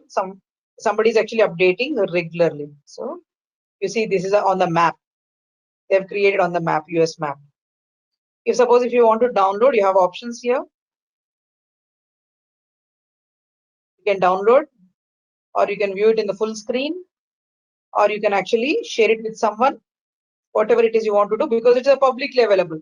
The moment you also post the reports or dashboards, your data also visible like this to everyone, so that people can actually get an idea to see how it is moving on, or whatever you reported, they will actually get to see the visuals of your reporting. And you can interact with the community, like because it's a public community, you can talk to them, you can understand how these reports, suppose some reports which we want to advanced versions you see. So those kind of reports, if you want to know how it has been done, you can actually talk to them, or you can write a comment and get the information. So when is MySQL needed, Sarika? So it depends, like if you connect your SQL database, at that time you'll connect to the server and get the data, and you don't need to write the queries. So if your database is in, if you have to connect it, you can connect there. Otherwise, you can connect your CSV files and all. If we download these reports, can we? But yes, absolutely. And again, yeah. So what happens is sometimes some of the users, they restrict the underlying information. Like for example, if you have a government data, so what happens is the data is publicly can be provided. At the same time, some sensitive information is going to be there. So that sensitive information, they can actually restrict the access. The rest you can download. So it all depends on, when you're downloading it, you'll understand. For example, if you click on this one, the download part, if I'm clicking the download, it is giving you options. Someone has given me only the image option, PDF and PowerPoint. They have not given me the Tableau public workbook option. There are no for this the permissions are required. So only when they give the permission, then you can download the Tableau workbook. the Tableau workbook will have all the information. So this means in this particular report, I cannot see the underlining data because it is not coming in the Tableau TWBX file. That is a Tableau file. It is giving me only the PowerPoint or PDF or image option. This means you can only embed in your reports or whatever the websites if you want to actually publish it. So some people will give the Tableau workbook option also. There actually you can use the Tableau workbook and you can see the underlining logic. Okay, so Prakash is saying not able to hear. Even the same issue now too. So now this is what actually I've shown. You're connecting to the data sets. Okay, once you connect your data, so in Tableau, Tableau has a what do you call it? The capability. It can actually create the data type by seeing the data. Means the moment you upload the data, it has a capability to actually pick up what kind of data type is that. So the moment you load the data, it will discriminate the data into various types. There are text values, there are date values, there are date and time values, numerical values, Boolean values, and geography values. So what it does is all the fields will be assigned with the data type. So if it is a text data, it will assign this icon in the data. So in the data set, you will see this icon. So this means this is called the text or string values, ABC. When you see the data with the date calendar, this calendar icon, so this means these are date values. And there is one date icon along with the time. So this icon actually means, so this means your data has both the date and the time stamp too. And the numerical values are represented with the hash symbol, and the Boolean values are the true false. And all the geography values, wherever there is a latitude and longitude is available, so that is, the data type is, the icon is the globe. You'll see this icon for the geographical values. So, and the data type reflects the kind of information stored in that field. For example, integers, dates, strings, and you can see the geography values also as the icons show. Okay, so before that, let me connect the data and I'll show you. How does it look like?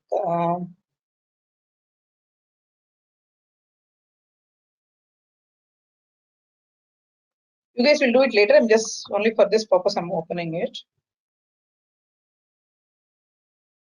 See, this is where actually the data source. This is the data source. In this page, when you see, you're seeing the icons, right? The first icon hash symbol. So this means it's a number. The next one is the ABC. So this is a string value. This is the date. There's a calendar option. This is a geography. This means the globe is there. So this is a geography. So like that, you will see the icons, data icons. So using data interpreter, there is a data interpreter available. So what it does is the moment you load the data, if the data has issues, like if there are null values, so what it does is it actually throws the report in Excel format showing that, so there are null values available in your data. So the report will be like this. I have connected the data source. So it is saying that cleaned with the data interpreter. So use the data interpreter. If you click on this use data interpreter, it will be cleaned and there will be an Excel will be generated. These are the null values. If you see in the B column, the fifth row, it is showing A.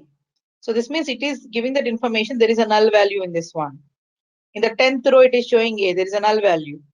So like that, the data will be highlighted. So look at the A's, which are the null values. So that before loading the data, you can actually check these things and you can rectify the data issues. So when you connect to the data Tableau field types, there are two types of fields, which is called dimension and measure. So any idea what is a dimension and what is a measure? Can anyone tell me what is a dimension and what is a measure? Columns and rows. Right, but what it does, it represents. What is a measure? What is a dimension? Measure is kind of a number. Right. The dimension is? Dimension is region or country. Measure could be sales. Right. So the things which can be measured. So this means those are all called dimensions. Like It can be a geography. It can be a name. It can be a product type. It can be a hospital name. So these things are like the dimensions, which are the measures, which are the ones which are countable ones. So those are all where there is a numerical field is available where you will actually count it. So those are all called measures. So when you connect to a new data source, the Tableau assigns each field in the data source to either the dimension area or the measures area. So it also by default, it actually create the data into two types. One is the dimension data, one is the measure data. If you see, the moment actually I'll upload the data, one is the data types it is created. And then when you go to the sheet one, there is a dimension, there is a measure. So all my data fields are assigned accordingly. The ones which are measurable, it will come into the measures. The rest of the ones which are actually the categorical variables, those are all will come and sit in the dimensions.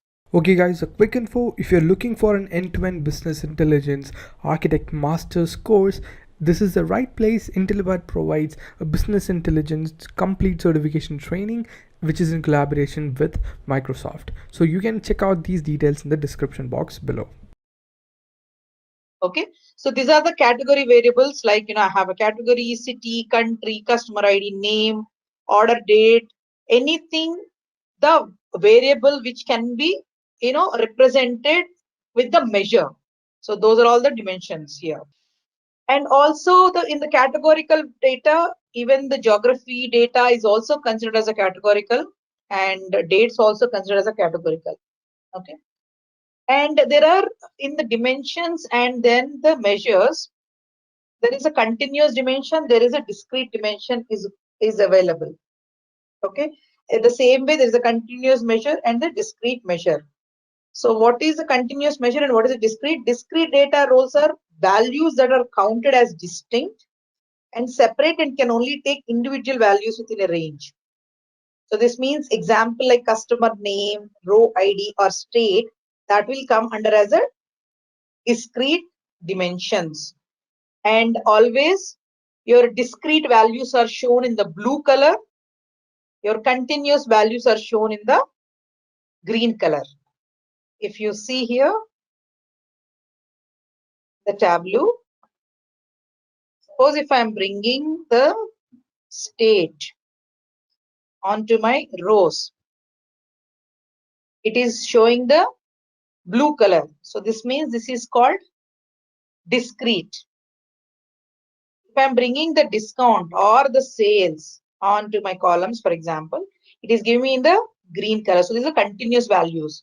So the continuous data is the measurable ones, which can take any value within a finite or infinite intervals. So this means it's a measurable ones. Continuous variables also, that's the dimensions also behave the same way.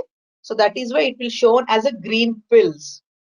So the dimensions are in the blue and the measures are in the green, and the same way the continuous measure are also shown in the green. Okay. We will understand once we start actually working on the data. Okay. If you see, sometimes I can use the continuous, the dimension. In the dimension section also I can use the discount, but still it is a continuous one. That is why it is in the green. Sometimes the discrete values, okay, also can be shown as a measure because those are all in the green values. That's all aggregations. We will see that.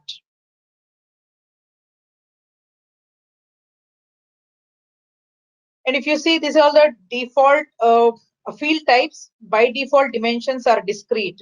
Do remember, always dimensions are discrete. Measures are continuous. However, we can do the combinations are possible. That's what I said here. Sometimes, when we want to do the combinations, we can make even the continuous also into the dimension or discrete into the measure. That we will work when we are doing the hands-on. But by default, dimensions are discrete and measures are continuous. So do remember, dimensions will come with the blue pills and the measures will come with the green pills. If you're dragging a field from the dimension area, the resulting field in the view will be discrete with a blue background. That's what I've shown. And if you're dragging a field from the measures area, the resulting field will be continuous with a green background. So this is the one, the blue and the green on the rows and the columns.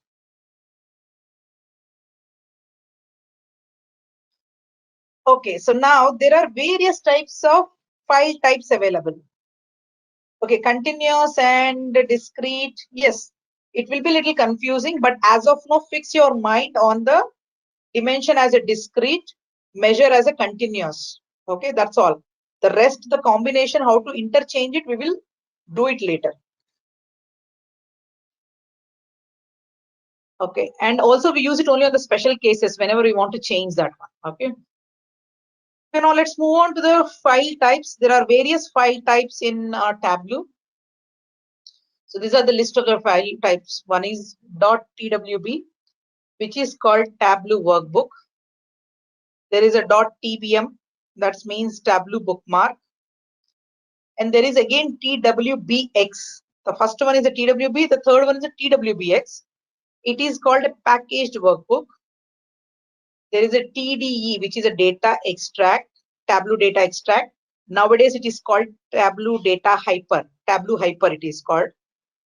And there is another one .tds, which is a data source. Next one is a package data source. Okay. So what are the features on these file types? Suppose when someone shares with you a file called .twb. Okay. So this means they're sharing it with you, the Tableau workbook. In the workbook, you can see the worksheets, you can see the dashboards, and then stories. Only these things are three are available. So the like someone was asking me, when somebody shares you the report in the Tableau public, if the file is a TWB file, then you can see only these things, three things: worksheets, dashboards, and stories. There is no underlying data you can see in that. Okay, it's just only the report, the output only you can see, either the report form, dashboards, or the stories.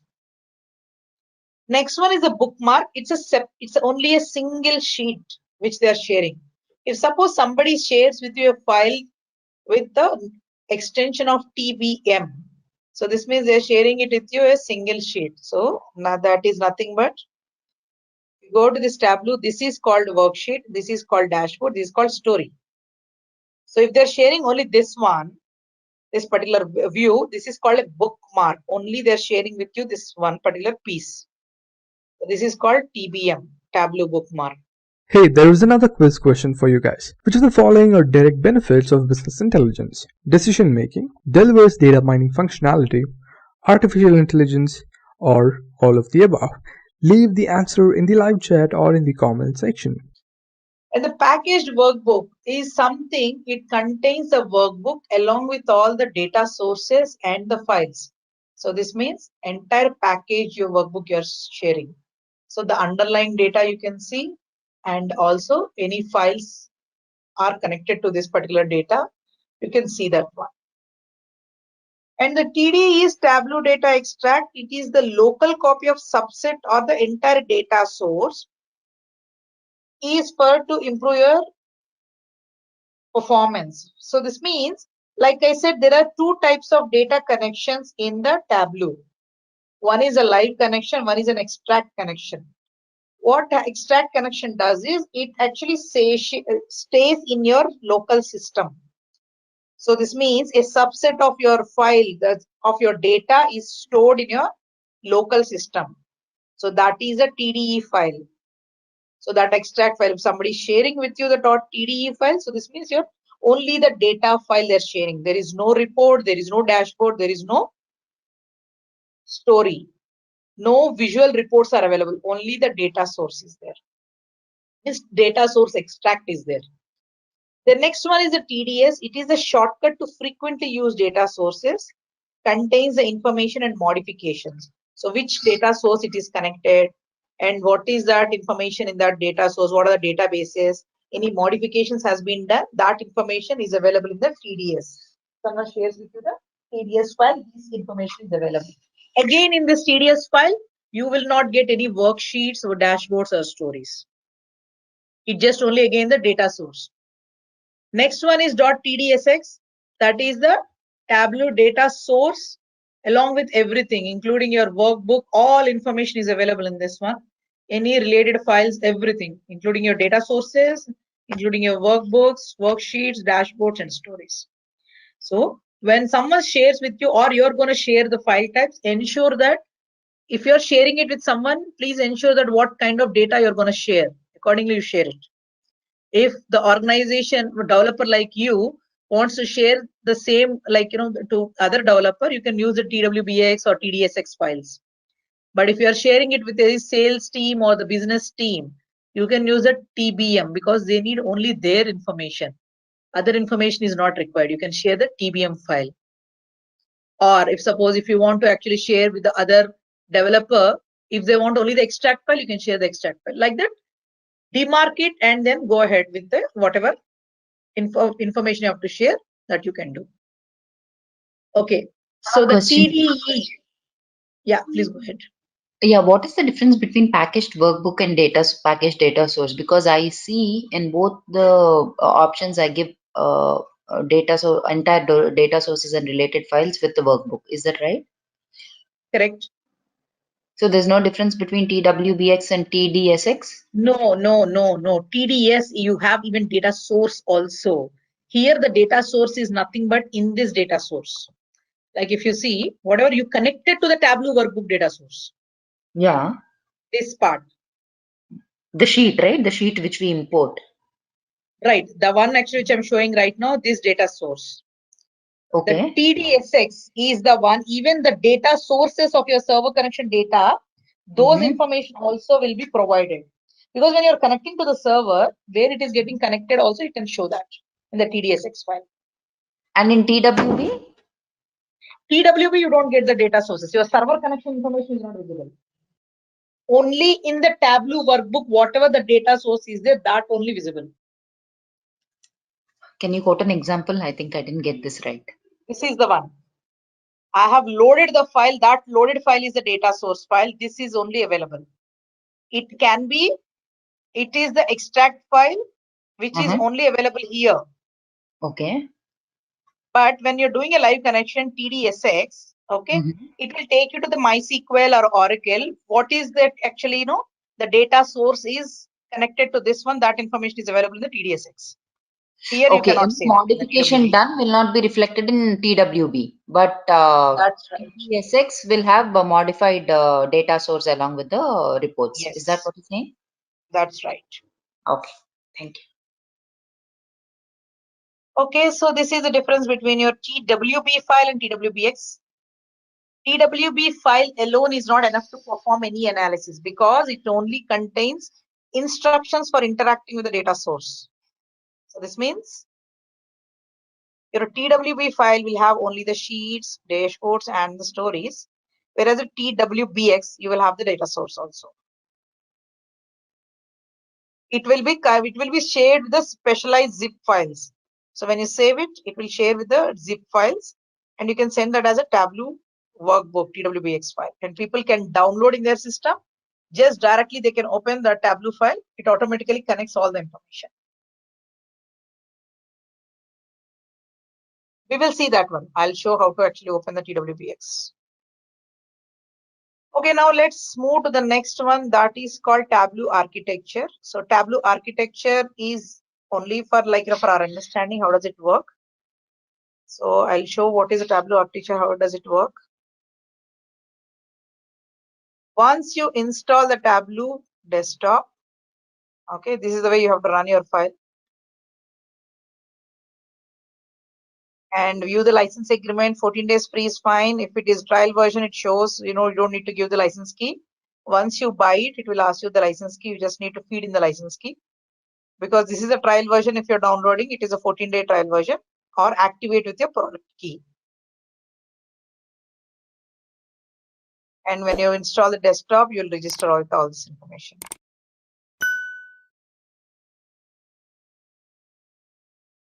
We've already seen this part. Yes. Tableau Architecture has a high scalable entire client server architecture, which serves mobile clients, web clients, and desktop installed software. So the Tableau desktop is the authoring and publishing tool that is used to create shared views on the Tableau server. If you see, this is the diagram. So this is the where the desktop, Tableau desktop is the place where you create your reports. And then you will publish it in the server. The next one is a Tableau server. From the server, it will be given access to the iPads, mobile Safari, Androids, and the PC browser again. So this is the architecture.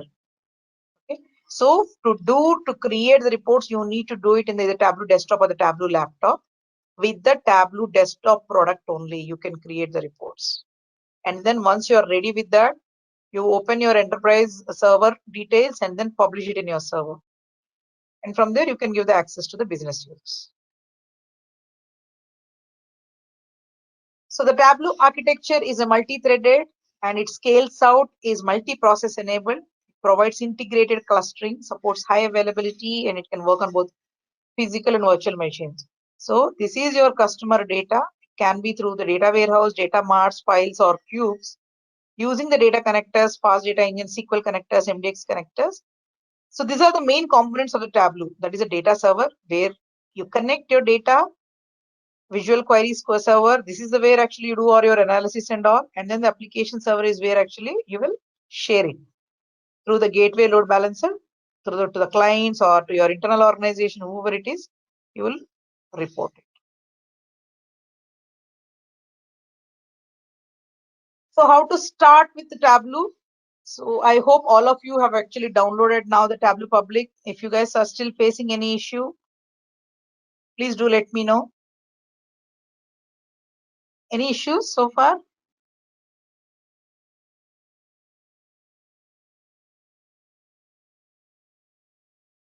How many are still not able to do it? Tableau Public download. So if you're not able to install, do the Tableau desktop now. Install the Tableau desktop then. We will resolve the issue later. You can download the Tableau desktop. Okay, so then that's good. So all of you, now we will actually see the Tableau desktop, Tableau Public, how to connect our files and all. So starting with Tableau, connect your data. First step, drag and drop, see the results, explore your data, do the drilling down.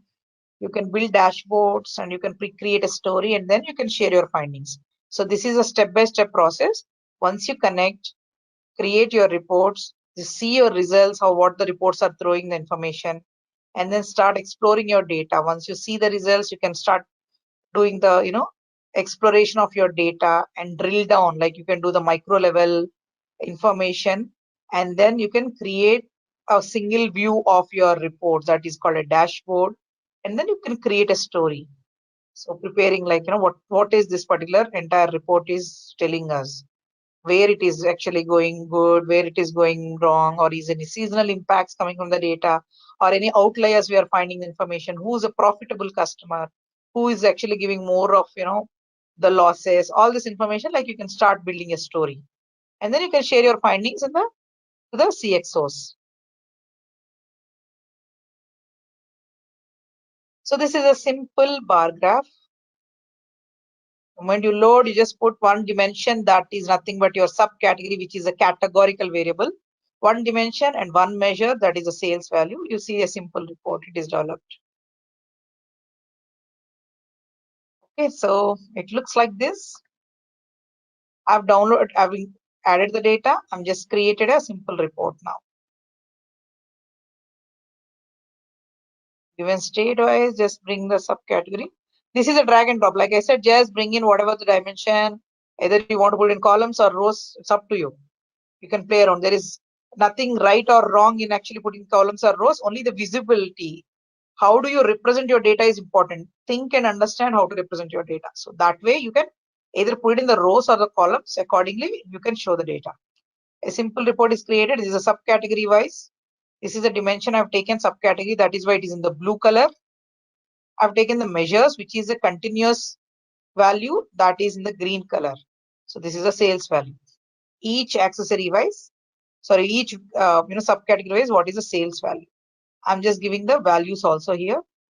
If you see, this is 167K, 107K, and 27K, 203K. So all these things are the values, sales value.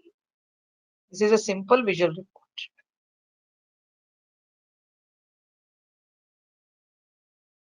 Okay, working with metadata and data blending. So these two are important. We know that, right? Initially, the data loading the data is very important, so that accordingly we can create reports or whatever the views we want to do.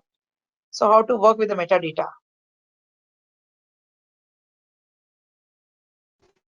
So connect to the multiple data sources. Like you can connect to any type of data sources. After that, suppose if I want, there are two options. I can do the data joins, I can do the data blending. Suppose I do have tables where the source data resides in the single source, I will use a data join option. Suppose there is a customer master table is there, there is a transaction data is there. Both are residing at the single source. Then I use the single source, use the data join option available, and then I'll connect the tables.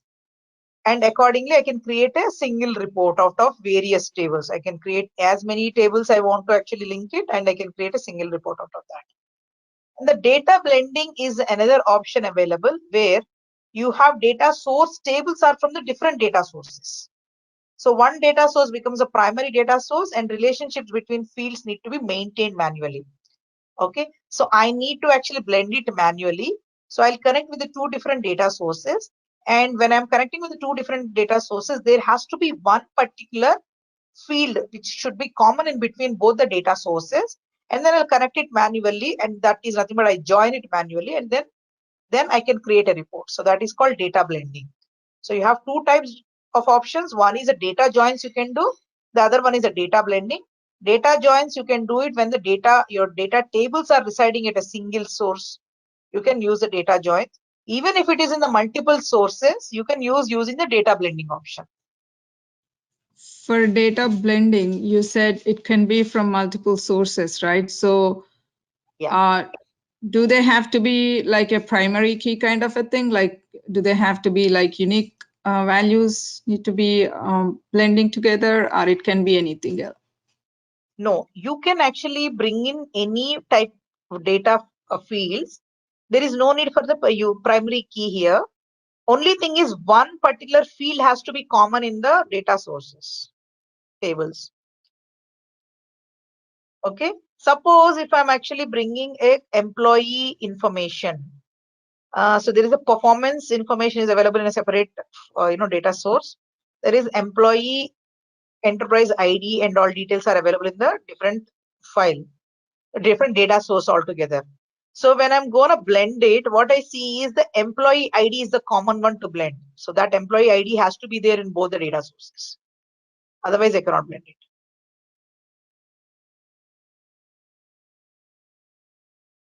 Okay, thank you. Yeah. Great. We will work on the joins and the blending also. Okay, for data blending, we need to have a primary key. No, there is no need for a primary key. I can connect to the multiple tables for data joins. Suppose in one file, for example, I am taking a customer ID, which will be mapped with the order table with the customer ID. But there is another table which gives me the product information. From the order ID, what I'll do is I'll take the product ID to connect with the product table. So there is no need for me to have the primary key for all the files.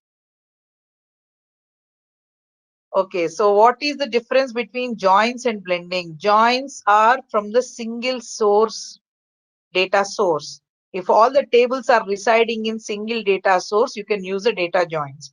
If with the multiple different data sources, then you can use the data blending. That's all. All the actions will be the same, but only thing is, it depends on the data source information. So for an example, can we say that data joins are the file that we are going to use in a while? I think that's data join, right? Data file, which, sorry, come again? So the data file under the data set that we have, the CSV, that we're going to use right in a bit, that's actually data join. As an example, we can say Yeah. that. Okay, perfect. Correct. Thank you. In blending also we would have to do joins, right? No, blending is again the field has to be matched.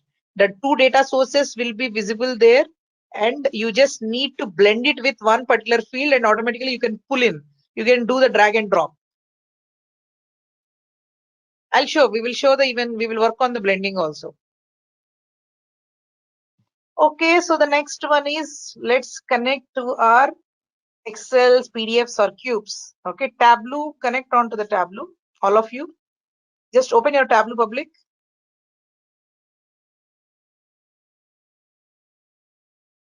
This is the where actually you see the option Tableau public. Click on the Microsoft Excel, that is a file or CSV file. But right now it is Excel file, so click on the Excel file. The data source which they have shared, click on the sample superstore, everybody. The moment you click, you will get the data source like this. Just let me know once you're able to do.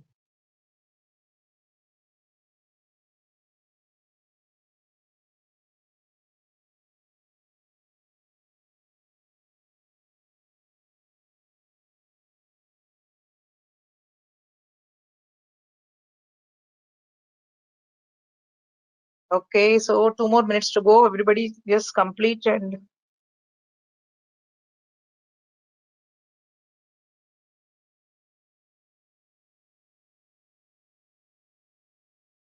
okay, so all are you able to see the same thing which I'm actually showing in the screen?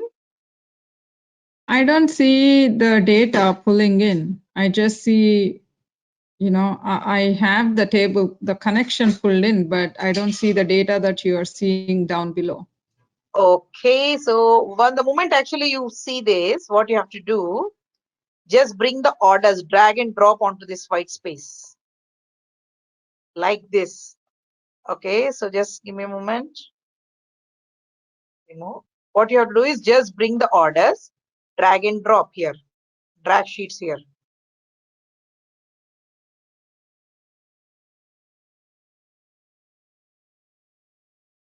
Are you able to do it, Vani?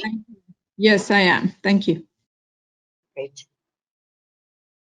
Okay, so now you have connected to your Excel and you have sheets. You're able to see order sheet, people sheet, and the return sheet. Hopefully everyone is able to see that. Okay. And then this is the where actually we start doing the joins. Okay, so now you see this is the orders file I brought in, and there is one more people and returns. So what I'm doing is I'm just bringing the returns again. That also I'm just dragging and dropping it here. The moment I do, it automatically joins. Okay. So what it does is it takes the same, the field and it joins automatically.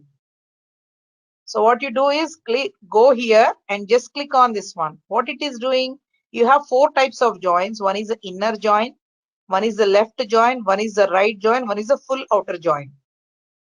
Okay. So when you close this one, I'm just removing it again. So before that, I want you guys to understand. On the right hand side, there is a show aliases, show hidden fields are there. In that, this is showing 1000 rows. Okay. So your data has 1000 rows. So when I'm bringing the returns and dragging and dropping it here, or if you guys want to actually do it also, you can do it in this way. Sorry.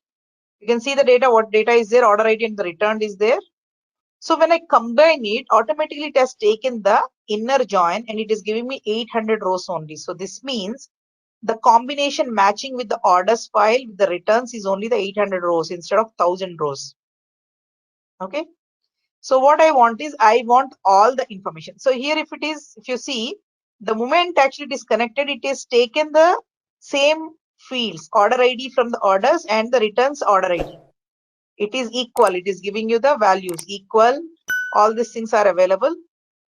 These we can see it later. But right now it is actually saying that wherever the order ID is equal to order ID, it is doing the inner join. I want to select as a left join so that all the 1000 rows will be there. Wherever there are 200 rows which are not available with that information, those rows also will be available here. Earlier, it is only the inner data, that is means inner join. So whether the returns yes or no, that information is added with the 800 rows. Now I'm taking all the left. So this means all the orders data I'm considering, but the matching with the returns. So this you're seeing, these are all null values it is giving. So this means there are 200 rows where there is no order written information available, but I'm using the left join. So I want all the data from the orders, the main table. The same way you can connect your Excels, PDFs and cubes. You can, the most important thing you need to remember is when you're loading the PDF file, ensure that there is no password protected to that. If there is a password protected to any file, it will not connect. It will throw the error. Just check once, if it is a password connected, then remove the password and then accordingly you load it. You can do the aggregated files and all aggregations. Cubes also the same way, connect to the local cubes. These are all information where you can go through once, what type of connection you want to do, you can use that. And you can see managing a metadata and extracts. So Tableau facilitates in capturing the information details of sources like columns and their information sorts. Information is employed to form dimensions and measures. Like I said, the moment you load the data, it automatically segregates the data into the dimensions and measures. We can also calculate the field square measure, a number of properties, and the information will be modified. We can do a lot of things, calculations and all. The metadata in Tableau can be edited and renamed, and also columns can be hidden. So you can edit, you can rename, all these things you can do. If suppose if I double click on that, I can change the name. Okay, so those things you can do. You can hide the fields, like show hidden fields or whatever it is you want to do. You can hide the fields and all. You don't want to show. So this is the way edit metadata. You can headings, you can change it, double click on that and change accordingly whatever you want to do. Data type also can be modified. Sometimes, when you load it, if there is latitude and longitude is available, but still, the data type is not proper captured correctly, you can convert that into manually, you can change that into the geography data. For example, when there is by default, actually your Tableau comes with the US map. So the latitude and longitude is already generated in this. Just give me a moment. So these are the dimensions which, for example, these are the data types here. So this is on the geography mode because there is a latitude and longitude. Like I said, US map is available in the Tableau by default. So when you have the state names properly named, automatically it will give you the geography code. Suppose there is a region here, it is in the ABC. Hey, if I Leena? want to change this data type, hello. You see the dimensions and measures, like that, and we don't see it. Is it because of the You have to click version? here. No, Oh, you have okay. to click here on the sheet one. Okay, sorry about that. Yeah, got it. No problem. So you have to go to the sheet one. Okay. So to change the data type, you can go here and convert this particular data type. I want to change data type. I can change the data type into anything here. Number, if it is a numerical value, then it will be number, but otherwise it doesn't work that way. But normally by default, it is given the data type of string values. So I will change this into the geographic role. I'll create it from the state. So the moment I create from the state, what happened? The region has become the geography. You see, I'm doing the undo. When it was region, it was ABC, the string values. But I converted that data type into the geography value. Now it is changed to the geography value. So like that, you can do the changes also. So just keep it in mind when we are working on it. We have to do these things wherever it is required, that we will do it. Okay. That is on the changes. Edit metadata, you can do the changes. And now, yes, there are two types of connections in the Tableau. That is, one is called live connection. The another one is the extract connection. So the live connection means the data, it will connect directly, that is a live connection, which is nothing but a real-time data connection, that is real-time extract. It offers the convenience of real-time updates with any changes in the data source reflected in Tableau. However, live connections also rely on the database for all queries. So what happens every time the real-time connection has to go and hit your database and get the information from there. So unlike extracts, databases are not always optimized for fast performance because it has to go back and forth to get that. So that is the reason it is very slow in nature. With live connection, your data queries are only as fast as the database itself. So when you're working on that, when there is no real-time work you need to do, so that time you better choose the option as extract because it works fast.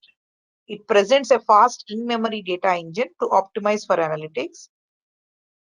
You can connect to your data and after that with one click extract your data to get in memory in Tableau. So what it does is, here the moment I connect my data source, by default it will go with the live data source.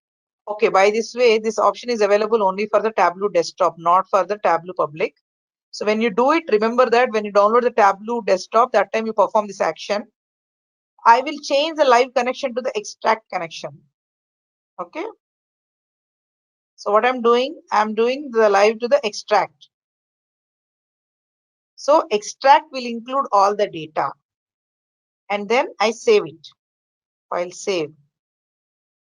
So it is asking me the file name. So I can give the TWB file. I can give the TWBX file also. I'm saving it as a book one so far.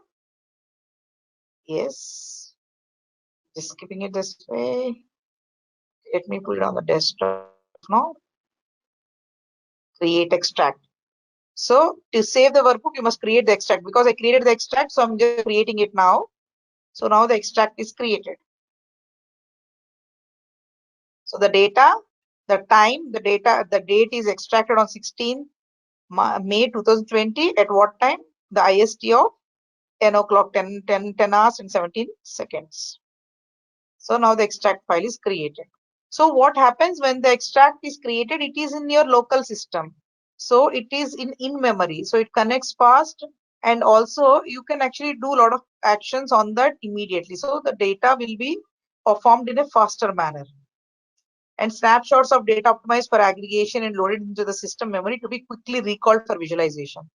Once I save it, the extract connection, because I don't need to actually put it into the real time, like stocks and all these things where sensor data we need in the real time. But rest of the data anyway is the transactional data that you can actually choose a 1 hour refresh, or if it is allowed for your organization, maybe 3 hours refresh. So that time you can use that as a live connection at that time, not like merely every second or minute to do the live action. So wherever it is necessary, use the live connection. Otherwise, just please go by with the extract connection so that your reports will perform fast.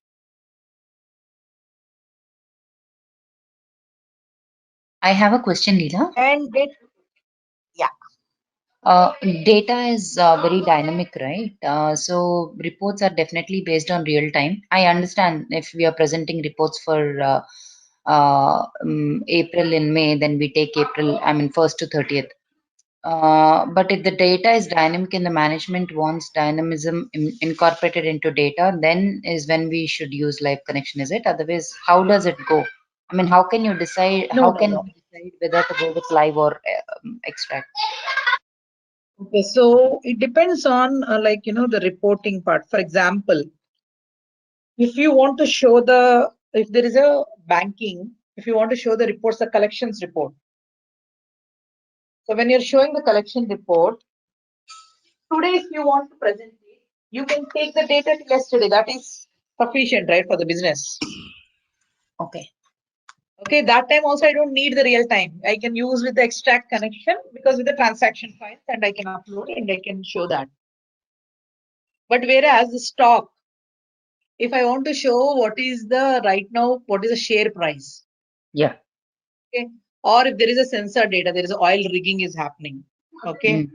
So from there, actually, the sensors information is coming, like, what is the pressure right now? How much actually, the combination of things are moving, PSI values and all.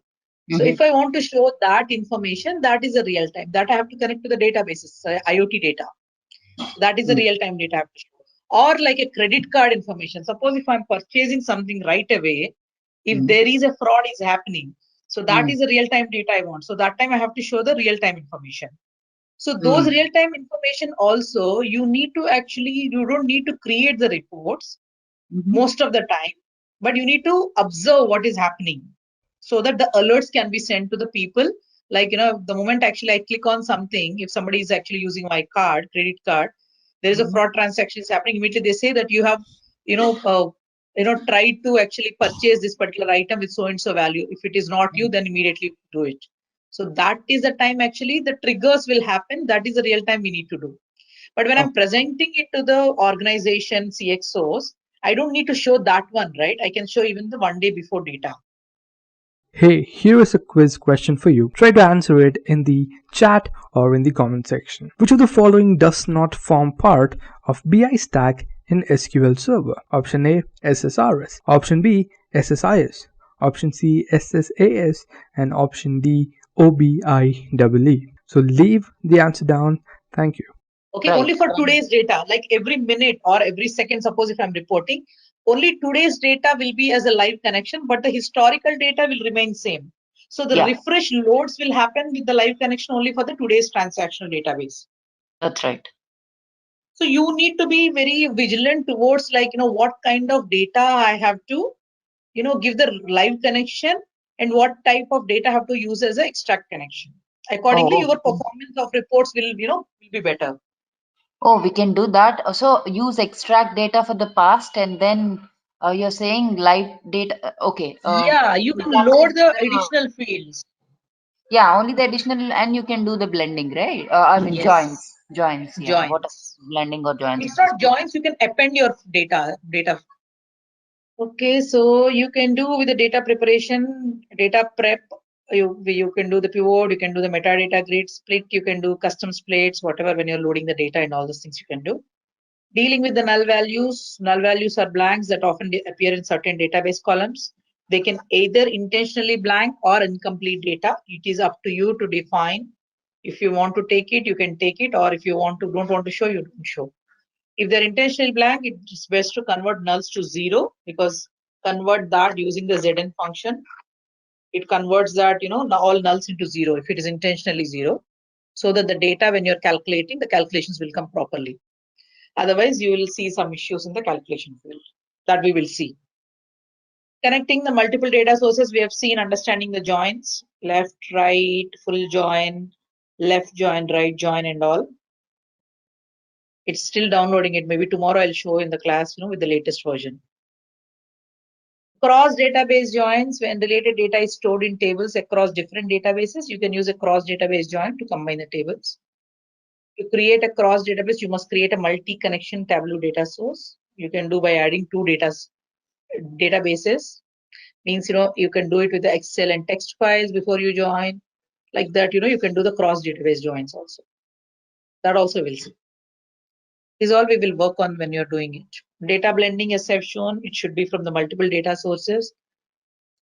Okay, so what you have to do is you have to identify one particular field which is common in both the data sources, and then you click on the blend. It will automatically blend, and you can use you don't need to actually do the joins and all those things. You can directly create a report on using the data blend directly on the Tableau report. Tableau only supports left join in data blending. You must change the order of data sources for right outer join. So what happens is the first data source is the primary data source. So that is the reason always it is the left join in data blending.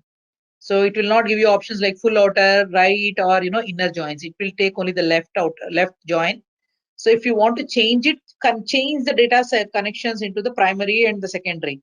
So if you want the second data source as the main, then you convert that as a main data source, and then accordingly you use this particular thing again as a left join.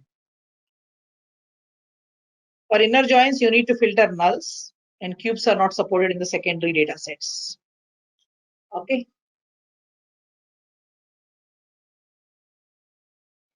So the data blending, Data blending setup, add dimension from the primary data source to the sheet like this. You will add one more. This is a sheet one. This is first data source. This another new data source. Suppose if I'm adding the new data source, again there is an Excel file.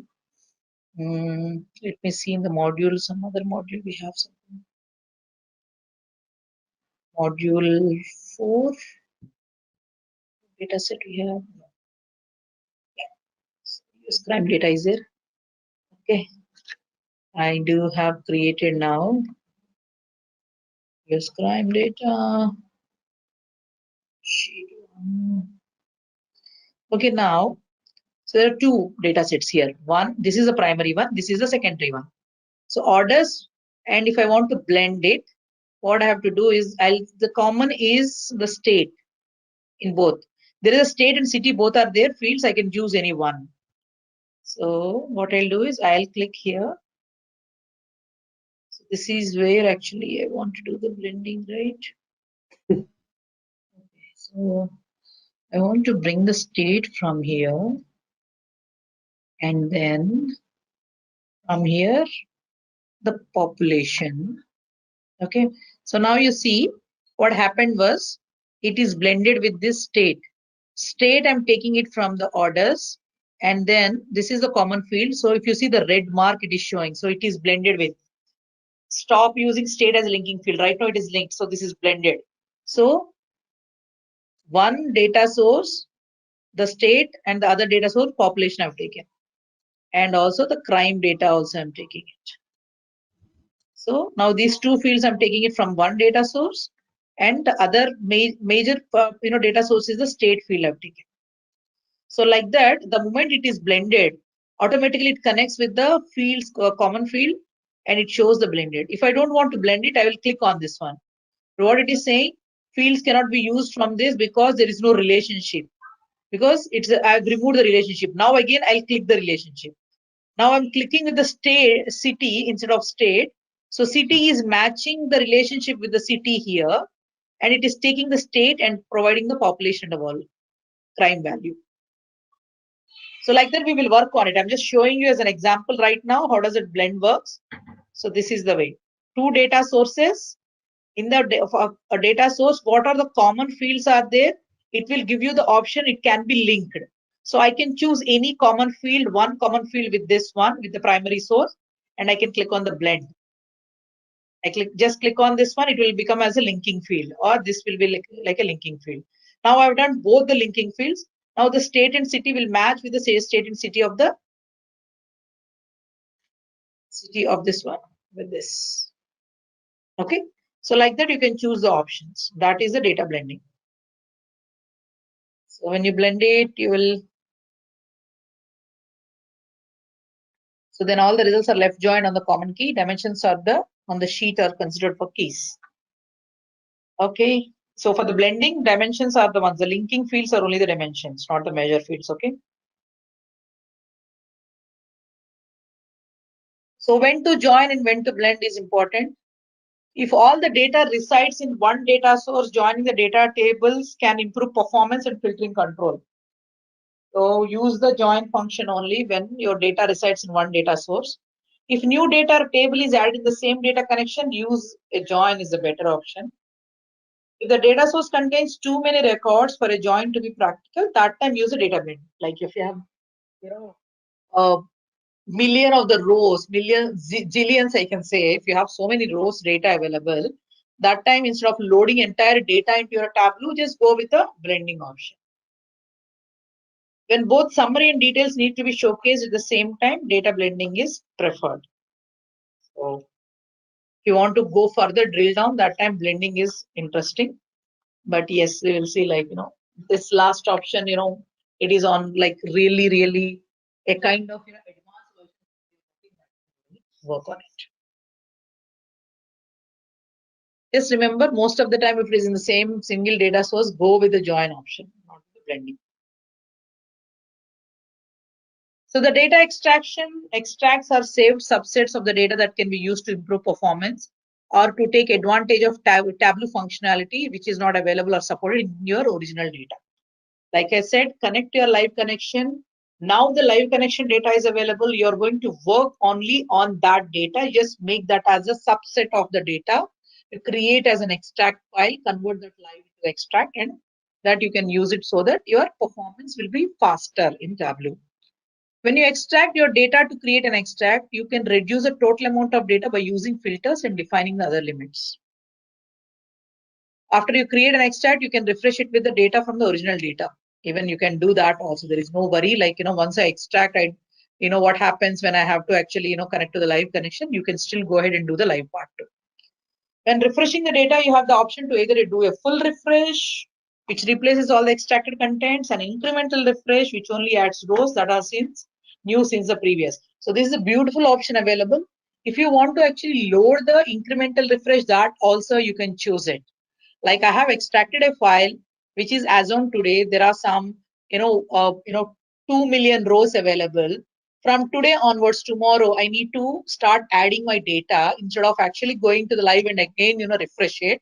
What I do is I take only today's data and I start actually do the incremental refresh into that. So that also can be done.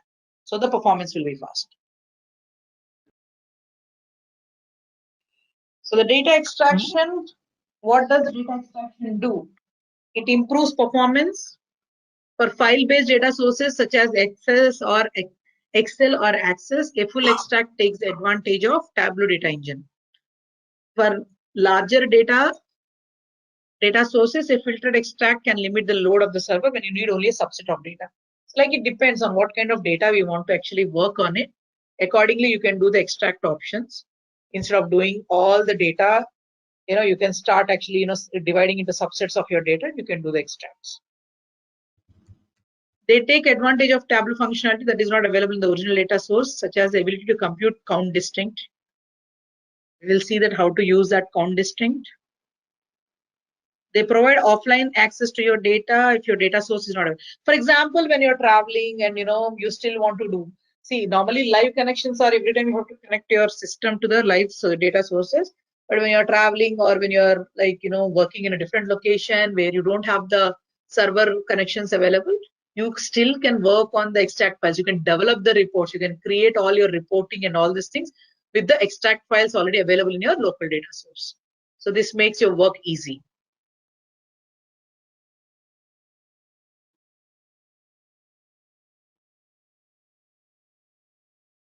So data extraction, suppose for example, original data, each record is shown as a separate row. There are 7 rows in your data. Aggregate data for visible dimensions, no roll up. So this is all we will do it, like how we are gonna add the incremental data. We will see on in exercises.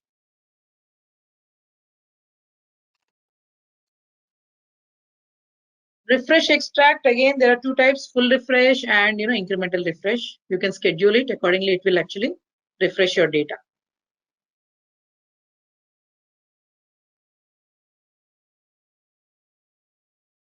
This is for the incremental refresh.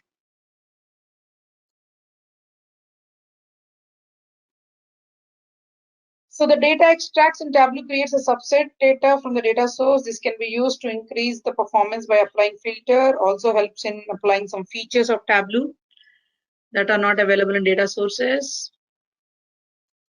This is mainly used to create an extract that is stored in the local drive for offline access. That is more important.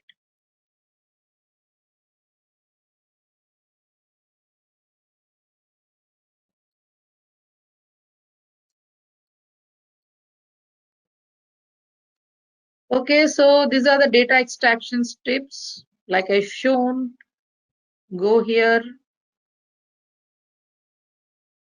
extract, or go here, data. Sorry, this is a place you have to extract. And you can do export data to a CSV. CSV file, I'm saving it. And paste data as data source, data connection, duplicate data source, refresh data source. When I click on the refresh data source,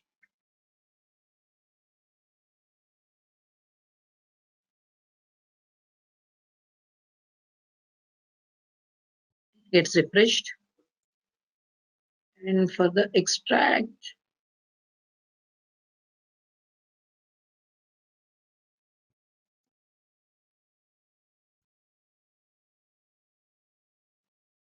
incremental data. Okay, let's see the incremental data in tomorrow's class.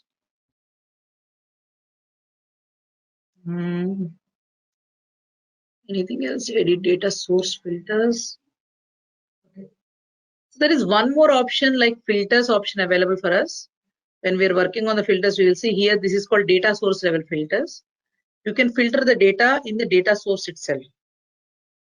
What we can do is, suppose if I don't want the data, I'll give a data source filter. I don't want region. I'll click this as a region. I don't want central region to show. I don't want east, or I don't want south or west. You can select that accordingly. You can choose the filter option here itself. So when I do the data source level, even this will be applicable for my sheets, that is worksheets, dashboards, and the stories. But if I do it at the sheet level, it will not affect my data source. If I do it at the data source level, it will affect all my sheets. But if I do it at the sheet level, it will not affect my data source, the filters. Okay guys, a quick info. If you're looking for an end-to-end business intelligence architect master's course, this is the right place. Intellipaat provides a business intelligence complete certification training, which is in collaboration with Microsoft. So you can check out these details in the description box below. Now, coming on to the first question on this list of top Power BI interview questions, let's begin by checking out this. What exactly is self-service BI? Well, self-service BI or self-service business intelligence, right? It is called as SSBI. So you can be asked a question saying what is SSBI as well, and the answer is the same. So it's an approach that we take to perform data analytics, to report the result of these analytics, and to of course complement it with good data visualization that at the end of the day will make sure that a user, a client, or anyone has the ability to actually perform all of these above mentioned tasks and understand it, drive business insights out of it, create dashboards without having to put much effort. One of the most important things that you're supposed to mention whenever you're asked about the SSBI is that the person who's working with this, right, the person who's trying to provide the BI solution, he or she really does not need any sort of technical proficiency or let's say a large amount of expertise when it comes to working with reporting, because at the end of the day you'll be making use of a lot of filters that are already available, data manipulation options that are actually put into place to help the user, and you can work with it, you can customize it, and you can have a solution to your business intelligence problem without having to put much effort.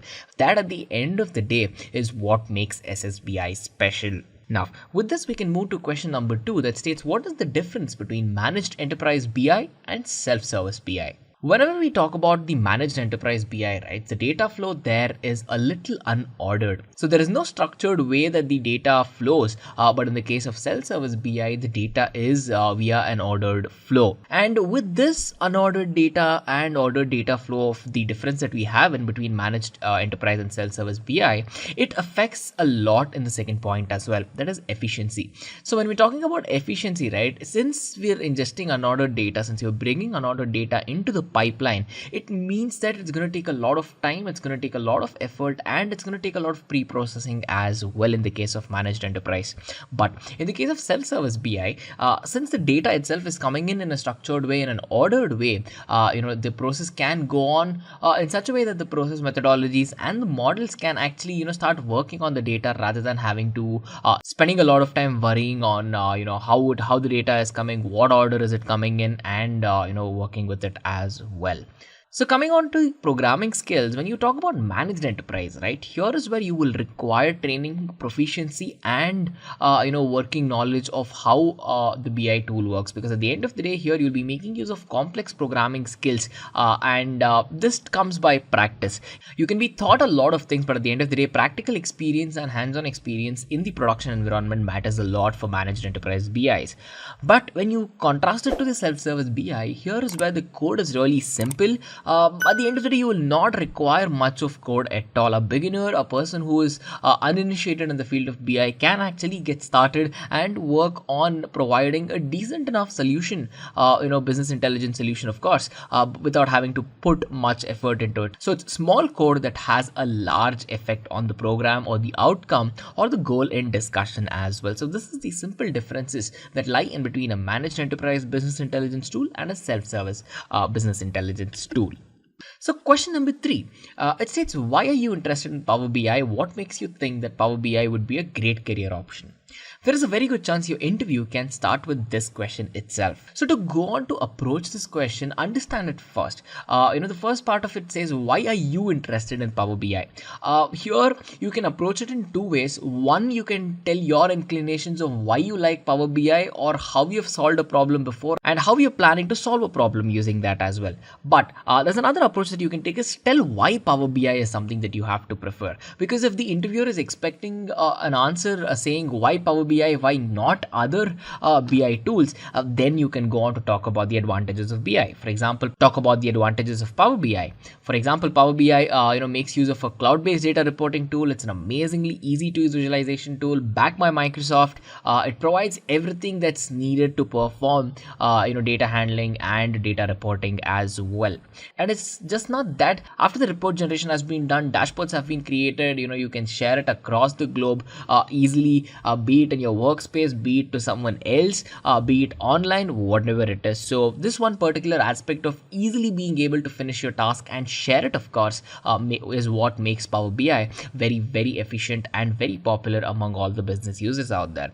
Because let's face it, at the end of the day, less work, better efficiency is something that all the businesses would definitely like to enforce, and this does just that. So with this, it's a win-win-win, right? So that's one of the reasons of why you should be thinking towards answering it this way. Second part of the question says, what makes you think that Power BI would be a great career option?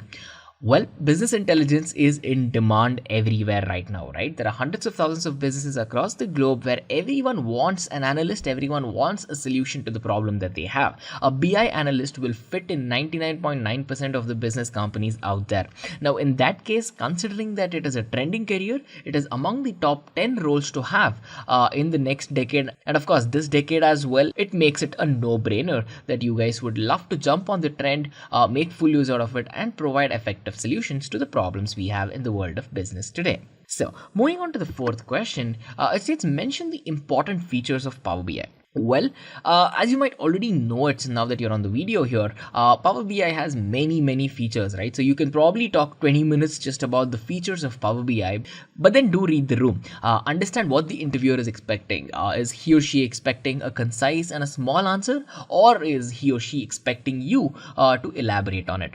Whatever the case, at least make sure you mention 4 of the important features. See, for example, Power BI is used to transform data into beautiful looking visualization and aesthetic presentation and helps you share it very easily. First point. The second point is that you can have the ability to bring in data from multiple sources, in fact, perform a quick analysis even before you work on it, have an all-in-one view of it as well. Coming on to point number 3. Point number 3 talks about how you can scale your data, how you can scale your solutions right from the startups all the way till the established organizations out there, be it governance, be it security, be it military, whatever it is. The span of Power BI is as good as the implementation itself. So at the end of the day, when you're thinking about it, you can span it anywhere you want. And then fourth point, once an output is basically generated, what happens in the case of Power BI is that users have the capability to actually scale these and show it in multiple devices at the same time if it supports the Power BI application as well. If you want to show the output on your phone, yes, possible. Laptop, yes. Have it on the cloud, yes. Put it on a website, yes. So there's many things that you can do with Power BI if there is support to do it as well. And the support for Power BI from Microsoft is of course really good. So these are some of the very important points, right? But then when you have to try to showcase that you know a little bit more about Power BI, you can talk about the NLP capabilities of Power BI. You can talk about Power BI Q&A, which of course we'll discuss in the next couple of questions on how, of course, user can make use of queries on reporting by not really having to use complex programming languages or let's say complex querying techniques to work with the database as well. So there's many things. But as I mentioned, make sure to talk about the top 4 or 5 features of Power BI. Now with this, moving on to the fifth question, it states, is Power BI free to use? The answer is yes. Users can actually make use of Power BI for free in case if you have had practical experience using it. Well, but the best of the best features of Power BI can be availed with the Pro subscription that costs a little bit of money. Of course, this can be purchased from the Microsoft Store or through the application itself. It's a subscription-based application where you can actually go on to use enhanced features of already existing feature set that's provided with the free account. So if the basic features and functionalities work good enough for you to solve your problem, then perfect. If not, if there is a requirement for let's say more ease of use, or let's say there is a requirement for more powerful filters or whatever it is, then considering a Pro account or a Pro subscription definitely adds a lot of value. Because what most business users do is they have a subscribed account where it provides a lot more features. See, for example, instant data refreshes by the day, and many other powerful solutions which are missed in the free version. It is totally understandable, but do know that Power BI Pro subscription makes Power BI pack a huge punch. It's a very powerful tool, even in its free form, but once you go paid, once you go all in, it's a beautiful app to work with as well. So make sure to answer it this way. Coming on to question number 6, it states, what are the versions of Power BI?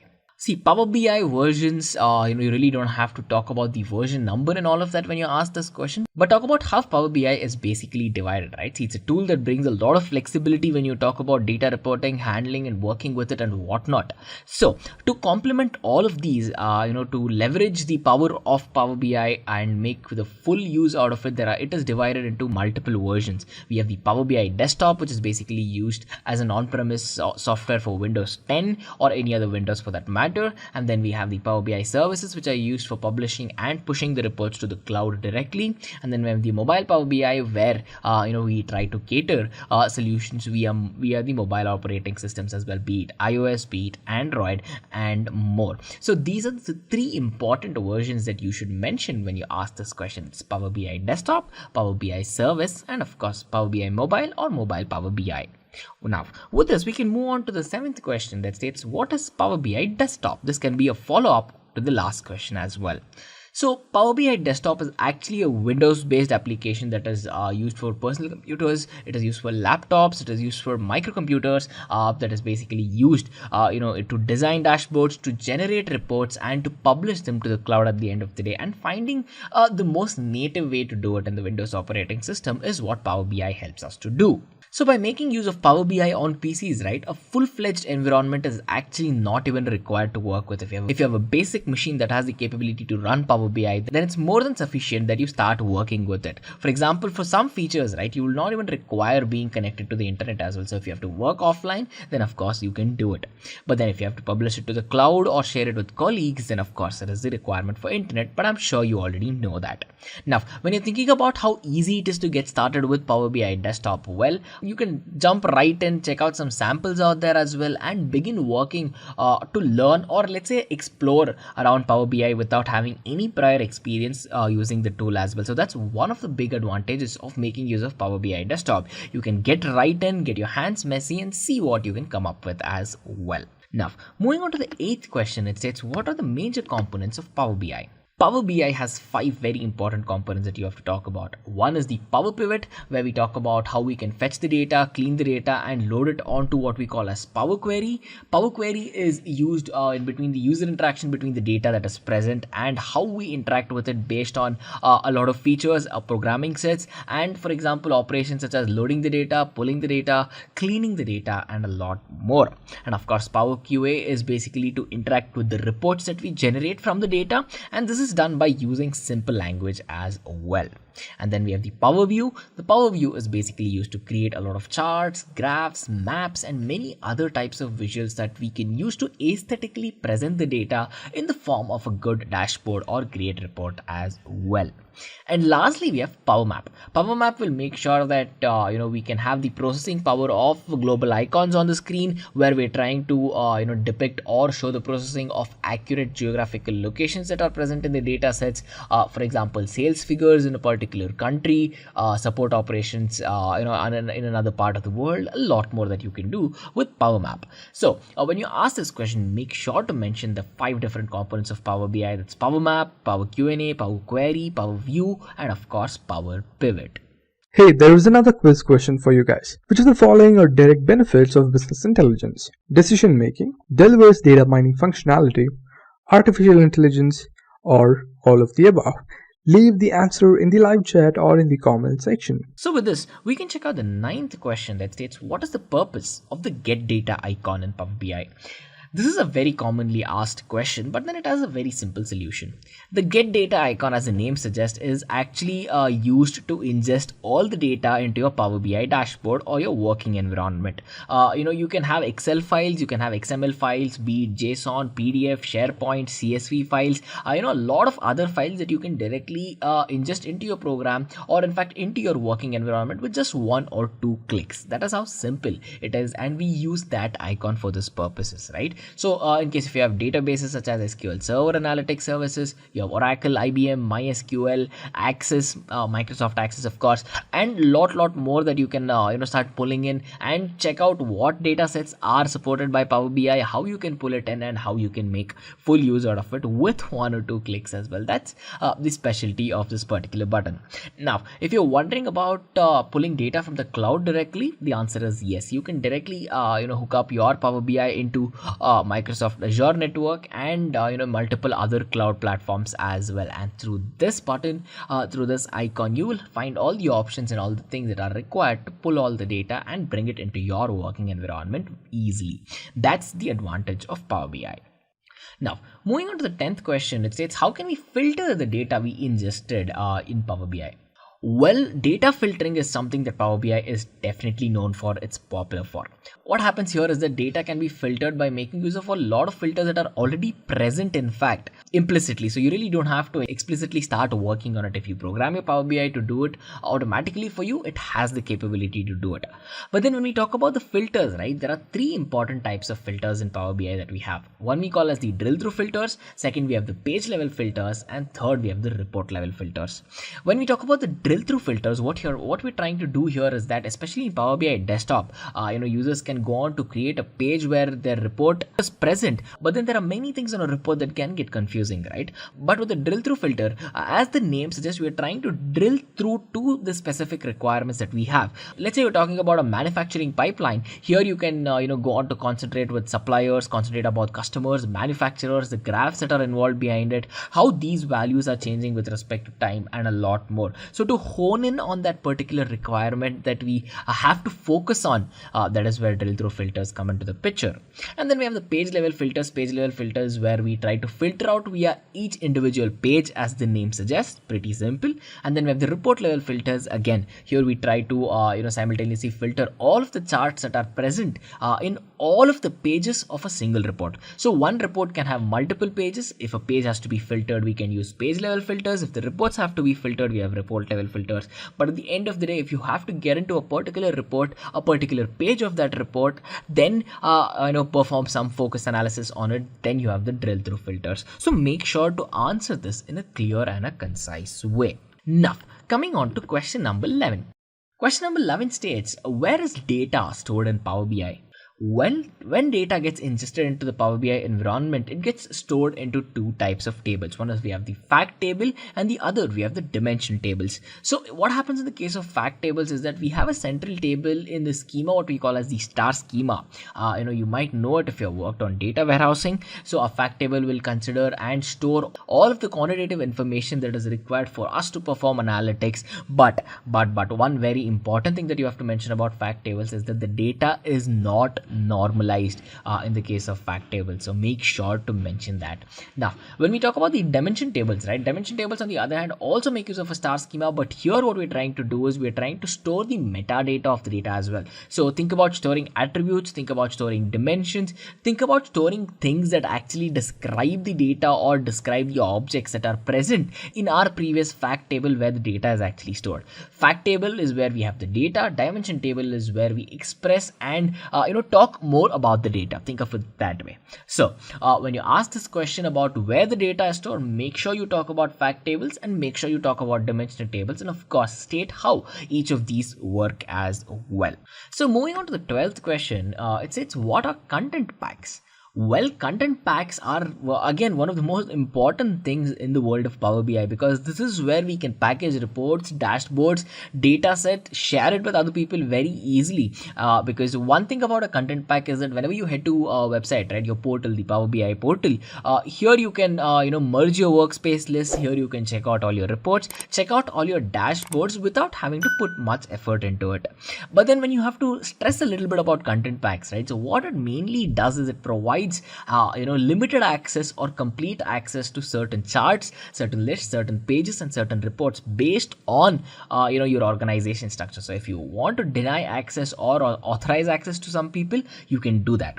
The second thing is that you can customize it with a title, give it a little description, and make sure that the user or the person who's seeing the reports or the dashboard has the ability to pick what's required and leave what's not required. So with content packs, that can be done.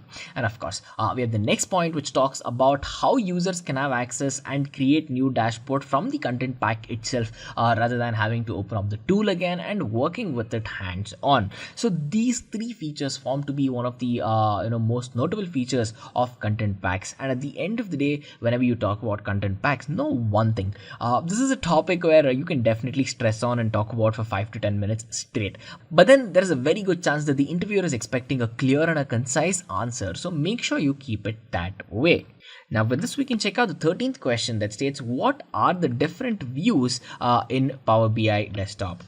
Well, there are three different views in Power BI that you're supposed to know about, and each of these view has its own unique purpose. For example, we have the report view. In the report view, what we're trying to do is we're trying to add visualizations, add multiple report pages, add multiple reports, and see how we can publish it right then and there from the Power BI desktop. So this is the report view, where we can actually have a full scale view of what's going on.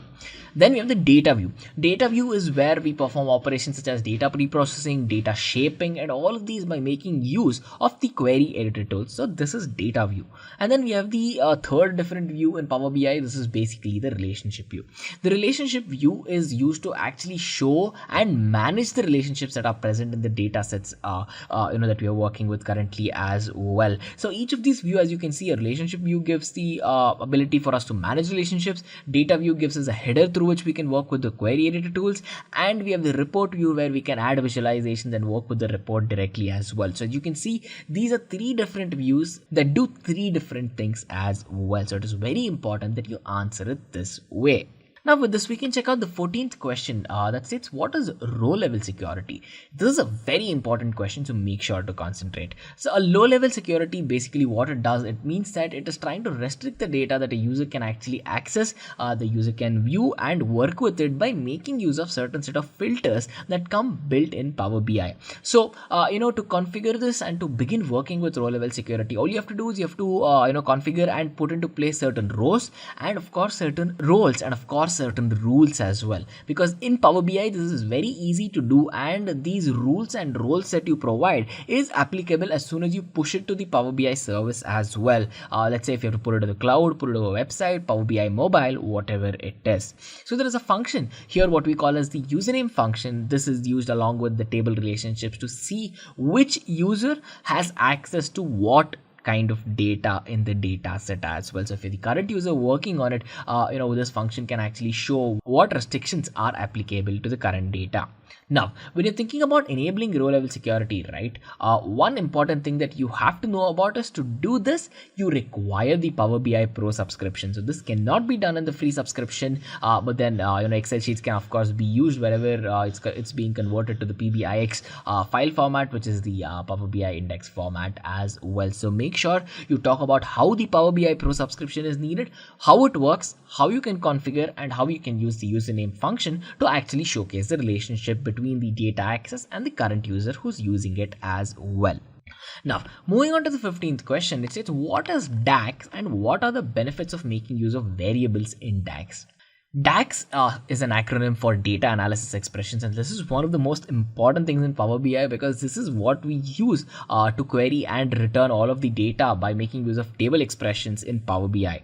So it's actually a language. Think of it like SQL, where we're actually trying to use formulas, where we're trying to perform basic calculations, where we're trying to perform data analysis on all the data that's present in Power Pivot. But then we're not trying to talk about the data directly, but then we're trying to see how we can work with the data. Hence, this is where it differs from your query language. It's used to compute your columns, calculated fields, your measures. You can do a lot with DAX. At the end of the day, what you cannot do is you cannot insert or modify the data. But then apart from that, since your data is already ingested from multiple sources, working with it, performing analytics on it, and then driving results out of it is very easy, and that's the primary purpose of DAX. So what are some of the benefits of making use of DAX, right? See, when you're using variables in DAX, what happens is that every variable that we use in DAX can be reusable. So here, you will really not have to write multiple queries to get a lot done. Small amount of queries can do a lot to your source database. And at the end of the day, variables are these entities that makes DAX expressions understandable by us. So keeping it high level, keeping it simple, ensuring reusability is set makes our job very easy when we work with DAX or data analysis expressions as well. So when you ask this question, make sure to provide the answer in a clean and a crisp way. Now, coming on to the 16th question. The 16th question states, what is bidirectional cross-filtering in Power BI? Well, BCF, as we call it in short, or bidirectional cross-filtering, is actually used to allow the data modelers to make sure that they can use filters the way they want to control the relationship between tables. As the name suggests, it's bidirectional, right? So we'll have a secondary table here, on the other side of the actual primary table relationship, where we propagate the data on the filter context from the first one to the second one. This is done to make sure that you really don't have to use any sort of complex DAX formulas or any, complex data modeling entities that will help you solve the relationship. What happens whenever we discuss about many-to-many problems, and to avoid, the ability of actually going to mix up the data or messing up the relationship in the table as well. So with this cross filtering, we are trying to use multiple tables again to make sure we determine the relationship and then work with it. So what this does is it simplifies the job for data modelers whenever they have to work with the many-to-many problem, and simplify on how data can be used, pre-processed, analyzed, and of course at the end of the day documented and published in the required formats as per the client's requirement or as per the goal as well. So this is what bidirectional cross filtering is. Coming on to the 17th question, it is, how are relationships defined in Power BI Desktop? Well, one thing you should know about Power BI Desktop is that there is no null values, there is no duplicate rows, and there are relationships in between tables that can be defined in more than one way. So what are these ways? We have two things. One is we can do it manually. The second thing is we can make use of the auto detect feature for this. If we have to do it manually, if you have to define the relationships manually, then the user can go on to use the key structure, where you can use primary keys, where you can use foreign keys, map the data, and then work with it. But then if you have to make use of the auto detect feature, right? With the auto detect feature, if we have this enabled, Power BI has the capability to actually understand the relationships in between tables and then map the relationships for us automatically. Sometimes it does it right, but then sometimes, it's a minor case where one or two relationships can get a little twitchy and messed up. In that case, of course, you can manually go in and fix it, but do understand that it's very powerful. It knows what it does, and 95% of the time it has the capability to detect it automatically and split out and create the relationships that we want in the case of Power BI as well. So with that, Power BI is something that offers a lot for a lot less effort that we put into it actually.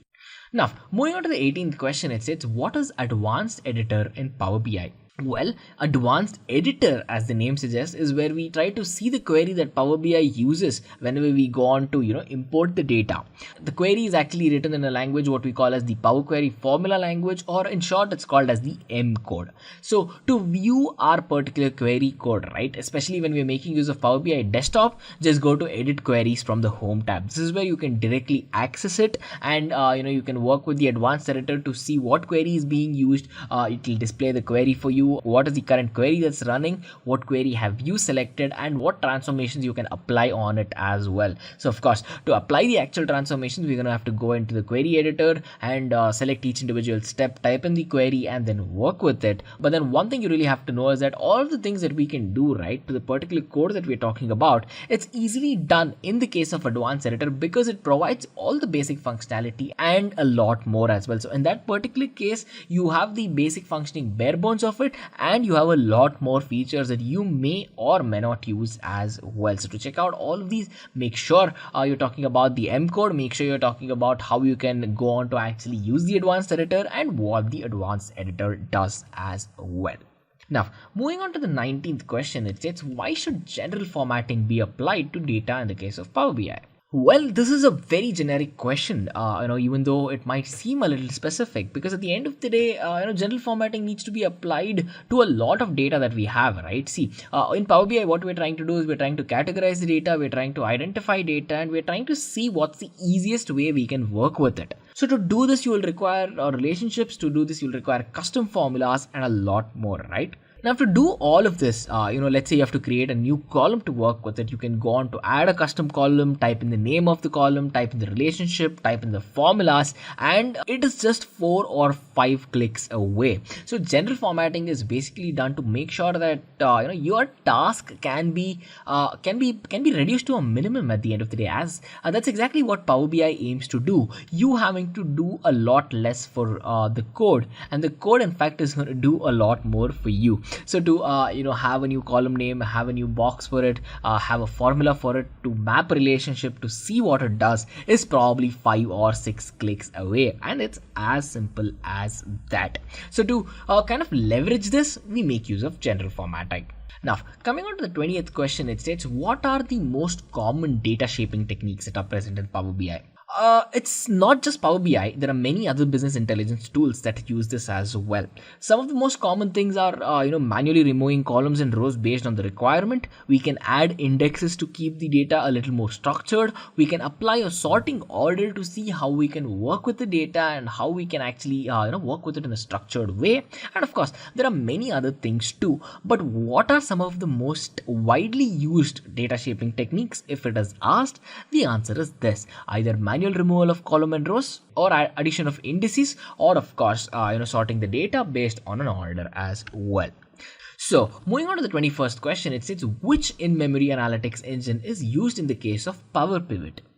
So one important talk about Power Pivot is, of course, it's in-memory analytics engine, right? And there is no other engine unlike Xvelocity in my opinion, because this engine has the capability to handle large amount of data, store it in columnar databases, and present it to you like it's absolutely nothing. Like it doesn't break a sweat to do it. That is how efficient it is, and that is how intelligent it can get as well. So this is done very quickly in a very rapid manner because the data actually gets stored onto the RAM, and since it is on the RAM and not on the hard disk, your processing speed, your data read speed, your data write speed has gone exponentially up. And what this does, it makes sure that your processing speed is very high and that you can use it rapidly as well. And this is exactly what makes the Xvelocity engine very powerful as well. So with this, we can come to the 22nd question that states, what is Power BI Designer?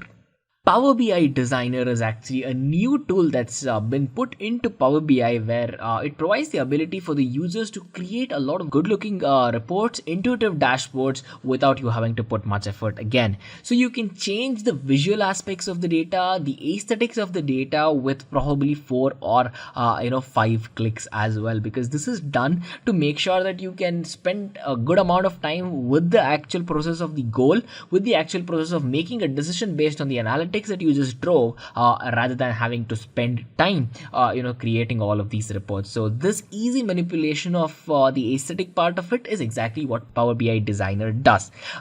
One thing about the Power BI Designer that Microsoft is doing right is that they have put in a lot of drag and drop capabilities. What it means is that you can start dragging in and dropping in data. Let's say where you want to create a canvas report, or let's say if you have a layout where you want to start dragging in widgets, dragging in charts, tagging in maps, whatever it is, right? It's only a mouse click or a pull away. That's how simplified things have become in today's world of Power BI with the help of Power BI Designer. So when you ask this question, make sure to answer it in a clear and a concise way.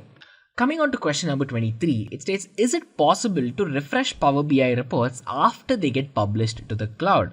The answer is a very simple and a straightforward yes, because gateways are put into place for us to do just this. After the reports have been pushed to the cloud, we can edit it and we can refresh it based on the changes in the data that has happened. So how can we do this? There are two ways. So if you've shared it using SharePoint, then we have the DMG gateway or the data management gateway that we make use of it. And then if you've shared it on powerbi.com, then we have the Power BI personal gateway that we can make use for this purpose. So depending on how the data gets published to the cloud, either by using SharePoint or either by using the powerbi.com website, we have two gateways that help us refresh the data. Now, after understanding this, there could be a follow-up question which states, what are the gateways that are available in Power BI and why do we use them, right? See, a gateway is, as you just saw in the previous question, a bridge that is used to gap the differences. And a gateway, as you previously saw, is basically a bridge that is used to gap the on-premise data with the Azure cloud services that are present. So to do this, right, to make use of gateways, there are two types of gateways that are present in Power BI. One, we have the personal gateway and we have the on-premise gateway. A personal gateway is one where we can have the data imported and make sure we use it, but only by making use of Power BI service and on their website. So by making use of personal gateway, check out the name, it says personal. This means that it can only be used, accessed and worked on by one authority or one person. Now, we have the on-premise gateway. On-premise gateway is, let's say, an expanded version or an addition to personal gateway with a lot more features. Here you can work with direct query, you can have multiple users work with this, you can have many users refresh the data to see the progress as well, to see when the refreshes happened at what time. You can basically get analytics about refreshing as well. So that is how powerful gateways are. So when you ask this question, make sure to talk about the personal gateway, make sure to mention the on-premise gateway, about how personal gateway only works for Power BI service, while the on-premise gateway allows multiple users to work with as well. Moving on to the 25th question, it states, how can geographical data be mapped into Power BI reports? Geographical data can be mapped into the Power BI reports in a very simple fashion. It's by making use of map charts and filled map charts, right? So I'm sure if you're at this point of time in your interview preparation, you will already know this or you would have used this as well. So by making use of map charts and filled map charts, we find the easiest way where we can visualize geographical data, be it your local locality, be it your local regional data, or global data as well. Power BI has one important integration is with Bing Maps, where we can pick up the default coordinates for locations. You can use geocoding, and you can make use of mapping places without having to know its latitude and longitude coordinates directly as well. So with this integration with Bing Maps, it makes it very intuitive for the user and the developer to actually go on to work with the tool, rather than working on understanding, knowing, noting, and using longitudes and latitudes as well. But then, of course, if you have to use it, you can. But there, do you have to compulsorily use it? The answer is no. Now, moving on to the 26th question, it says, what happens when you click on a single data point in one of the multiple visuals in a report? See, it's very simple. What happens when you click on a single data point is that the data gets selected and copied into your clipboard.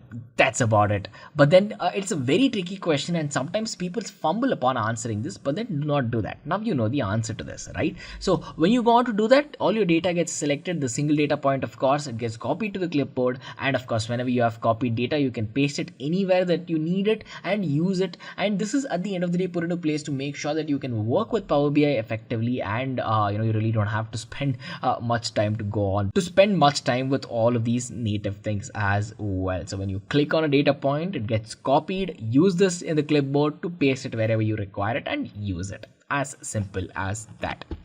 Moving on to the 27th question, it states, what is Z order in Power BI? Z order is actually a design strategy that is put into place where we try to arrange the visuals by making use of certain shapes. So what the Z order does is that, we can define it, we can have an implementation where we're trying to show the report, which consists of multiple elements, where we're trying to refresh the display, of how the order of elements gets changed in case the reports itself are changed. See, you will have data in the reports, and this will be constant and working fine. But then if your data changes in the report, there's a very good chance your report can change too, right? So let's say your order of item changes, your item entity itself changes, or there's a change in the relationship. In this particular case, we make use of this strategical approach where we are trying to arrange our visuals by considering the shapes. So with this, what happens is that, when anything changes, right, it really doesn't mess up the dashboard or mess up the workstation, but it works really well and it holds the aesthetic ability for the display as well. So in that particular reference, Z order is a very important thing in Power BI. So coming on to the 28th question, it states, how do you stay up to date with the new and upcoming concepts in Power BI or in BI itself? See, whenever you're talking about this question, right, in a business intelligence interview, this is a very commonly asked question. The interviewer here, he or she, in fact, is trying to assess your interests of Power BI to see if you have the ability, the interest to actually, go on to explore new things that come into this world of BI and how best you can leverage it. Because today's software is tomorrow's obsolete when you think about it, right? Even in the case of Power BI, yes. Just check out the initial releases of Power BI and Power BI now. There's a day and night difference with the number of added features and how simplified Power BI is to use these days. So in that particular case, the interviewer tries to understand on how you approach something new, how you understand it, how you learn it, and how you implement it as well. Because it's not just learning new things, right? In the world of business intelligence, there is a problem that requires a solution. It is as simple as that. If you know the latest bells and whistles, the latest tools and techniques that you can go on to use it, then of course it makes your job very easy. It saves you time and money. It saves the employer time and money. Now at the end of it, the interviewer wants to understand how well you are prepared to scale yourself up in a production environment as well. So if you're a fresher or a person out of college, you might not have a lot of production experience, right, in a production environment. Now with this, the interviewer can get a solid idea of you having the capability to learn new things and effectively build on it too. So answer it in a clear way, state your interest. So state how you find your own ways to learn new things. There is no one answer here that will fit for all of you guys. So I suggest you sit, have a notepad, make note of how you learn new things and state it that way. Now, moving on to the 29th question, it says, do you have any experience working in the same industry as ours before? This is definitely a commonly asked question in a Power BI interview because, as I told you, business intelligence is required for every industry, every field that you can think of in one way or another. So let's say if you're applying, for the military, let's say if you're applying to perform business intelligence for a social media, for a hospital, or let's say a medical firm, in that particular case, they will want to know in case if you have worked in the same domain. It's just data familiarity. It's just knowing that you will be a better fit to that team there.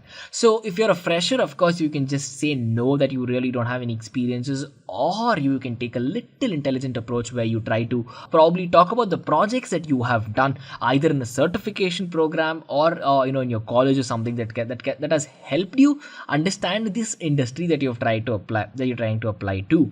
So make sure to talk about the experience in case if you have the experience. But then if you do not, if you're a fresher right out of college, then do talk about the tools, the techniques that you have used and how you think that will be a best fit for the industry that you're applying for now.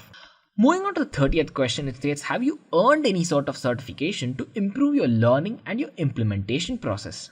This is a very, very, very important question because interviewers, especially in the world of business intelligence, they understand the weightage, they understand the leverage that a certified BI, comes into the picture. Because at the end of the day, they know that if you have put in time and effort into a certification program, that you've learned something new, it provides them a confidence that you have the ability to work on your career and that this is what you want to do in the long term. That you have the strong aspiration to actually learn on new things, pick up new things, and eventually solve problems by making complete use of your knowledge as well. And of course, you being an effective learner is something that they'll definitely look forward to if they're hiring you, right? These are some of the aspects that they expect for. And with a certification program, you already know that you will have comprehensive knowledge taught by experts. A good certification program will give you industry level projects. It will give you access to a lot of things where you can learn Power BI or any other IT concept for that matter. Learn it, understand what the problem is that you're trying to solve, find out ways on how you can approach experts, learn from them, and at the end of the day work with the community, or you can solo it out through to solve a problem. Because any IT concept, right, think about big data, think about AI, think about business intelligence, whatever it is, everything here is put into place because we want to make use of the computational power around us to simplify a problem or simplify a task to the fullest. That is your advantage. And as first I mentioned, the first 3 points we discussed was the advantage that the interviewer wants to see in you. So when you're talking about a certification program, right, it always adds value that you talk about what you learned and how you implemented your learning there. You might have 3 or 4 certifications, or let's say even more as well.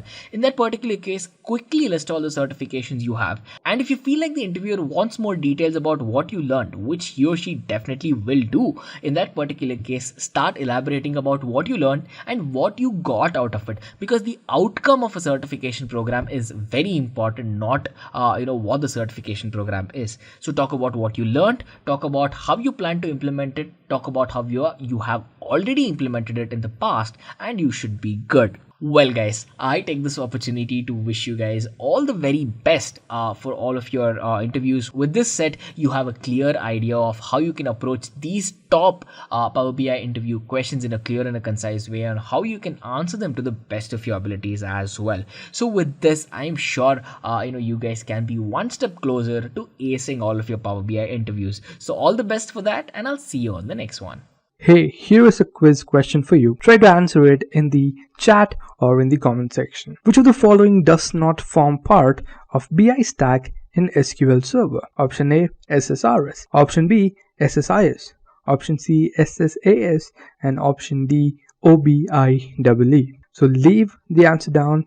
Thank you. Okay guys, a quick info. If you're looking for an end-to-end business intelligence architect master's course, this is the right place. Intellipaat provides a business intelligence complete certification training, which is in collaboration with Microsoft. So you can check out these details in the description box below. So, coming to the first question on the top Tableau interview question set, the first question usually goes with a comparison question, because it is vital that you understand the differences. For example, the question states, compare ClickView with Tableau. I'm sure you already know that both of these are amazing business intelligence tools that you can work with very easily, and each of them have their own niche applications, right? So let's check out the differences. So whenever we talk about data integrations in terms of capability with Tableau and QuickView, Tableau has an edge over QuickView in this particular sense. And then whenever you're working with multidimensional data as well, Tableau has the capability to handle it that much better, efficiently, and faster. And of course, most of us work with PowerPoints as well. So whenever you have a lot of work with PowerPoints, dashboarding on that and creating good amount of visualizations and insights on that is great, especially if you have the support for PowerPoint, right, the native support. And Tableau does that, while QuickView is a little bit held back in this regard. And then when we talk about scalability and visual drill down as well, right, in terms of visual drill down, yes, QuickView is amazing to work with, and it provides good amount of efficiency. So you don't have to do a lot to have a big impact on the output. But then when you talk about scalability, right, scalability, Tableau, there is no beating Tableau out here, because QuickView has a direct limitation applied because of the ability of it to maximize its usage of RAM, while with respect to Tableau, right, so it can scale, and RAM is not a limiting factor out here. So this is the basic comparison that you can state to the interviewer whenever you ask the comparison between QuickView and Tableau. And now, when we come to the second question, it states, how is the context filter different from all of the other filters? So one thing you always have to know is that whenever you create a context filter, right, what Tableau does for you is that Tableau will create a temporary table just for this particular filter. So when you create a context filter, Tableau will create one temporary table just for this particular filter set, and every other filter will get applied on the context filter, guys. So every other filter will get applied on the context filter as if it was cascading parameters, right? Pretty simple and straightforward. But then when you have created an actual context filter, let's say on an example such as countries, USA and India, what Tableau will do is Tableau will create a temporary table for both of these countries and all the data that goes into these particular countries as well. And let's say now if you have any other filters that have to be applied, and if you do not have any context filter, right, and every single record will actually be checked for filters and then applied if required. So if you have a context filter, make sure to mention about Tableau being able to create the temporary table and then mapping the data based on it, and later applying all of the context filter data on top of it. Now, moving on to question 3.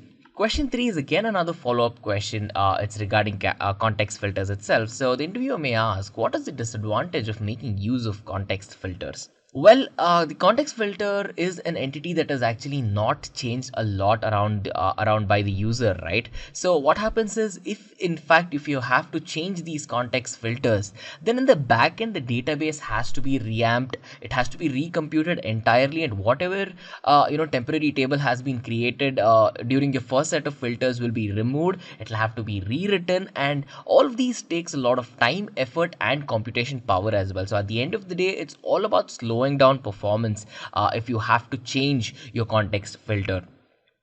And then, whenever we are adding dimensions to context, right, what Tableau does, we already know this, is that it creates a temporary table.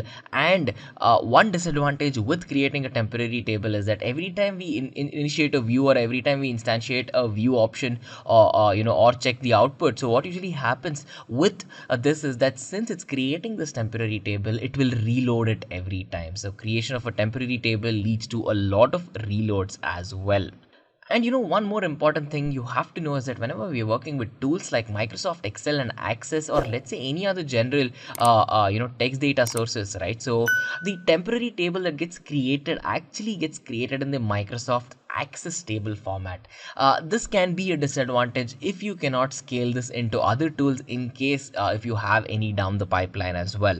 And then of course, whenever you're working with SQL Server, let's say Oracle data sources, or even MySQL, you must have the explicit permission to create that temporary table on the server itself. So having these access parameters and having these permissions is very vital too. So the talk is not always about a single dimensional data, right? So whenever we talk about multi-dimensional data sources, temporary tables usually are not created for this, and context filters are basically defined through which an understanding on what filters are independent, what filters are dependent, and then later mapped and put into place. So since temporary tables here are not being created, and since you're basing it on the fact that it is either independent or non-independent, this might again take a little bit of hit as well. So these form to be some of the disadvantages of making use of context filters. Now, question number 3 states, what are the 5 main products that are offered by Tableau? Well, this is something you really should know as a person interviewing for a Tableau developer interview or any of the similar roles. So make sure to mention all 5 of these products. We have Tableau Desktop, we have Tableau Server, we have Tableau Online, we have Tableau Reader, and we have Tableau Public. With this, we can check out the next question, the 5th question, that says, what is the latest version of Tableau Desktop? Now, this is a very tricky question, and it's asked in a lot of Tableau interviews is what we've seen. And this is only done to make sure that you are up to date with the latest version of the tool, that you understand all of the change logs of what Tableau is changing around, right? See, Tableau, after it came out, it has had a huge number of changes. It's become very efficient now. It's become very beautiful, very easy to use, and all of that. Alongside this, there have been a lot of changes as well. So what the interviewer expects with this question is to check if you are up to date on their website, to check out all of their latest offerings to make the full use out of it for your business intelligence solution as well. So as of September 2020, when we're recording this particular video, their latest version of Tableau Desktop is version 2020.8. 3. That's March 2020. Well, moving on to the sixth question, it says, what is data visualization?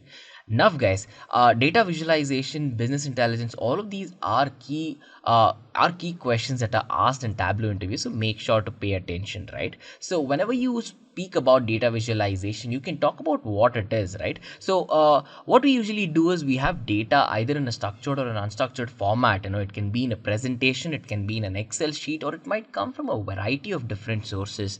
So instead of looking at an Excel sheet which has probably 100,000 entries, we create beautiful looking dashboards through which we can gain some insight, which would have been very difficult to do with the naked eye unless we had this visualization, right? So that's the basic aspect of data visualization. You can have multiple graphics, you can have complex looking animations, and you can have aesthetically very pleasing to look at graphs as well. So this will help, especially whenever you have to pitch a product to a person who is not from a technical background, or let's say if you have to explain a concept to your juniors, or even in a business meeting where a lot of graphs will make more sense rather than an Excel sheet with 100,000 entries, right? So you can use an approach like this to answer this question. Now, moving on to the seventh question, it states, why Tableau? So the interviewer here is again trying to find out why and what is your inclination with making use of Tableau and where it shines. So you can talk about all of the advantages of Tableau, and two of the most important concepts that you have to talk about is about data sharing and how you can analyze it, and later it's about creating views and the ability to share it. Let's walk over with the first one. So let's say you have data from multiple sources, right? You might have a server on premise as well. You might have a database in that server, or let's say a database on the cloud, a data warehousing solution, a cloud application, or an Excel file, or a PPT file, whatever it is. With Tableau, you can analyze this very, very easily without having to put much effort. This is point number one.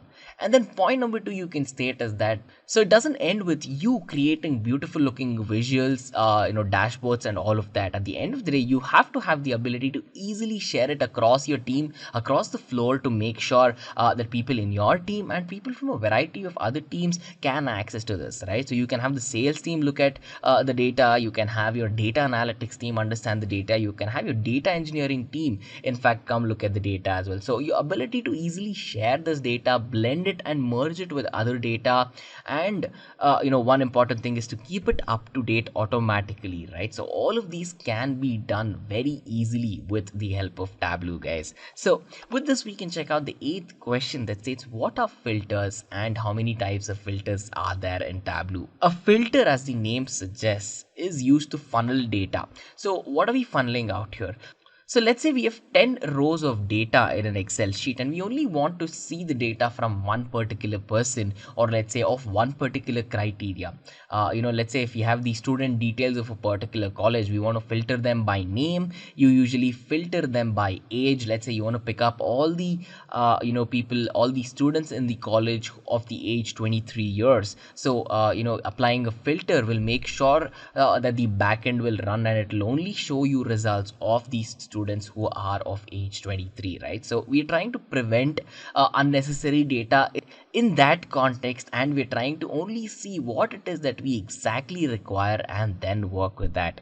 So for this follow-up question, which states, how many types of filters are there? There are 3 types of filters, and we already checked out one, right? So there's quick filters, there's context filters, and there's data source filters. So make sure to mention all of these when this question is asked. Now, moving on to question number 9, it says how to remove the show all option from a Tableau auto filter. See, again, this is a question that is asked to see your proficiency in terms of handling the tool, even though you might not be sitting in front of the tool right now, right? So when you think about it, answer this question in a very simple way, in a very straightforward way. It's a very straightforward question with a very simple answer. So to remove the show all option, right? So all you have to do is right click on the filter, click on the customize button, and it's a simple uncheck on the show all button, and this ensures that the option is actually, and this ensures that and then after you uncheck all of this, right, this makes sure that your option is removed. So since So since you're sitting in front of the interview, even though you might have a laptop, it is an added bonus that you first verbally say out the answer, and then of course you can run Tableau desktop on your machine right then and there, and then show all of these practically to the interviewer as well. So make sure to keep that in mind. So moving on to the 10th question, it states, can we use non-used columns, as in the columns that are not used in the reports but that are present and used in the data sources in actual Tableau filters? So can we use non-used columns in Tableau filters? The answer is a very straightforward yes, right? So think about an example when you're approaching with this. So if you have a data source where you have employee data, right? So you can have employee ID, employee name, the department, designation, salary, and all of it. And let's say now we have reports where we're only using employee name and employee salary, right? So what you can actually do is you can apply filters on employee designation even though you have not used these reports from the data source, right? So it is very simple, it is very straightforward, and yes, it is achievable. We can make use of non-used columns, but then it has to be used in the data source, but then it really doesn't have to be used in the reports, guys. So moving on to the 11th question, it states, what is the benefit of Tableau extract file over the live connection? Well, when you think about Tableau extract file, right? So extract can be used anywhere without having to create a connection. That's the biggest advantage of it. So you can create your own custom visualizations without even having to connect to a database prior as well. So this is the ability provided by the Tableau extract file, where you can pull in all the data and work with it without even having to connect with that particular database as well. Now with this, moving on to the 12th question, it states, what is the difference between TWB and TWBX file extensions? Please explain. Well, one thing you have to understand is that whenever we talk about TWB, right, the Tableau Workbook files, it is a live connection. It points directly to the data source, and whenever the user is receiving a TWB file, he or she needs permission to access the data source. And with a TWB data file, no data is included prior as well. So it's a live connection. It points to the data source, and you need permission to access the data source, and initially there is no data that comes included with the file as well. Now, whenever you talk about TWBX file extensions, right, here what we're actually trying to do is we take the data offline and we store it on the local machine. So be it in a package, be it in a zip file, or any other packaging files where we completely remove this kind of dependency of having to need the permissions and having to have these access protocols in case if you do not have all of that as well. So TWB files require permissions from the data source, but then TWBX is all about bringing the data offline, keeping it in the native place, and to make sure that you avoid the need for permission as well. Now with this, we can check out the 13th question that says, what is the maximum number of tables we can join in Tableau? So this is a very commonly asked question, and you are supposed to know the answer to this, guys. It's a very straightforward answer.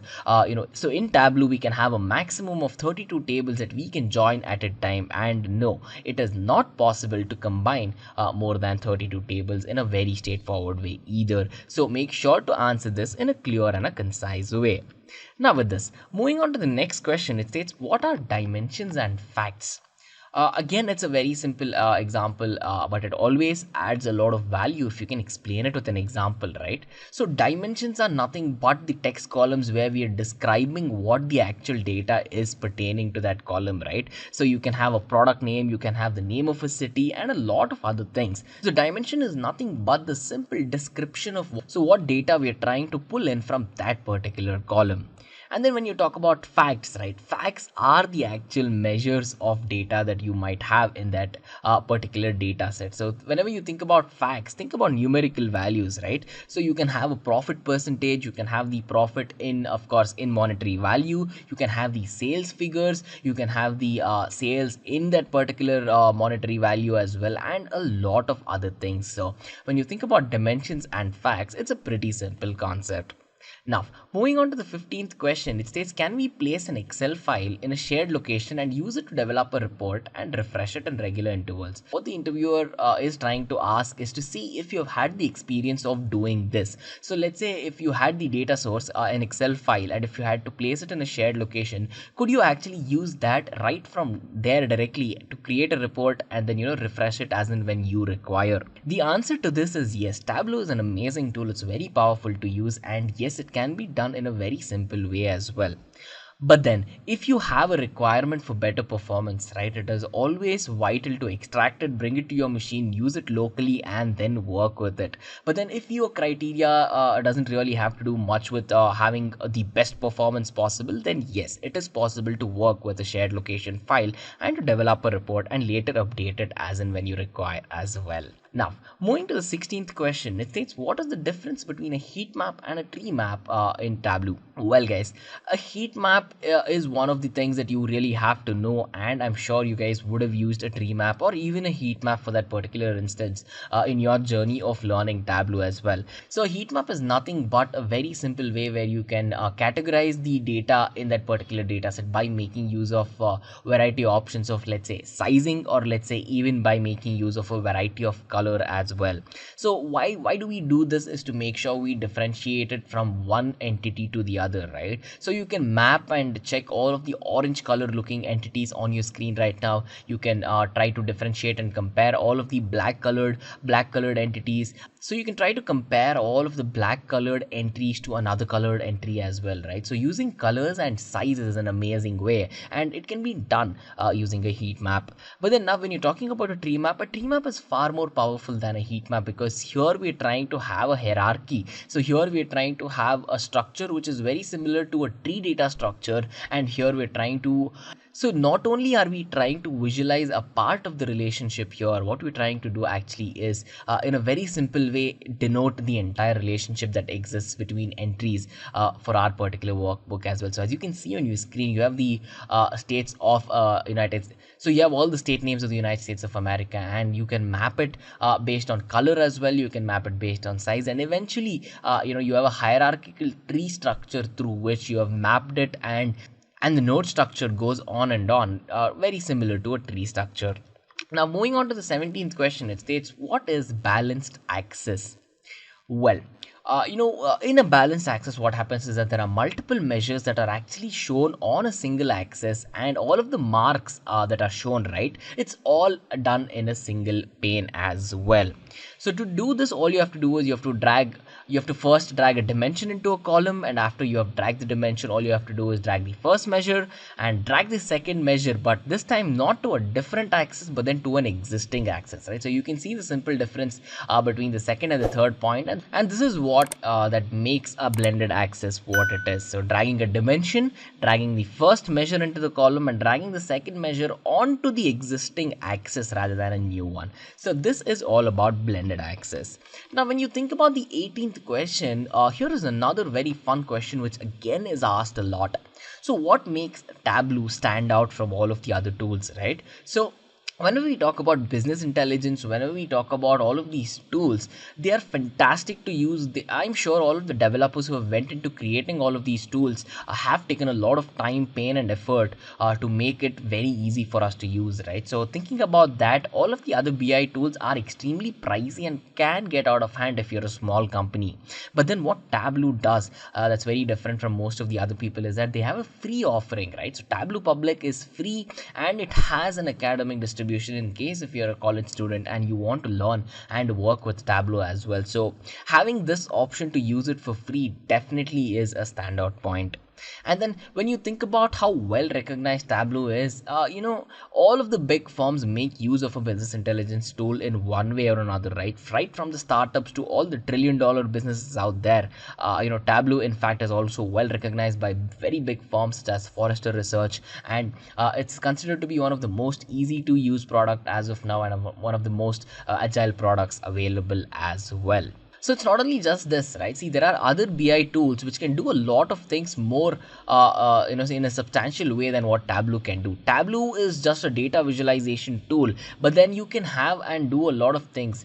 But then you can have a lot of other tools which have a complete technology stack that they bring along as well, right? So considering that, you will have to make use of these other products along with Tableau. Let's say if you have enterprise grade data to perform ETL, maintenance, data storage, and all of that as well. So in that regard, definitely it is one of the vital points to mention of why Tableau stands out the way it does. Moving on to the 19th question, it states, how do we do data testing in Tableau? This is a tricky question, and I've put in a lot of tricky questions for this particular presentation as well. So make sure you pay attention throughout. Now, how can we do data testing in Tableau, right? When you think about it, data testing is not possible in Tableau because Tableau is a data visualization tool and it is not a testing tool such as Selenium or something. So make sure to answer it and do not be confused. The interviewer may be, trying to see if you get confused with concepts such as this. So it's a very straightforward no. Tableau is used for data visualization. Tableau cannot perform, data testing. But of course, it is one of the best tools out there for data visualization today, especially when you have data which is already, pre-processed or data which is already structured, and you can work with it easily as well. But still, it doesn't add a lot of value in terms of data testing as well. Now with this, coming to the 20th question, it states, can you get values from two different sources as a single input into our parameter? The answer is no. Tableau currently actually does not support multi-valued parameter, right? So, there's actually a technique which is called as the dynamic parameter with a blend technique that can be used to highlight every single value out there. But then you cannot make use of multiple values because this is how Tableau is built and this is how Tableau is, worked on. And one very important concept that you should know whenever you're answering this question is that, the parameters in Tableau, right, they are not dynamic. So you literally cannot start filtering stuff, at the runtime as well. So this is something which you should talk about along with the technique when you ask this particular question. So the answer is no. Currently, Tableau does not support multi-valued parameters. But then, of course, down the line with a lot of updates, then, it definitely is something that we all are waiting and in anticipation for as well. Now, moving on to the 21st question, it states, how do we use parameters in Tableau? So you can use parameters with the following entities, right? You can use parameters, map them with filters. You have parameters across calculated fields, across actions. You have measure swaps, you have changing views, and you have auto updates as well, right? So make sure to at least mention 3 or 4, but then it really adds value if you can mention 4, 5, or in fact all of these as well. So using parameters in Tableau is definitely a core concept and you're supposed to know it in and out at this point of time. So it always adds values to talk about where parameters are used and in fact how parameters are used as well. Now moving to the 22nd question, it states, what is the use of the new custom SQL query in Tableau? Well, one thing you have to know about is that the custom SQL query, right, it's a query that is written after you've connected to the data and you want to pull the data to have a structured view of it.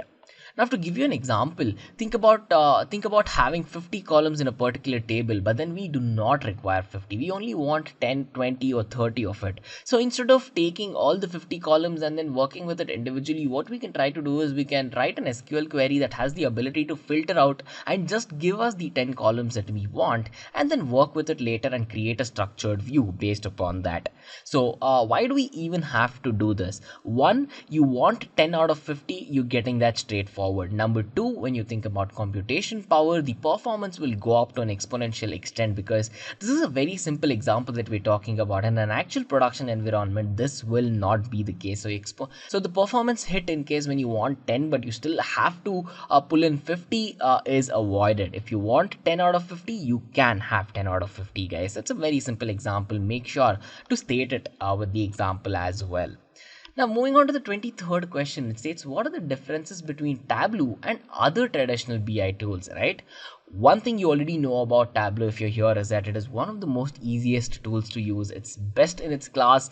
It has a free offering and in fact it provides very good visual analytics capabilities as well. So whenever you think about data foundation concepts, here is where Tableau has it a little slow. It really doesn't help with plumbing, so you will have to make use of an SQL server alongside Tableau to have the complete package of using it. And of course, Tableau licenses can get relatively expensive if you're looking to scale up your organization and scale up your data quickly as well. But then traditional BI tools can do it all, but then it might have a significant cost upfront, and then with a lot of parameters, right? So think about higher consultations, you have hardware changes, you have to have good software there as well. So all of these will cost money, and this will come up to you. As soon as you get started itself. So that is one of the biggest differences. And then when you think about all the big vendors out there, right? So if you have to check about a reasonable value for money, and if you have to check about what best you can get for the money that you've spent, someone like Microsoft is the person who can do it to the best of their capabilities, right? So they're a huge organization.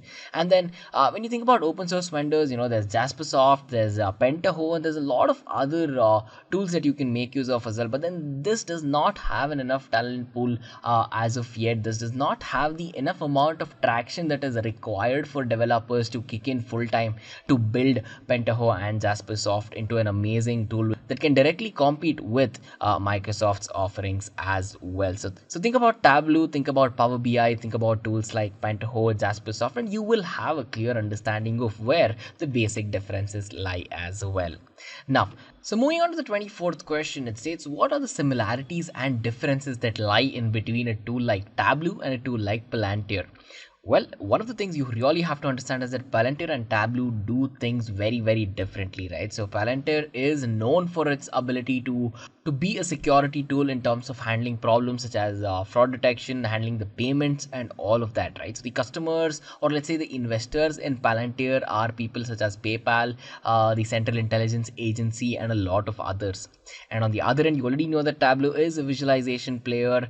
It has its roots very strong into the Stanford University research as well, right? So one thing it'll always add value is that you talk about new points, right? So think about VQL or VisQL. So VisQL is basically the visual query language that will allow users to build any sort of visualizations that require on already existing data warehouses and spreadsheets, right? So Tableau's support for this is definitely a point that you can mention whenever you asked to talk about Tableau as well. So here is another point to your arsenal of Tableau knowledge. Moving on to the 25th question, it states how to create cascading filters without making use of a context filter. Well, it's very simple. All you have to do is think about a situation, right? So let's say we have two filters, filter 1 and filter 2. And based on filter 1, we have to make use of filter 2 on that particular data. And now when you have to say, and now let's think of it as filter 1 being country and filter 2 being it as states, right? So if you choose the country as India, then filter 2 must display filter 2 must display only the states of India and not states of every single country out there, right? So this is how you can cascade filters without having to make use of a context filter. Now to do this, right? So for the filter 2, make sure you select the option wherever the value. So make sure you select option of only relevant values for the filter for the second. So make sure you select the option for only relevant values for the second filter, to actually go on to do a thing like this. It's a pretty simple thing and it can be easily done by making use of Tableau. Moving on to the next question, it states, is Tableau good for a strategic acquisition? Well, of course, Tableau is an amazing tool for strategic acquisition as it provides amazing data insights, and you can do a lot more with Tableau with the approach of you having to put in a lot less effort as well, right? So in terms of acquisition, what it does, it will help you plan properly, set up a pipeline, understand what anomalies are lying there, and try to fix them as well. You can improvise your entire process and have it better as well. So it'll give you a lot of insights which might skip your eye if you're directly looking at the data with your naked eye as well. So in terms of strategic acquisition, it's a big yes for sure. Coming to the 27th question, it states how to display the top 5 and the last 5 sales in the same view. So to do this in a very simple way, there are two ways. Make sure to mention both as well. One, of course, you can apply filters where you can do it in a straight way, and number 2, you have calculated fields where you can achieve the same effect of, let's say, top 5 sales and the last 5 sales in the same view without you having to do much as well. So make sure to mention the both ways. Now, question number 28 states, let's say, suppose without having to use a line or a bar chart, I want to design a view to show the region-wise profit of sales. How can I go on to do this? So what we're trying to do here is, we want to show the region-wise profit and sales without having to use a line chart. So how would you suggest that we do it? If you do have a computer or a laptop in front of you right now, it will always add a lot of value if you can show all of these practically with any of the previous projects or data sets that you might have worked with. But then take a simple approach to verbally explain it first. See, for example, you can generate a map by making use of cities, and later, you can just drag the profit and all of the sales to that particular details, and then, add the state as a quick filter and work with it as well. So you can use a very simple approach, and to explain it can be done in a very simple and a concise way, but then it'll add value if you can show it practically, right? So pull out a data set, and tell the interviewer that you want to show how this can be done practically as well. So that will impress them definitely. Now, moving on to the 29th question, it states design a view in a map such that if a user selects any state, the profit and the sales in the cities under that state would show up. So if someone selects any state, right, so whatever the profit is there in that particular state and whatever sales in the cities of that state, that should show up. How can this be done? This can be done if you have state, city, sales and profit as our fields in our data, right? So we require these data. Make sure to mention that first. Without the data, you cannot mention it, right?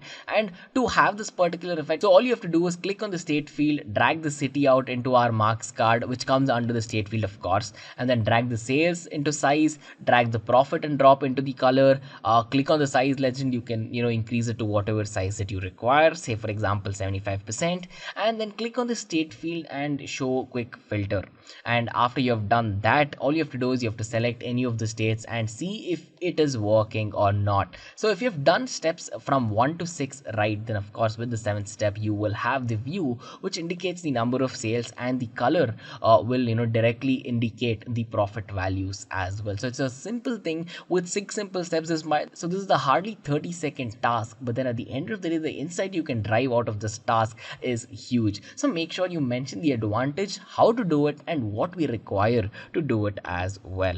Now, moving on to the 30th question, it states how to add custom color in Tableau. Custom color can be added in Tableau by making use of preferences.tps. So go to my documents, go to my table repository, and you will find a file called as preferences.tps. And here, you can add a color code. You can add the hash code, which is also called as the custom color code, wherein you can add wherein you can add it and make use of it directly as well. But then one thing you have to note is that, let's say in Tableau version 9.0 and above, right, you have a direct color picker option, which is basically giving you a user interface to do the exact same thing. So all you have to do is you can click on the color that you require, hit OK, and you're done with it in a very simple way as well. So coming on to the 31st question, it states how can we combine a database and the flat file data in Tableau desktop? How can we do this? It's again not a very difficult concept. All you have to do is you have to connect the data twice, because for the first time when you're connecting, it's for the database tables, and the second time you're connecting, it'll be for the flat file data. And then go to data, edit relationships, and give a join condition based on all of the columns that you have to find in common from our database file to the actual flat file data as well. So it's simple, connect it twice, once for database, once for flat file data. Go to data, edit relationships, put a join condition on the columns for the database tables to the flat file as well. And as soon as you're done with this, you have combined a database and a flat file in a very simple way in Tableau desktop. Now, moving to the 32nd question, it states, what does Tableau do? Well, here's another tricky question, right? So Tableau can do a lot of things.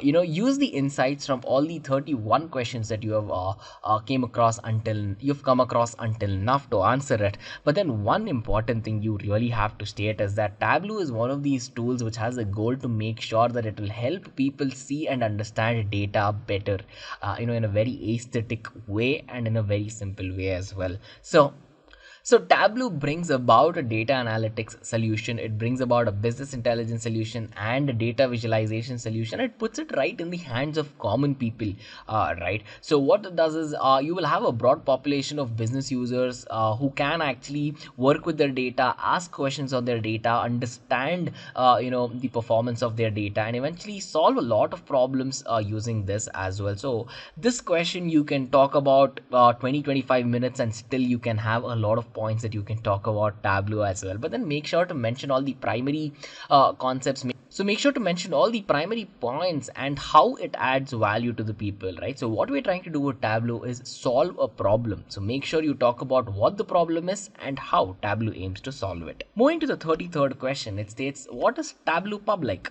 Tableau Public is a free tool. It's a free service that lets anyone anywhere in the world publish an interactive data set onto the website, right? So once you're connected to the internet, you can do a lot of things. Once you have installed Tableau Public, I still say the same thing. You can do a lot of things. Now, whenever you think about making use of Tableau Public, make sure to explicitly mention that you really do not require any programming skills out here, right? So there's a lot of people, a lot of learners who keep asking us in case if they require a programming head start to start with Tableau. The answer is no, you really do not require anything, right? So with Tableau Desktop, anywhere anyone on the web can interact with the data, see the data, work with it, download it, create their own visualization, edit the visualization, and in fact, you can also check out what everyone else are doing as well. So you can do that to get ideas. You can do that to see how aesthetically pleasing things can get if something is done in a neat way when you're making use of Tableau as well. So it adds a lot of value, and make sure to mention all of that.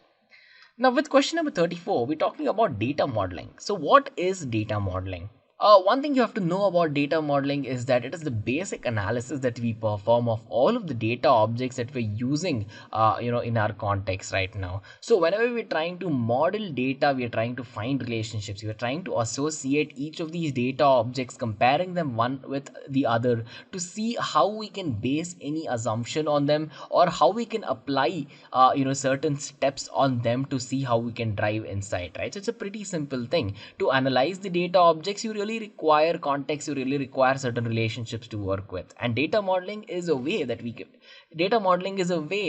we go on to show all of these relationships as well. It is as simple as that. Moving to question number 35, it states, what is your daily process with Tableau? What is your daily work process with Tableau? This is another tricky question, and this is completely based on your way to work with Tableau. There is no one right answer for this, and start your answer with this, right? It completely depends on what projects you're working with Tableau, the complexity of the project, the client requirement, the performance requirements, the complexity of the actual time involved in doing the project, and a lot of other things. But then of course you can have a very simple data work process that I've mentioned on the screen. It's an example. So what usually happens whenever you're working with Tableau is that first you will get an understanding of what the requirements are, and after you understood what the requirements are, you're going to start pulling in all the required data. You're going to create a storyboard based upon that, and eventually apply and create visualizations in Tableau. And the last step, of course, you're going to present it to a client for review, right? So use this as a foundation, and you can talk about your previous experiences on this as well. So use all of these as foundational points, add more value to them based on the experience level that you have, and convey it to the interviewer in a clean and a concise way. Then coming to the next question, it states, how does Tableau work with big data sets or huge data sets? To start off the answer to this question, make sure to state this. Tableau's performance varies a lot depending on the performance of source data as well. So depending on how clean the data is, how structured it is, or a lot of other parameters that is present in the data set as well. So your performance is having a direct correlation with the performance of the data source itself. So what happens is that the main impact on performance comes whenever we talk about the time that takes to execute a query, right? So if your data source is taking an ample amount of time to execute a query, then what does Tableau have to do? Well, Tableau has to sit and wait until your data source can give you this data, right? So that means you are waiting, Tableau is waiting, and your data source is taking some time. So this really doesn't add a lot of value. So you can state all of these to say how Tableau can deal with huge data sets as well. You can do it very well, of course, but then it takes certain time to go on to do it. Now, coming to the next question, it states, how will you publish and schedule a workbook in Tableau server? It's a very simple task. All you have to do is create a schedule for a particular time, whatever time that is you require, and or let's say even the client has provided you a time. All you have to do is create an extract for the data source, pull all the data, and eventually publish it on the workbook in the server as well. So creating extract is the actual important step that you have to concentrate on, as whenever we talk about publishing a workbook, especially while scheduling it, right? So there's a lot of authentication methodologies that you have to check as well. So before you can publish it, there is actually an explicit option that states scheduling and authentication. You can click on that, you can select the schedule from whenever you have to publish it, and then directly hit publish. So all the data sources and all of the assignments that have to be published will run through the schedule and be done automatically without you having to put a lot of time, or let's say punching back in whenever you have the scheduled time and then looking at something there as well. So you really don't have to do any of that. This entire process is automated. It will get refreshed on a regular basis, and you can work with it automatically without having to put much effort as it is. Now, coming on to the 38th question, it states, distinguish between parameters and filters. Well, parameters, you already have to know this. It is the dynamic values that will replace all of the constant values whenever we talk about any calculations, right? And parameters, if used right, can be used as filters itself. But what are filters? Filters are used to restrict the data based upon conditions that we have, and where have we mentioned all of these conditions? We have mentioned it in the filters shelf, right? So it's a very simple thing. Talk about what filters are, talk about what parameters are, and make sure to state that you can also use parameters as filters if required as well. So that point is a highlight, and it'll add a lot of value if you can state that directly too. And now coming on to the 39th question, it states, how to view an SQL generated query in Tableau Desktop or by Tableau Desktop. So all of the queries that get generated actually go into a log file, right? So there's the Tableau Desktop log file. So there's the Tableau Desktop log file that you can get into as soon as you go into C Drive, Users, My Documents, My Tableau repository. And then if you have a live connection to the data source, right, you can check the log.txt file and the tab procto srv files as well. If you're making use of extract, then you have to check out the Tableau Desktop server.txt file or the tdeserver.txt file as well. But then if you're making use of to go on to check the queries in detail, right, we have the tab procto srv file. This is where all of your data is mentioned, all of the detailed information about the query. So make sure to mention all of these as well. Once you have to have a live connection with the data source, you have to check all of the files. If you're making use of an extract, there's another file, and the actual file which will contain all of the queries as well. Now moving on to the 40th question, it states, what is page shelf? Page shelf is a very simple concept, but do not be fooled by how simple it is, because it's a very powerful part of Tableau. It's a foundational concept in Tableau where you can actually control the display of the output and any result that gets printed on the output as well. So page shelf acts as a primary barrier, acts as a primary visualization criteria where you can work with a lot of things to make sure that you can control a lot of parameters when displaying or when controlling the output as well. So in that regard, page shelf adds a lot of value. Now, coming to the 41st question, we have another different question. So moving on to the 41st question, we have a question that states, what are the major differences in between Tableau 7 and Tableau 8? Now guys, you really have to know this question. This is another trick question that can be asked to you to see how proficient you are with Tableau and all of the years of experience that you say you bring with, right? This is a way to verify that as well. So with respect to Tableau 8, you have a lot of new things that got implemented. Think about tree maps, think about bubble charts, think about whisker plots, box plots, and all of that, right? So new features are amazing. One very important thing you have to talk about is the introduction of the R script and how you can directly copy the worksheet from one workbook into another one without having to redo it or without having to put in a lot of effort there as well. So not only this question, whenever you asked about any question pertaining to older version of Tableaus, in case if you have used it, I'm sure you'll be able to answer those questions. But then in case if you haven't used it, make sure to explicitly mention saying that you haven't had a lot of experience using that as well. I mean, of course, it's going to be 90% same with one version to the the other, but then it always adds value if you know it exactly as well. So make sure to mention that. Moving on to question number 42, it states how to create filled maps. So to create a filled map, right, let's take an example. Whenever we talk about map view, right, so all you have to do is click on the geographical field, click on anything such as zip code, click on area code, state, or any of these, and select the filled map mark type, right? And select the filled map mark type. So with this, what you can do is the automatic mark type that will show all of the types of views as circles over the map, right? So once it starts showing it as circles over the map, then you can have the marks card, and from the marks card you can select all the filled map to eventually color your geographical areas as per requirement as well. And to color all of that, it's a very simple thing, and I'm sure you already know this. And step number 3 is very simple. Drag a field to the color shelf, define what locations need to be colored, how these locations need to be colored, and just drag a field to the color shelf, and you can be done with that. And of course, you can explain this probably in under a minute to the interviewer, but then if you have your laptop, I would really suggest you take your laptops to the interviewers in case if that's allowed, and then make sure to show this practically to the interviewer as well, because all of these concepts, you can explain them easily and in a very straightforward way verbally, but then what will add value is if you can actually show them practically as well. Now moving on to the 43rd question, it states, does a parameter have its own drop down list? In Tableau, yes, a parameter has its own drop down list, and whatever entries that you make in the parameter while actually creating, right, so it can be directly viewed as items in the drop down list. So the answer is simple, the answer is straightforward. It's a yes, it's possible to have a drop down list for a parameter. Moving on to the 44th question, it states, how is data blending different from data joining? Again, this is a question which is asked a lot of times in this interview, just like all of these other questions that you've been going across right now. So make sure to concentrate.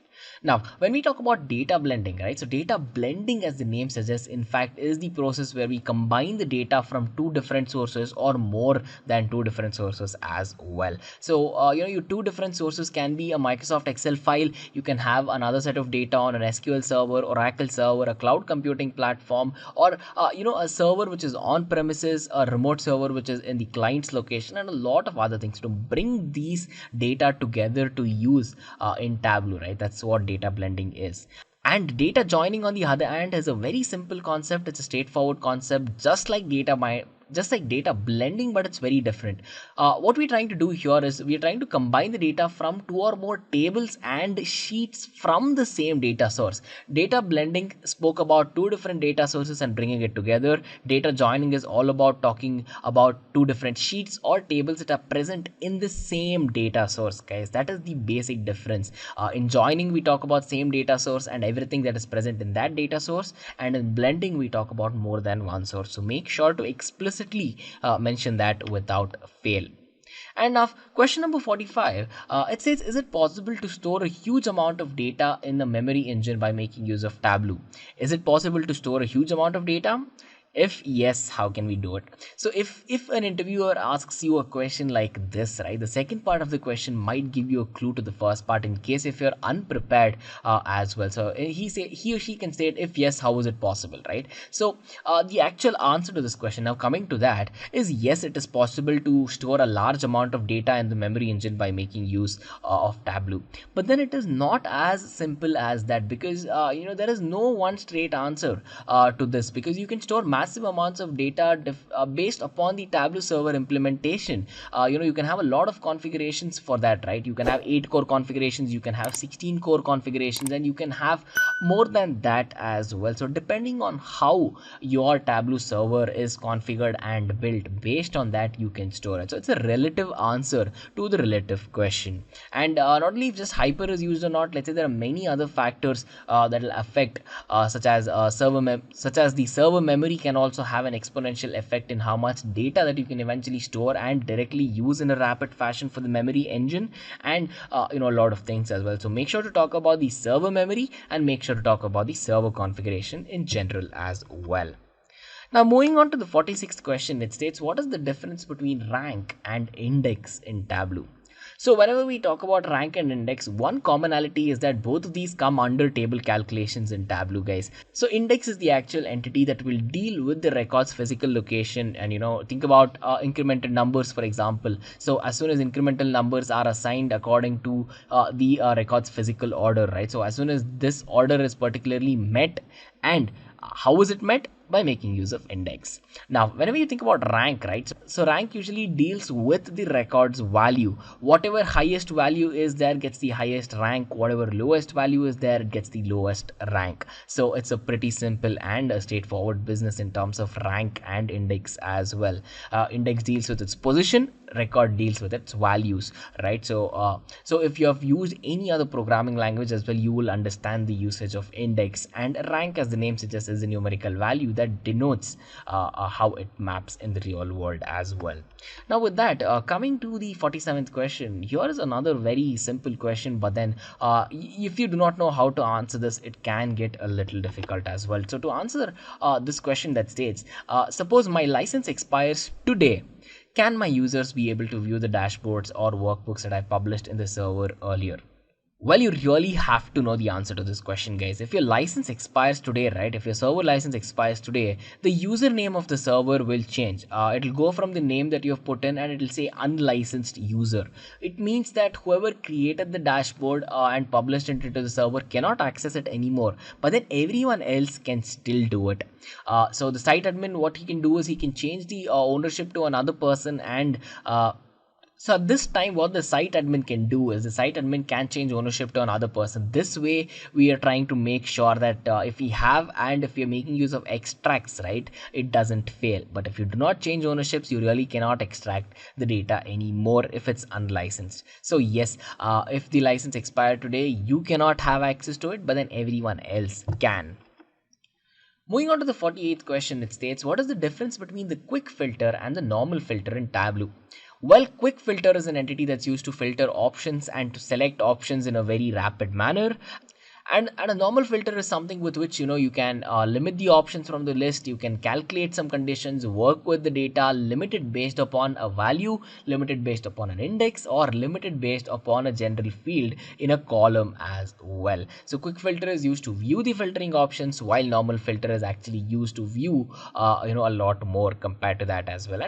And hence the name quick filter and normal filter in Tableau. So make sure to mention this basic difference in a clear way to the interviewer.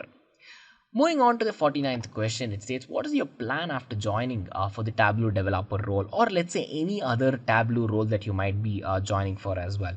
So to answer this question, make sure that you keep it concise, you keep it clear, and do not talk about it for 20 minutes.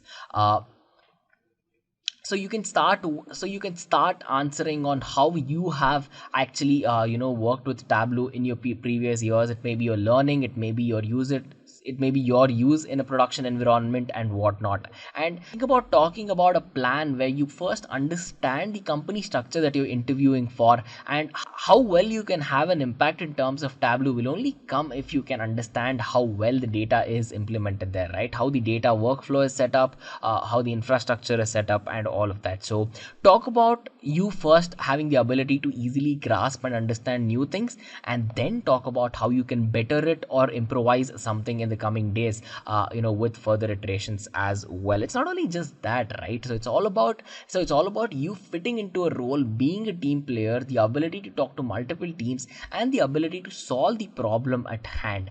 And if you can do it very efficiently as a Tableau developer, then you open up your resume not only to just one or two interviewers, but then even to the top companies across the globe as well. So this is a very tricky question. This totally depends on your potential, your capability, but guys, it is extremely vital, as I've highlighted in the answer, that you have to keep it concise and you have to talk about how you will fit in there, right? So you really cannot barge in and say, I'm going to start changing everything up.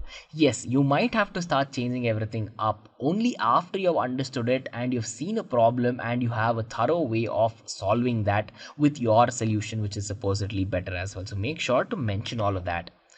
Now, coming to the last question, it states, have you earned any sort of certification to improve your learning and implementation process? Well, guys, if you've made it to this question, congratulations. These 50 questions will add a lot of value to your Tableau interview, and I'm sure you can use this as a guide to ace all of your interviews as well. But then this question is very important. If you have ever used a certification program to learn and gain knowledge, you will understand that it will portray a lot of things, right? So you can gain a lot of knowledge in a clear way, in a concise way from professionals across the globe, and you can make use of real world projects to concrete your learning, and you can do a lot more for a learner. But now let's talk about what it does whenever you're in an interview, right? So if you have certifications, let's say you are a certified Tableau developer, as soon as you step into this Tableau interview and you state that you have a certification and you talk about it, one thing it will show to the interviewer is that you want your career to be built around here, right? So because you would have spent a considerable amount of time, you would have spent a considerable amount of effort to go on to do something in this field as well. So in that aspect, you definitely will show a lot of aspiration there too. And another thing where you're showing strong aspiration is, let's say if you've jumped from another different background, you might be coming from a management background, you might be a Python developer who wants to become a Tableau developer now, and everything else too. So it'll show that you have the ability to grasp novel things, new things, and understand how they work. And you being serious about it also shows how your certification has added value to your life as well. And of course, since you'll be learning a new thing, in case if it was new to you, not taught in college or any of that, it will show that you are an effective learner and you have the capabilities to be taught. So being teachable is everything in today's world, and I'm sure most of you already know that as well. So one important thing you have to talk about is, of course, talk about the certifications, talk about what you learned through that certifications. But then here's a secret, guys, here's a secret tip: talk about how you used it rather than talking a lot about what it is, because there's a good chance they already know. So there's a good chance that the interviewer might know all the certifications that already exist with Tableau, but then he or she will absolutely have no clue what you have implemented, right? So talk about your projects, talk about your ideas, talk about the new things that you have tried, talk about your practical implementations that you have done after your learning. This is where you try to understand, and this is where you actually impress the interviewer as well, guys. Okay guys, a quick info: if you're looking for an end-to-end business intelligence architect master's course, this is the right place. Intellipaat provides a business intelligence complete certification training, which is in collaboration with Microsoft. So you can check out these details in the description box below. So that's it guys, that's it for the live video. Thank you for attending it.